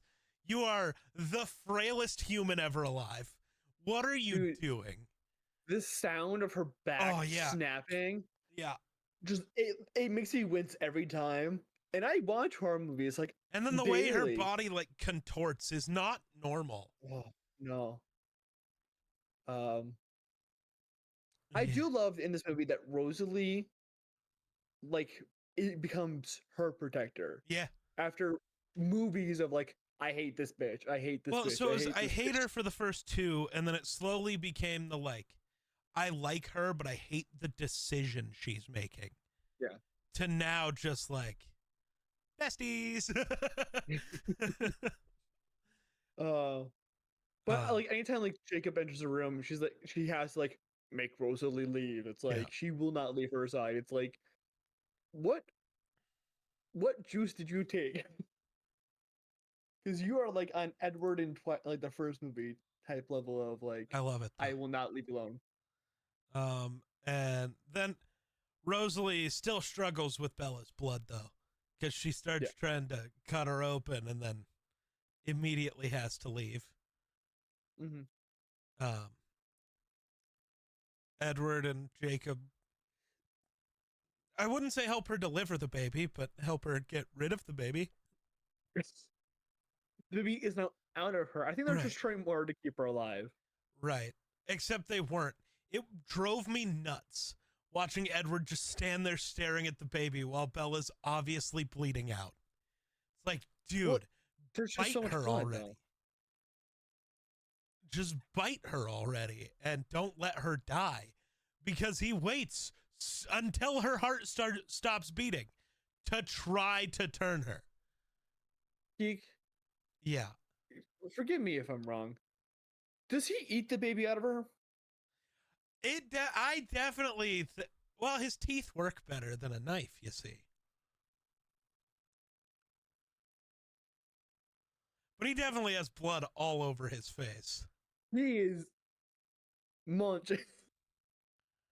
I don't think he was munching, but like sharp teeth. Ooh, ah, ah. But like the sounds like that are made, it sounds like he's like ripping through her. Yeah, I don't know, man. But it's a lot of blood though. That I can get why he might be like taking a second. And then Bella's heart stops. Jacob denies Edward the promise he made earlier, where if Bella dies, he was going to kill Edward. I love that moment because he's like, I hate you for every bit of you and this thing that you have caused. Yeah, you have to live with this. I'm not giving myself the satisfaction. Right. Part of me thinks Jacob would have like flown to Italy to stop him from like showing off so that even the Volturi couldn't kill him. Like, you are living with this. So petty about it. Punk type hater. Yeah. People like, fuck you. I hate you. Ain't doing this, bitch. You don't get a dime, motherfucker. Oh. Yeah. Jacob then tries to kill the baby, but imprints, which is where it gets okay. They replay right as this happens because he looks at the baby and then the like flashback happens to him explaining what imprinting was. And I mean, they do explain that it's actually not that weird. Like, it's just like this weird, well, it's weird, but like, why are you looking at me like this? Because we see, okay, spoiler alert for the last movie, there is a flash forward scene from Alice. Not where we until the see end.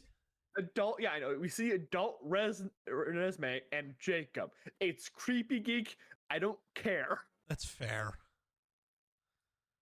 But like, I know we don't it see does in this movie. but it does specify that it's not like a they have to be together thing.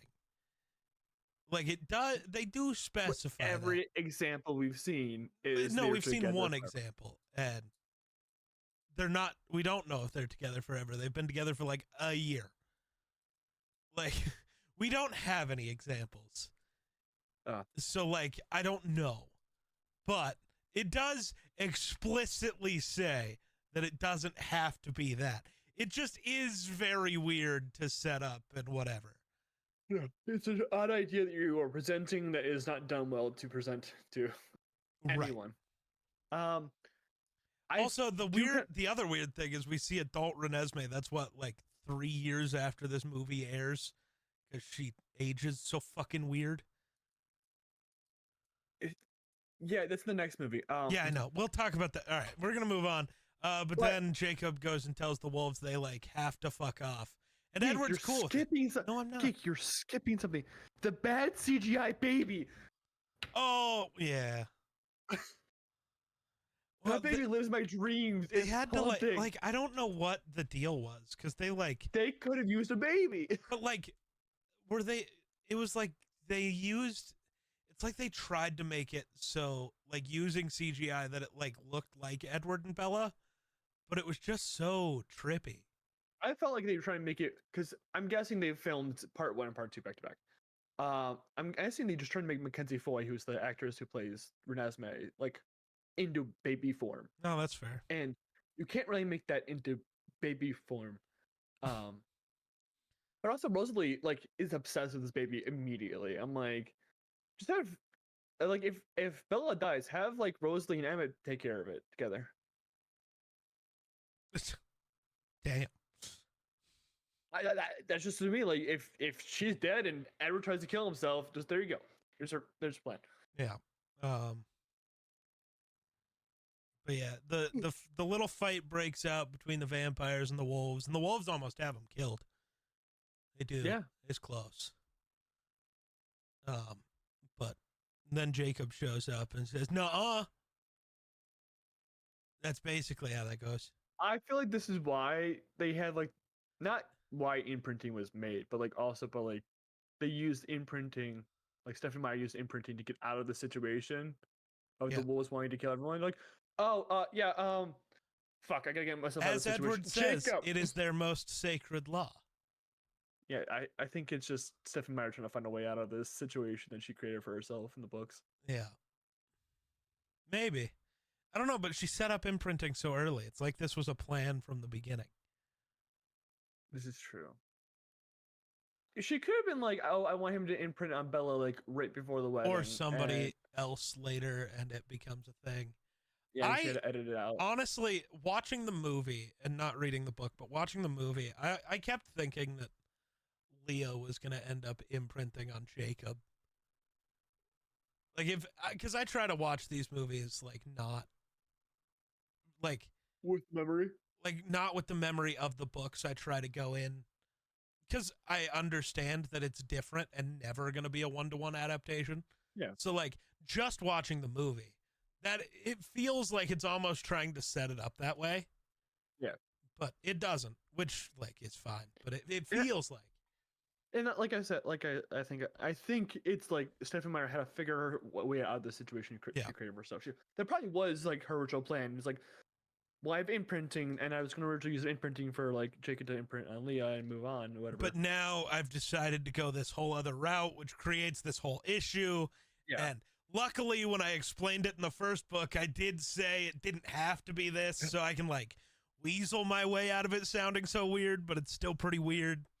Yeah, it's like but like you can see where like the explanation does show that it doesn't have to be weird. They just make it weird later. Mm-hmm. Yeah. Like if you never have the flash forward scene, but like you get a movie, you know, down the line where they do end up together, it's like, oh, whatever. But like showing the flash forward while she's still a kid is weird. Well, I think it's so funny because in this movie, in the next movie, obviously you're not going to be like, oh, make her like him romantically into this child. He's a guardian for her like the whole time. Make it like, don't even like try to make it like a romantic thing. Just make it into he's a protector. He's a father figure to her. Which he's got is two what dads. part of what imprinting like claims to be. Yeah. It does say he will be whatever she needs. Well, they will be whatever they need is how they describe it. Yeah. Because he says, you know, protector, brother, friend, whatever. So like, just really lean into that because that's what he was. But I also like that the kind of weird implication makes it really funny for the very beginning of the next movie. Yeah, absolutely. So I love how much all of the vampires enjoyed that because I was enjoying that moment just as much. I enjoyed it equally. Yes. But like, so Edward injects her with all the venom in the world. That was so much venom. Yeah, he's also biting the shit out of her the whole time. Try not to let her die. But she's already dead. Well, the movie is like she's dead, like, but they're like also say they also verbally say she's not dead. That's the morphine that is making things slow. Is possible, I guess. Well, yeah, that's what I'm saying. Is like I feel like they're trying to make you feel like she's dead, but let's also like verbally say the morphine's the reason why this is taking so long. Well, Carlisle's not afraid, but Edward and Jacob are, and then obviously. Jacob just hearing her heart stop, even if it was just her turning into a vampire, that's still going to be enough for him to go outside and cry because he knows he just lost her either way. Well, yeah, but which leads to the entire fight that proceeds. Well, the final scene is like everyone's like in the living room and they all turn their heads because they can hear her heartbeat and they just hear it stop. Right. Where she turns into a vampire. Her heart's still beating technically, apparently. Yeah, so I don't know what that whole thing was a mess. Yeah. That's what I know. That it was just very messy. It's Twilight. Yeah. I do love the whole scene of like watching her like regrow. Yeah, pretty much. I love the part of it when like her spine gets fused back together and she just pops back up. Yeah. It's like it reminded me of like someone like tying a corset. Yeah. And then her hair like regaining its color and getting a little darker, but whatever. And then her cheeks like filling back out and stuff. I liked. And then somehow her getting makeup put on. That's just vampire. I guess. It's so funny that they spend so much time and so much effort into like the CGI and like in the wolves and everything like that for this movie, and then we just look at the baby and you're like, at least we know where the budget went. Right, it went to the wolves because the wolves still do look so sick. They like do, 90% of the time, they're so good. Mm-hmm. The vampire movements are always a little weird, like when they're super fast. But I kind of love that because it's not supposed to look natural. That's like the whole point. The whole point of vampires is they're super unnatural and unnerving. So I understand. How would you know? Don't ask. Don't ask questions. You don't want these answers. I'm going to ask all the questions. I know, you bitch.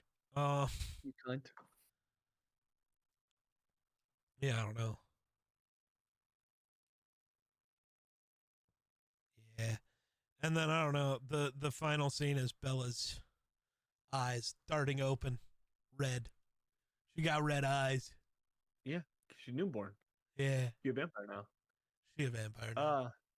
It only took 4 fucking films to get here. Well, yeah, Geek. Let's live in a better universe where Edward just turns her on the first date and we just move on. Well, tell him not to be a prude then. True. Honestly, I think she just wanted that vampire dick before she turned into a vampire herself. All right. Anyways, Geek, how did you like break? We haven't done this for the Twilight. We haven't talked about overall. How'd you like it? Where would you rank it? Well, because we did. We both talked about how, like, the first one we love because it's goofy. The second one we kind of hate because it's stupid. The third one we both loved. Like, we did. We just didn't, like, say it exactly like that. But, like, honestly, I genuinely think this one might be, like, my least favorite. I put this right over New Moon. It's close to me. I don't know. It's close. I just feel like we're sitting around for a majority of it. I know we talked about a lot of the plot points, but a lot of those plot points are just sitting around and then they talk about it. Yeah. Like, it's not my favorite thing here. Yeah, what are your thoughts? It's a good movie. Don't get me wrong. I think all the Twilight movies are good. I don't think they're bad in every bit. Like they're bad in a way where it's like, oh, this is goofy, but most movies are goofy if you think about it too much. They are. No, I enjoyed it. But like I said, I think I'd have it just right over New Moon. Okay. Yeah. Let's see. What do we know? Had a budget of $110 million. It sounds like a lot of money, but I'm thinking 2024 amount or 2025 amount. It made more than that on its opening weekend. I wonder why. Me too. Who could have ever wanted to watch this movie? Everybody tells me they hate them. 14-year-old emo girls. I'm pretty sure I went and saw this one in theaters. I need to go. 14-year-old emo girl. I can't remember if my Breaking Dawn, because I have the collector's cup from the movie theater. I can't remember if it's for part 1 or part 2, though. Probably should figure that out. It's right over there. It's just like up on a shelf. Like an elf? Yeah. It's right next to the Black Panther Wakanda Forever cup. Yeah. Solid. And that's right next to the Multiverse of Madness cup, which is right next to Love and Thunder, which is right next to Captain Marvel. I love how all of those are Marvel and then you just have Twilight. Because like 90% of the movies I've gone to see in theaters are Marvel. Yeah, you're weird. That's right. You don't go watch movies like I do. Because there's not a theater anywhere near me. Yeah, I go 5 minutes down the road. Yeah, I have to like take a day. And so it has to be something I like genuinely care about. Which is not 6 movies in one day. No. That's dumb. That's what I do. That's insane. That's what I do. Last time I saw multiple movies in a day was Barbie and Oppenheimer. That was pretty good. That was a good time. Yeah, I've done like I Barbenheimered it. Nice. I saw Barbie one day by myself, cried. I did. Barbie is a very touching movie. And then I went a few days later with my ex and my mother to go see Oppenheimer. There's a few things in that movie Bro where I took was his very girlfriend to comfortable. Oppenheimer, but not She was Barbie. outside. Insane. And then this movie grossed $712 million. Not across $1 billion? No, I don't think any of them Did did. any of them? Well, I know they're $1 billion franchise, obviously. If this one made 700 million, and there was 5 of them. I mean, if one of them was going to, it was probably part 2. Breaking. Did it? Nope. Dawn. I don't think they did. Because part 2 didn't either. Really? Did OG Twilight? No. How do you know? I just know. How do you know? Oh I God, know. not even kinda. Yeah, I would say none of them did. Since part 2 didn't. Imagine like New Moon did. Did you know Robert Pattinson took boat driving lessons so he'd be able to drive the boat Were they in the honeymoon 2 scenes? second scene? Yeah. It's funnier, just- despite taking lessons, he crashed the boat in both the lessons and while filming in Brazil. I Bro love Robert was Pattinson. SpongeBob. Robert Pattinson's just a weird character, like in general. Because like he had a stalker at one point. Oh my god, holy shit. Sorry, I was looking at the IMDb rating of the Twilight movie. According to okay, so the sex scene between Edward and Bella caused the film to receive an R rating. The scene had to be reshot and edited to receive a PG-13 rating. According to interviews, Robert Pattinson and director Bill Condon blamed Kristen Stewart's wild thrusting during filming. Where's that cut? Fuck the Snyder cut. I think that's Where's true. the- Kristen got very into it. Where's the Stewart cut? That we need that in the 4-hour Revenge of the Sith cut, which is 20 years this year. So Yeah, Why not? I do hope we get that this year. the Stewart cut, yeah, me too. No. Good God. Quick tangent or quick story at least. This was the one Twilight film I was not allowed to see in theaters because my mom had read the book beforehand, and she did not want me to see the sex scene. Nice. This is a pretty tame sex scene. Yeah. They break the fucking bed and Yeah. that's about it. And then they make baby. And then baby. That's how babies are actually made. You break a bed first. Yes. You got way into that. What? I said that's how you make a baby. You break a bed first. And you went, yes. Yes. Yeah. Yas. Yes, queen. Oh, hey, never mind. We finally found another Stephanie Meyer cameo. I didn't notice, but she was one of the wedding guests. Yeah. It's like Waldo. Where's Stephanie Meyer? Got her in every movie now. Just like, where's...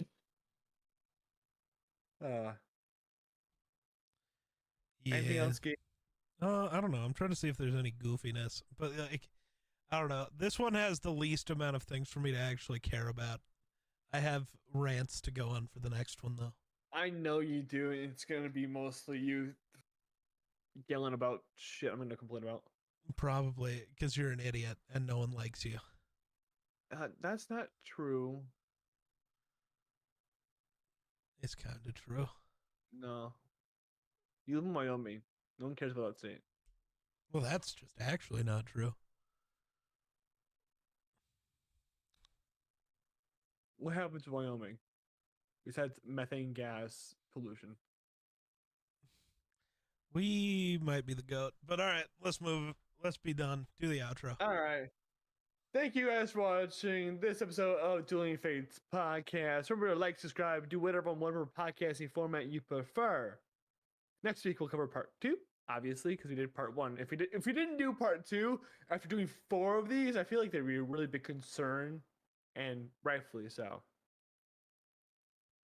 But thank you guys for watching, and we'll see you guys in the next episode. Bye-bye. What's going on, everybody, and welcome back to the Dueling Fates podcast. Yeah, bro was not expecting me to be loud because I was caught off guard, more or less, so he can go fuck himself. Anyways, I'm that's Grayson, my line. That's Geek. No. Okay, you made hot cocoa. Yes. And you put it into a Sally mug. Yes. The fuck? What do you mean? Could have picked anything. I picked the mug I like. I'm sure you have a Hawkeye mug. Actually, no, I don't. Okay, so you're just all right. I think the only Marvel one I have is a Thanos one, but it's like shaped like Thanos his has head. to do this. No, see, it's shaped like Vader his one. head and is really hard to like clean. No, sorry. So. It's a Kylo one I have. I apologize. But anyways, we are covering our first TV show of the day. How many TV shows are we watching today? Oh no. We're covering our first TV show of Dueling Nobody's Fates ready for us entirely. to cover Supernatural. I'm gonna 20 kill myself. seasons of 20 episodes I'm apiece. gonna kill Let's myself. go. Anyways, to skirt around the idea of the holiday season, we decided to cover Hawkeye because it is a Christmas-timed show. Sorry, I'm distracted and a little annoyed. Yeah, that's what I am right now too. What are you annoyed? Are you looking for a Hawkeye on your sweater? Yeah, well, it's a T-shirt, but yes. That's a sweater. But it's got All of the OG Avengers except Hawkeye. It's even got Black Yeah, 'cause Widow. no one gave a shit That's about so Hawkeye, depressing. I didn't and realize. Still this. Well, that's false. I did. That's sad. No, it's not. What do you mean? So How is that sad? He has the least amount of fucking personality, as stated in the show. Like they fully admit to it. No, he had a no ton of personality. You didn't watch Age of Ultron. I did. No, ever since ever since Quicksilver ran off and he drew his bow and he's like, I can do it. No one would know. I can do it. I've loved Hawkeye since that exact moment. I would have pointed to the. She doesn't make sense anymore. I have a fucking bow. There's a. Oh, well, that's a good moment. Right. He doesn't have any personality except for all this personality. Shut up. Oh, because he quips? Oh my god. You know who else does that? Iron Man. Yeah, Captain but America. Iron Man's rich, so fuck that guy. Okay. Captain America, name one quip. I can do this all day. Shit. Language. Exactly. No, okay. So we're supposed to be talking about this show. Anyone want to get off before we begin? No, it's before we get started. Does anybody want to get out? I don't give a shit. You're talking to the king of the nerds. You gotta get your quotes right. No, you can't be a nerd and a geek at the same time. Choose one. No, I'm both. Fuck you. I am the king of the nerds. That's why I'm a geek. No, King of the Nerds is a really Revenge of the Nerds is a really fucked up show movie. But yeah, Hawkeye is my favorite piece of Christmas media. I would say it's not far off for me. I couldn't give you like for sure right now. I'm just giving you a for sure because every time I watch it, I love it. It doesn't ever change. So, well, you're seeing Chris's media entirety. I'm thinking like Arkham Origins, Miles Morales. There's stuff out there that I'd be like, I prefer to. Like once December hits, I'm telling you, December 1st is when I start my replays of Arkham Origins and Miles Morales every year. I don't know if I ever beat Arkham Origins. Arkham Miles Morales, is fantastic. Okay. I just kind of forgot that was set during Christmas time. I won't ever hear the shit on Arkham Origins. It's a fucking great game. Should be long in the fucking annals of history like the other Arkham games are. You did what to your where now? Yeah, in history. Oh my god. Anyways, where do you want to start with this show? Yeah, this is the thing. What I was thinking about this for like the last week since I told you, hey, I finished Hawkeye, is how the fuck are we gonna cover this shit? Or do you want to go episode by episode? Do you want to do? I don't know. I think we just cover it. Like you got the story beats. You just go where you want to go. See, I think if you want to go episode by episode, let's go episode by episode. I'm so down. I don't care. Well, I personally, I don't like the first two episodes are great by themselves, but like we don't really get into the show. I feel like in its entirety once we hit until episode 3, that's called Echoes. Once we get introduced to Maya, it starts to really push into the actual like narrative, and like we start going fast paced. It like even when we were here for another 4 hours, it makes you keep wanting to keep watching. It keeps you on your toes, dude. The constant cliffhangers at the end of every episode, they're so good. But watching them pissed me off again because I remembered watching this show for the first time and actually having cliffhangers. And I'm like, that's so fucking stupid. What do you mean I don't get to know until next week? And then I watched it all in one go. So I'm like, what do you mean I don't? Oh, right. I'm just going to watch the next episode now. So, Geek, do you remember we were talking about Star Wars and Force Awakens about how like that was your favorite time period because everyone's making theories and shit? Yeah. This time period, like WandaVision to like She-Hulk, favorite time in Marvel history for me. It's good stuff. Because everyone was still like post Endgame, like still high on it and then they just fall off because probably because of women and probably because of POC. It seems like a lot of them are. Which is wild because I'm not gonna say real quick, just MCU stuff since Endgame. I gotta double check. Has there been a single thing I've like actually not liked? Yes. Eternals is the only thing I haven't. No, watched. I liked Eternals. I know, but I'm saying personally, actually, I forgot I was wearing a Marvel shirt today as well. Black Widow. You didn't like Black Widow? No, I'm because gonna punch you in the face. the timing of that movie was stupid. Okay, you cannot criticize. Well, I can. You can criticize Marvel. Don't criticize the movie for its time where it was. It just shouldn't. Released. It shouldn't have existed at that point. You either should have made it earlier or just never made it. Counterpoint: there's only one person in my mind that could actually play Elena to its full extent, and that is Florence Pugh. And we would not have Florence Pugh if it was made at any of those time periods. I mean, they could have just not made the movie and gave us Florence Pugh. Yeah, but like introducing Elena in any other place besides the Black Widow movie has been odd. I don't know. All I know is, I don't know. Because, like, yeah, so this was the bigger one. Hawkeye and, like, the Falcon and the Winter Soldier are, like, two of my favorite pieces of Marvel media. I love Falcon and Winter Soldier. WandaVision, I don't know. I don't hate it. The early episodes, I just couldn't give a fuck. The early episodes are the best parts of the fucking show. It was, I wasn't that much of a fan, and that's okay. We're all allowed our own thing. Well, the thing is that I didn't watch Falcon and the Winter Soldier when it first came out because I really don't like that side of Marvel per se, like Captain America and that like area. Captain America's the GOAT. He's like his movies are great, besides one of them. Which one's bad? Civil War. Civil War's a good movie. I hate looking at it. Why? It's gross looking. What does that mean? We talk about things being gray nowadays. Oh. That movie is just gray. Like, there's no other colors. Well, there's lots of colors. The only good, like, again, I will stand by this. Like, the only great parts about that movie are Spider-Man and Black Panther. Wild, but all right. We're not here to talk about Civil War, so moving on. Yeah. Like, you don't like that side of Marvel.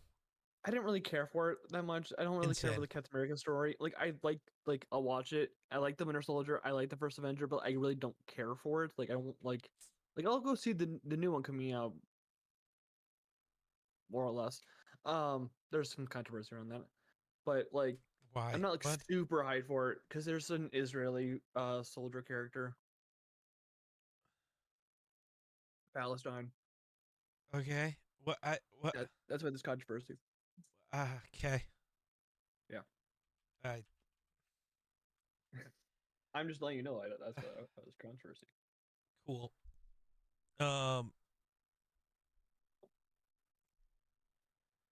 want to finish your point? No. All right. Hawkeye. Where are we starting? I just didn't care for it, and like that's why I prefer the Mystic side of things. I haven't watched fully through Agatha, but I really don't like the new guy. So. The new guy? Yeah, the guy who's played Wiccan. Oh. There's some people when you just like look at them and you want to punch them in the face. I haven't watched Agatha at all yet, so. Well, I want. Which is weird, because normally I like watch them immediately. Yeah, didn't you watch Echo right away and like hated it? I didn't. Okay, it was just. That sounds really bad. I'm not a weirdo. I just didn't enjoy it. It was weird. I don't know. I haven't seen Echo yet, so. It's not bad. It's just not. It wasn't for me, and that's okay. Not every piece of media is for every person, and that's which is why I really love Phase 4 because it did not cater just to one audience. It catered to one audience rather than the general audience. Right. You didn't like She-Hulk? Cool. Go ahead and watch Falcon and Winter Soldier. It felt like a comic book, and the universe is building upon itself, and people were like, "There's no fucking direction." I'm like, "That's good for this point in time in history because it was trying to." It doesn't always need to be. And like the connections will always exist. That's why that all that fan service stuff isn't fan service. It's just the connections in universe that need to exist. Daredevil randomly popping up all the time is good. Yeah. Because first of all, it makes sense, and second of all, those are the little threads that connect. Not everything is an Avengers level threat. Mm-hmm. Like if Spidey shows up in Daredevil. He should. Fucking fantastic. But not for like a ton. But like, honestly, I'd be cool if it was just like him swinging by and like, hi. There was a theory before the last episode of Hawkeye dropped because No Way Home came out like right before the ending, and they're both in Rockefeller. So Like But they I thought think that Spider that was the going to year doesn't match It's up. a year off, yeah. Yeah. Because I think this one's in 2023 and I think so, No yeah. Way Home's in 2024. Something like that, yeah. Even though they were both released in 2021. But yeah. It's still 5-year gap. I So want to see shit in the 5-year gap. So I just want to jump into where this show begins, like showing the invasion in New York. Mm-hmm. I don't know. I love showing Hawkeye as just anybody's like favorite hero, because it like almost makes no sense, because no one would ever think of Hawkeye, obviously, but it also makes a ton of sense when you think of, I know Marvel didn't really go the same way with like Black Widow that the comics do, because technically she's also a super soldier. Yeah. But to me, Hawkeye has always been like the one that is the most attainable. If you're just a person, like if you're a kid, you could grow up to be Hawkeye. Mm-hmm. Like you just got to get really good with a bow and really good at fighting. Whereas like you're not going to grow up and be the Hulk. You're not going to grow up and be Tony Stark. Now, Kate Bishop might have been able to. She's rich, but not Tony Stark rich is the issue there. True. Tony Stark might not even be. It's the line from Far From Home or No Way Home. Yep, Far From Home's London. Yeah. But it's also just after Tony's death happens. Yeah, because the line is, you're never going to be able to live up to Tony. Tony couldn't live up to Tony. Shout out Jon Favreau 3 weeks in a row now. I love Jon Favreau. Just, I think as a person, it seems like there's a dog. There's 2 dogs, actually. And yeah, I wonder if he's figured out how to lay down. But I love showing Hawkeye as like her favorite hero, which I know that's Kate Bishop's origin story. Don't question me. I understand how comics work, but I don't know. It did become a thing of like, how were you going to tell that story for the MCU? Just because Hawkeye is so much like a background character for the Avengers in universe, which is the point. Like, he explains it in this show. My entire job has been keeping myself a secret. Yeah, but like, so was Natasha's. Right, and I don't think she was that known either. What is? They were making no noise. Why did you mute? No, he was throwing a fit. There's what this has background cancellation. He was throwing a fit. Yeah, so just keep going. They're dogs. Dang. They dog. They're being dickheads to each other. This is what they do. They're dogs. They dog. I don't know. I think I forgot what I was gonna say. You got words? I mean, the first episode doesn't do too much besides of the events of like how we're gonna like this is the general story, and it revolves all on the Ronin thing, which I really appreciate because I thought we weren't gonna touch Ronin after Endgame. Right. I thought it was gonna be like, all right, it's done with, because that's what Marvel does a lot. They will introduce things and then just like never touch the consequences of that thing. Like even nowadays, like I know people complain about it all the time, but the Eternals set up that fucking Celestial just like right on Earth. Well, to be fair, I'm not. Since that happened, what was WandaVision supposed to show it? Like, my question's always like, how do you want them to fit that in? Do you just want them to shoehorn in stuff just to appease you weirdo? Like, that's in situations where it makes sense, sure, but like, it hasn't made sense. It's probably a Fantastic Four thing. They'll probably use it as like a base or something like that. Right? I think they're gonna talk about it in the new Captain America movie, where it makes sense, since the main villain is the president, I guess. It's not. It's Giancarlo Stanton. I promise, Sidewinder is not the main villain of anything. That's who he is, I think. Did I get confirmed? I think so. It's like George Washington something. No, not really. So I don't know if he's been confirmed yet.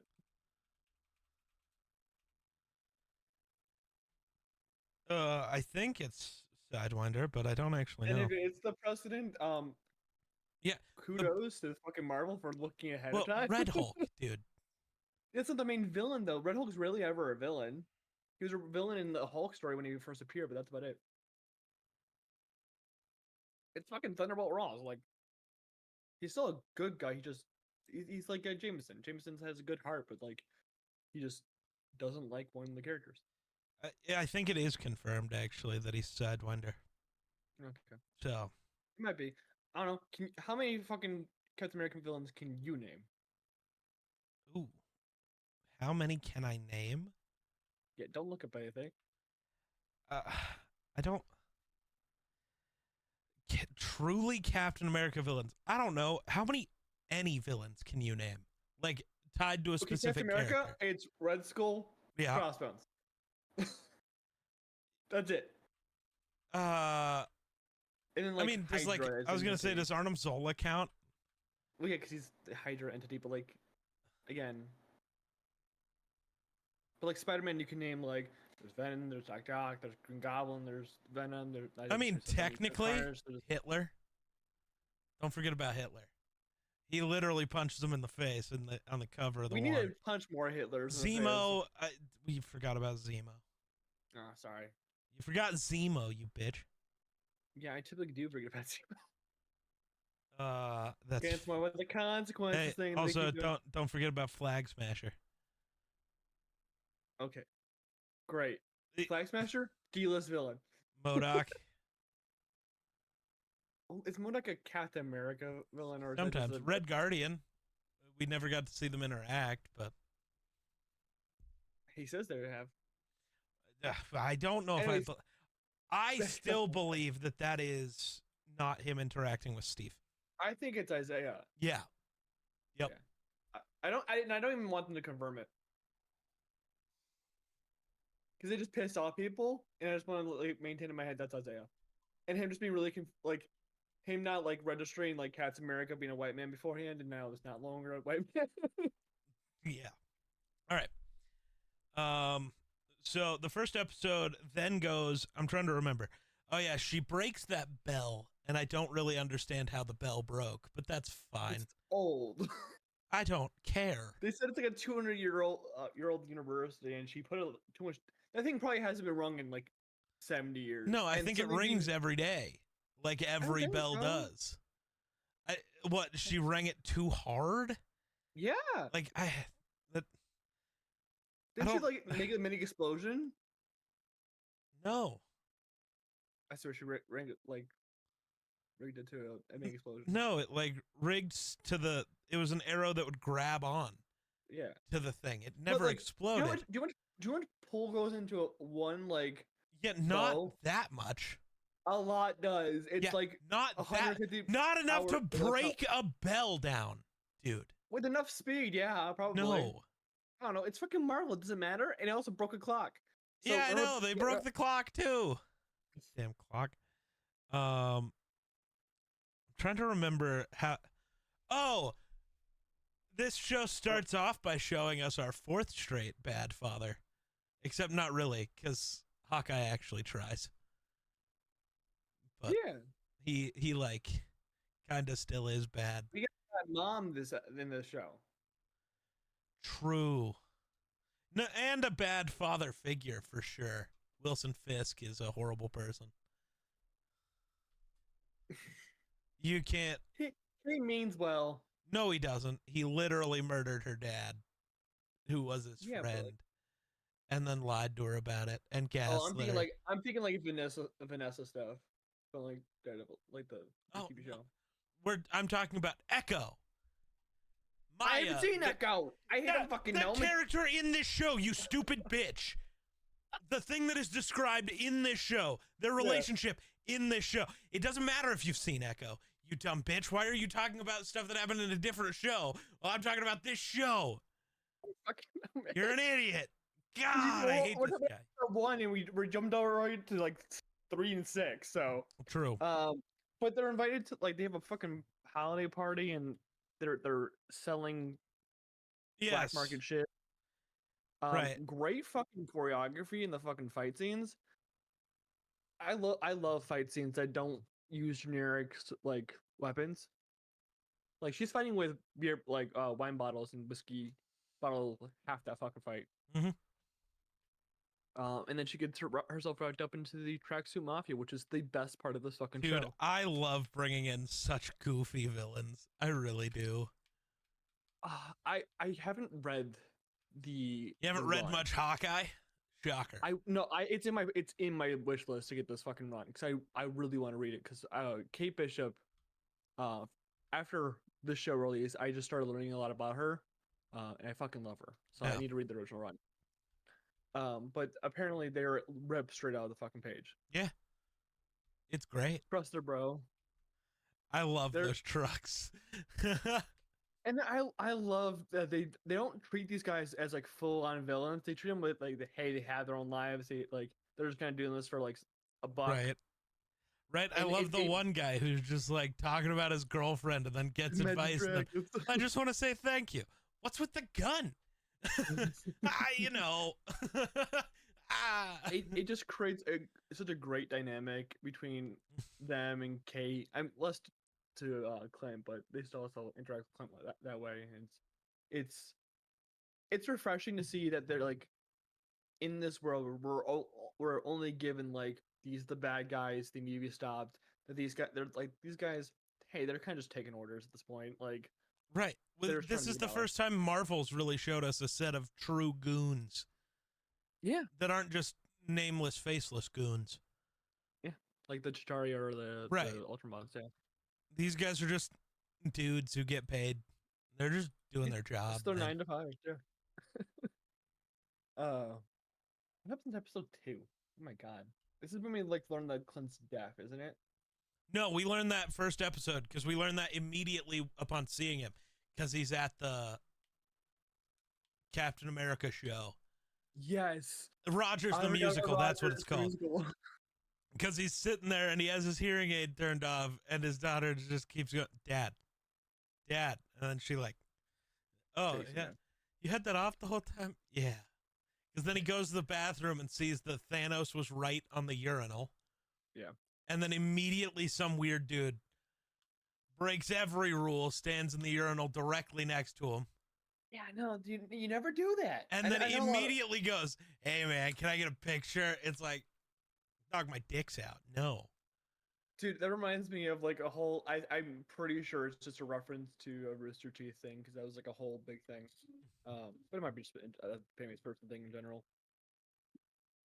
People just walking up to the urinals and asking for a picture. Oh, that's so weird.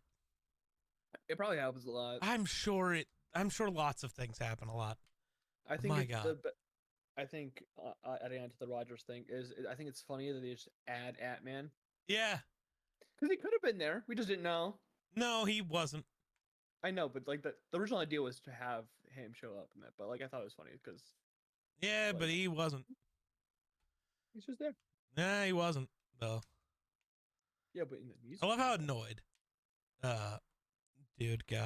Clint got with that. He's like, he wasn't even fucking there. Second episode. What does happen? My God, how did I already forget? Oh, the dog. No, that's also the first one. Yeah, she saves the dog in the first episode. Clint interacts with her for the first time at the end of the episode, and they go back to Kate's original place where it gets Molotov'd. That also, I think the Molotov is still the first episode. I'm pretty sure the Molotov's the second. God, episode. Now my brain, I don't know at all. Because I don't know. Because I watched this all in one go, it's all one thing to me. Well, then the first episode is her getting the hood ripped off her by Clint. Where he goes, "You gotta be kidding me." And he's like, "You're Hawkeye." Man, I really don't remember where it ended. It doesn't really fucking matter. As long it as doesn't. In the world. I'm excited to get to episode 30, so. Oh my God. I do love the mommy, a superhero. And the kid starts running towards Hawkeye and then runs right past him. Like, Hey, look, I think that one's you. No, that's Katniss Everdeen. Your problem's branding. No, my problem is you and this ninja suit and the people trying to kill you because of this ninja suit. The whole thing's a problem that I'm going to solve today so I can go home to my family. No, it's branding. I think this is the because the suit gets taken by a firefighter Yes. after the fire, so he's go get to a LARPing session, which I love. honestly, if they really wanted to make this movie, they could have cut that plot point. No, that was great. And you It's a great needed plot. them all to exist later. No, okay, you don't really need to. Yeah, you do. You don't. They need them for the final fight, you fucking loser. In this plot, they do, but if you cut that, you can find. Oh, if you cut that and just change the show in its entirety. Shut up. No, because this really was supposed to be a movie. That's what I'm saying. Like, no, like if you wanted to make it was never supposed to be a movie. I don't accept that because that would have been really dumb and really bad. Because you also would have had to have cut all of Maya's plot also. Yeah, you probably would have. That's really stupid. That would have been a really shit-tastic movie. I'm not saying he would have been stupid. This is obviously a better fucking thing they did because it fleshes out characters more. But like, yeah, this was supposed to be a movie originally. I know that for sure because I remember they offered it during as a movie, and then like they just figured that they couldn't have time. Then like with everything going on, so they just like, hey, we can make it a show for Disney Plus, and we make less money, but like we get more story, and you'd be like, sure. Kate Bishop is guy, bro. Kate Bishop is not guy. Kate Bishop is not guy. Crash into the fucking spotlight. The spotlight, the fucking. Oh, dude. Yeah. No, I was almost gonna get you unlinked from the suit. Oh. Well, damn. Haley Steinfeld is the perfect pick. Yes. For Kate Bishop, because she plays it to such a level of like, she's so comedic in her dialogue, and so like she's perfect for it. She plays it like a early 20s, late teens person because she's 21 in this, I guess. She's just a perfect pick for it, and I'm so glad that she's in an MCU because she's just a great actress, man. We'll talk more about great actresses in a minute because the dynamic over there is. I don't think it's the next episode, but in the next one we get all the trick arrows. Yeah, it's such a fun sequence. The fucking dude, I'm so mad that they wrecked that 72 Charger though, or Challenger. Sorry. It's so fucking funny because he's like, I'm not smashing a 72 Challenger, and then it gets wrecked, and he's like, and the Challenger gets smashed anyways. Well, he wouldn't have got smashed if he just fucking took it. Right. Well, no, it still would have, but the windows would bashed in. But other than that, but again, they used Clint's deafness to comedic effect at the same time. Yeah, it's. I love that whole interaction. I can't drive. Yeah, you drive, okay? I can't hear you, but you drive. It'd be better if we turned around. I think we should turn around. Man, this would be easier if we turned around. Yeah, this would be easier if we were going the other way, right? Yeah. This show, it's so easy to punch down on people who have disabilities, but it doesn't punch down. It punches up using deafness. Yeah. And shows that to a great amount, and I love the representation. And again, people be complaining because representation. Yeah, well, I don't give a fuck. Oh. Yeah, sorry. That just reminded me of the using the phone call when he thinks it's his wife and it's the kid and the notepad. Yeah. I loved that scene. It's so touching, and it cements those characters. Wrong together, side. Hello. Because the dynamic and character interactions and. Good morning, good evening, good afternoon, chat. Happy today.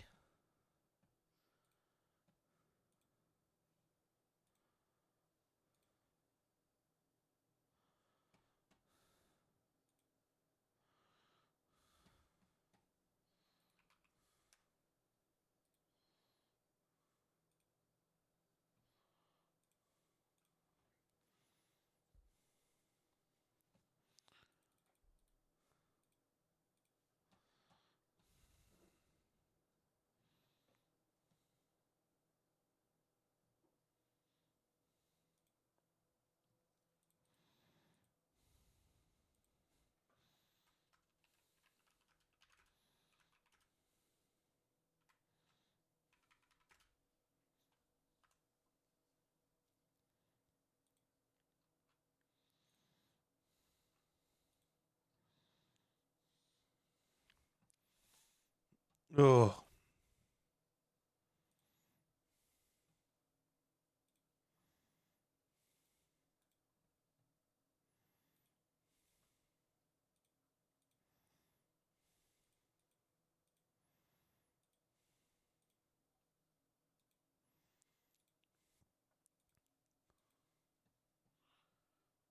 Oh no, we have to add some time.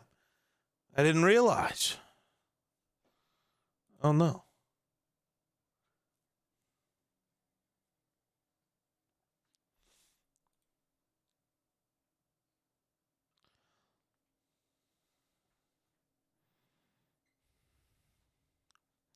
I gotta text my sister.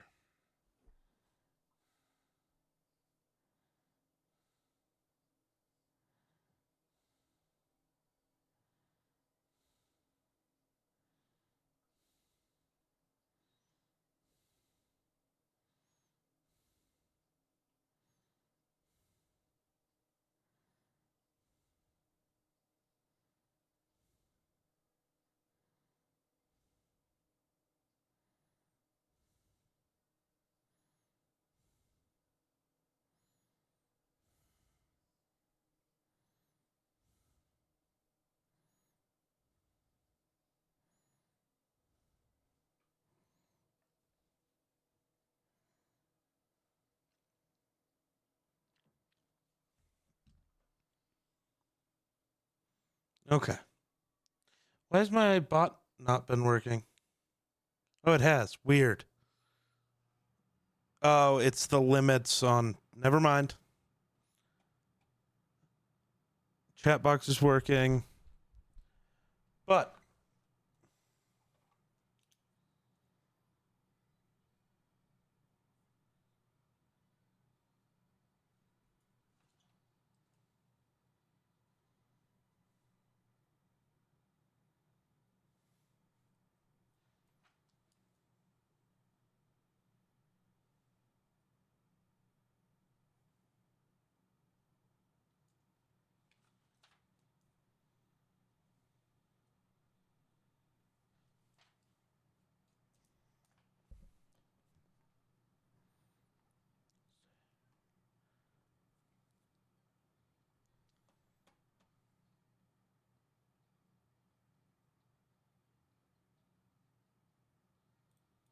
what did this clip end up being? It'll take you a second. I'm Goddamn. fucking you, okay? No, you're not. I don't feel any penetration. All right. That was a clip that happened. Yee. That happened. That happened, chat.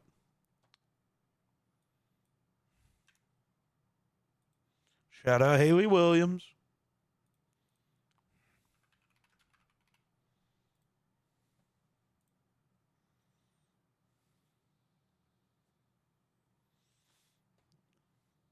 So we're doing D&D in about 3 hours.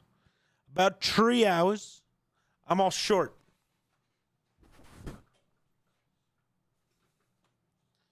Oh, weird as hell. I was all short.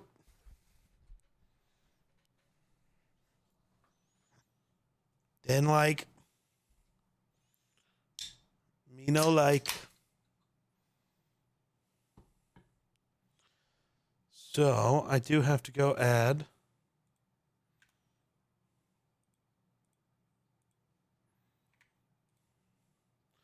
the time from what we missed. And I guess start the timer.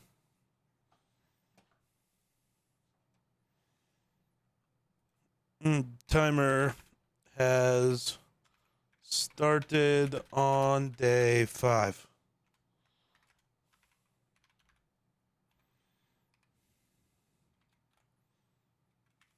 Jesus.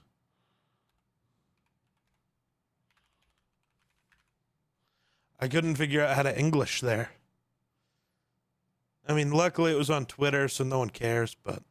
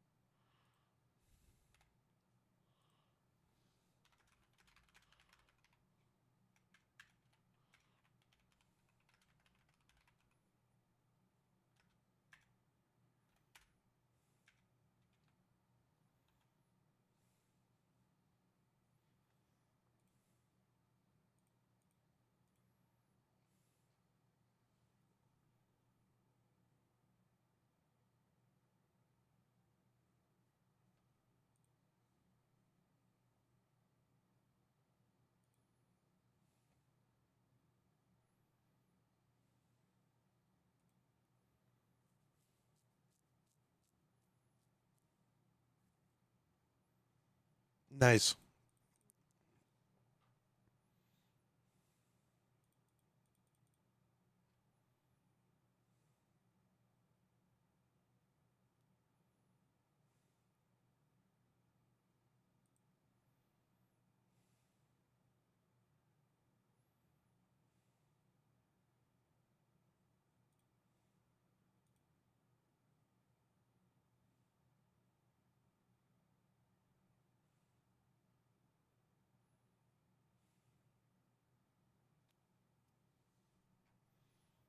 Damn.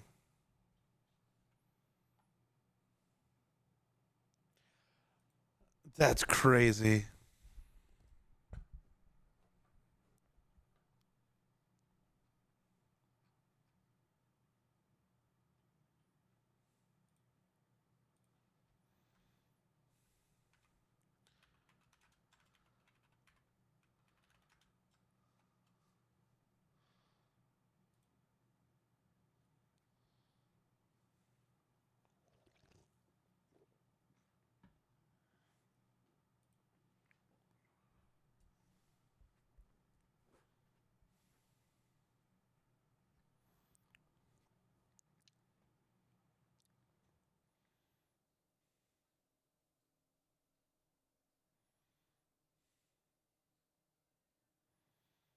Man. We've got 2 years of good superhero movies coming. So that's good.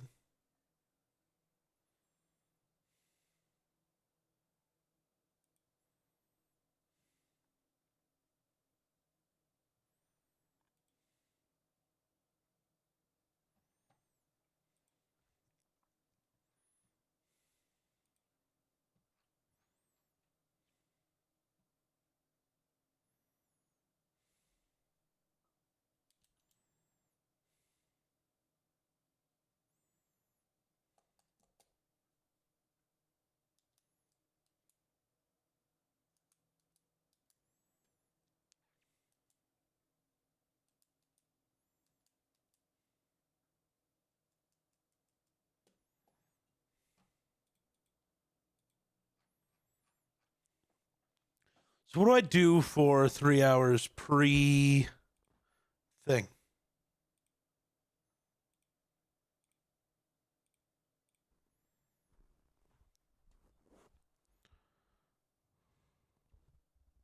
Redeemed not first. Tarot, Jedi. Tarot.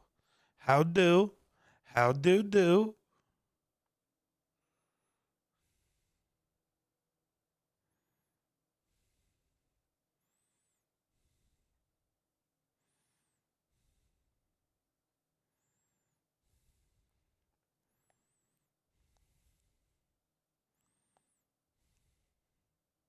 What are you up to tonight, Jedi?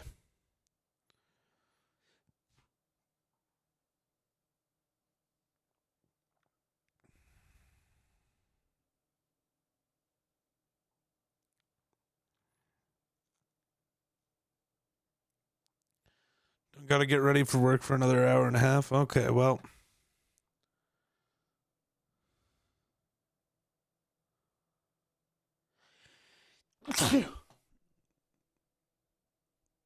Ow.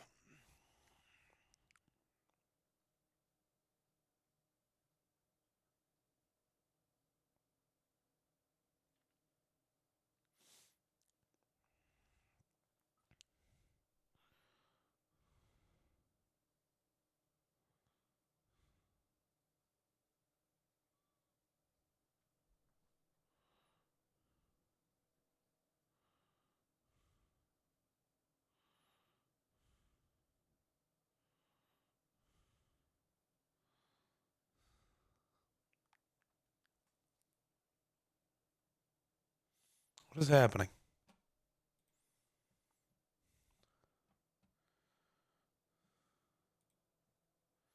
Jedi hates me.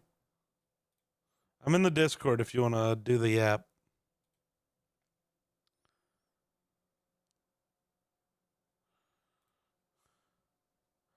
Just saws you gnaws.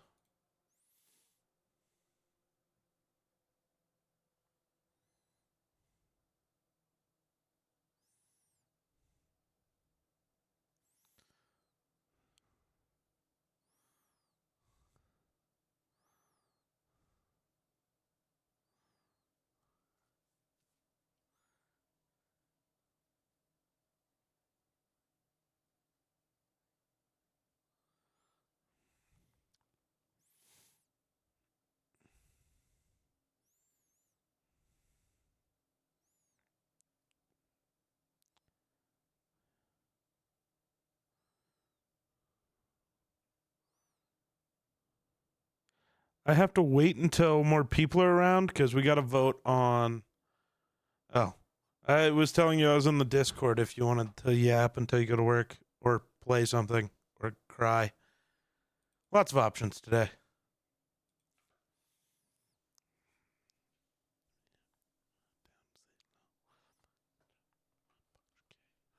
Eventually, I have to have everybody pick what we're eating. I don't know why I said we're. You're not here. Lucky you.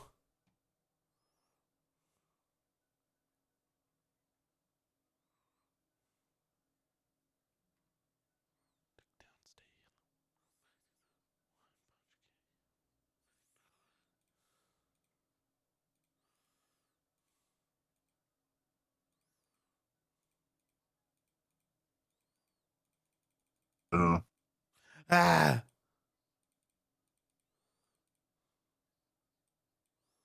Don't do that. I'm scared.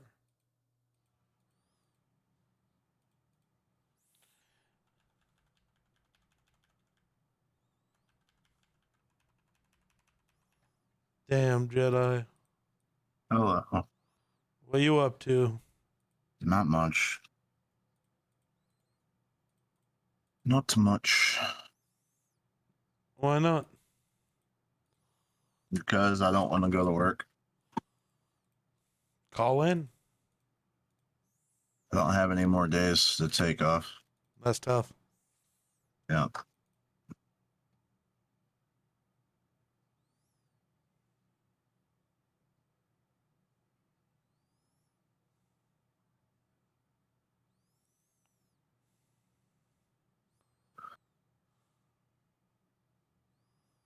Ugh, shit.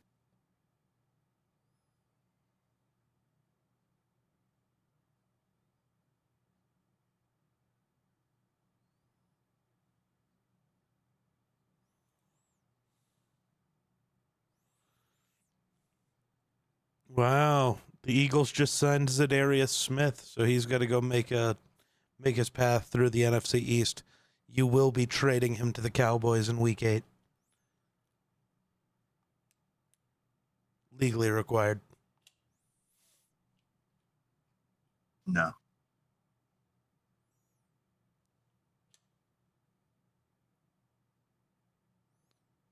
Oh, that can't be true. Not going to believe it. What are we doing? I don't know. Okay. You're the streamer. I don't Apparently care what we're we do. getting SpongeBob in Fortnite. Pressed X to doubt. The only thing I heard were The Simpsons and Beavis and Butthead. I don't know anything about SpongeBob. Ninja literally received a package from Fortnite and SpongeBob. Apparently. I can't hear what he's saying. But Is this on Twitter? yeah, he's like, this is the coolest thing I've ever received. At SpongeBob at Fortnite.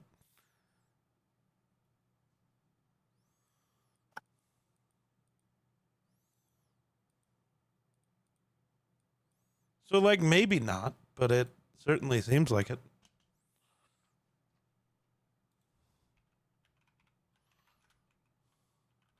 Or he just tagged Fortnite because that's what he was playing, even though he wasn't. Oh, so there is a... Yeah, no, I think it already happened. Well, it did once. Wait, what?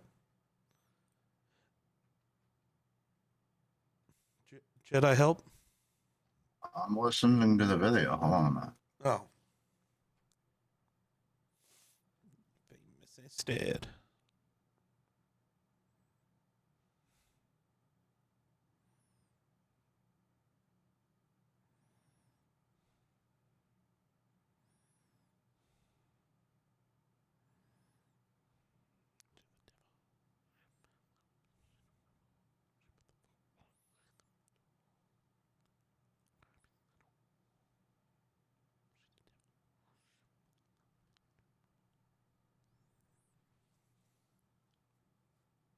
Oh, it looks like I'm logging into Fortnite.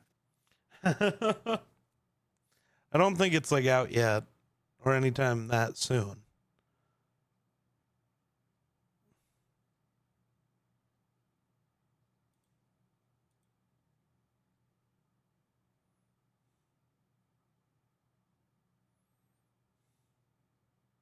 Yeah, because I was just on it last night. Oh yeah, so it definitely won't have changed yet because it's not time.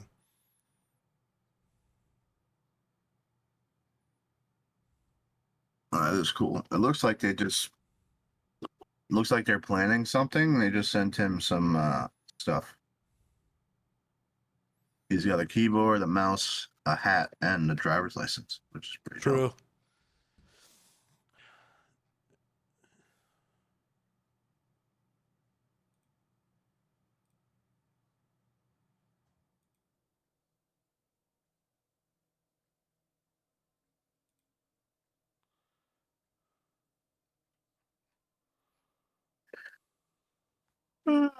Yeah.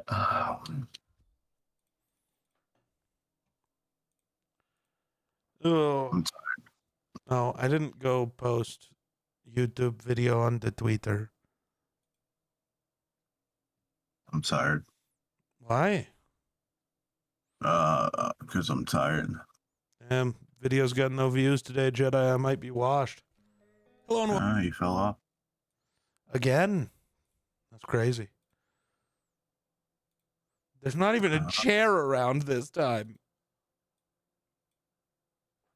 Again.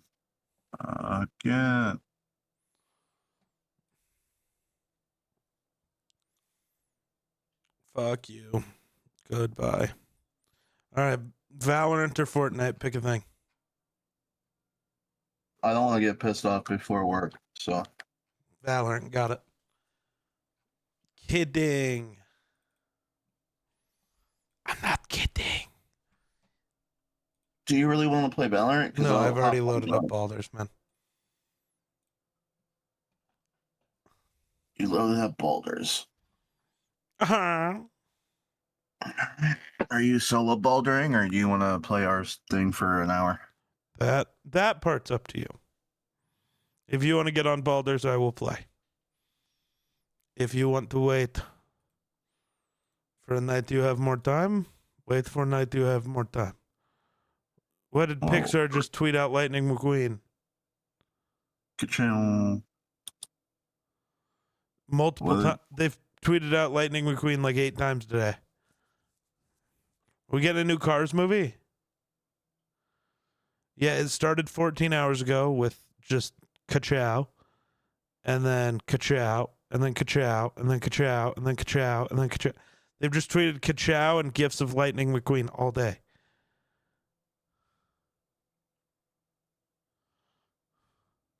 I don't know.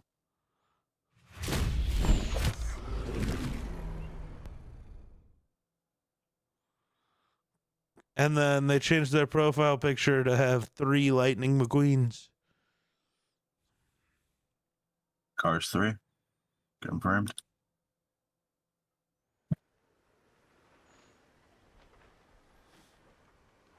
No, there is a Cars 3. Yes. Cars 4, right? Want to bet 4th car.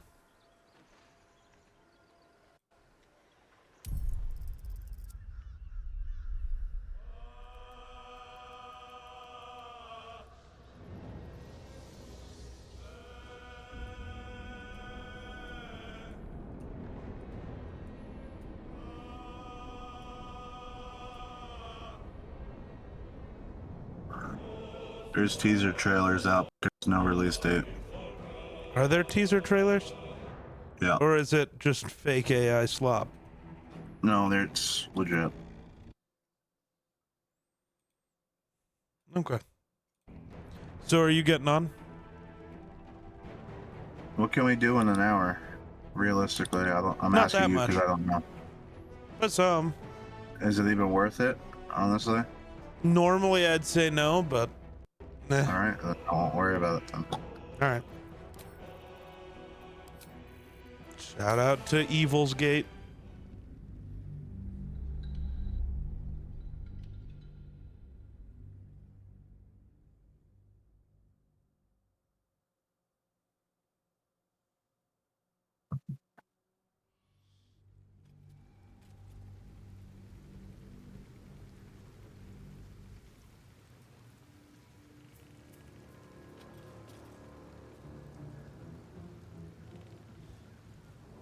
Oh yeah, I should probably show the world.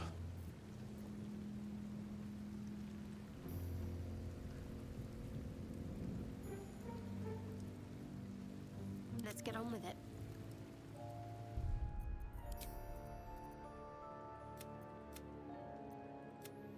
So she had it there, so it's... Honestly, fuck it.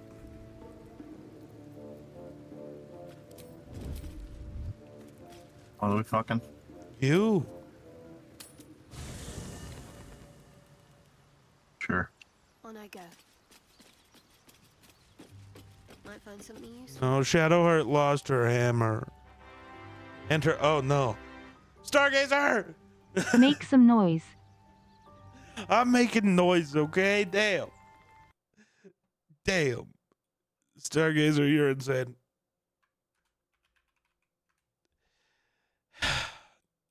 Jedi. Number gotta Yes. go up. Back to 86 hours. That sucks for you. No, he's okay. Stargazer, what kind of noises am I supposed to make? That phrasing's weird. Wait, I don't like that. Wait. Wait, wait, wait, wait, wait, wait. Phrasing. Yes, yes, phrasing, yes.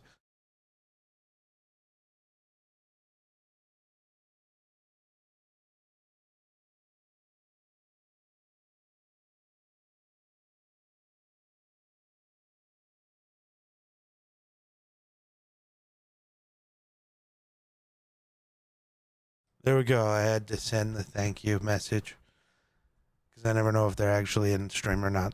So I don't know if my thank you in stream is good enough. Well, since we're not duo bouldering, I guess I will solo boulder. True solo boulder. What are the things I need to grab out of the chest off the Nautiloid? The Pyromol and what else? You don't have to grab a fireball unless you want a second one. Yeah, well, second one's better. Right? Sure. For Karlak? Yeah, it is nice for Karlak. This is for True. Oh, that didn't work. Oh. I tried to get the Thor stuff for Shadowheart and it's not here. So, love that. And you said when I go into camp, crouch or hide and then Yep. summon the chest? Okay. That's a lot better.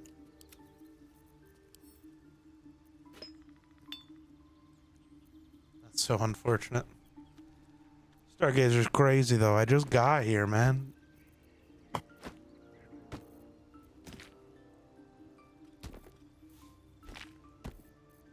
The funniest part about all of this is my mother's been waiting to watch the timer get down lower to place a merch order for other people for Christmas. So, Nice. we're not at the end yet, and when it finally feels like it's getting low, suddenly it's gonna jump back up again. I'm never allowed to think it's over. Okay, so I need a new weapon for Shadowheart. Ooh, she could use the Pyromol. Thoughts?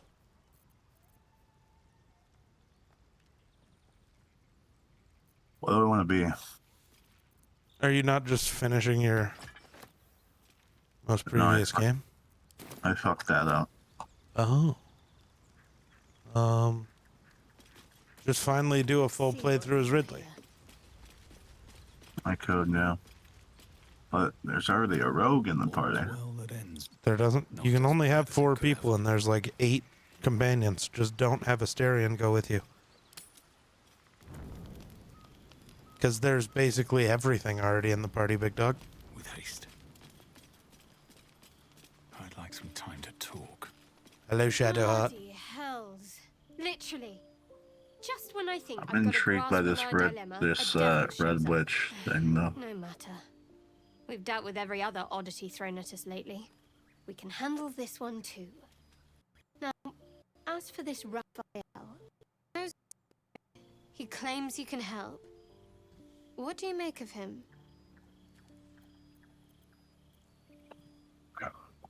He's a devil. No doubts at all. Not the worst He's a prospect devil. we've stumbled across. As long as he's Boo. not past what he is.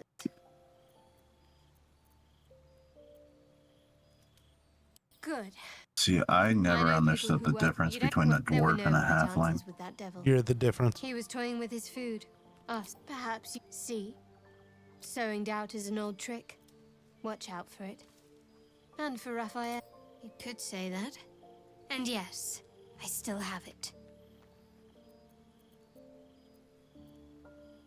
Because it's important to my goddess. I was part of a group sent to claim the artifact in her name.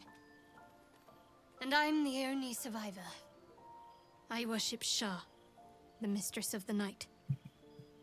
It's my mission to deliver the artifact to her secret cloister in Baldur's Gate. Uh-oh, secret cloister. It hurts. Wish there were better options. What is Please, going on with don't my make a big fuss computer? about it.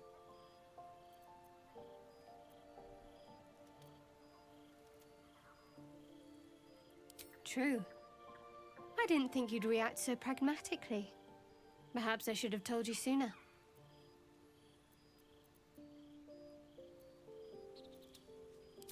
All right. As I said, Shah is my patron, my mistress, goddess of darkness and loss. I assume you've heard of her? Forget that. Well, if that troubles you, perhaps you should fetch the bailiff to arrest me. Ah, but there's no bailiff here, is there? Just leagues of wilderness and the dangers lurking within. The dangers We're in this lurking together. within. But I'll happily go it alone. My faith will keep me company. The wound on my hand. It never quite heals. And sometimes it causes terrible pain to rip through me. It's my burden, though, from Lady Shah. I can feel her influence somehow.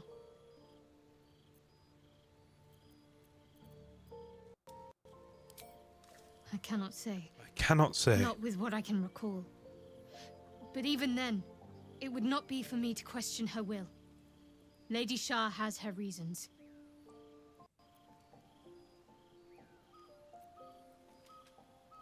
It's less difficult than you might imagine when you can't remember life without it. Pain is sacred to followers of Lady Shah. Pain will give way to loss and then to the peace of her eternal darkness. You can tolerate a great deal of suffering so long as it has meaning.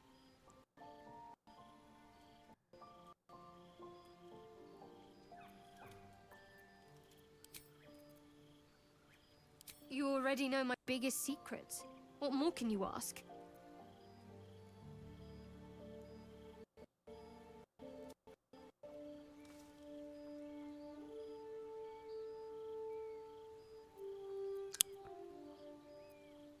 What? Besides my life's calling and the greatest problem I've ever faced? Yes, besides your life's calling and the Well, greatest problem I like you've ever night faced. orchids and can't swim. Is that the sort of thing you meant? It's a deal. No, I can't. I mean, I literally can't. There's certain things I can't remember right now. Shah's secrets must be preserved above all else. All who worship her know this. I have had certain memories suppressed, voluntarily, so that I can serve Shah without compromising her. If I manage to return to Baldur's Gate and fulfill Shah's mission, then my memories will be restored. Of course. It is an act of faith, not to be undertaken lightly. Shah will reward me when I succeed.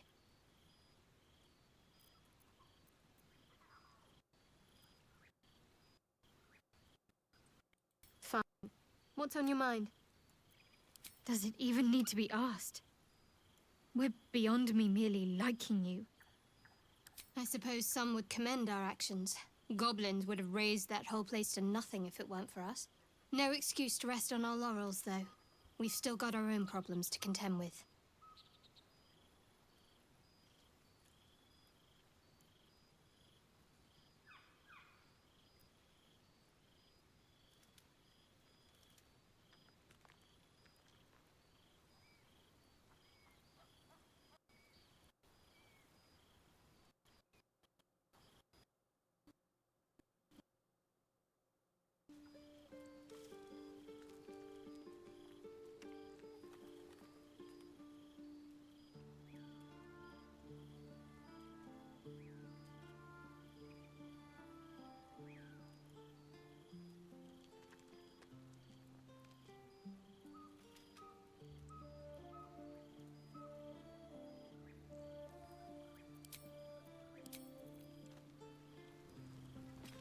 Sleep time.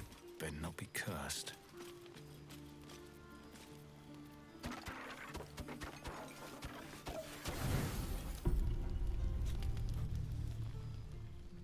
Oh, my fucking legs are still gone, bro. What did you do?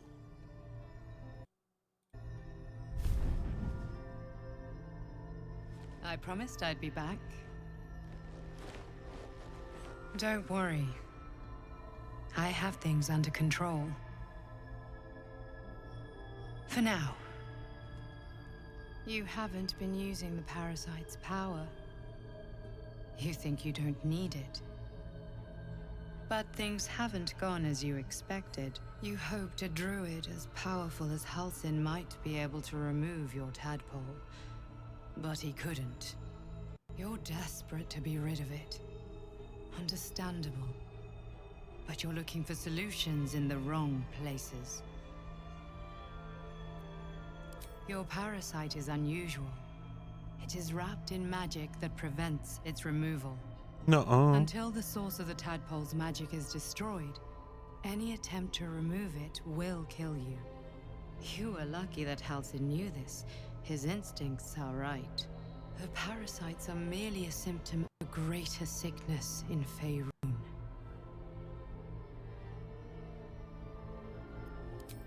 I am not sure yet. To find the answers, we must first find the source. These parasites are more than illithid spawn. They are vessels for control. The infected hear the voice of the Absolute and believe it to be a god. That is how the cult of the Absolute is spreading. The highest of their rank, the True Souls, carry a tadpole just like yours. It is how they receive their orders. It is what makes them obey. When the order to transform is given, it will not be a matter of days. They will be mind flayers in an instant. Were it not for my protection, so would you. So who the hell are you? It's complicated. But I'm an adventurer. Just Still trying to like figure you. that out. Just Who you like are? you, I was infected with a mind flayer parasite. Just like you, I seek to be free of it. I've been trying to escape from this evil for a long time. Once, I almost succeeded. Now, through you, I've been given a new chance. What about You check can and go check? where I cannot, and I can protect you from that evil. If Hells, they need me. I have to go. I will. The cult. You. I'm over it. Let me sleep.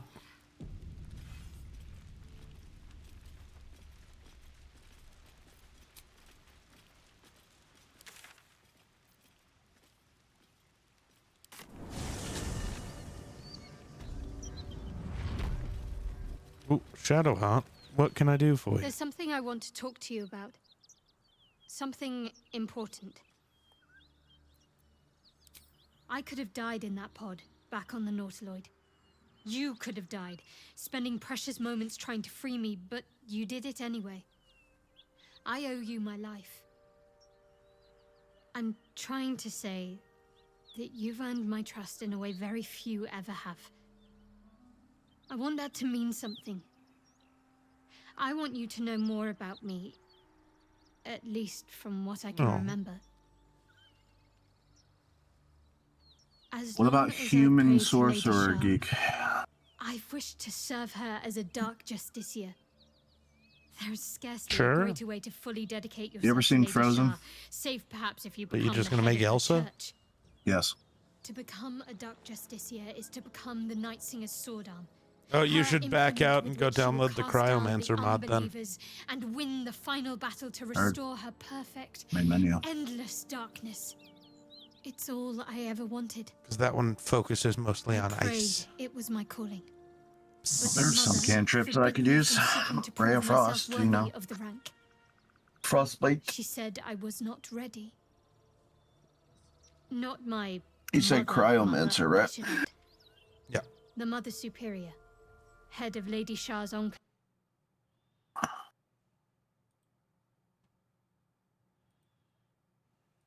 Class Cryomancer download. Thank you, sir.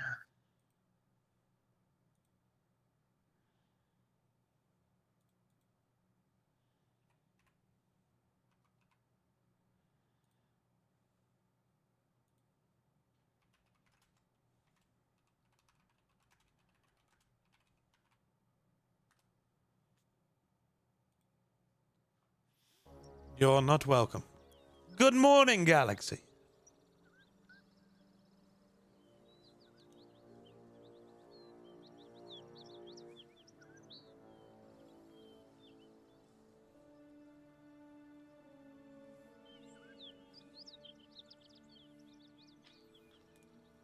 Why is it unfortunate? Awake is good. Here is good. I don't know. Perhaps if I succeed in my mission and reach Baldur's Gate. Hope has little place amongst Lady Shah's children. It's an illusion, a distraction. But for this, I hope my time will yet come.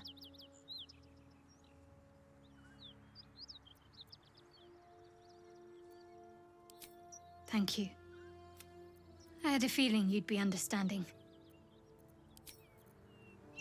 All right, Shadowheart. Thank you, but now we've got to go commit atrocities. Oh, this isn't the right area for atrocities. Hold on, we got to go over here.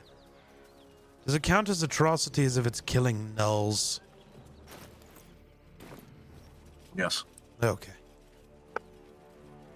Why can't I skip this? Oh, I gotta hit escape. I'm an idiot. It's the same button it's always been. I thought it was enter. Ah, well. Close. Both have an E. Chiromancer. Let's go. A human. I'm a human. Boo. Human boo.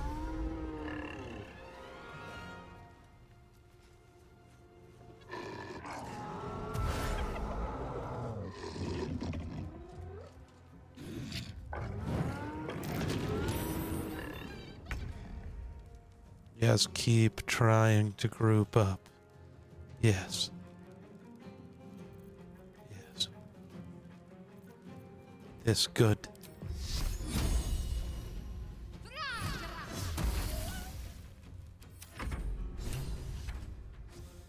Allergies are killing me. I can't breathe and I has a headache. Oh, I'm sorry, Galaxy. Throat hurts too. Hey, same. Hydrate. Will do, Fruitless. Also, Fruitless, thank you for the 100 biddies earlier. And yes, we were still live. I don't get to stop my stream until this timer hits 0. Yes, Galaxy. Do you need the full breakdown of it, or do you just want the number? I'm texting you the number.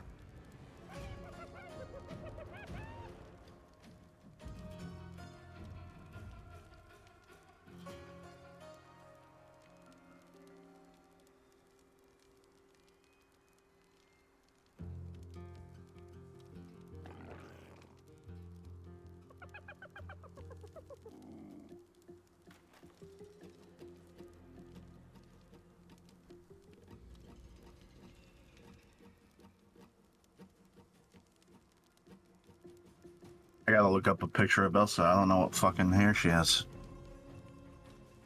No, it's blonde. I was gonna say like white. Yeah, I know, but the hairstyle. Ah, it's the ponytail. Okay, I got it.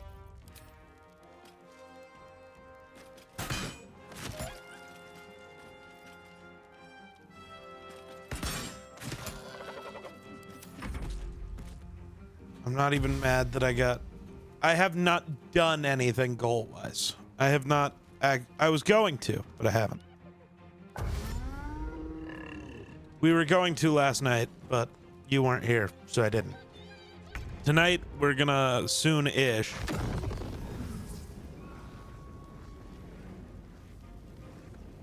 The only break I think I actually get will be tomorrow, because I'm going to a Rockies game.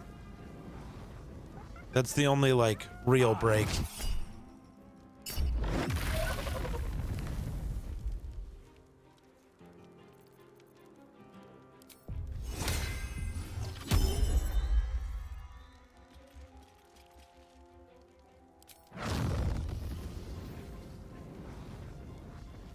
No, I think I would like to save that. I don't know, because I don't know when my mom's gonna get here. So I don't know. I don't know.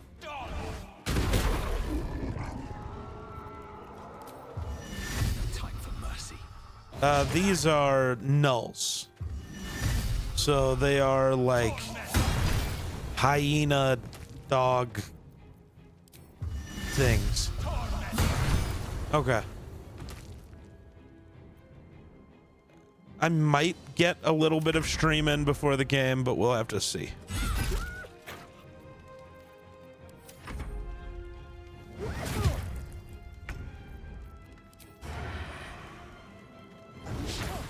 God damn it. The game is at 6:40. This much I know. That won't work. There's a lot of hair options, Geek. Holy shit. I have to. Parasite in that corpse. You care about things. By the gods. Are any of my crew still alive? Stop flirting with me, weirdo. So, like, the creatures from Tank Girl. I've never seen Tank Girl. What is Tank Girl?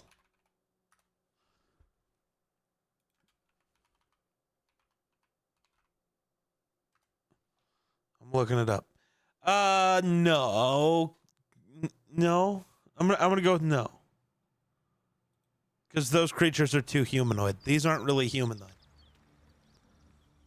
Just do things and DM me what you did? Okay. Damn it. Then you would be mad if you did that. I guess that's a no. Risen Road's more We'll see. dangerous than ever. I'll probably have to do a bunch tonight. I don't want to wait. I've got a whole list. Especially now, because we're almost to the end of the second page. I don't remember what that means we have to do now, but meh. We're bound for Baldur's Gate. Got some cargo to deliver. But we've a stop to make along the way. Wakeen's Rest. It's just up the road. Not that long of a I'd be ponytail. enjoying a mug of ale right now if those beasts hadn't There's a lot of jumped us. other ponytails. Listen, you look Yeah, like but, you know how like- to handle yourself. You should meet my associates. I'm looking for We've the got our length own drinking of the spot by ponytail that I'm tavern. looking for. Invitation only. Tell the fellow on the door. Little serpent, long shadow. He'll take good Do you care remember the of you. hairstyle I had in our playthrough last night? The braided ponytail all the way down to my leg, all the way down to my ankles. I need that, but at shoulder length.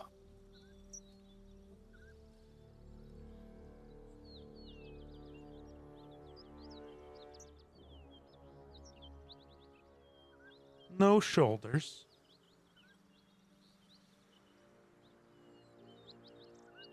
Shoulders aren't real. Oh, is that happening now, Galaxy? Do I have to drink pilk? That's disgusting. Oh, you don't want some Pepsi milk? No, I don't. That's nasty. You're nasty. Nuh-uh. Yeah.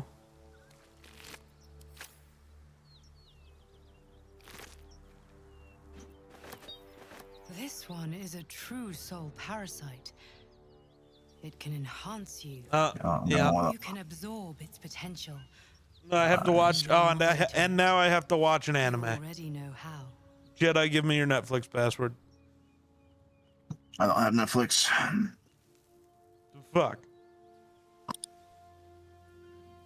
I don't think. No, I do. I don't think it would work anyway.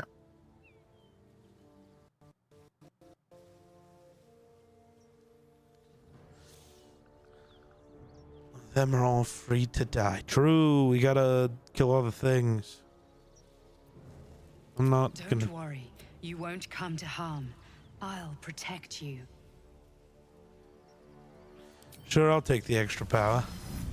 Your mind swells as it subsumes everything the tadpole has to offer. Everything it was and everything it was destined to be. Pure potential. Pure power. Good. You have grown your power and improved your chances of survival. I've grown my power.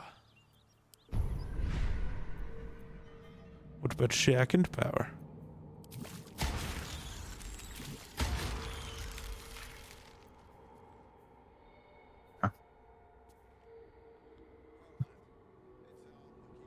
Yeah, screenshot this because I'll forget about it later. True. Oh, I can't screenshot the game. Yeah, I can.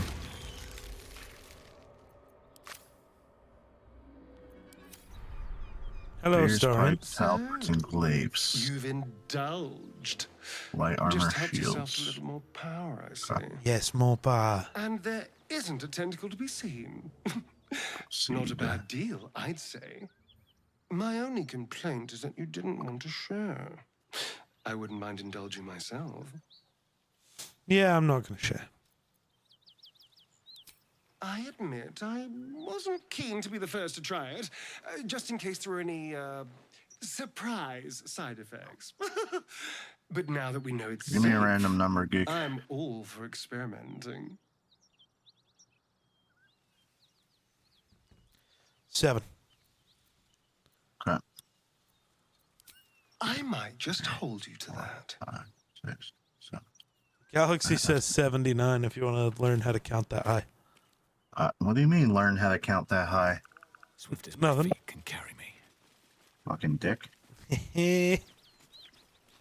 No, I just wanted to know how many times to randomize my Guardian. Now Galaxy's laughing too. Let's go. Alright, you know what? What? What? What? What? What? What? Galaxy's dying? You're like, what the fuck? Why would you do that?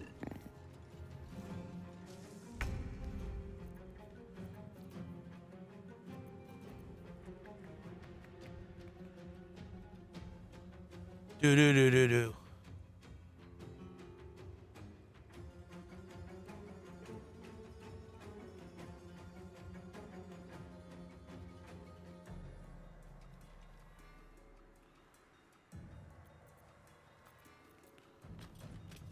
Galaxy's out here trying to fix it. Can't even catch my breath.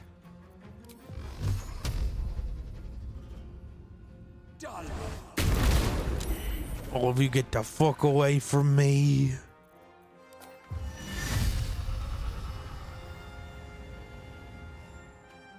Need to find a way forward.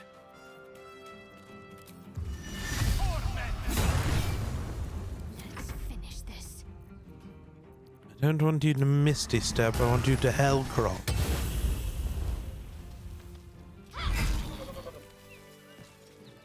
Should mind my step.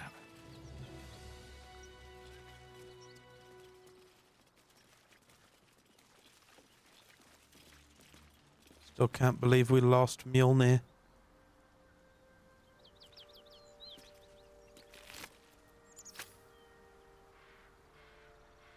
Can't believe you did that to us, Jedi. Shouldn't have been there. Jedi slime. Still trying to remember what, like, who calls. I swear they call Obi-Wan that, but I can't remember where the quote is from.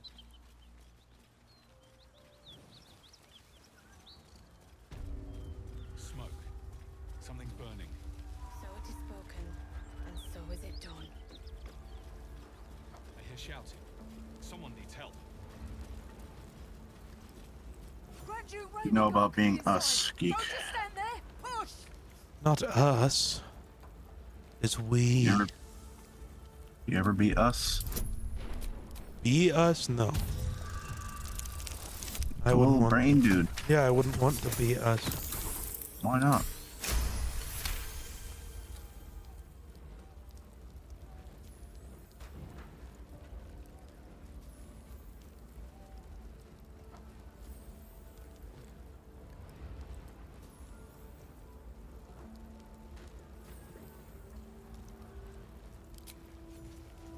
Look at me kick down this door all alone.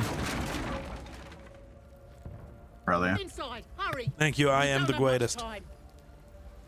As Natalia would say, best there is, best there was, best there ever will be.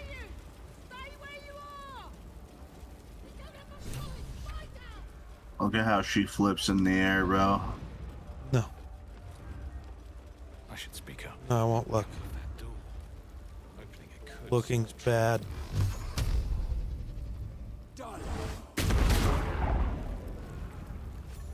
Come.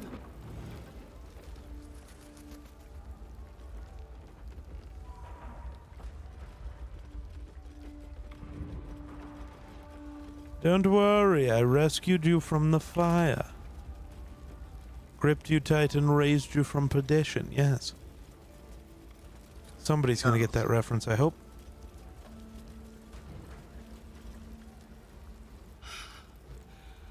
Fresh air. At last. Your boldness is a blessing. I'm in your debt. Counselor, are you all right? Let it go. Takes more than Let their it fire go. to break me, Yuva. Now listen close, Fist. Duty calls. Drow have taken Grand Duke Alder Ravengard Listen westward, close, Fist. If my eyes and ears can be believed. My eyes and ears can Report be to the Manic believed. and send for reinforcements. We must find the Duke. On your command, Counselor. The rest of you, count the dead. Take word of their sacrifice to this city. And you, I must ask again for your aid. Nuh-uh. Please, rescue Ravengard from his The drow fuck captors. you mean, The no? Council will reward you for your effort. May I trust you'll see it through?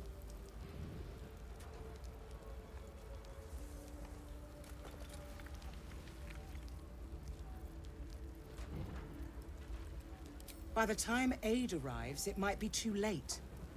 You've the heart of a dragon and the will of a hero. Tell me I can count on you.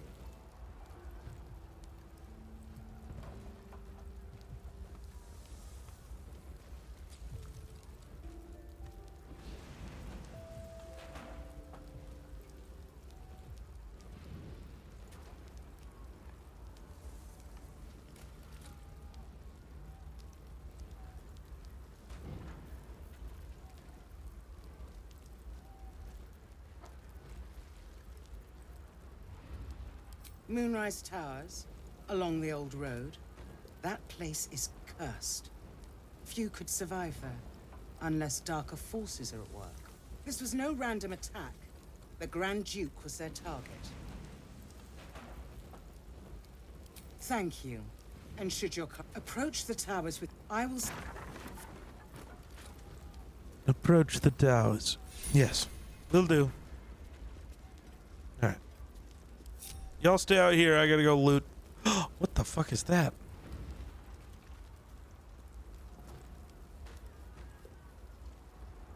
Oh, I thought it was a hat that I could have. Like, oh, I want a hat. It was not a hat. I'm just stupid. Grab that. Grab that. Grab that. 99 bottles of beer on the wall, 99 bottles of beer. That goes right. Take that dagger. You said Ring of Power and what amulet? The Chosen. Okay, I got it. I got it. No. Yelmer. I think that might be it. Got a roughly cut ham.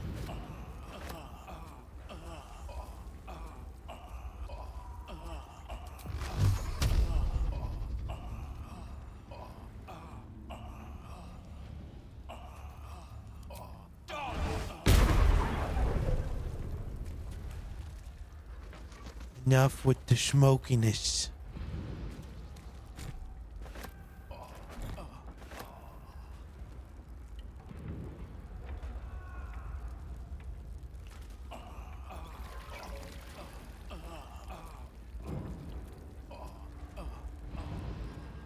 Alright, wait, so you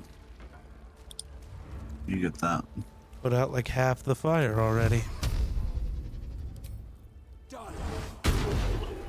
There you go. Galaxies being drugs.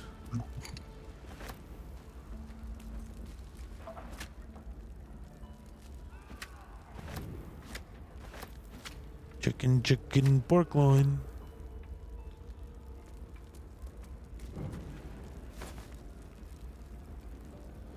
Look, I've got to rob this building. They're not gonna need it ever again.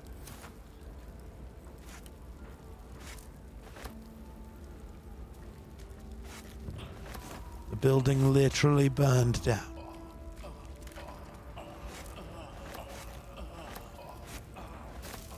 Mashed potato. Bagel.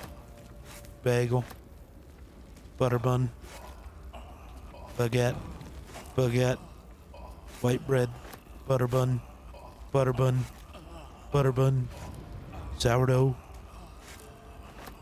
Alright, now let's go loot all the drinks, all the unfinished drinks in this tavern.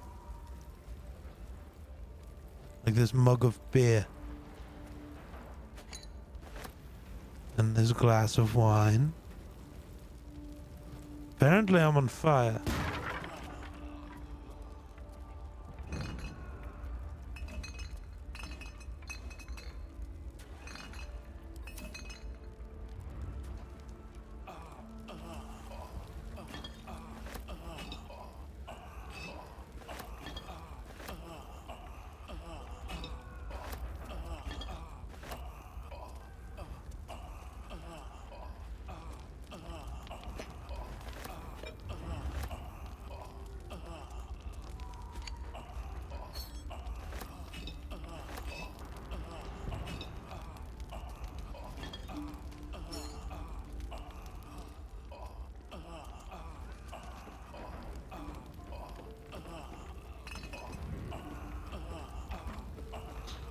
Why do you have to make this noise, man? I get that you're blinded, but like, that would be such a fucking weirdo.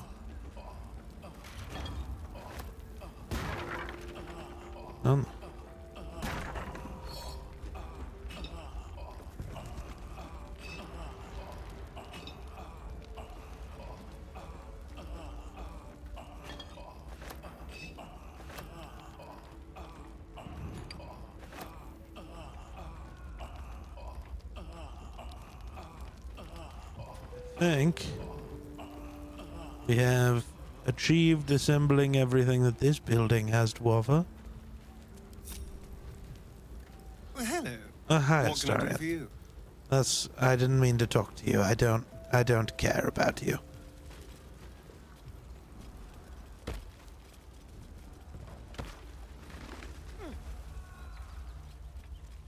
Oh fuck, hold on. This is the spot Rugen I hope I didn't let that other guy die yet. If I did, that would be a whoopsie. Galaxy, you can't just be taking whatever random thing you like.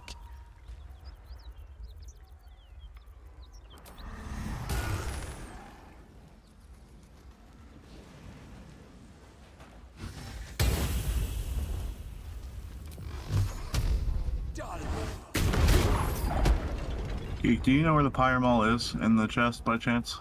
The top here. One of the vestiges of divergence. Okay, thank you. Hurry! Get this thing off me! Get this thing off me. Wow. Barely succeeded. Almost.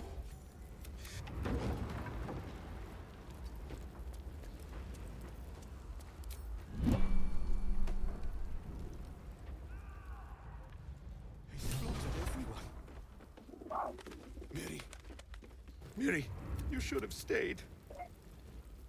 What am I gonna do? Please. Miri.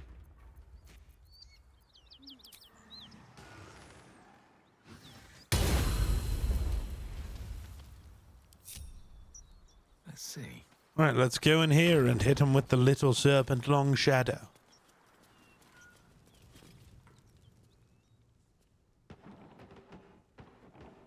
You spot a man crouching between the shelves, just as he spots you. Bugger!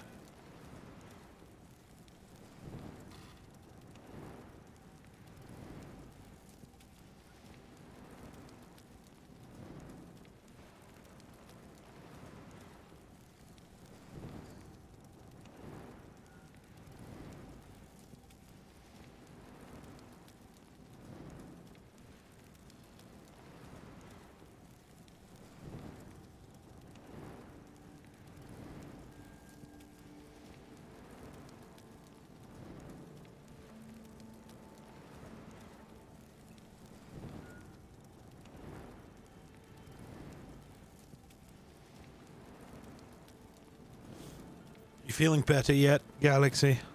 Oh, Little serpent, long shadow. You remember the phrase, Jedi? Yeah.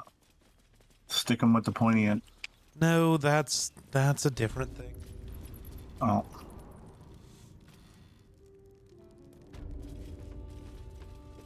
Stick you with something.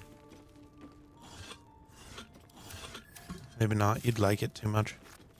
I'm sorry, I'm here with a good time. See? Fucking told you. Yeah, well, I've got some garlic to feed to the vampire, so. What if I don't let Shadowheart out? She will execute you in your sleep. I guess. So why would you not want Shadowheart?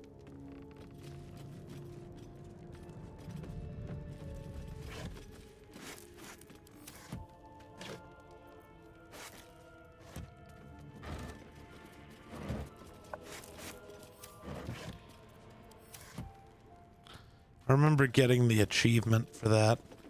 There's an achievement you can get on this game for having a night where... Well, there's one where you have a night where all you do is drink alcohol, you don't have any food, and then you wake up the next day hungover. Nice. There's another one where if you only have cheese and wine, you get an achievement. Nice. I don't even know how to check my achievements on this game. I don't either. I just remember because they popped up and I thought they were funny.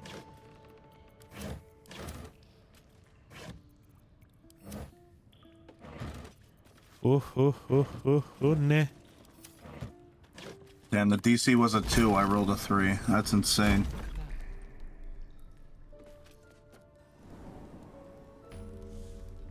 No, remember Galaxy Karlak was mad at us because we killed the druids, but we saved the tieflings. So Karlak really wants you to not kill anyone.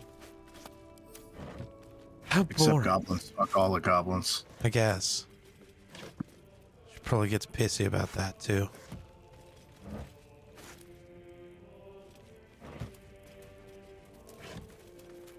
Yeah, I specifically saved the tieflings just in the hope that I could have Karlak. Now I kind of wish I could have far killed enough. them all. What's your business down here? Answer honestly and maybe we'll kill you clean. Hold on. That's the lad who saved us Oh from yeah, the I gotta gnolls. give Let him in. you You revealed our location. underwear and That tongue gets any looser, Mjolnir. Rugen. I'll cut it out. Come down then. There Seems you you're go. a friend of the Shallow family. fart. Seems you're a friend of the family. Taro.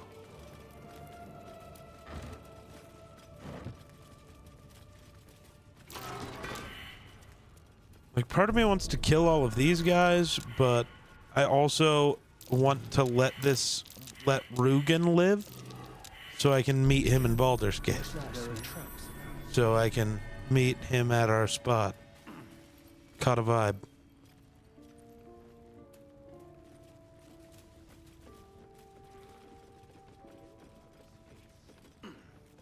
Oh shit, Geek, you want to talk football for 30 seconds? Maybe. I'm gonna have you pick my For saving pick my people. picks this The week. Zentarim look out for their own. What do you mean Even if pick it's your picks? I'm doing a That's pool worth at some work. coin. I gotta guess And my thanks. the correct Our picks trader can show you some for all the more Sunday exotic games. items now. Just the Go in the Sunday pool. games, Don't not the delay. Monday games. Yeah. This place Yeah. is likely So to I'm be gonna read them run off, soon. and you tell me who the circle. Tampa Bay at Atlanta. So if you get any of them wrong, do you lose the week, or is it just like whoever Yes. does best? No, whoever. Like, if you get any wrong, it rolls over to the next week. Okay. Well, Tampa Bay at Atlanta.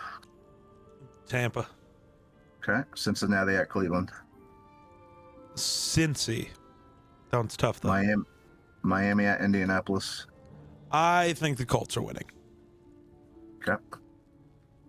Vegas at New England. I have the Raiders. Okay. Arizona at the Saints. I got the Cardinals. Pittsburgh at the Jets. I have the Jets. Most people are saying Pittsburgh. Okay. Giants at Washington. The Commanders. Okay. Carolina at Jacksonville. I have the Jags. Okay. Tennessee at Denver. The Broncos by a billion. All right. San Fran at Seattle. I took Seattle. Most people are taking San Fran. Okay. Detroit at Green Bay. I took Green Bay. I think most people are taking Detroit. Houston at the Rams. I took the Texans. Okay. And last one, Baltimore at Buffalo. I took the Ravens. All right. Someone works. kidnapped a Duke. Well, you know how I do. Bloody doorstep. So, The Flaming you'll Fist know will how need I someone do. to blame. I was going to say, I will know don't because plan those are on just being my bossed. picks. So far, I'm 1-0 this week, so. Oh, fuck, there's football tonight, too, huh? Yep. Where the fuck do I watch that? I don't know, but they're in Brazil, ain't they? Yes. Any falls behind, I leave them for the fist. And in no state to tell tales.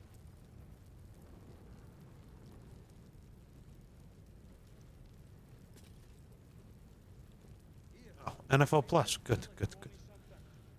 I can use what I already has. That drink up. Alright, I'm not killing these guys. I think it's more interesting to see. Why are you outside? Who goes there? Pretty ones with collars and stuff.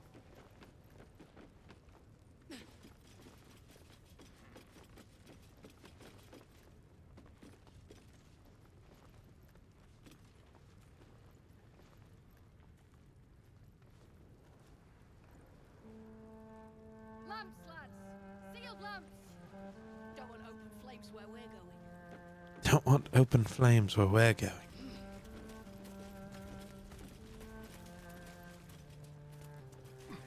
Ah.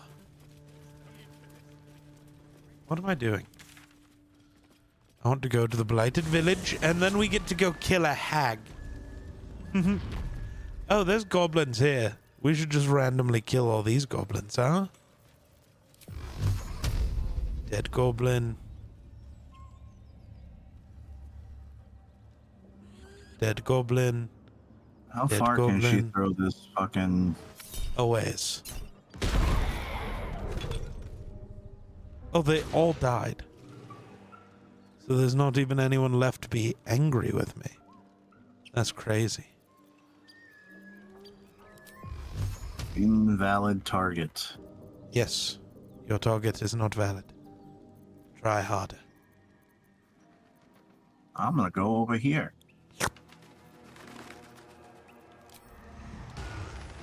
Throw the hammer. I don't believe in hammers. Missed. I only believe in Joe Hendry. I missed. How do you miss with a hammer? Well, I mean, go throw a hammer, see how good you are. He took his bandage off this morning. Why'd you let him do that? Pretty accurate with a hammer, bro. No, not when throwing it, bruh. Yeah, I am. I'm gonna go.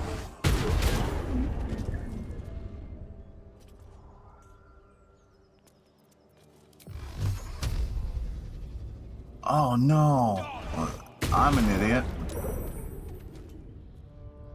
Well. Sorry, Shadowheart. I got you, buddy. I used Ice Knife and I made a boo-boo.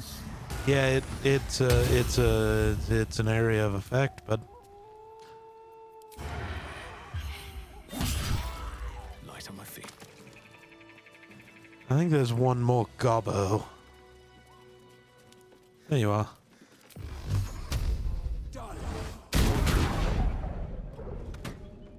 Oh, right. I need to go fight that. You fight those fairies.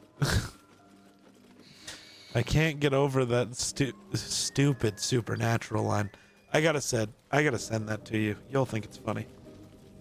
I've never seen Supernatural, so. Yeah, but it's just the way. Yeah, just the way he yells, "You fight those fairies," is funny.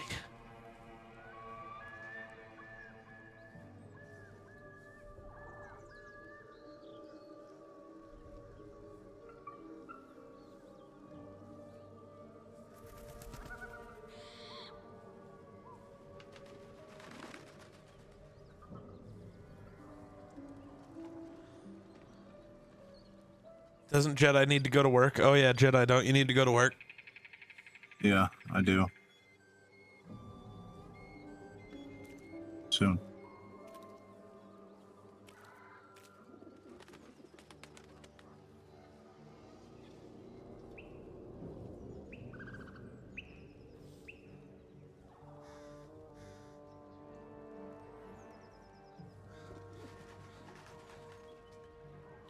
Close encounter! Close encounter!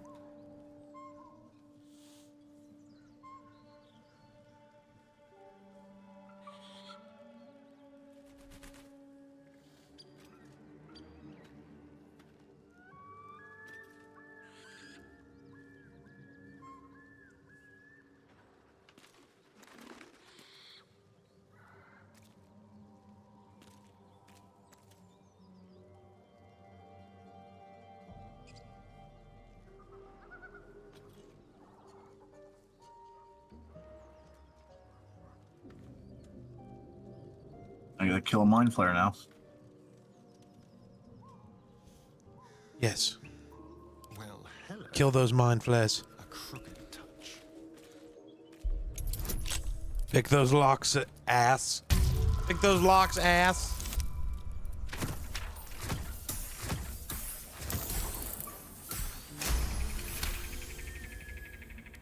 Good work. Could not, would not want to wait.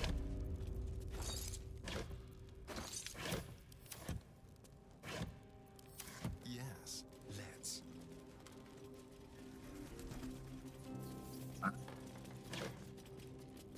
Don't mind if I do. Aha, dead mind flare. No, dead Jedi. I mean, Order 66 did happen. Most of them are dead. Alright, now we gotta go touch a tentacle. You're next. I mean, what? Be careful.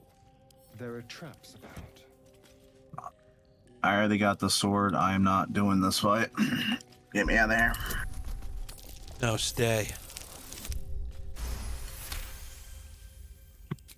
All right, Geek. I am saving and I'm leaving. Goodbye, sir. Goodbye. If I have time later on, I'll hop in the Discord and hang out and chat. Heard. Deuces. Later.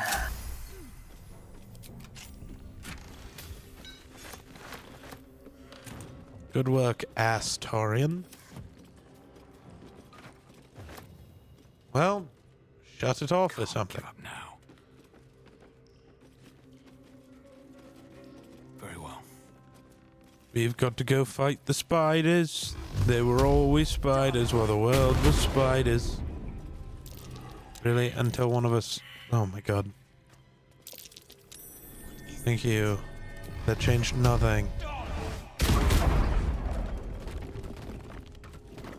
Why are you going back to your room? It's scary in there.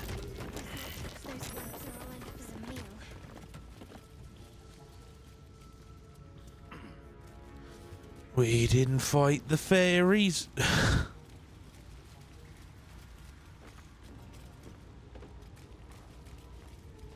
Oh. Well, this wasn't the way, chat. Why didn't you tell me this was incorrect?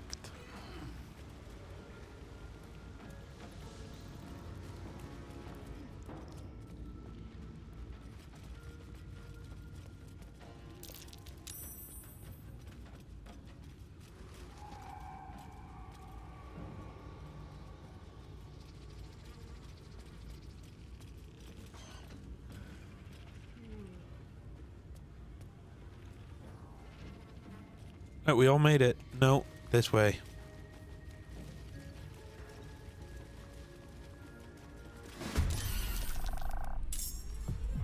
Bring it on!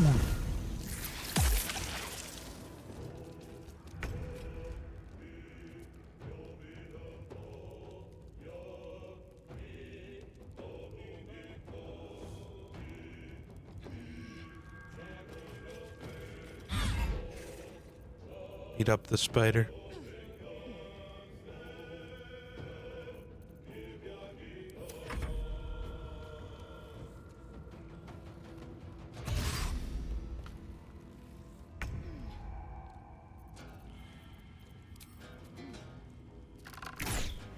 Again.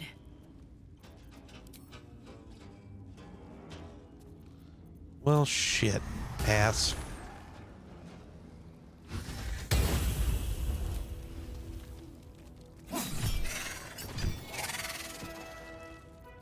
Well, so much for peace. Done.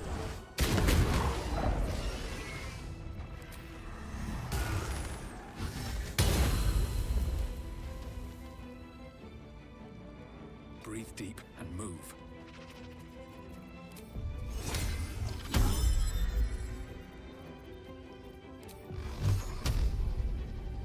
Done.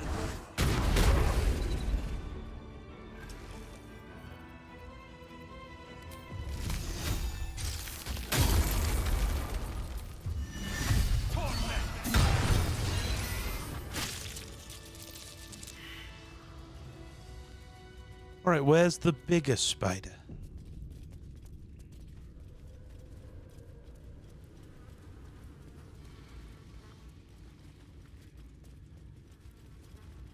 There it is. Walk onto it, damn it.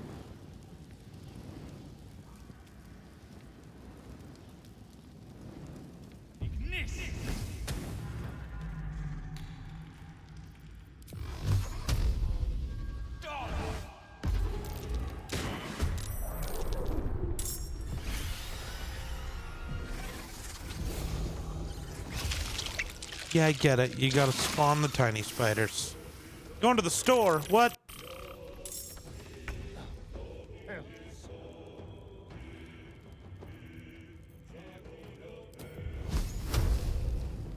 Let's go.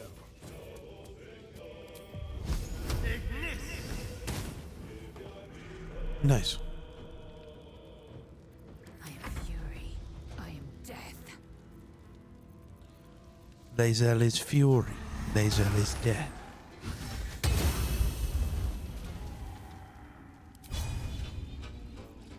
Where is cleave? Want to cleave some twain.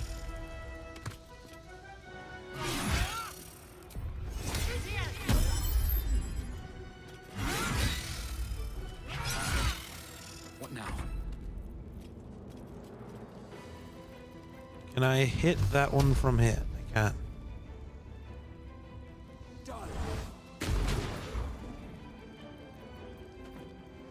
Where's the last one? There's no world. Oh, yes, there is. I'm done.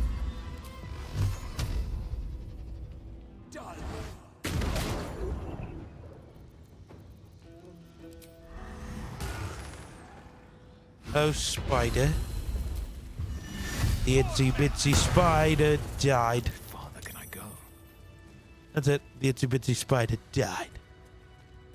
I feel a breeze. What's down there?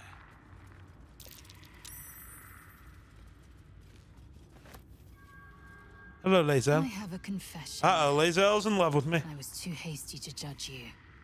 I know I'm the thought you were greatest, but... witless, gutless, unimpressively bland. And? Now, well, you've earned my respect and more still. You've proven your wits. You are efficient and dominant, in and out of battle. You've proven your courage. I swear you would tear the horns off one dragon to plunge into another. And you're hardly bland.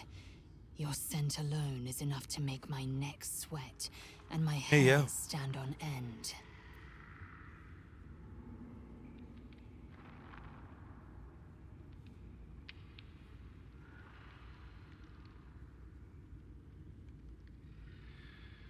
You coming on to me?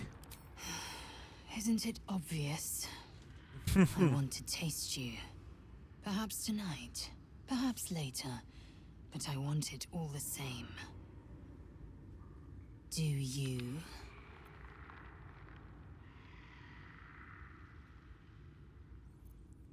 Your loss, I fear. One day soon, you will wonder how my... and you will wish you could return.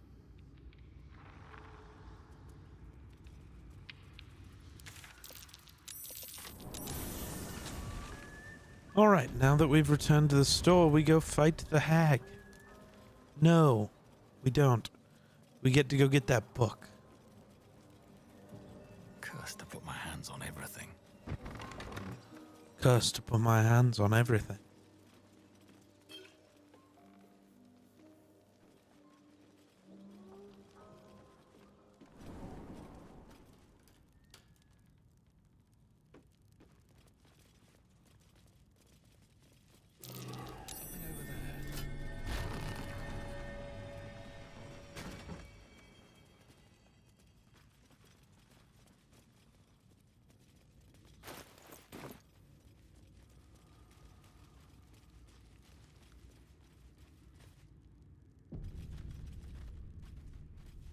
What's hiding here?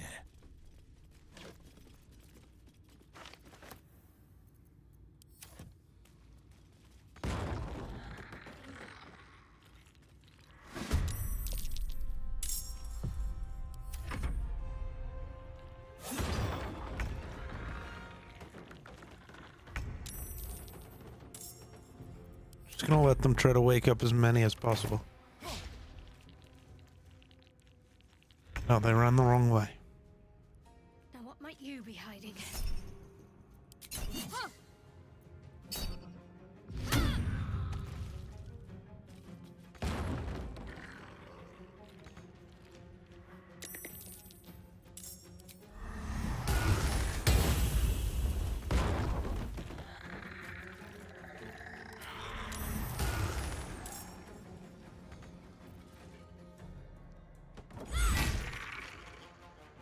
Nice. I am fury. I am death.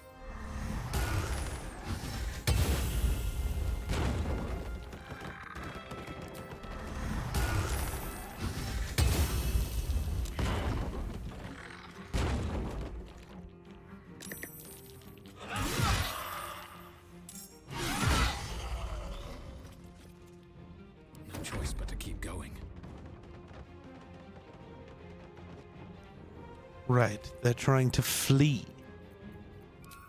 Unallowed. Use your illithid potential. Well, as much as I would like to, I don't... Oh, I do have the powers.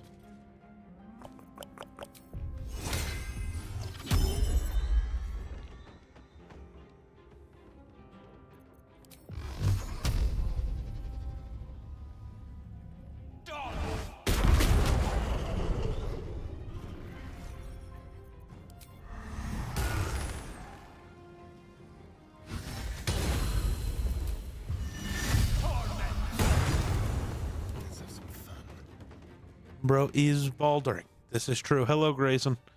Shouldn't you be watching fucking something with Miller?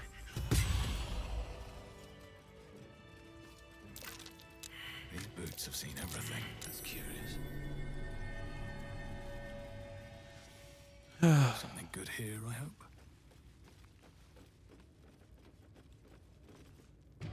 Speak your name. An enchanted mirror. Raw magic. You're waiting on Miller. Oh, I see. Almost sad.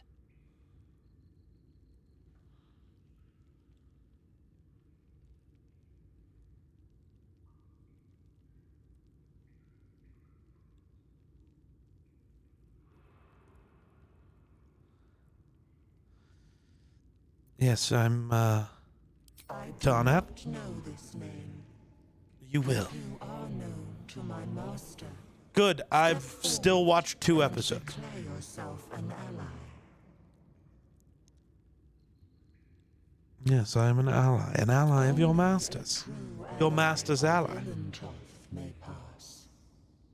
What think you of the Zolkir known as Zastan?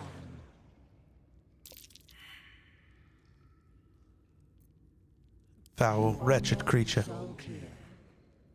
But are you wise? Tell me, why might one use balsam ointment? Clean a wound. Acceptable, finally.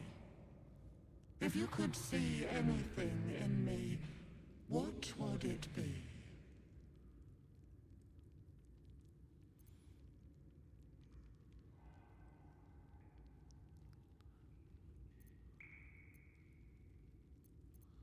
You seek to survive. You seek power. Be welcome.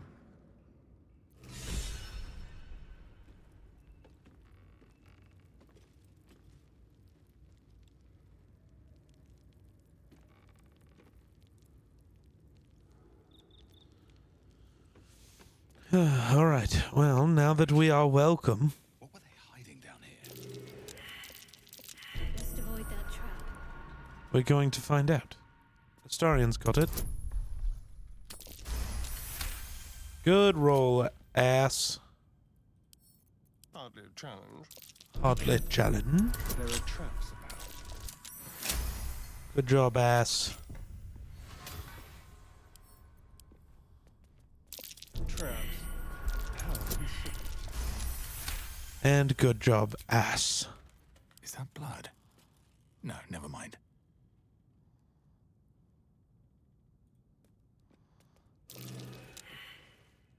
The book is locked tight with no visible keyhole. Only an oval recess in the cover's mouth.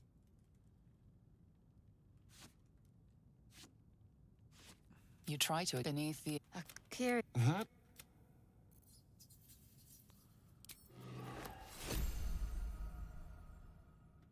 It was bad enough having just one of those tadpoles forced upon us. Oh. I can scarcely believe you actually inflicted another on yourself. I'm sorry, Shadowheart. On one hand, they seem useful. But on the other hand, or She's upset with perhaps me. tentacle before long, we know where they're coming from. And what lies at the end of that path. That's true. I never expected ceramorphosis to be tempting. I think we should resist these powers. There's simply too many unknowns for us to risk it. What if they're not unknowns? What if the Dream Guardian told us it's fine?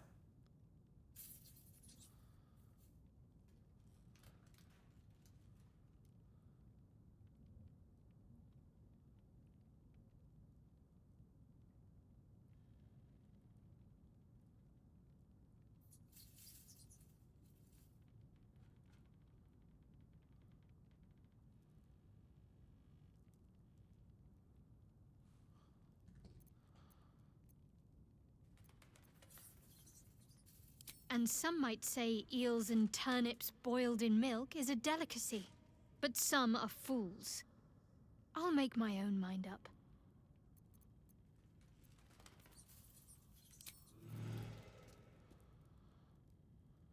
Oh, right. Whatever. They can hate me if they want. I'm doing the thing.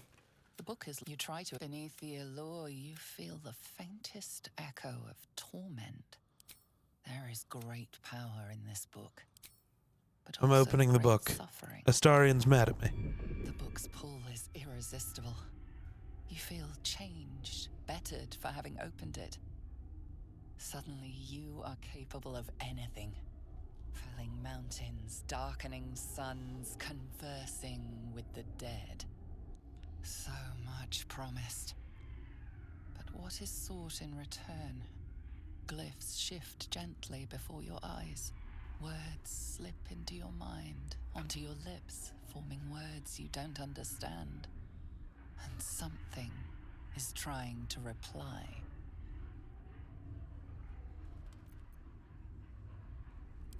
Ooh, sorcerer.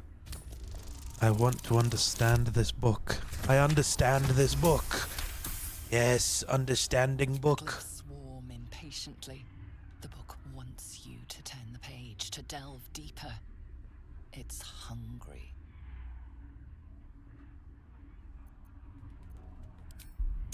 You will give me what I want, book. See, I tell you.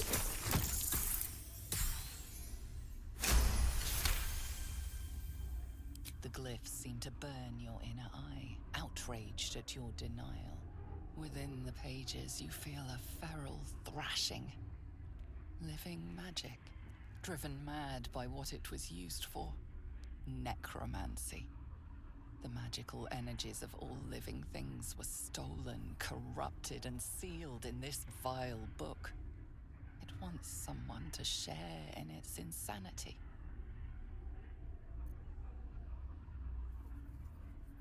Ooh. Yes. I'm good at things, chat. Voices falter. The anger quells.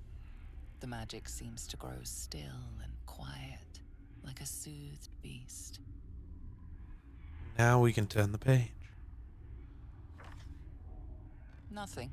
Just old parchment covered in arcane symbols. The magic sleeps. All right, well. The heavy cover thumps shut with a strange finality. Can I not open it again? You've seen much of the book, but its most powerful secrets are guarded by indecipherable glyphs. With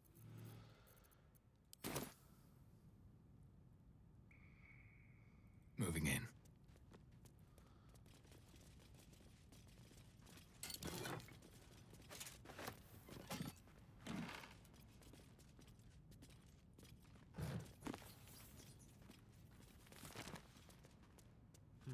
Indecipherable, Huh? Oh. Wah. Okay, we leave now.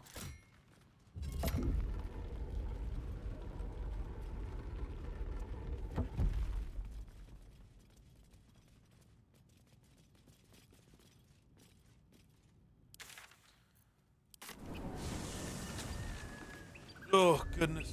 We made it. Hey, look, Ma, we made it.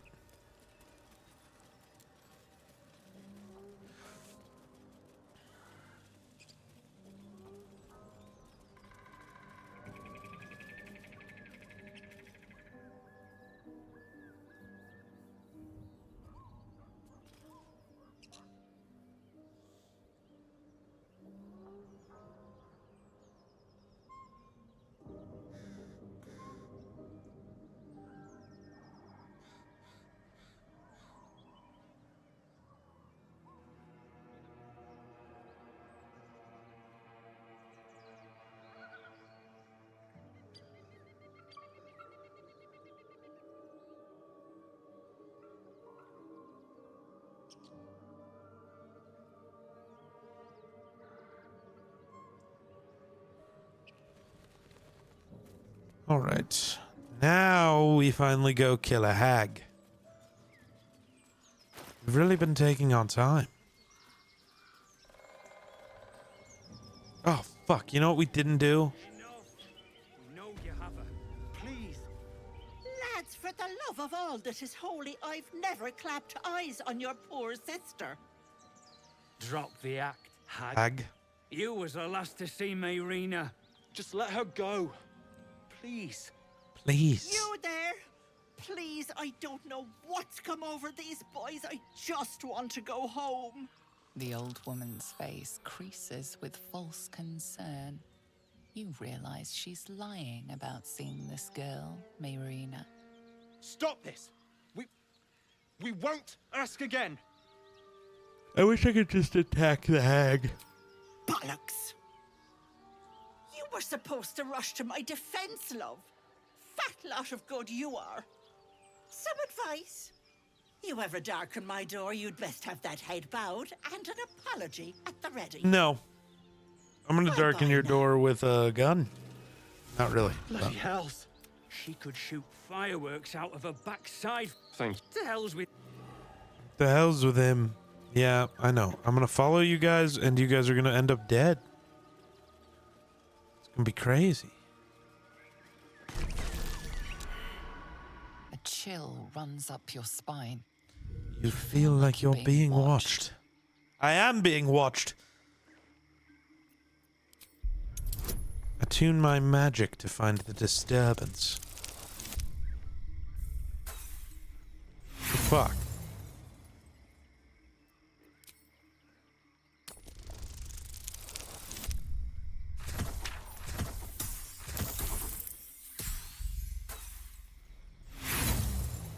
I want to try third time. That's it, though. There we go.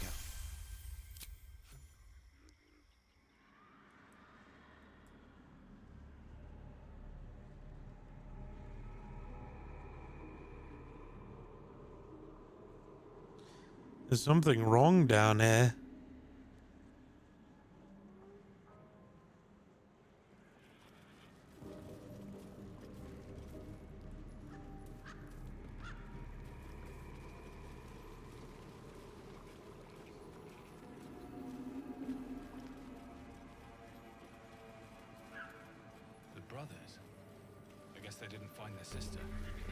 I guess they didn't find their sister. Whoever did this wanted them to suffer. We need to be careful.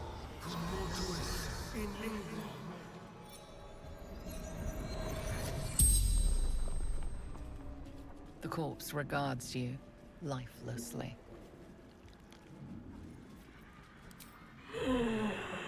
Heard her screaming, but not real.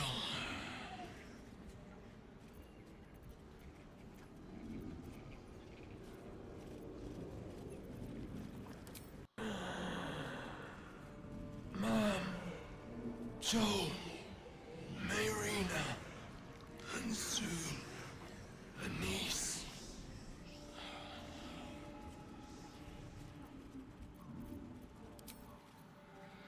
Let's get going. One day I'll catch a break.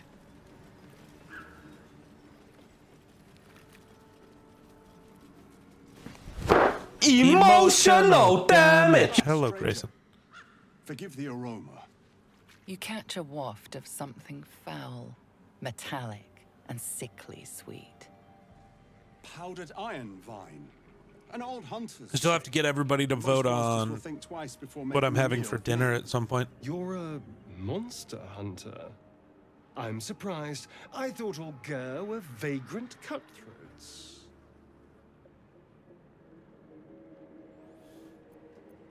Your friend has just heard the rumors of my people. That we steal chickens, curse your crops, seduce your daughters. I wish I had half the power settled folk think my people possess. Alas, I am a simple wanderer. A simple wanderer and monster hunter. But I'm no witch doctor or cutthroat. So what monster are you hunting? Something terrifying, no doubt. Dragon, cyclops, kobold. Nothing so Kobold. dramatic. I'm hunting for a vampire spawn. His name is Astarion, but I fear he's gone to ground. I hope the hag of these lands can help me flush him out, if I can afford her blood price.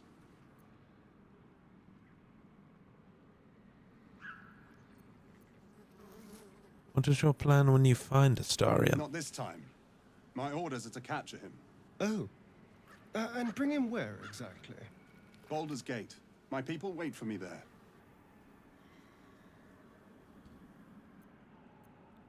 Well, here he is. This is Astarion. What? It isn't possible. You idiot! What have you done? Relax, he's not taking you anywhere. There? I'm afraid you're wrong.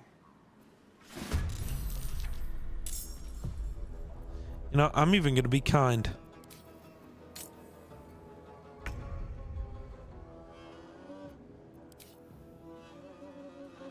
Let my name be known. I'm literally doing an evil playthrough. What do you want from me?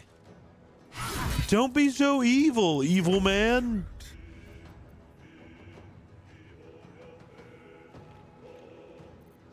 Like it, bloody hell.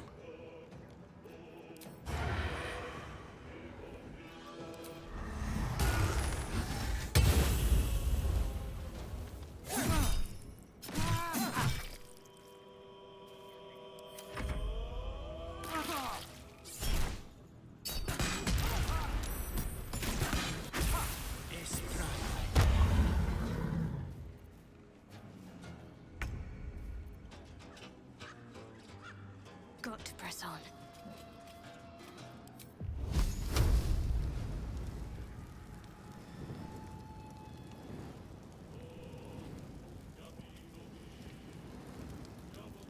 Nothing will stand in my way.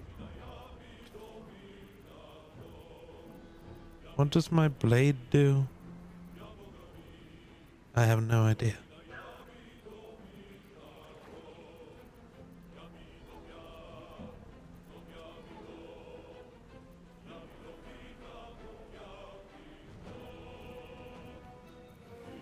Alright, you know what? I'm just gonna have Lae'zel do it. Because she probably won't kill him on passive mode.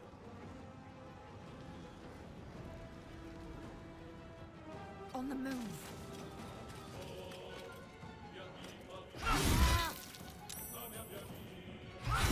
Speaking truthfully, I'm a little surprised you chose to shield a star. You're surprised I chose to shield a star? This is good. We can fight him later. And move.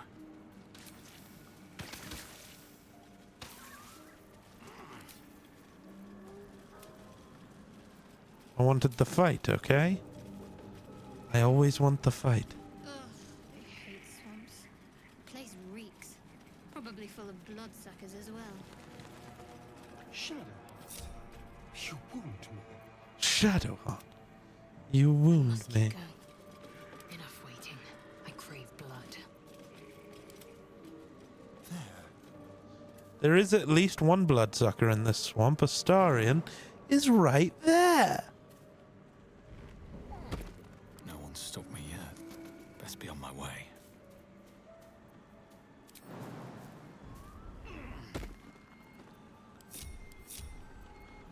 Out of sight, out of mind. What path lies before me? Time for discretion.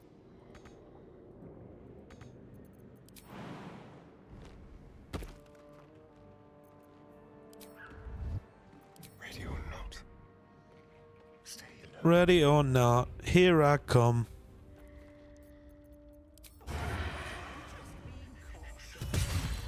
Your Got her. Violence hasn't gone unnoticed. It's about to be returned. Wits and blades, always sharp. On I go.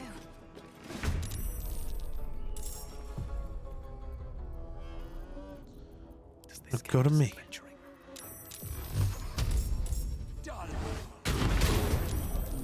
Now I'm part of the group. Astarion. Never a dull moment. You're the worst. Little friend.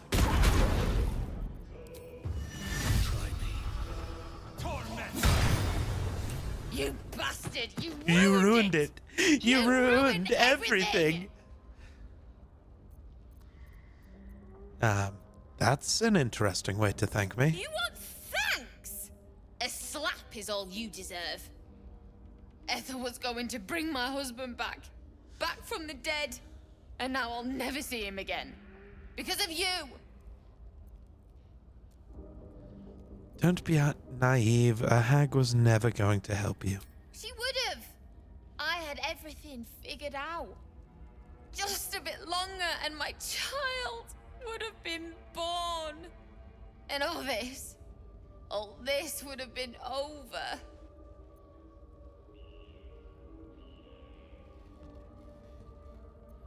You were gonna trade your baby for your dead husband. Don't judge me. I have nothing. My baby would have been raised in rags. Auntie Ethel promised to give this child a good life. Teach them magic even. More than I could have done.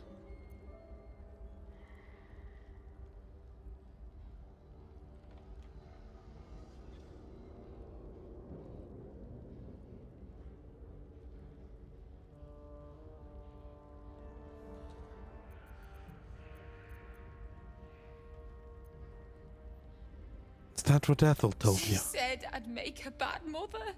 I think she was right. Now I'll have to drag Connor's coffin all the way home. It's the only way this child will ever meet their father. I hope you're happy.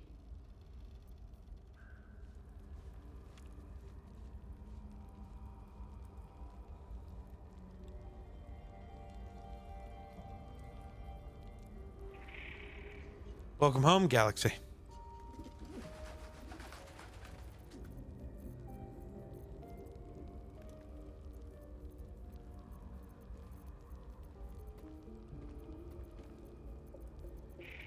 Oh, it's a Starian who can speak with dead.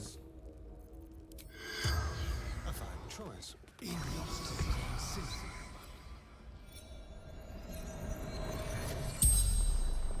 A charm on the hag's body flashes a faint glow. Oh, you knuckle-dragging gobshite! You will bleed. You will choke on your own guts for this.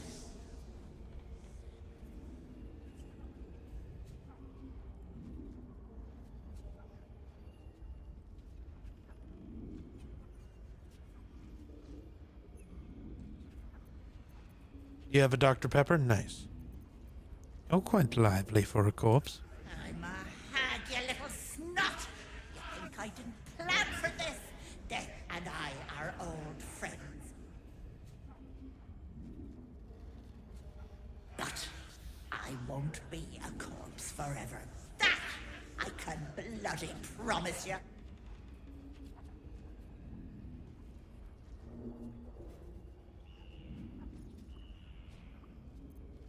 What deal did you make with Mayrina? Brat's husband is dead. So sad. She wanted me to bring him back to life. Little fool thought it would fix everything.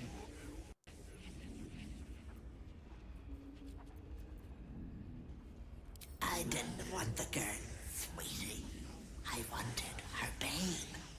I would have gobbled it up and given birth to my very own hag daughter. To my guts she would have come. My blood, my bile. It would have been glorious. No, gross is the word you're looking for.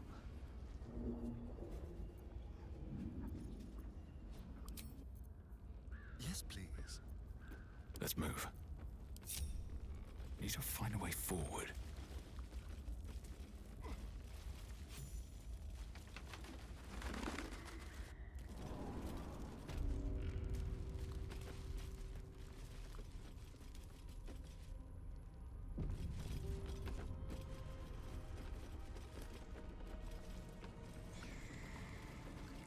What is this place?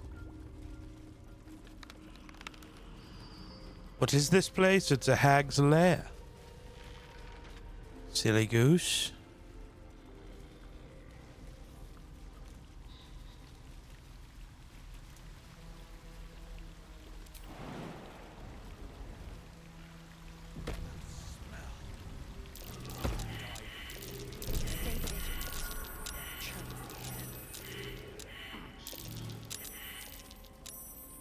There's a lot of trap finding.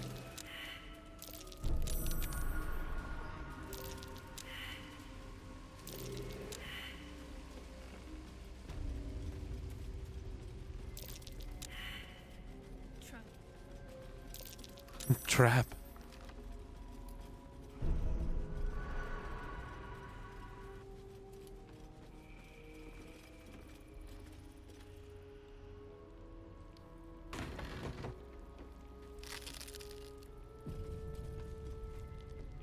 This place reeks of death.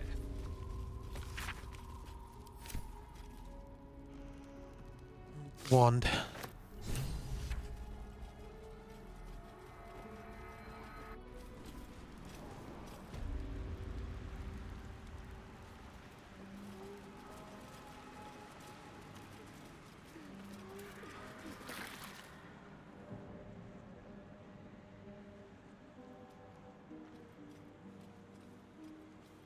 Gods! Didn't hear you coming. I know I should head home, but I can't bring myself to leave. The thought of putting him in a wheelbarrow and making the journey all over again.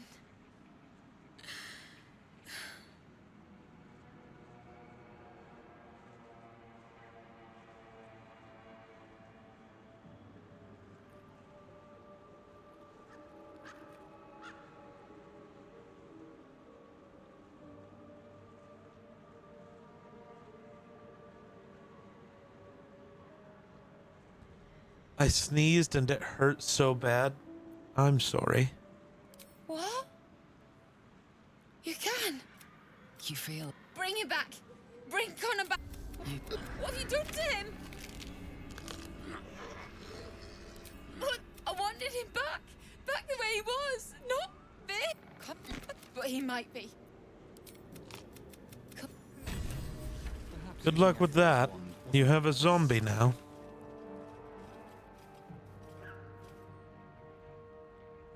Can't believe I fucked that up that bad. All right, now we. You know what? Actually, no. We'll go back to the Emerald Grove.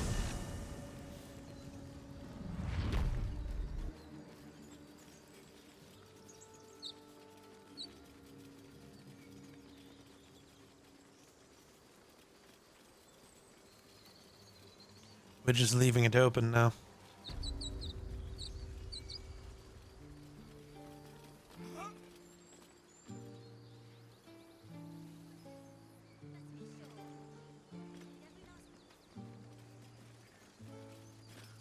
A scout just reported. The goblins' leadership has been decimated. We might escape. Not just the this place yet. leadership, the goblins And themselves. I hear you are the one to thank. I'm grateful. I took a collection from all of us. It isn't much, but you've earned it.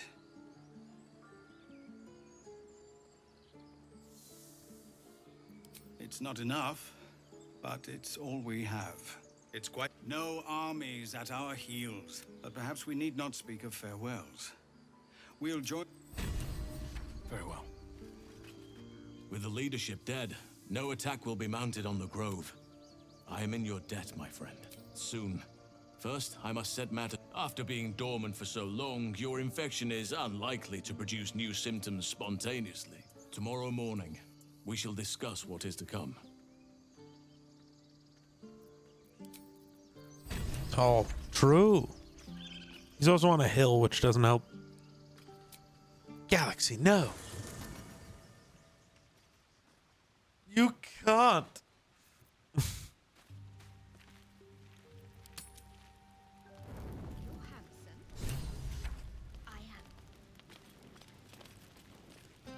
You know, I never pictured myself as a hero. Never thought I'd be the one they'd toast for saving so many lives. And now that I'm here, disgusting. All of hate it. This is awful.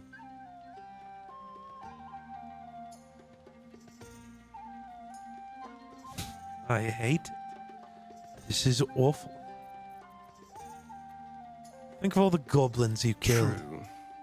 That was fun. Still, I would have liked more for my trouble than a pat on the head and vinegar for wine.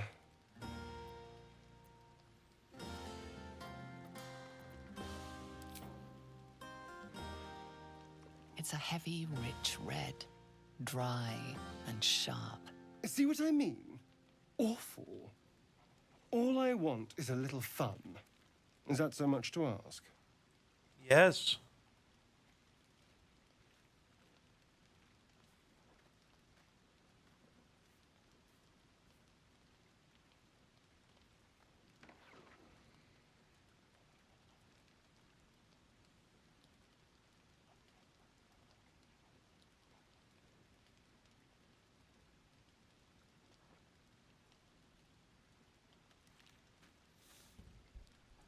I think I'm gonna end up watching so I can't remember how to say it. Freerun, I think? Freyrun? I don't know. It's like a fantasy inspired one. So it's like kind of like D&D inspired anime. Miller told me to. Don't be so sour. I like a good time as much as anyone. You know, we could always make our own entertainment. All right. Freak.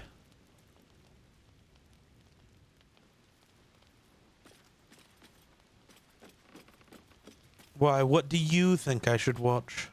Everyone seems strange. You know who I never thought... Exactly right. Never gave them much thought. Certainly not that bunch in the grove. Yet we came through for them. We saved their lives. Odd. Odd.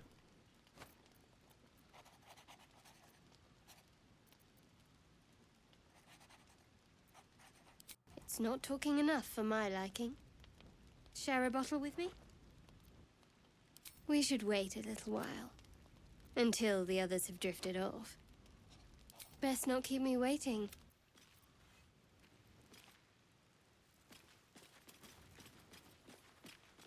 Seems simple enough.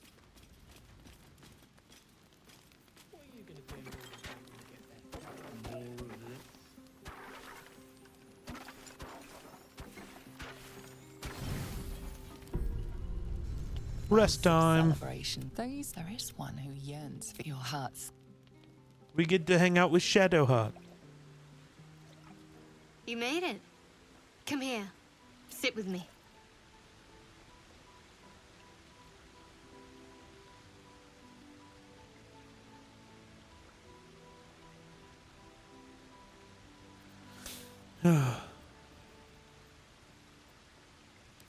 So eager. I'm surprised it took you this long.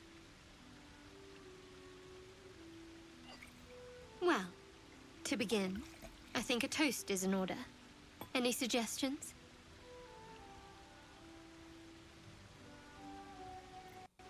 Bold. Us in ale. I suppose I'll find out. To us. To us. Now tell me something about yourself. And no tadpoles, dragons, marauding goblins, or anything like that. Something about you.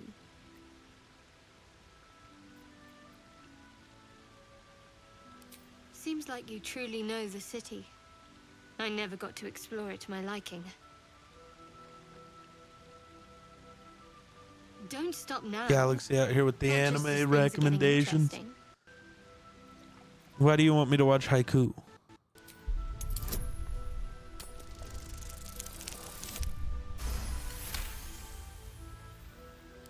Don't laugh, but I'm not quite sure I have anything to share. When you worship Shah, secrecy is everything. We'll sacrifice our own memories when ordered to. A lot of the little things, they're lost to me right now.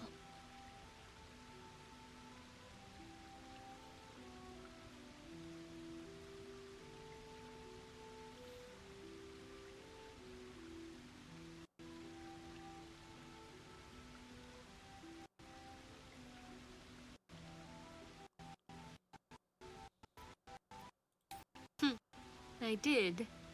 And you remembered. And you remembered.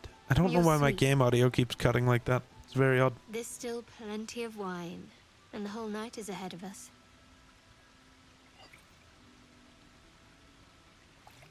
My legs.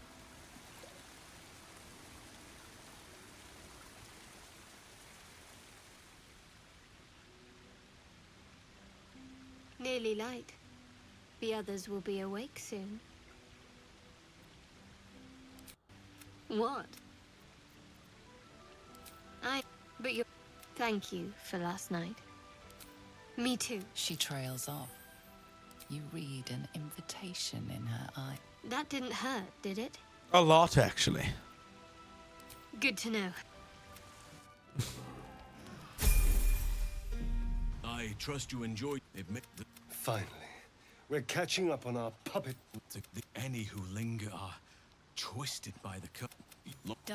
If you can find this Yeah, place, I know. I'll wager it will reveal the decision is yours. But I'd favor the Underdark. Even a place like that is the lesser evil compared to the shadow-cursed lands. I've long sought to return to Moonrise Towers. I've chosen a successor as first druid, Francesca of the High Forest. A bird's already been dispatched to... She can tend to the grove, help it heal. In time, others will join. Perhaps someday, I can return.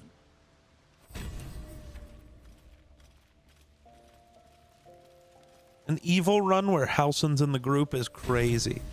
He'll leave soon enough, I'm sure.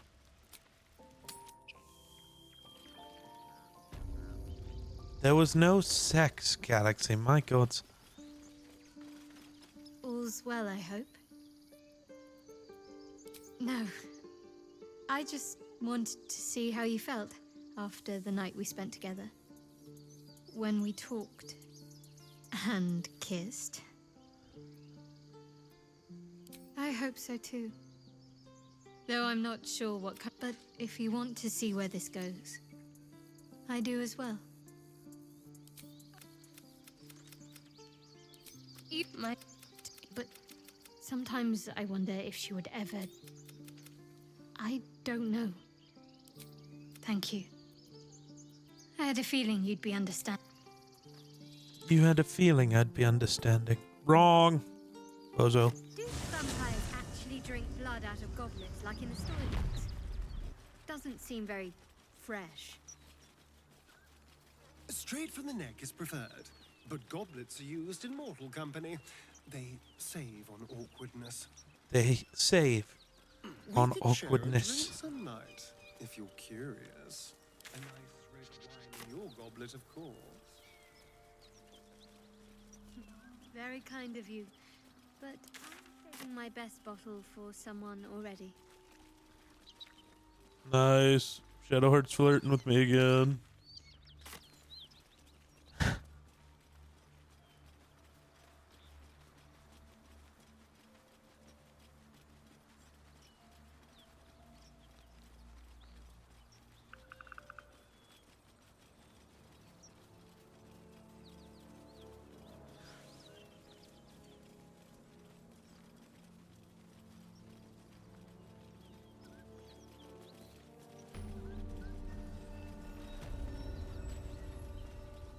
How do you maintain such an elaborate plan, Shadowheart?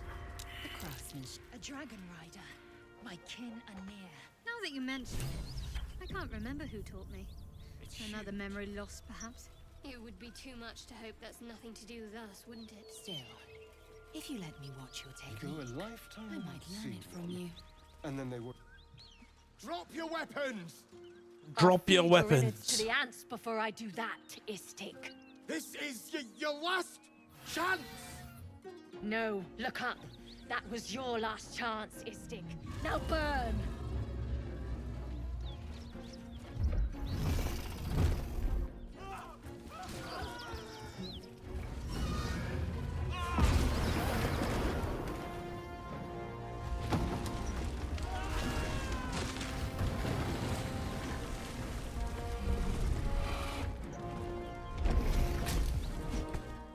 Stop wasting time, Beretta. You're not here to play with the locals. Of course, Kithrak. We merely sought to... No excuses. Question, No kill, excuses. then move on. Question, Find the kill, weapon. move on. Our queen watches us. Fail her at your peril. A red dragon. I envy its knight. Would that I rode such a steed. A crash must be near. Come, my kin await.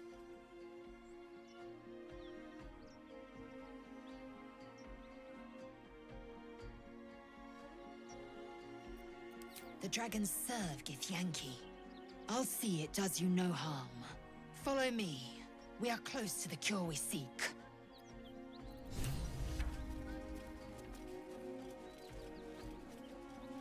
Kithrak, we must speak. Ryder, my time is short. Lead me to... Shh. Such a familiar tone. Were I not merciful, I would slice the skin clean from your meat. Yet you are not bleeding. For I am nothing if not merciful. Your name, child. Lae'zel. Lae'zel. Proud. Regal, even. Regal, You will call even. me Gestil Kithrak. Voss, Knight Supreme. The Queen's silver, the Queen's sword. I am who you say. A Geik vessel has fallen from the sky, Lae'zel. Thieves aboard have taken a weapon most precious. It is polyhedric in shape and inscribed with the sacred runes of our people.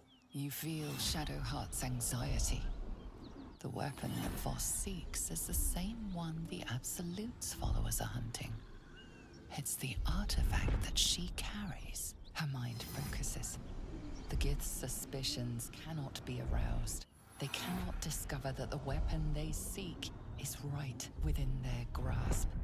Take word to your Kresh. You are to join our search. Speak up, child. Affirm your mandate.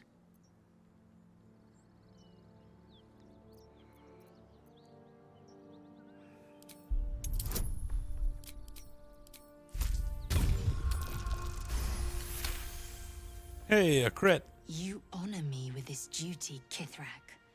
The Kithrak. You sir, I fly. A current. To Danos! To Danos, to me. Damn it all! You did well to intervene, vexed as I am to admit it. The Gestil Kithrak would have flayed our skin and left our carcasses to burn in the sun. All for the sake of the artifact that we carry. The crash is near, this much we know. We follow the path forward and into the valley. No one, not even the ignoble Gestil Kithrak, will keep me from my purification. All right. Welcome to 6th level.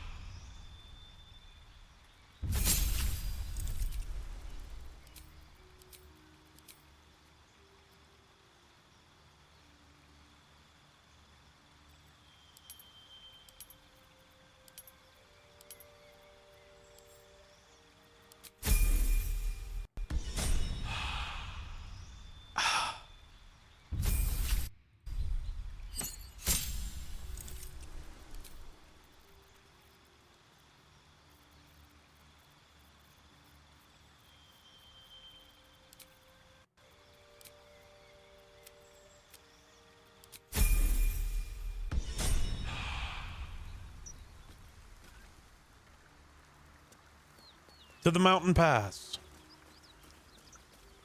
Let us through. Please strike through.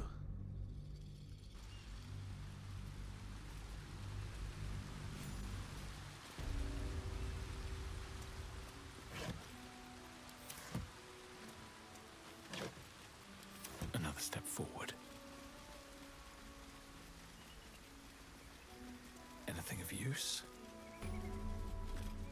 Wait. These markings. We must go there at once. But if we...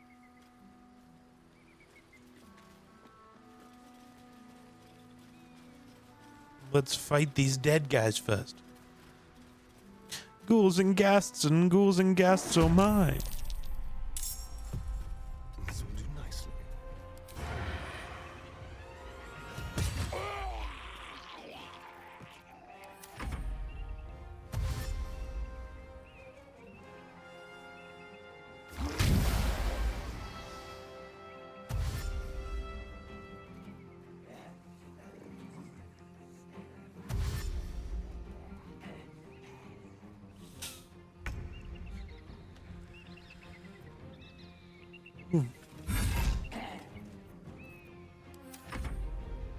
Death Shepherd.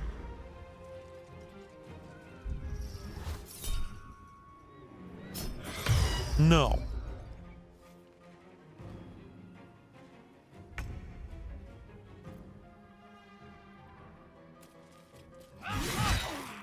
This is your end.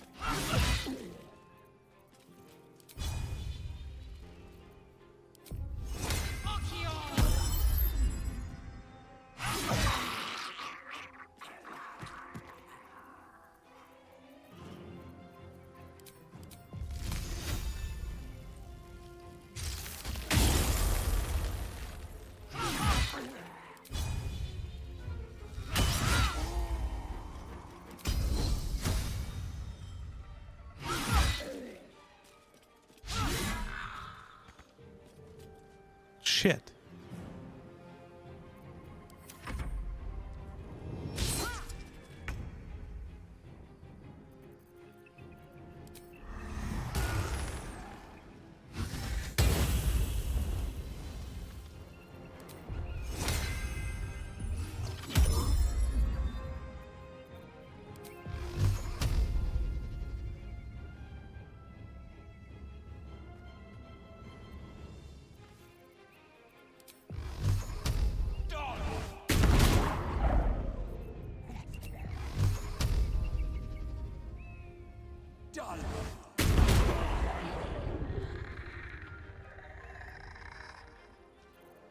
Okay, now we go directly to this one.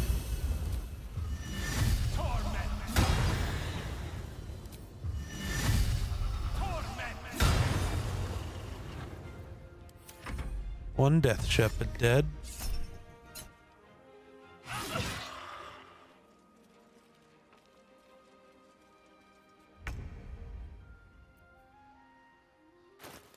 That Lae'zel's sword that's doing that?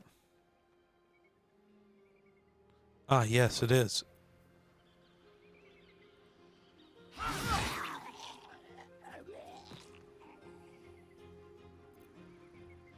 I'm ready.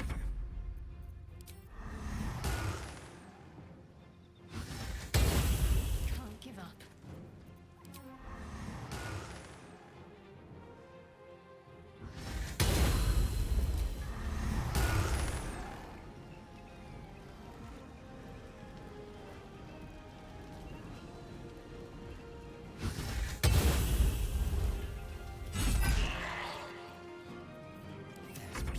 You have mashed potatoes. Just potatoes. Fucking Hellistarian. Survival is all that matters.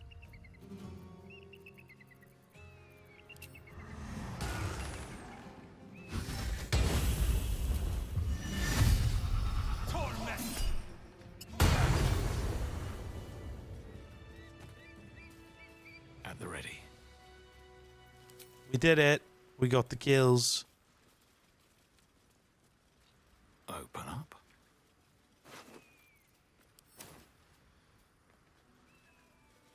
Open up. Just avoid that trap.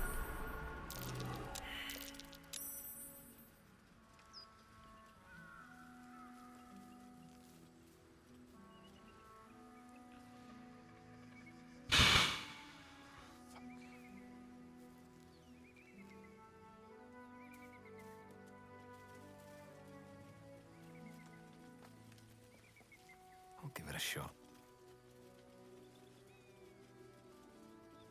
Maybe not.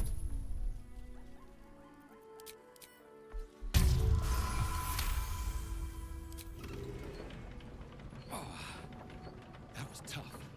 This can't have been used in a while.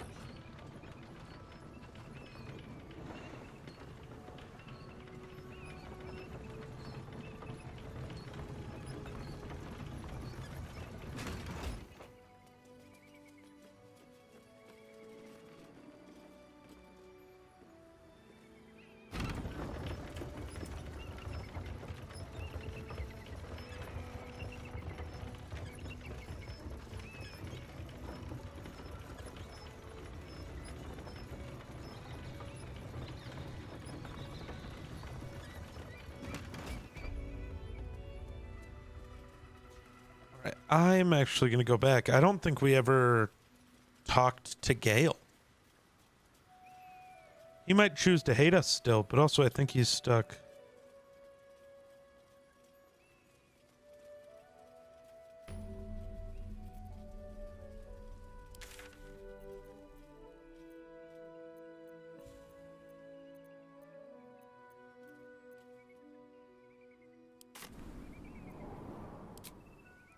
Choose violence. Of course. Okay, I need to message.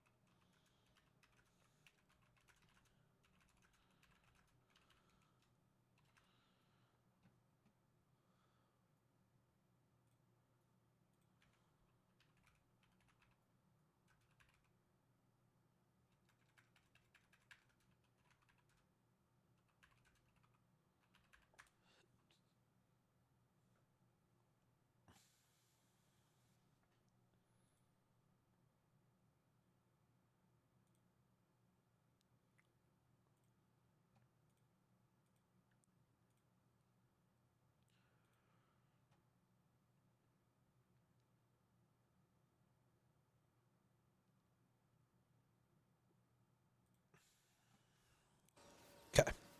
Got it. Got it, got it.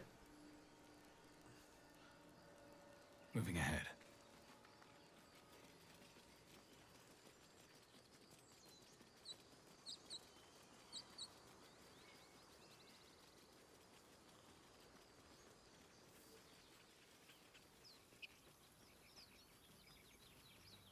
When everything's done in an area, it gets so quiet.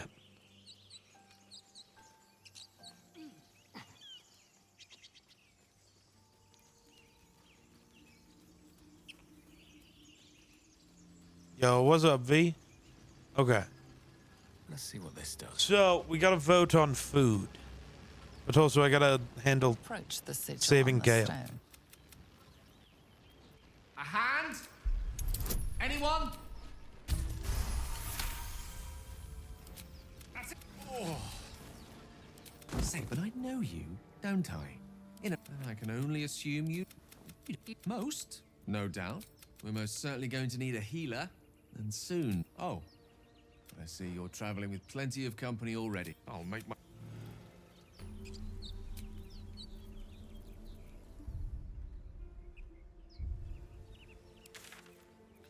That's not an option, and that's a crazy way to phrase things. Okay, so the first thing we have to do is decide, am I doing... I'm gonna run a poll. We're gonna run a couple polls. So, new poll. Food. Do we do fast food? Do we do, like, local place? Or fast casual, i.e. Chili's, Applebee's.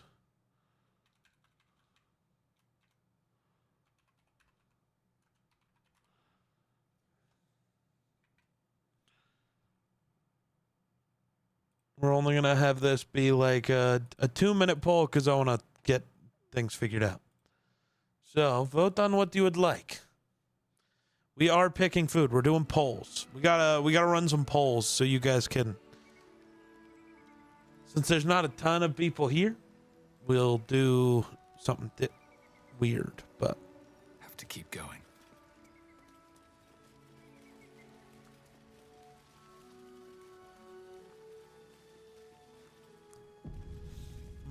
Food. Yeah, food.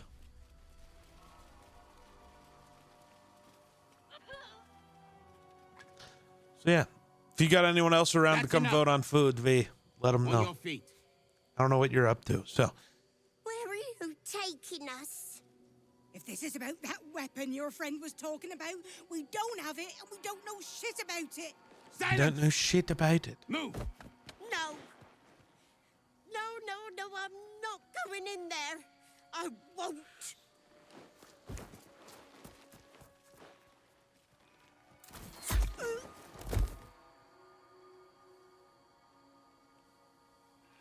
Anyone want to join her? As I thought.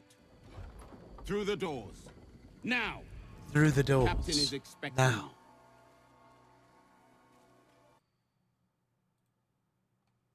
Carefully. These cultists have... These cultists have the crash on high alert. Well, I want to start by killing all the kobolds. What do you mean, too drunk? It's not possible. Stupid!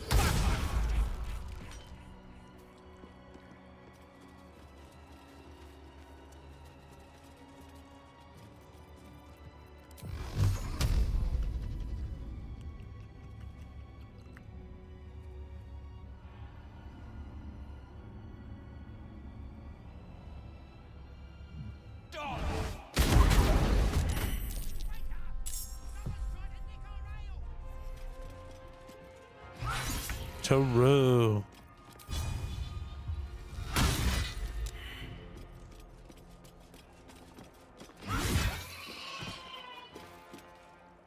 Do. All right, looks like we're doing something fast casual related. Okay, so I will create another poll now to figure out what restaurant we're doing. I gotta find out what exists. Obviously Chili's. Obviously Applebee's.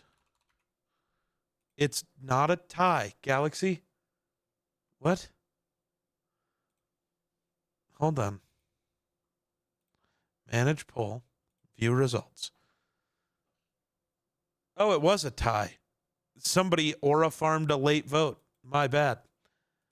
Jesus Christ, chat. Well, I literally looked over as it was ending and it was 2-1. Okay. What the hell do I do now? Because if I just run the poll again, it's going to finish the same vote. Nothing's changed. What the hell do I do now?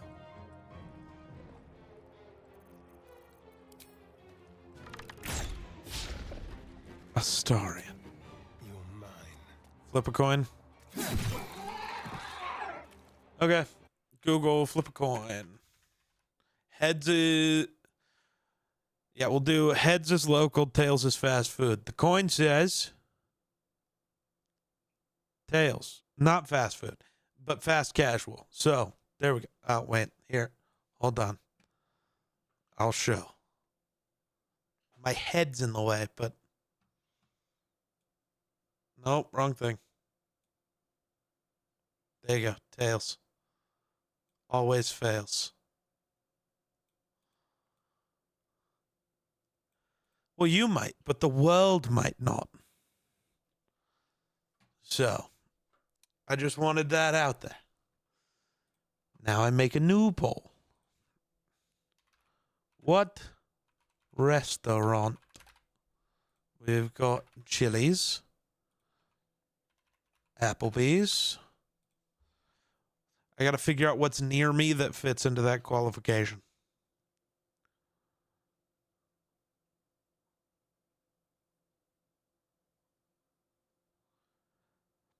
Like, what does fit into that qualification? No, that's super fair, Galaxy. Were you local? Is that what you voted for? I'm curious. I'm asking.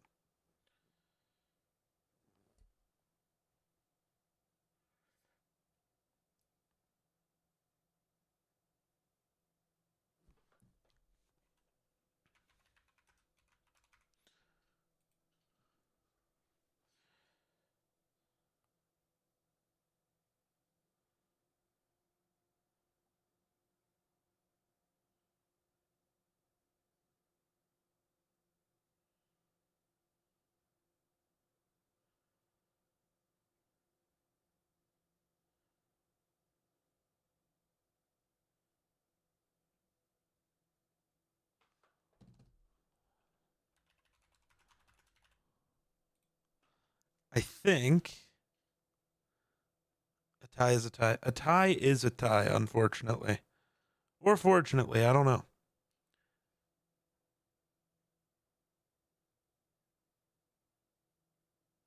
Just trying to pick one final fast casual chain.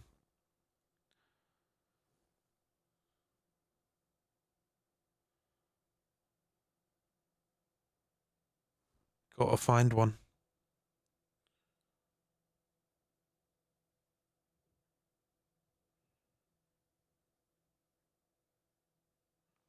Sure, I'll add that for funsies.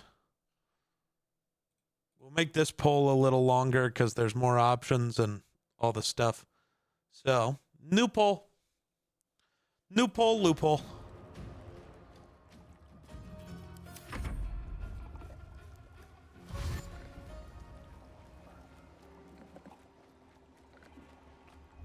That kobold reeks of spirits. Fire.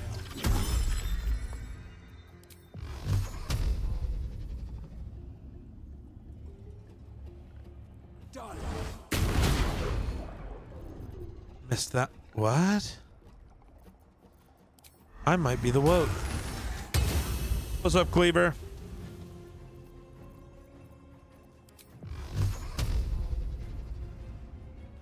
Good to see. Good to see. How do? Done.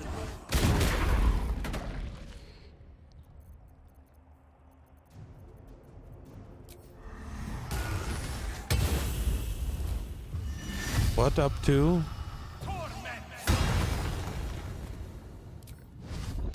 Wrong thing.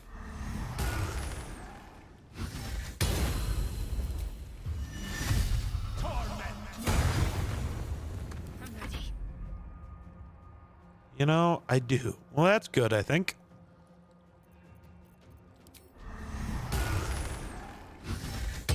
Woke up from a nap. Cheater. Those aren't fair.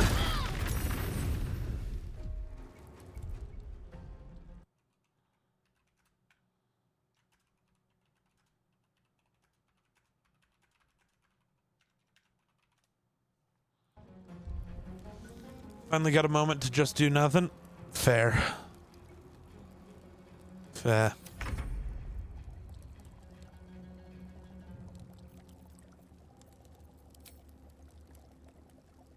Oh, fuck.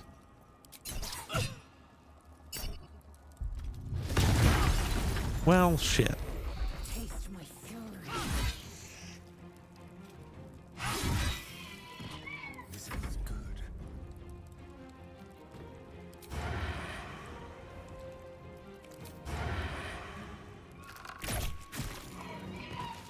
I wonder if this is worth the cost.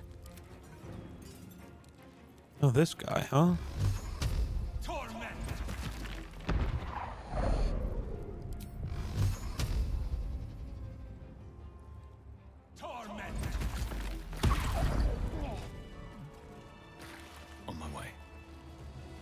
All right.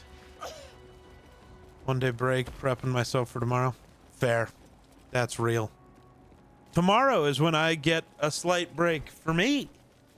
Excite. Here goes nothing. Within the artifact, I get of watch feeling football. stirs. Football, baseball. Uncertainty. I can watch football at night. Curiosity is getting the better of you.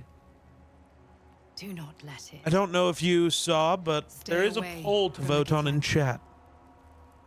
They're hunting you. They want Anybody the who's here, artifact. vote on the poll. Vote They'll for stop at food. nothing to take it from you. Since y'all have to pick what I'm eating tonight. You already did? Okay. Just making sure. Didn't know if you knew what was going on, because I don't.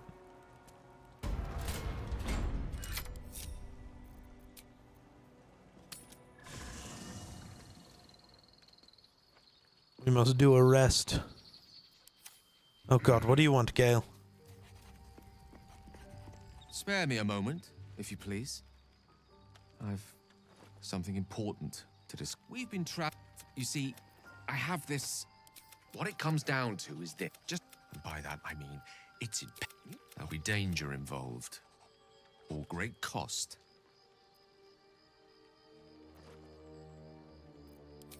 As luck would have it, you're already primed to give me exactly what I need. Quit, don't quit. Noodles.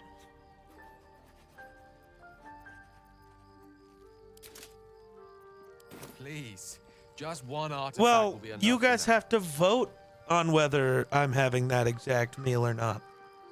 I'll probably give off a couple different options of things, so it'll be slow, but I'll do shorter polls once. Oh, or you mean from Applebee's? I don't know which you think you voted for. I don't know what's happening. I could always make it a tie. Not gonna, though. Apparently we're doing Applebee's.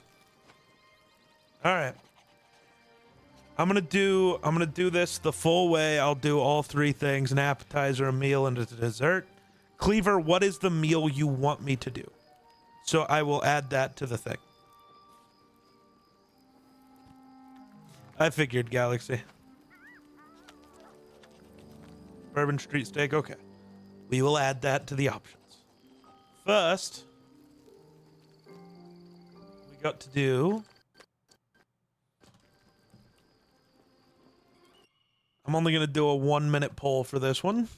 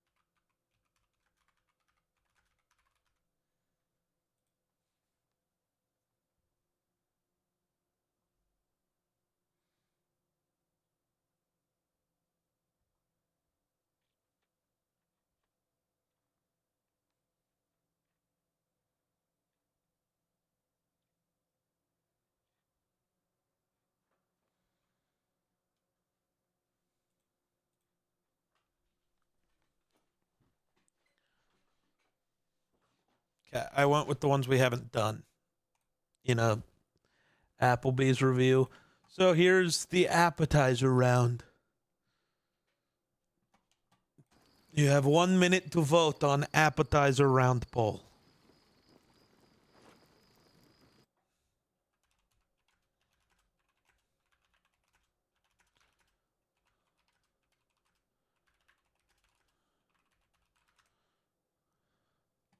Fell in love with the steak and we were there or ordering it constantly. That's so fair.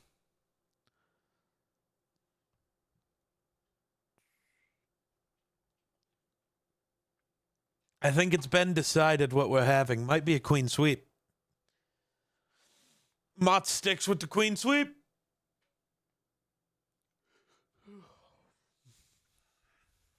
All right.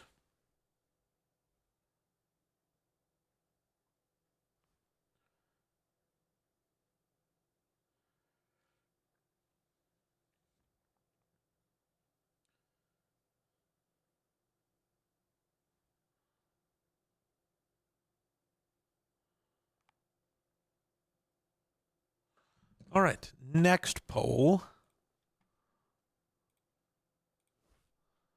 Main.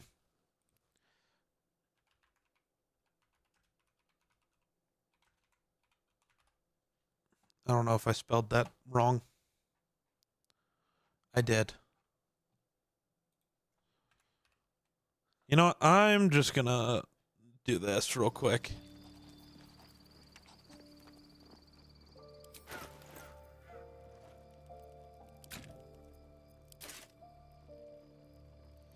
Oh, how many does he need?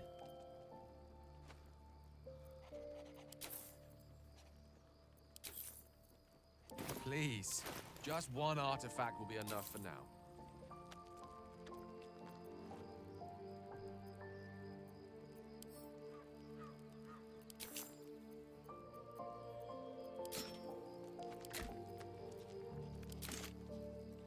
Gale, I am giving you artifacts. I've given you all of them. I might need you to be more specific there. Just one artifact will suffice.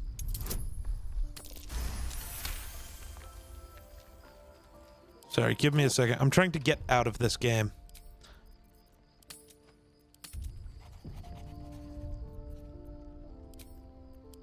So I can just start music and yap while we do this.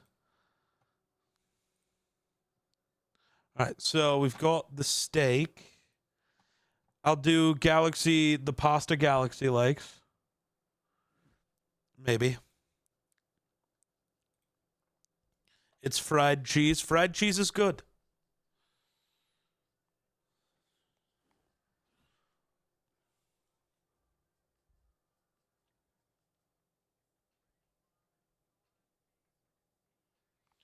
I will add probably a burger, because I know cheeseburgers are definitely some people's favorite.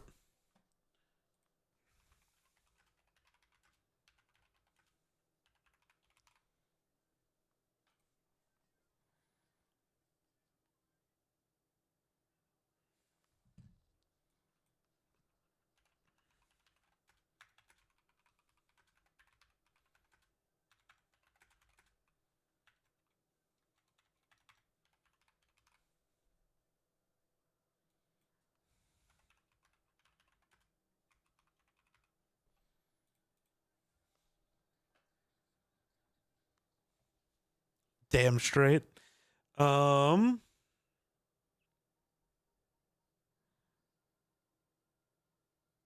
the 3 cheese chicken penne.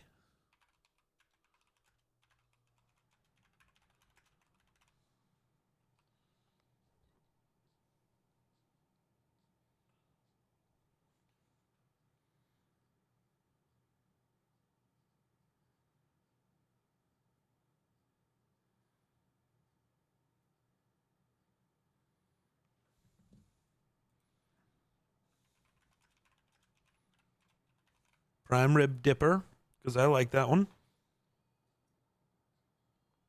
And I'll add a fish thing, because options. I'll leave this one up a little longer, because it's an entree, and I want as many votes as we can get.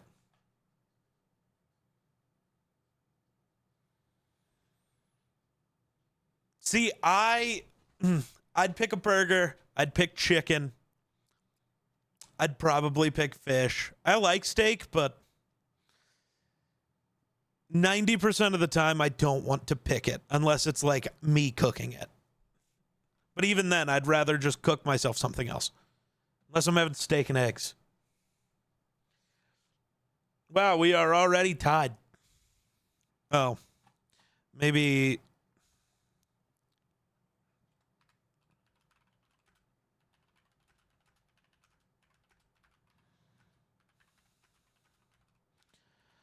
Could have done this earlier, but I'm doing it now. Get over it.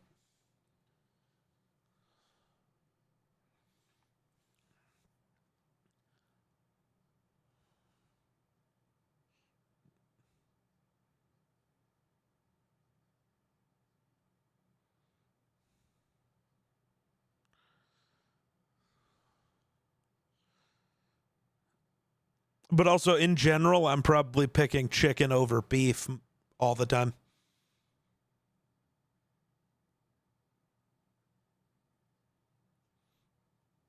This is true.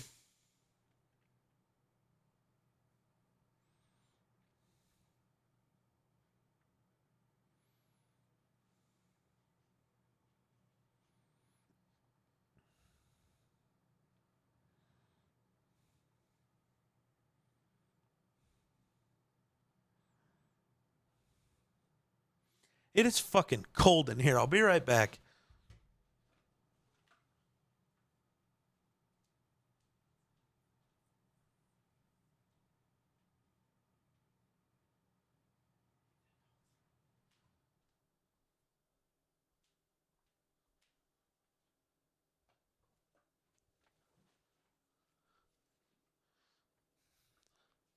And fuck cooking multiple dinners. Real.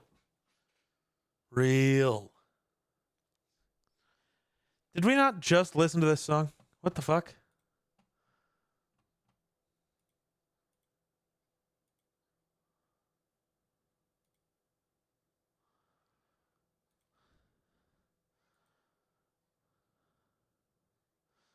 Oh, it's just on the playlist twice. Okay.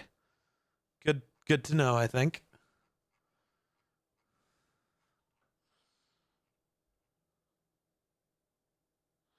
That's really untrue. I was going to say that's kind of untrue. That is just like really untrue. All right, looks like I'm having Bourbon Street steak.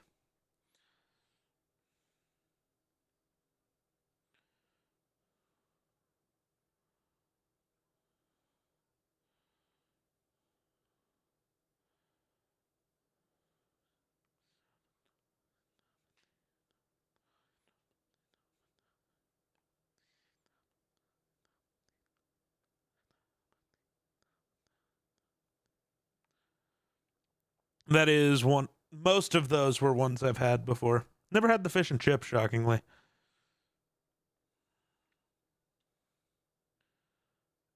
Oh. So there's only one thing I can get, so this is up to you guys on whether I do it or not. Shorter poll this time.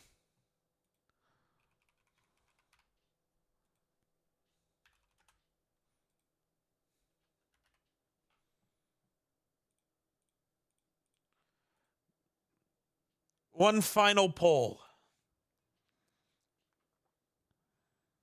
I'm not even mad. Real. Valente is, apparently.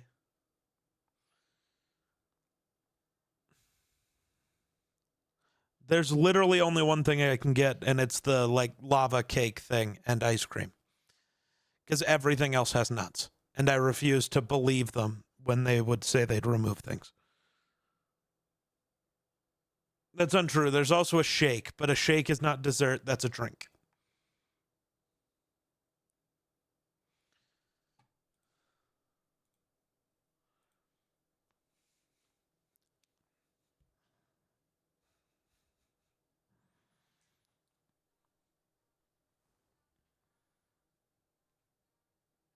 Oh, damn, I could have put a corn dog on the list. Big sad. Looks like we are doing dessert. Okay. Dinner time.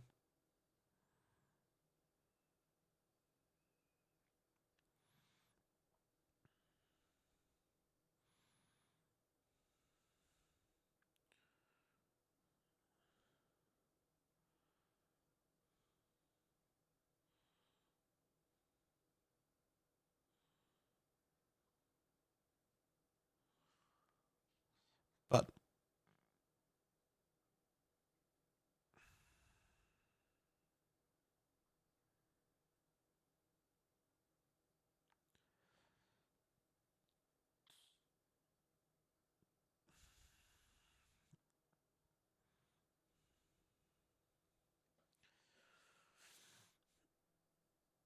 goodness. All right, it's ordered. Galaxy, you can mark that off the list. Chat has picked my dinner. Good work. This worked out much better than last time. Polls are useful. Phrasing. What else do I got? And by chat has picked my dinner, I think Cleaver picked my dinner, but that's okay. I mean, everybody voted, but it was Cleaver's wishes.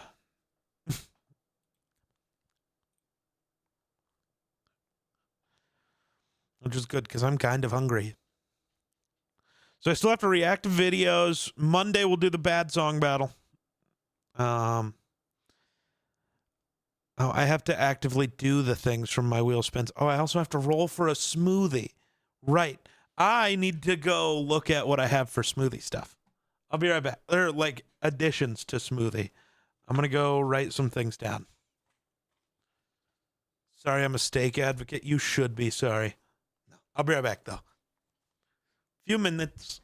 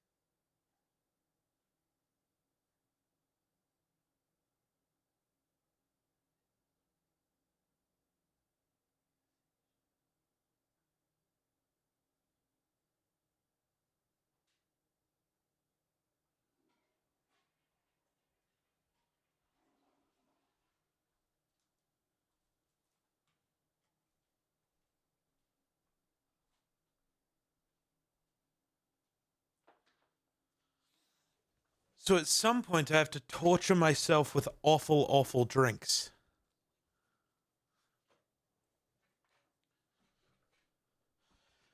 Galaxy's taking more drugs. What about second drugs?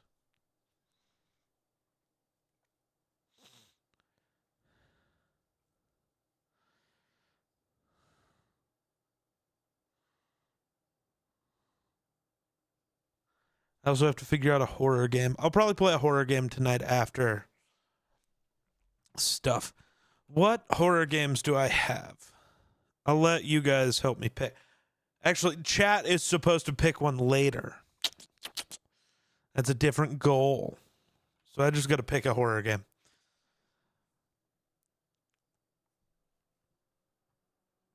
What's on Game Pass?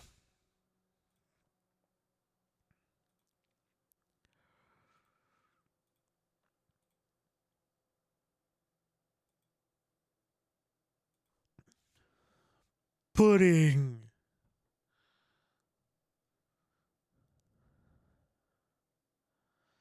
I need to go mark shit off. Realistically, we only did like one thing that you can mark off.